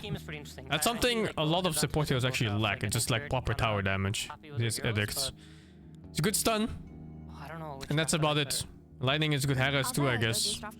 Ulti is pretty much unusable as a support. You just kind of die, you know. What they lacked at that phase of the draft, but it's not But an yeah, easy good stun and good tower damage. They have the instant disable from DK. They have a lot of follow-up stuns, and there's also an RP that you have to worry about. And the person that you're assigning that responsibility to on your team is a Rubik. So if OG get off to a good start and they're jumping this Rubik, the team fights are getting very hard for Spirit.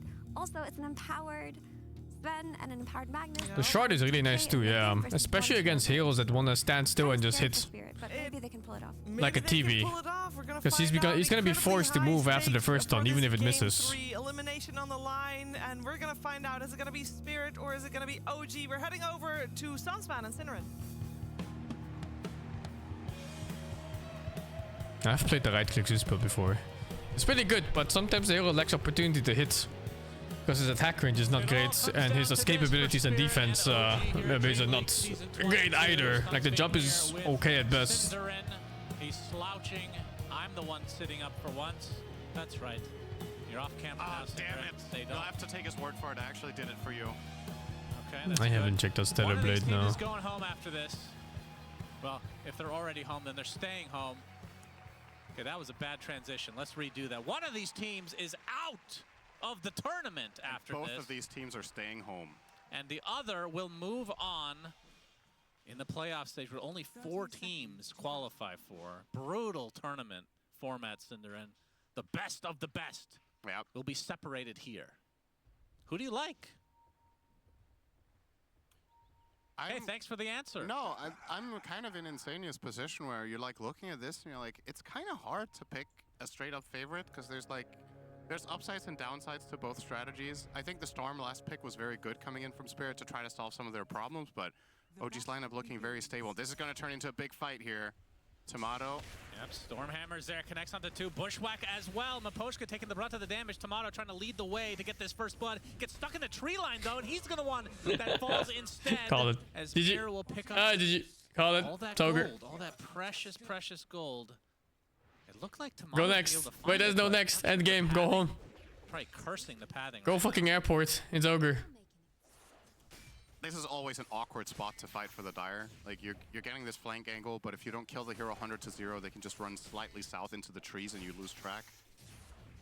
And Spirit kind of came in with a bit of a pincer move from the right, so they do get first blood, but yeah, to elaborate on that dodge. lineups, you're looking at OG with a ton of chain stun, with good scaling potential, with the Magnus Empower as well, which isn't particularly primarily picked for casting on allies anymore.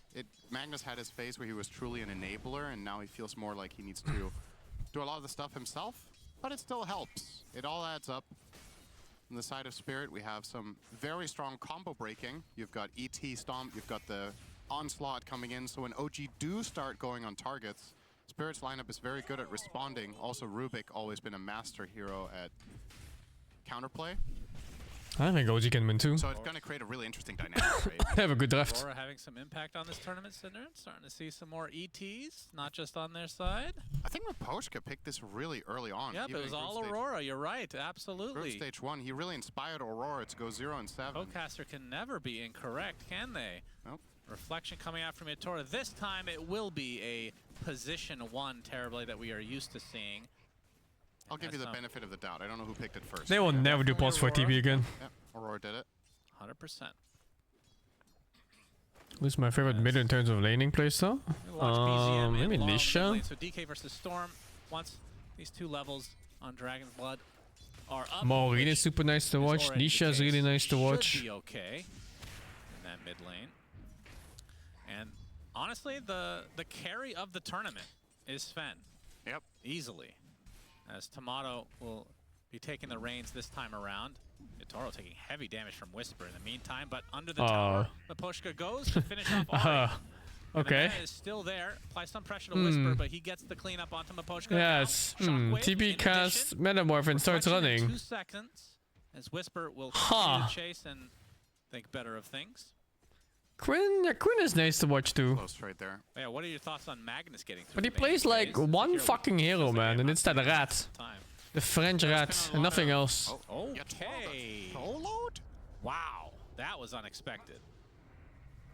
I have to say, he has been getting picked off way more than we're used to seeing. Yeah, I would agree with that. This has not been his peak performance this tournament. And Whisper will secure the Lotus as a result. No pressure there. Spirit will have their hands on the Primal Beast this game. Collapse has been doing very well on this hero, I would say. Maureen is just such a dirty fucking player, Magnus. man. I know you forgot. Right, so... Anyone who plays last Picasso just, you know... Not giving this to Spirit, right? And in addition to that, you have It's that guy. who's very knowledgeable about mag, so I think he's very good at building a lineup that uses this hero. He's very good at understanding disgusting. about the hero's shortcomings and strengths in lane. He knows what the hero wants to have in its team to really maximize the impact. And I think one of the I don't like Maureen. Nah, I would do the same. If I had the same skill on that hero and I had the same opportunity, I would do the same. Fuck it, dude. Scout people from I hate him because he does it. Sneaky wards when you're in key spots. You've got Dragon Knight who can frontline and give you information in the fight. It's all about just giving the mag conditions to land a good RP or a skewer fishing to start the fight. So I think that is cleared. I think the laning stage is cleared too with the Hoodwink. This is a good lane. Pretty stable. And then for me, the icing on the cake is when you also have cores that use Empower. Where I would say Sven is arguably one of the ones that use it the least. Oh, Skewer. Oh wow, he got zoned on Storm with 2 creep waves on this tower. He'll be It's so bad that Rubik TP'd it in from top to mid to soak the XP. Holy shit, what? For a moment for Laurel had to make the walk back. Did he greed a potion? I think he greeded us off. He didn't buy one. Kill his courier here, that would have been huge, but Ari's actually not going to scout for it, so Miposhka will get it. We're talking about different heroes now, Cinder. We're on definitely the same page. Yeah, well, I talked about the skewer, and the skewer happened bot. Okay, moving on. When did you think Miposhka played mid? I'm just casting off what's the camera, Cinderin. Okay. Oh, that's fine. I'm casting off what's on camera. Do your job. Yeah, just watch the TV. Okay, that's your job. Denied. You're doing great. Keep up the good work. You'll make it someday in this industry. My job is to tell you what you're missing. Oh, Yatoro. Oh my god, that's a hit. Pretty far away from his tower. Even Seb coming to play. Not able to hit us with a beautiful echo stomp onto all three. Grenades. And Ari might die to the blood grenade. Indeed he does. Miposhka beating the crap out of Seb now. Oh. One more right click will do it, but the Spirit does he will slow catch? him down. Shockwave to follow. Seb just waiting on the outskirts as the skewer is going to be there from Whisper. Miposhka echo stomp. It is going to connect as he tries to make some space. Whisper pretty much out of mana. He's going around the other pathway though, so he's not done with this chase.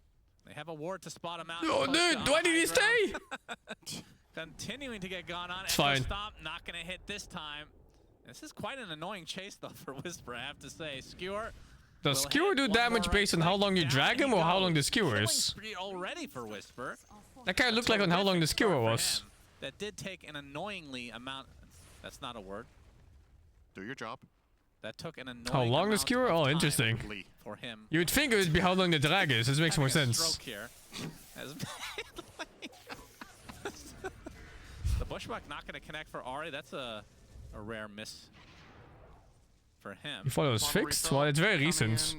It's a recent change that added damage based on distance, but I didn't know which one it was for the distance. He feels like the core now. He's on that absolute God spree. Look at this echo stop onto two. Laura. Oh Jesus Christ, dude! Pretty low on HP and mana though. Tries to zip away. Ari though left on low HP thanks to Miposhka's right clicks, and that leads to a double kill for the Storm. Now, I'm not an expert on Dota, Shannon, but I think that was pretty bad from OG. I think that's a quite big loss, just giving 2 kills over to the mid-Storm, who is now going to snowball heavily in this game. And in the meantime, Miposhka was involved as well. Level 5.5 ET minute 7. He's owning. He is really, really up there. And this is going to be a fast Earth Splitter point. And he has some pretty good friends for it. He's got He's jumping mid, though? Storm pull. No, okay. Even maybe a Rubik combo if he steals the right spell. So Spirit looking very hot in this early game. And you do have a lineup that can thrive. Here we go. BZM. The Dragon does come out. Miposhka with the Echo Stomp to slow this down. Collapse coming Oh my god, the nice village. Trample. They don't let him on Do you see like how that was too? Collapse. It's like they waited for the fucking second he pressed that DK ulti. Early on for Spirit. The same fucking frame, he clicked it and boom, the whole village showed up. As well, but It's so baited. Come back. Yeah. Bit of a different dynamic this time around between the cores, though. This time Spirit with the Terrorblade against Sven matchup and the... I feel like Storm has the potential to just absolutely obliterate this game if he stays ahead.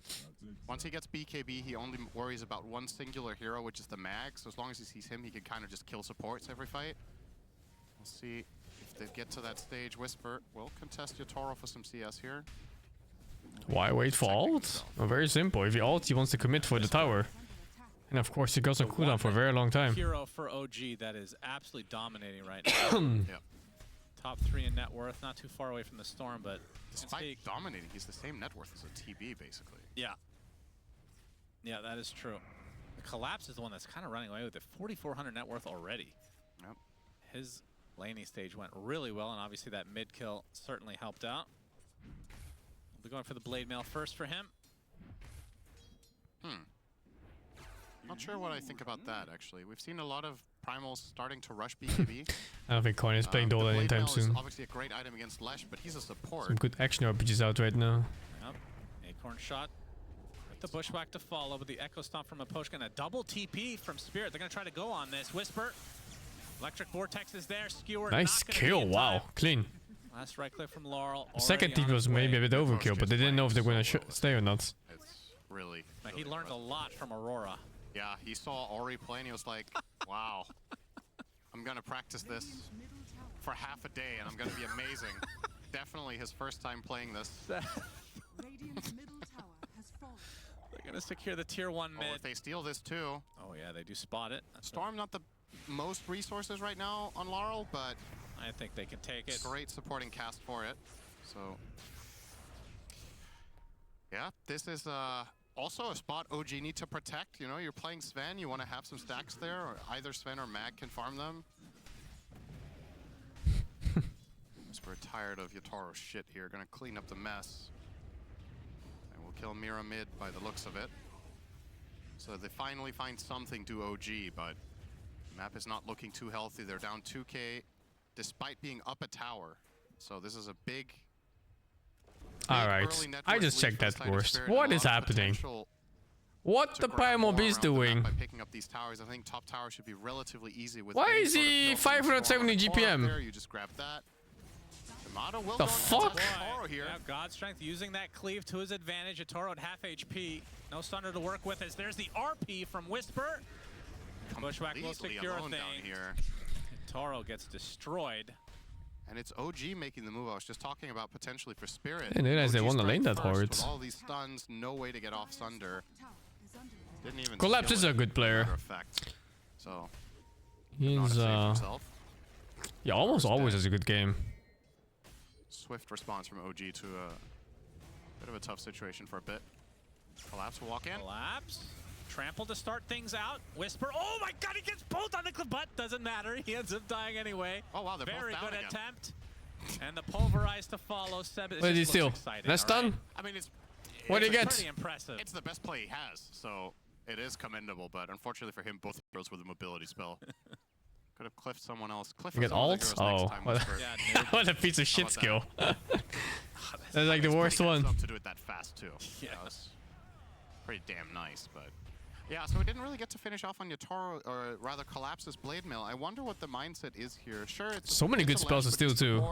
Against the cores, is almost really good against every single hero has something to steal. Not really, so upset. I wonder why he's wanting to go for this. He's gonna get Electric Vortex though. BZM, yeah, uses his Dragon form, but just trying to run away now. Now he's gonna give up that Dragon form to the Rubik. Well, wonder what Mira's gonna do with that. Level 1 Dragon Shard, he could at minute 12, which you can't. Well, then he would have had Fireball. That's right. That's a great comment. Thanks, Cinderin. It's a you said talk about what's on screen. Fireball was on screen. Oh, was it? Yes. Interesting. They selected Rubik, and he had Fireball. But he can't use it, because he doesn't have Shard. That's great. Thanks, Cinderin. You're welcome. I mean, he doesn't have Fireball. It's grayed out entirely, so. Radiant are scanning. It's gonna be a long it's a good attempt. Does pop the Dragon form, and now we'll steal Skewer. See if it tries to do any damage to the towers. I feel like Shard. So small. Shut up, farm like so small. 2K lead for Spirit. Boy, it's been a long week. I'll tell you what. It's been a really long week with you. Collapse continuing to separate himself with his net worth lead, which is impressive in and of itself right now. I assume he will be going for the BKB next, surely. Yeah, it looks to be the case. So, yeah, we'll see how the Blade Bill works out. Tower push Rubik, fuck it. Expecting the fight really early. And no, not even one hit. Only time will tell. BZM runs into Laurel. Blink. Dragon Tail to follow, and the Bushwhack, but here comes Collapse to try to counteract. Whisper with the RP just on the storm, but if they can get this, oh huge, no, and and now they've separated everybody, but they're split end or continue? No, continue. Okay, end. Whisper taken out by Maposhka, and now the rest of OG on the run. Seb will die on the stairs. Man, that was so close for OG. Great fight by both teams. When's the last time you've seen a skewering dragon? I hope we get a replay of that. Mira showed up in dragon form and he just skewered the Magnus out of the play and stole RP in the meantime. Nice little detail from Mira. Great play. And as you said, OG almost enough in the tank, but not quite. I mean, why is Collapse at 8,000 net worth? This sounds weird to say because he's been picked a lot. I think he's underrated this tournament still. You're going to see the replay here. Here comes Mira. That's not confusing at all, of course. And he stole the RP as well, for good measure. Will clean up that kill, so. Yeah, I have to say it. Supports for Spirit have been balling out of control in this game. I think he's gotten a stack or two and all the kills is London. The game, but my take on Primal is I'm not really seeing this hero particularly countered in the games that we cast, right? In this game, he got absolutely first picked. What is the counter to Primal in the meta right now? I'm just wondering, because some other teams have rated it as high as Spirit sometimes, but it's not been consistent. It's like a lot of focus on Sven and stuff. Nice skewers. Okay. Mira, they're both trying to put each other on the cliff. Neither will be successful, but Laurel and company will Whisper started off so strong. He killed TB. The tips now come. And he killed the Rubik. Laurel, Collapse coming in with the and now he's relentlessly feeding. Help finish the job. Laurel with the double kill. Some hilarious interactions this game. Dire's top tower is under attack. Everyone seems to be standing by a cliff at all times. This is quite the lead for Spirit. Collapse again, absolutely destroying on the Primal Beast. EZM trying to poke and prod at him. Collapse was kind of thinking about it. He does have buyback nearby, buyback backup. Wow, it's been a long week. What do you think of support Lush? I don't think BZM wants. I think it's very greedy. No. Personally, I don't like it because I think supports that don't have good ultis are a waste of fucking space. The tier 1 tower still. And Leshrac ulti is not good on support. It requires you to be tanky and stand in the middle of the fight, something you cannot do when you don't have gold or XP. Good amount of them are smoked, looking for. The main thing about Lesh is that he's a good follow-up stun, which just makes him a bad problem, really. Great pickup if they can get the connection. Considering how many heroes OG have together, something needs to happen soon. You're just wasting a ton of efficiency here. Yeah, they have the double blink. All your heroes together for nothing, but yeah, Spirit seemed to read it. They're gonna dodge this play entirely, and the only hero hitting creeps for the last minute for OG almost was Tomato. Man. Farming a little bit of a side camp. They're gonna smoke again. Yeah, they're desperate. Really want to find something. This smoke started, it was a 4K net worth deficit. Now it's 6. Wait, was this the same smoke? I think Jakeel is a good hero. Mostly because it's very strong laning phase. Long week, Synderen. It's been unseen though in this tournament. Now that you pointed out, that's a good point, Shannon. Thank you. It's been a long week. Nice play from Spirit though. Lina and Lesh also have a little bit different. Good map read. But yeah, I think I would also prefer Alina over Alesh as a as a +5 anyway. But unfortunately, some sayings use the wrong. It's not like either of them are going in anyway. Might as well sit back and catch his spells from very far. A little bit more efficient to say inch, I think. Lina does lack the building damage that Leshrac does get. Kaya now for Laurel. Light collector for Lesh. Go ahead, Mira. Oh, gets a nice telekinesis off with the skewer to follow. Is going to get shockwave. There's the RP. They really want to kill this Rubik. They're going to get him. Laurel kind of wanted a piece of that. The sharpshooter does hit. That was a Jenkins voice crack right there. He's a witch. Zep TP away. Collapse. He's going to get shockwave. There's a cliff again. No, Int doesn't give Spa Imp anymore. Int gives Magic Rest now. They run far, far away. Echo Stomp onto Oh, shit. Trample to follow. Dragon Tail going to be dispelled basically by that BKB. Is it going to be able to get that last right click onto Seb? They're missing 2 heroes in this fight. Oh, they're walking in. So much mana. OG thinking about resetting, but a big zip from Laurel to focus now onto Tomato. He gets the Dragon Tail off, but the onslaught to come from Collapse. And a skewer coming out from Laurel. Oh, he couldn't jump! They do kill off the Storm Spirit in the end, but it cost them Tomato. And now the trample to finish off Whisper. So in the end, it looks like Spirit will win this fight. But OG putting up quite a fight themselves. Yeah, you almost forget there's a Terrorblade in the game. I feel like we've barely seen Yotaro on screen, but he shows up that time and gets a couple. I don't think he hesitated. I don't think he realized which way he was facing. So he had to turn, and then that was too slow for the Svenstone. I think he was facing to the right, and he had to turn to the left. Find themselves an okay trade in that situation to keep this game competitive, but the Sven death is crippling. We've talked this to death at this point because we've seen so many Sven games, but this hero not good from behind, and if he's involved in fights and they fail, you miss that timing even further. Tomato third on net worth with 1,000 Simply unlucky. to the top 2. He's so dead. He's gonna find Seb in the tree line, and the tier 1 tower will go their way. Spirit powering up.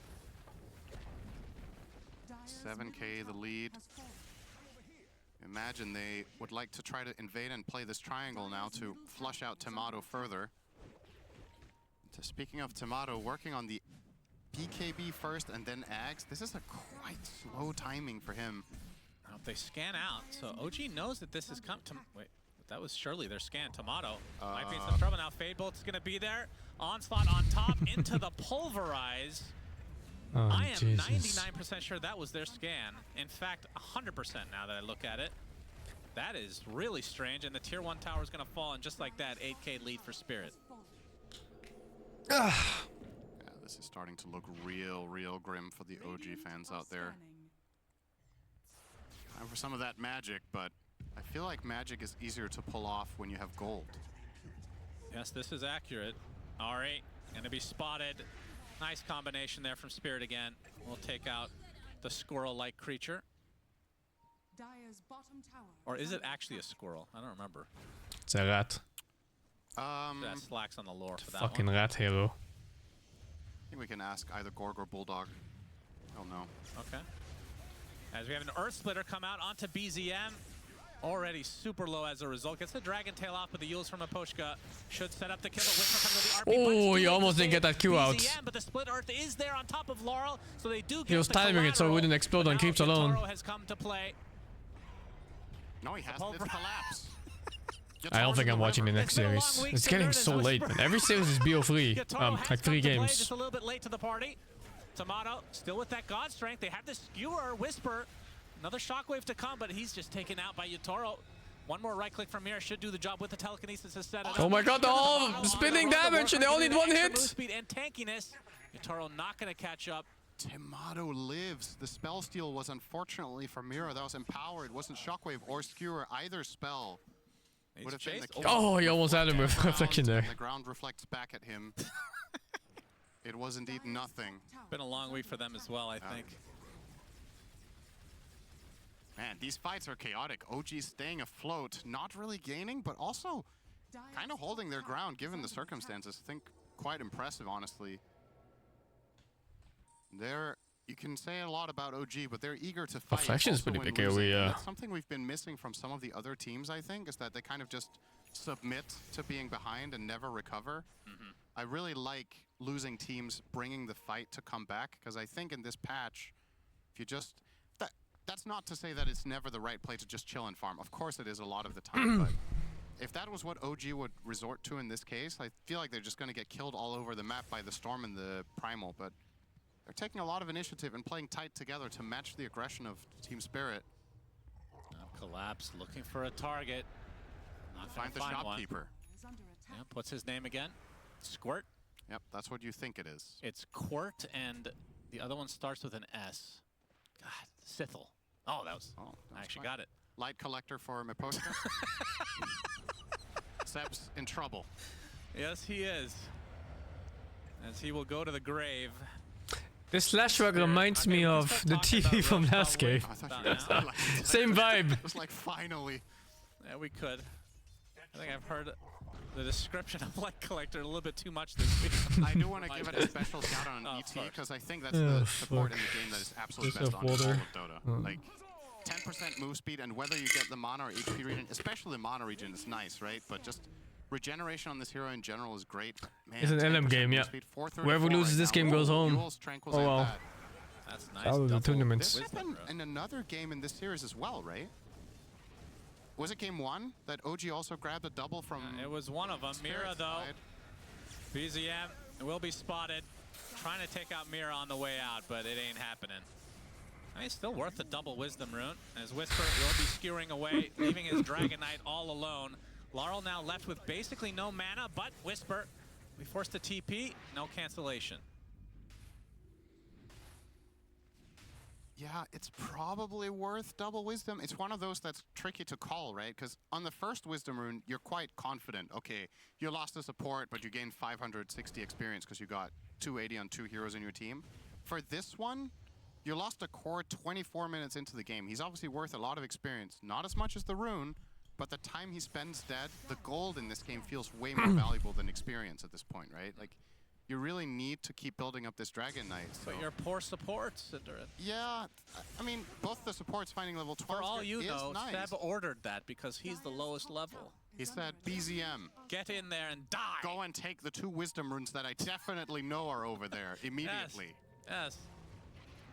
Middle tower is under attack. BZM showing up at the tier 2 tower now, as there might be a fight. The ward battle ensues. No wards on the cliff right now. Oh, they're actually going to go for the Tormentor with Spirits so close. Very I bet Seb called for that. Get the boomerang. Bunch of support players always calling for Tormentor. Can they find a fight while this disgusting is up? Spirit kind of waiting for it. I'm not opposed to taking the occasional bounty. Oh, God Strength is still there for Tomato. Nice, just has the right player name. That's right. That's good. I mean, Yatoro's played Sven like only 100 times this tournament, but you know. I feel like Tomato's played it about as much as he has. We haven't been casting as much as them as Collapse. Trying to find a connection here, but OG now on the run. Sharpshooter does hit, but yeah, I mean, the lead is not really increasing for Spirit. It's back to 7K. So OG definitely doing a pretty good job of maintaining this at the very least. But really the question is what happens with Roche? And when it comes to the Roche pit area, we talked about Elder Titan being probably the best hero in the entire game at like the Vision game. Along with Techies probably, who's not in this game of course. Yep. But then when it comes to fighting in the pit, RP absurdly good. As the Roche is now underway for Spirit, OG making their way over there. They're not really walking. A tournament-defining. They're going back and forth on like 4 heroes. They backed out. Will get his Aghanim Scepter, so Superman on. Either no knows or they don't care. Do they know what's happening?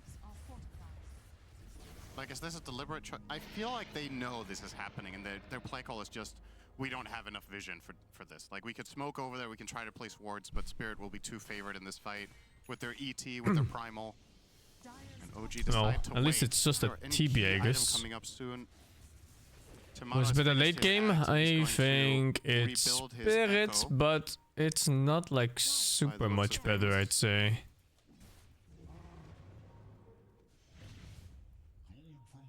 Nah, it's Spirit, man. I think the Storm late game and TB late game is better than both DK and Sven. Lightning Storm taken. Especially Storm 25 when he gets the fucking billion damage talent. And Mira will claim him. If they go for that tier 2 won't stop Storm late game? Def. Def will stop Storm. Mira here with the Lightning Storm. He can now push out waves with that and Fate Bolt back to back to just clear a whole wave and keep the farm going. It's one of the things that Rubik does very well that isn't really talked about so much. Some spell steals, you just become really farmed. I don't know why they pick Clash as supports. I mean, it's like an okay follow-up in laning phase. And that's just kind of where like the whole purpose of the hero ends. Because he doesn't actually have an ulti as a support. It's not something he can utilize on sitting on 1k HP or whatever. The fact that it can find all this farm so it can keep being relevant. I don't know anything about kicking mind control. And also, whatever team has decided regarding the roster, I'm sure that they had a lot of internal dialogue that you do not get to hear as a non-team member. So nothing you will hear it say would just be speculation, and it's useless. Real fast there on the pike, Yotaro. That is yeah, I don't even know what he's talking about. Cursor ready to go. You don't need to have the cursor on your pike. Ready to go. But regardless, it wouldn't matter because you don't know what internal dialogue they had. Looks like it might just fall to the illusions, although the backdoor protection is there. Regardless of who's getting kicked and who's on what team. Taro, nice dodge. Now focusing on the melee. Tomato and company looking to potentially go in here. Meta's about to end though, so Spirit likely just back away, but Whisper not okay with that. BKB! Just collapsed, but never mind. Worth it. 50 seconds on the deck for him. As Yotaro looking like he wants to fight. He has the Aegis, but again, no meta. And the ET ult kind of delays things here as now Spirit exit the fight. BZM blinking in. Oh, TB catch! Okay. They gotta fight now, right? The whole team has to turn around now. But he has no BKB! Whisper does die on the backside though. It's 4 stuns! They're 4 stuns! And nobody stuns. BZM. Nice blink cancellation by Mira. Tomato. No more last strength. This is just normal Sven now. BZM stuck on the cliff, Arteezy style. Echo Stomp is there as well. Yotaro with the reflection. If they wait long enough, this meta will be up. 30 seconds away. Arteezy style, the new burger from In-N-Out. They're testing it for now. Not bad from OG again. You know, they lost the range tracks, but that's it. That was an I don't even know what old ETX is, man. I think current ETX is pretty good. I was pointing for out core. Manta being ready for Terrorblade there because it looked like Yotaro was going to try to Manta dodge the Dragon Tail, but OG just kept. They just stayed patient. They didn't even Dragon Tail him. They just. I don't think it's easy game for OG in late game. When you're facing a Storm late game, it's always going to be difficult. And they have a bunch of heroes that can stop people from just, you know, playing the game freely, like ET's spamming his Spirit and stuff. And people who play Magnus, they probably remember every single time they RP'd the fucking ground trying to catch a Storm. It's very slippery. You want to try to open on? And you saw Spirit were thinking about going in even after the Primal was dead because they got a 4-man. They also have really high damage on Spirit. Like Storm alone when he's level 25, dudes. That guy will solo. Lots of items coming in the last 15 seconds or so. So Ags for BZM, the Black Dragon online, level 19 to go with it. Yotaro gets his BKB, and Laurel, I believe, yeah, just got his BKB. So that's triple BKB for Team Spirit. Laurel also has Arcane. This is a massive timing for them. They find any sort of opportunity. He's going to be all over the place on the Storm. The only thing that can lock him down in that BKB is RP, and that's hard to land on a Storm with Arcane, who's just going to be zipping back and forth. What is this kid? The fuck? Avoiding each other for now. Both teams mostly smoked. Seb, again, the lone member not smoked. He might hey, look. Pick off. It's the TV from last game. Glimmer. Dust is there, but here comes BZM. Or is it? Have the stun onto the Storm Spirit. He gets bursted. Laurel Holy is dead. shit, that burst damage. Seb, his collapse gets off. His pulverize onto the Tomato Sven. That's just through the BKB. Just trying to kite this Terrorblade now as the RP comes. Do they have the damage? Oh my god, the chain stuns are insane. Punishing Spirit here. Now Maposhka, Cliff won't save you. 4 staffs to the low ground. He has a gem. They're trying to save the gem here. Yeah, another Yule's to come, but they gave the gem to Thingy, no? Oh, they did. Did they pass it off? He gave it to Mira. It was like that's a high skill play right there. BZM. Like those track runners where they pass over the torch. Doesn't have his blink up anytime soon. Cancellation continue to be there from BZM as Collapse gets off the onslaught. Oh my god, are you serious? Those absolutely pathetic creeps deny it? How? Dude, that kid must be doing like 2 damage per hit or something. Come up with that in that situation. Like 1 or 2 damage per hit. What? Look at this. How much HP did he have? 34 HP? Good. No, it was less. It was the tick, right? And then the tick happened, and then the auto attack happened, and that killed him. To get the idea to do that in that situation, then actually pull it off. What the Small hell? camp. Holy At shit. 33 minutes. And your primal. All right, well that Great was fight from OG. So they send Sep out there essentially as a And decoy. soaring too, yeah, fucking hell. Spirit recognize it's a decoy, so they don't fully commit, but then, wait, they're not counterplaying, so then they kind of go again, and then OG punish them. So Spirit really win, well though. done. This game is quite In the even. front, they find the Storm Spirit. That's exactly what they needed. Is to Map find this control wise, Laurel it's very Spawn before even, he gets the and BKB team fight off. power wise, I think it's quite They even. do have a lineup that can chain stun It just them. kind I'm of telling depends guys, on whether 100% no Storm gets to problem. play the game or not, and same for He TB. does get found. Both of them are getting 100 to 0 before they get to take another step.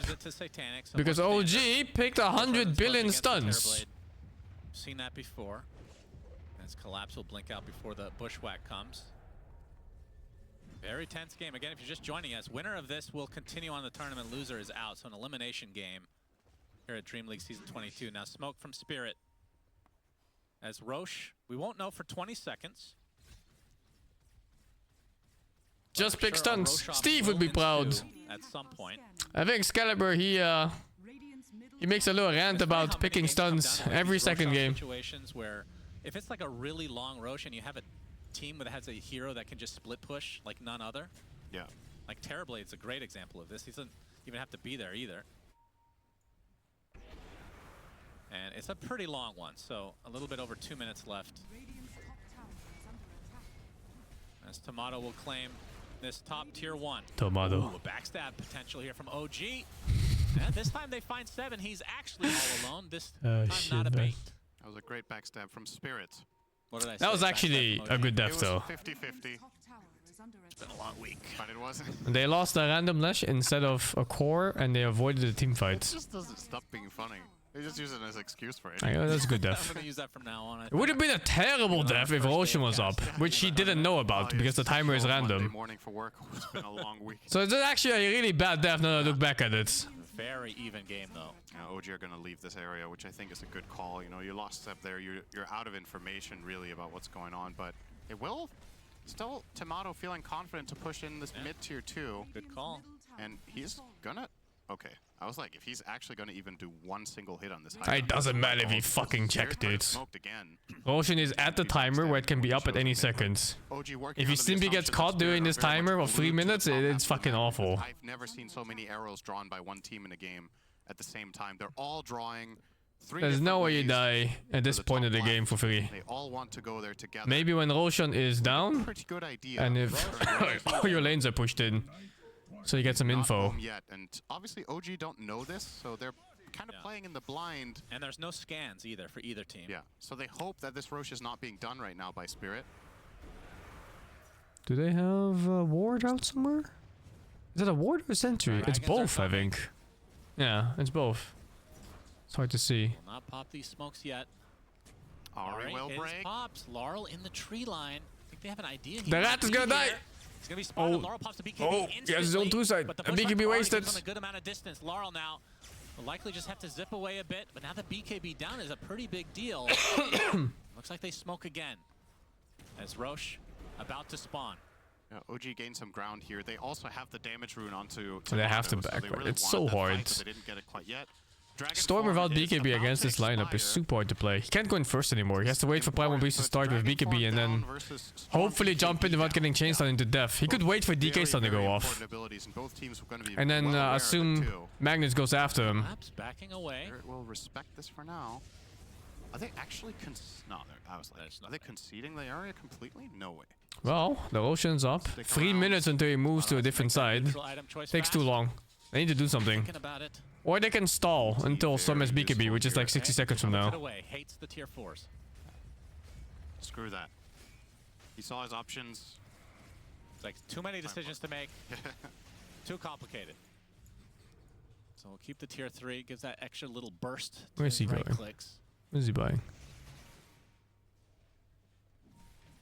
OG's lanes are fine. Those lanes don't matter because they don't push into anything. Let's go behind Roche. No one's The only thing that matters here is the Roshan and the amount of buybacks you have. And in this case also, OG has the outpost nearby, so their buybacks are stronger than Spirit's buybacks. Any in the inventories. I mean, it makes sense. They've been smoking. They've been chain smoking for 5 TB minutes. can't split push here. They can't leave the Roche unless they make a team choice to not go for Roche at all. Came out They need to stay near and look for an opening and wait for Storm BKBs. I think that's the play right now. It's like 20 seconds left or something? It's just so hard. Not sure. Carl has a shield rune. Sep will front light to scout. Oh, well, I think he's fine. Oh, that's a very early BKB. Onslaught retreat. BZM, is he actually chasing? 90 seconds until Roshan moves. Can fly anywhere he wants. As the Roche. Is he gonna ult for this? Yeah, okay. Tomato. God's strength is Oh, it's not fast enough if they rush in, but are they rushing in? It's a scary place to walk in. There's a Magnus. Oh, they stopped it. Now that's so bad for OG if they don't take a fight now. Because the Sven ult is gonna get kited if they don't do anything now. They go back for the Roche. DK is in a shit spot right now. But back into the pit they go. Where the fuck did Storm go? Oh, there. I thought he jumped into the pits. Taking a lot of damage here. Oh my god. RP is there from Whisper onto 2. How come that RP looks so fucking weak? As Roche still quite healthy. No more god strength. He's gonna die. Oh my god. Why does Primo ulti go for BKB? How is that balanced? How is that balanced? They waited so long and they were so patient, and what a read that this was not going to be a Roche kill for OG as long as they played the perimeter like that. Yeah, why not, I guess. Detail there that Larl has a shield rune. So, indecisive by OG. He gets RP'd, but they can't kill him. Sven, first of all, OG are also very fragmented. I feel like this is a really good replay to watch about why this is so difficult and such a good play from Spirit too, because OG's hero placement. Spirit actually managed to stall for the entire BKB cooldown. With Spirit waiting this long and OG trying to both scout the area and do Roche at the same time, they end up losing out. Oh, that's a big kill. That's like 700 gold, I think, at this point in the game. A little bit of an well, remember you are. Fuck it. Did I say 700? I mean 950. What the fuck? At least one of these DK illusions that are so annoying and make it 2. All right, so they have a way to deal with the mantas, or the manta from DK. This is a random rat. All right, so Aegis on Yutoro, Cheese on Collapse, has a little bit of breathing room now for Spirit. Seb showing in his base. Collapse really 1,000 gold almost for his support. Ooh, that is a big item. So Aghanim Scepter for Laurel, Electric Vortex. Basically, where's Aegis? TBS Aegis. No BKB ready. Gonna lead the way. Meta Put it in his backpack for now. I would assume OG gives at least. Should be fine, I think. And they will do just that. Illusion will take care of it. Spirit, soft reset. The Daggons. Get him out. The Primal ult is very, very strong. It's one of the reasons why the Halo's so good too, you know? When it was changed, right? When Dagon was like, it there's not many BKB piercing stuns in the game though, that short cooldown. And now we're actually starting to see it. This item being used to kill off illusions. What's the Manta cooldown versus the Dagon cooldown? You have it every time. What the fuck? Dagon? Where's Dagon? It's pretty nice. Dagon level 1 is 27, and the Manta is 30. Whisper gets his shard. The Rubik? And ET? Has the Shadow Blade as well. Been seeing that a couple times in this Oops. Seen a couple okay. Alright. Initiation forces out the BKB from Tomato. And it's one way to get rid of illusions. Use it defensively and try to run away, but there's the Electric Vortex finding the DK. I kinda dig it. BZM already at half HP. As Laurel basically out of mana, but Mira gets the RP. Collapse finishes the job onto BZM. And now the Yules gonna keep Whisper in play. Will get off the skewer, but dies in the midst of things. Toro is actually going for the tier 4 towers. Double buyback now onto OG. And Spirit gonna back away a little bit. A little bit ambitious to go for those tier 4s as BZM in that dragon form again. Scary if we get skewered back on the TV here. Oh, actually. This time onto Seb. Yutoro. Where is the Magnus? Where's he playing? Oh, there. He's dead. Thundered mid-skewer and huh? he's dead. 90 seconds of no Magnus now, as Laurel getting quite low will zip away to safety. Yotaro getting hounded in the meantime, but they're kind of ignoring him actually with this Aegis. What's Magnus doing? Continuing to slow oppressively on the rest of the Spirit lineup. They get the Aegis. Satanic and BKB ready on TB. Looks like BZM will take him out. And they get the split earth onto Yotaro. Oh, Storm can't fight though. He's very low. Is he coming back? Storm is coming back with 100 HP, whatever he has. He looking. Look, Storm is there for one auto attack. Like, oh, my job here is done. And using it against OG as they have all 3 cores dead. GG. And that might do it. Spirit showing up big time in this series. They get the lift onto Seb, not going to bother even trying to pursue as the tier 4s are dead. Ancient exposed, collapse with a victory trample. No fucking way, man. 7 Ari can only look on. The Lubig has so much more impact than TB. No way. No fucking way. OG are Who knew? from the tournament and Spirit making it to the top 4. Wow, what a finish. That was a great game, I have to say. Both teams I'm not gay, Fangor the 54, really Joe Pip, Fangor the 19, EJZ, Fangor the 1916, March, Fangor the 48, Michael GGW, Fangor the 57. That was actually a pretty nice series to watch. It was really nice. And I am done for the day. It's been like a good 8 hours already. So I thank you all for watching here. And I wish every single one of you a great evening. If there are tiebreakers, see you tomorrow morning for this again. And otherwise, I'll maybe play a couple Dota games or I don't know. I'll see. Maybe Dragon's Dogma. Ex Macado, thank you for the prime, man. Good night, guys. See you later.